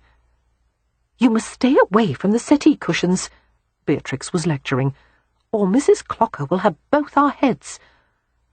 Christopher's gaze travelled over the long, elegant lines of her figure, her silhouette revealed in the lamp-glow that shone through her muslin nightgown. Becoming aware of Christopher's presence, Beatrix stood and came to him with natural, unself-conscious grace. "Does your head pain you?" she asked in concern, reaching up to touch the small plaster at his temple. He bent to brush a soft kiss on her lips. "No.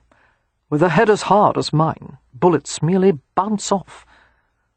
She let her hand linger at the side of his face. "What happened when you spoke to Colonel Fenwick? Did he try to shoot you too?"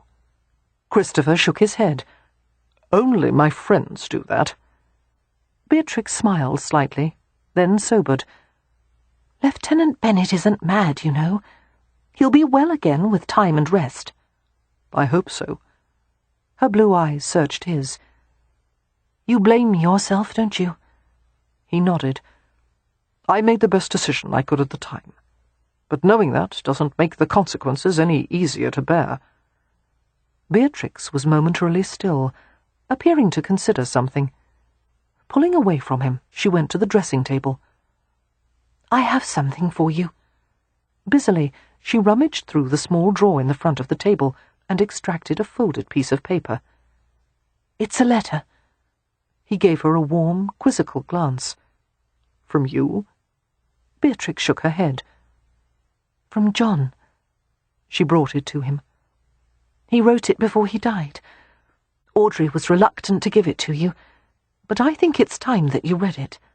Christopher made no move to take it, only reached out and pulled her close.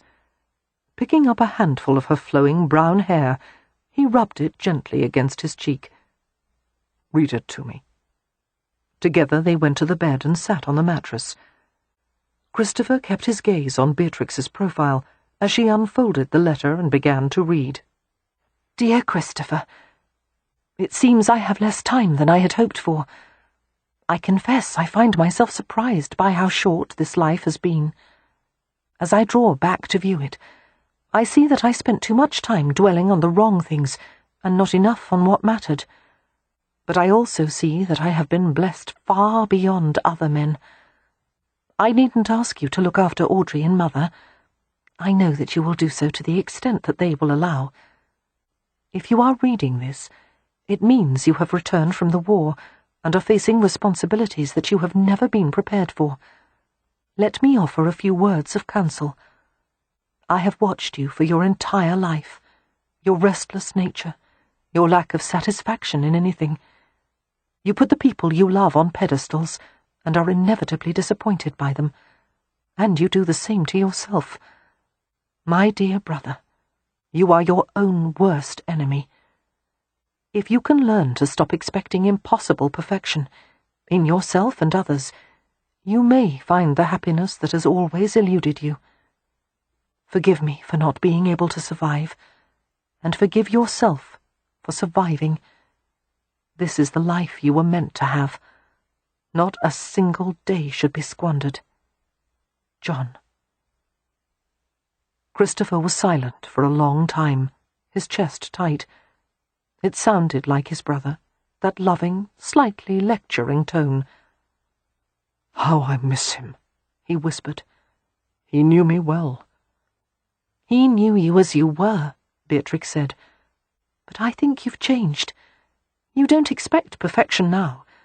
How else could you explain your attraction to me?" Christopher gently took her face in his hands. "You are my idea of perfection, Beatrix Eloise." She leaned forward until their noses touched. "Have you forgiven yourself?" she asked softly. "For surviving?" "I'm trying to." The proximity of her warm, scantily clad body was too much for him to resist. He slid his hand behind her neck and kissed her throat. A little shiver chased over her skin. He undressed her carefully, fighting to contain a need that threatened to rage out of control. He kept every movement gentle, light, while his body ached with a violent desire to possess her. His hand swept over her, mapping the physical contours of what words had already expressed. Making love, creating it, letting sensation flow over both of them. Emotion became movement. Movement became pleasure. He let his tongue explore her mouth at the same time he entered her, his hands clutched in the pouring dark silk of her hair. She tried to move, but he held her still, feeding more pleasure into her, and more, until her every breath was a moan, and she trembled without stopping. Beatrix dug her heels into the bedclothes, her fingertips digging into his back. He relished the little crescents of pain, loving the dazed, lost look on her face. The rhythms of her body gathered in one impetus, a delicate watercolour flush spreading across her fine skin. But he didn't want it to end yet, despite his own ravening hunger. With agonized effort, he forced himself to hold still inside her. She cried out, her hips lifting against his weight. "Christopher, please!" "Shh!" He pressed her down, kissed her neck, worked slowly to her breasts. He pulled her nipple into his mouth, caressing her with his teeth and tongue, leaving a residue of damp heat. Small hungering sounds came from her throat, and her inner muscles clasped him in a helpless rhythm. He began to follow the tender pattern, pressing forward, letting her clasp him on each withdrawal stroke. "Look at me," he whispered, and her lashes lifted to reveal the depths of her soul. Cupping a hand beneath her head, he fused his lips to hers, while he entered her more deeply than ever before. She took him, wrapping her arms and legs around him, holding him with her entire body. He let the rhythm roughen, quicken, his love-making turning wild and unrestrained as he rode the fast, relentless rhythm of her hips. Arching upward, she convulsed violently, her flesh gripping him in tight, wet ripples that drew out a wrenching release. They were both too love-dazed to move for a while. Saturated in the feeling of being open, unguarded, Christopher let his hand wander over her, not with sexual intent, but reverence. She stretched and moved to trap his legs beneath a slender thigh, her arms slung across his chest. Climbing further atop him, she rubbed her mouth and nose lightly through the hair on his chest. He lay still beneath the warm scaffolding of her body, letting her play and explore as she would.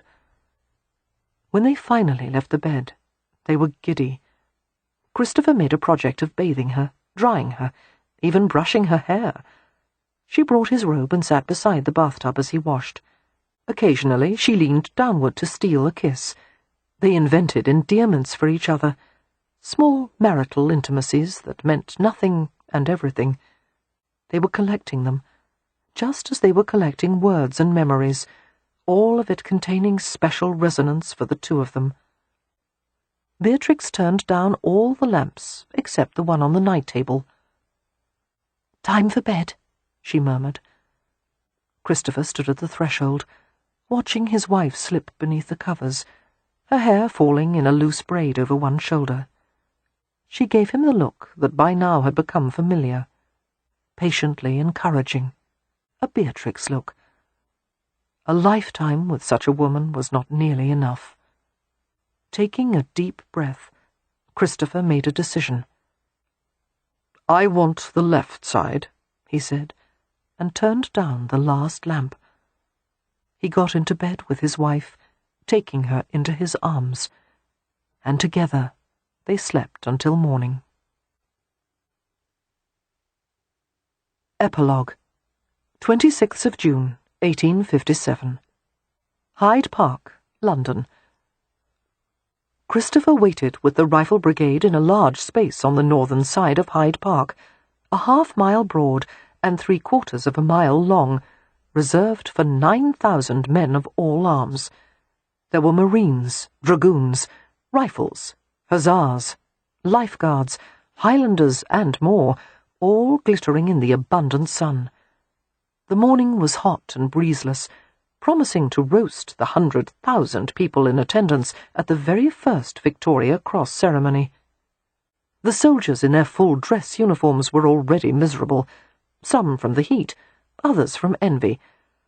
"We've got the bloody ugliest uniforms in the Empire," one of the Rifles muttered, casting a glance at the infinitely more splendid dress of the nearby Hussars. "I hate this gloomy dark green." "Pretty target you'd make, crawling forward of the front lines in bright red and gold," another rifle replied in a scornful undertone. "You'd have your arse shot off." "I don't care. Women like red coats. You choose a woman over having your arse shot off? Wouldn't you?" The other man's silence conceded the point. A faint smile curved Christopher's mouth. He glanced at the enclosure near the Grosvenor Gate galleries, where 7,000 ticket holders had been seated. Beatrix and the rest of the Hathaways were there, as well as his grandfather, and Audrey and several cousins. After this elaborate and unwanted presentation was over, Christopher and the entire mass of his family and in-laws would return to the Rutledge Hotel. There would be a private dinner with feasting and merriment, and Harry Rutledge had hinted at some special entertainment. Knowing Rutledge, it could be anything from a trio of opera singers to a troupe of performing monkeys. Only 2 things were certain. The Hathaways were in London, and it would be a wild, mad romp. Another guest would attend the family dinner at the Rutledge. Mark Bennet, who had sold his army commission and was preparing to take the reins of his family's shipping business. It had taken months for Bennet to recover from the trauma of his wartime experiences, and the process was far from complete. However, a long stay in the Phelan household had done him a world of good. Piece by piece, Bennet had put his psyche back together in a necessary but painful process. With the support of understanding friends, he had gradually come back to himself. Now, more and more, Bennet resembled the dashing and quick-witted rogue he had once been. During long, vigorous rides through the countryside, he had acquired healthy colour and vitality, and had regained lost muscle. Even after returning to his family estate in Gloucestershire, Bennet often visited Christopher and Beatrix at Riverton. It so happened that during one of these visits he had met Audrey, who had come to stay a fortnight. Audrey's reaction to the tall, dark-haired ex-soldier had been more than a little perplexing. Christopher hadn't understood why his normally sanguine sister-in-law became so shy and clumsy whenever Bennet was near. "It's because he's a tiger," Beatrix had explained in private, "and Audrey is a swan, and tigers always make swans nervous. She finds him very attractive, but she doesn't think he's the kind of gentleman she should keep company with." Bennet, for his part, seemed quite taken with Audrey, but every time he made a careful advance to her, she had retreated. And then, with startling quickness, the 2 of them seemed to have become fast friends. They went on rides and walks together, and corresponded frequently when they were apart. When they were both in London, they were always seen in each other's company. Mystified by the change in their formerly awkward relationship, Christopher asked Bennet what had happened to alter it. "I told her I was impotent from old war wounds," Bennet said. "That calmed her nerves considerably." Taken aback, Christopher had brought himself to ask gingerly, "Are you?" "Hell no," came Bennet's indignant reply. "I only said it because she was so skittish around me, and it worked." Christopher had given him a sardonic glance. "Are you ever going to tell Audrey the truth?" A mischievous smile had played at the corners of Bennet's lips. "I may let her cure me soon," he admitted. Seeing Christopher's expression, he had added hastily that his intentions were entirely honourable. It was a good match, and in Christopher's opinion, his brother would have approved.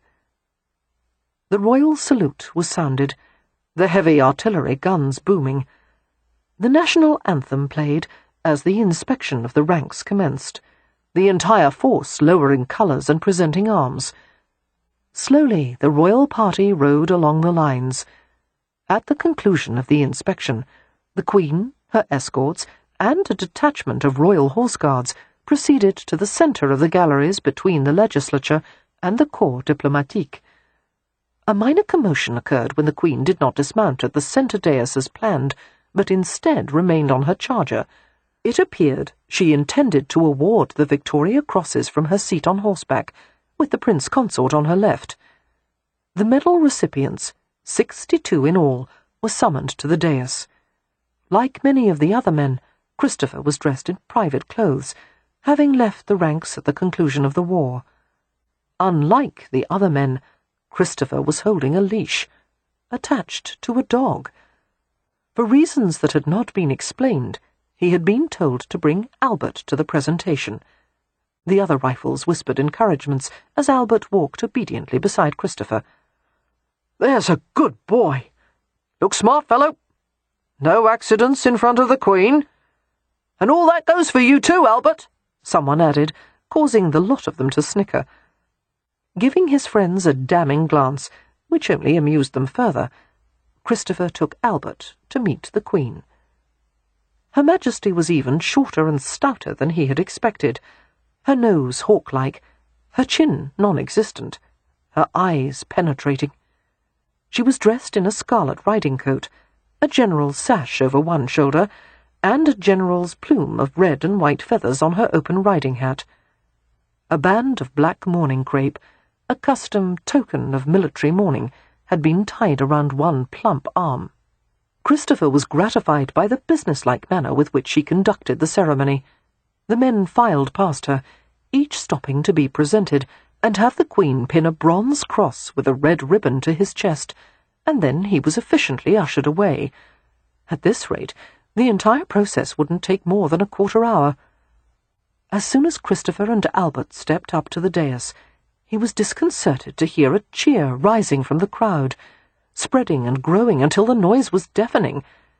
It wasn't right for him to receive more acclamation than the other soldiers. They deserved just as much recognition for their courage and gallantry. And yet the ranks were cheering as well, humbling him utterly. Albert looked up at him uneasily, staying close to his side. "Easy, boy," he murmured. The Queen regarded the pair of them curiously as they stopped before her. "Captain Phelan," she said, "our subject's enthusiasm does you honour." Christopher replied carefully, "The honour belongs to all the soldiers who have fought in your Majesty's service, and to the families who waited for them to return." "Well and modestly said, Captain." There was a slight deepening of the creases at the corners of her eyes. "Come forward." As he complied, the Queen leaned from the horse to pin the bronze cross with its crimson ribbon to his coat. Christopher made to withdraw, but she stopped him with a gesture and a word. "Remain." Her attention switched to Albert, who sat on the dais and cocked his head as he regarded her curiously. "What is your companion's name?" "His name is Albert, Your Majesty." Her lips quirked as if she were tempted to smile. She slid a brief glance to her left, at the Prince Consort. "We are informed that he campaigned with you at Inkerman and Sebastopol." "Yes, Your Majesty. He performed many difficult and dangerous duties to keep the men safe. This cross belongs partly to him. He assisted in recovering a wounded officer under enemy fire." The general charged with handing the orders to the Queen approached, and gave her a curious object. It looked like a dog collar. "Come forward, Albert," she said. Albert obeyed promptly, sitting at the edge of the dais. The Queen fastened the collar around his neck with a deft efficiency that revealed some experience with the procedure. Christopher recalled having heard that she owned several dogs and was partial to collies. "This collar," she said to Albert, as if he could understand her, "has been engraved with regimental distinctions and battle honours. We have added a silver clasp to commend the valour and devotion you have displayed in our service." Albert waited patiently until the collar was fastened, and then licked her wrist. "Impertinent," she scolded in a whisper, and patted his head.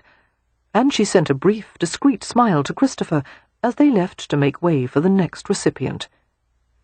"Albert, friend to royalty," Beatrix said later at the Rutledge Hotel, laughing as she sat on the floor of their suite and examined the new collar.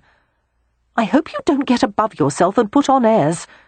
"Not around your family, he won't," Christopher said, stripping off his coat and waistcoat and removing his cravat. He lowered himself to the settee, relishing the coolness of the room. Albert went to drink from his bowl of water, lapping noisily. Beatrix went to Christopher, stretched full length atop him, and braced her arms on his chest. "I was so proud of you today," she said, smiling down at him, "and perhaps a tiny bit smug that with all the women swooning and sighing over you, I'm the one you went home with." Arching a brow, Christopher asked, "Only a tiny bit smug?" "Oh, very well. Enormously smug." She began to play with his hair. "Now that all this medal business is done with, I have something to discuss with you." Closing his eyes, Christopher enjoyed the sensation of her fingers stroking his scalp. "What is it?" "What would you say to adding a new member to the family?" This was not an unusual question. Since they had established a household at Riverton, Beatrix had increased the size of her menagerie and was constantly occupied with animal-related charities and concerns. She had also compiled a report for the newly established Natural History Society in London. For some reason, it had not been at all difficult to convince the group of elderly entomologists, ornithologists, and other naturalists to include a pretty young woman in their midst, especially when it became clear that Beatrix could talk for hours about migration patterns, plant cycles, and other matters relating to animal habitats and behaviour. There was even discussion of Beatrix joining a board to form a new natural history museum to provide a lady's perspective on various aspects of the project. Keeping his eyes closed, Christopher smiled lazily. "Fur, feathers, or scales?" he asked in response to her earlier question. "None of those." "God, something exotic. Very well. Where will this creature come from? Will we have to go to Australia to collect it? Iceland? Brazil?" A tremor of laughter went through her. "It's already here, actually, but you won't be able to view it for, say, 8 more months." Christopher's eyes flew open. Beatrix was smiling down at him, looking shy and eager, and more than a little pleased with herself. "Beatrix!" He turned carefully so that she was underneath him. His hand came to cradle the side of her face. "You're sure?" She nodded. Overwhelmed, Christopher covered her mouth with his, kissing her fiercely. "My love, precious girl." "It's what you wanted, then?" she asked between kisses, already knowing the answer. Christopher looked down at her through a bright sheen of joy that made everything blurred and radiant. "More than I ever dreamed, and certainly more than I deserve." Beatrix's arms slid around his neck. "I'll show you what you deserve," she informed him, and pulled his head down to hers again.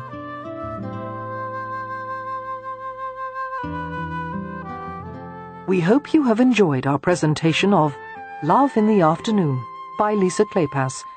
Copyright 2010 by Lisa Kleypas. Performed by Rosalind Landor. Directed by John Baker. Performance copyright 2010 by Brilliance Audio. All rights reserved.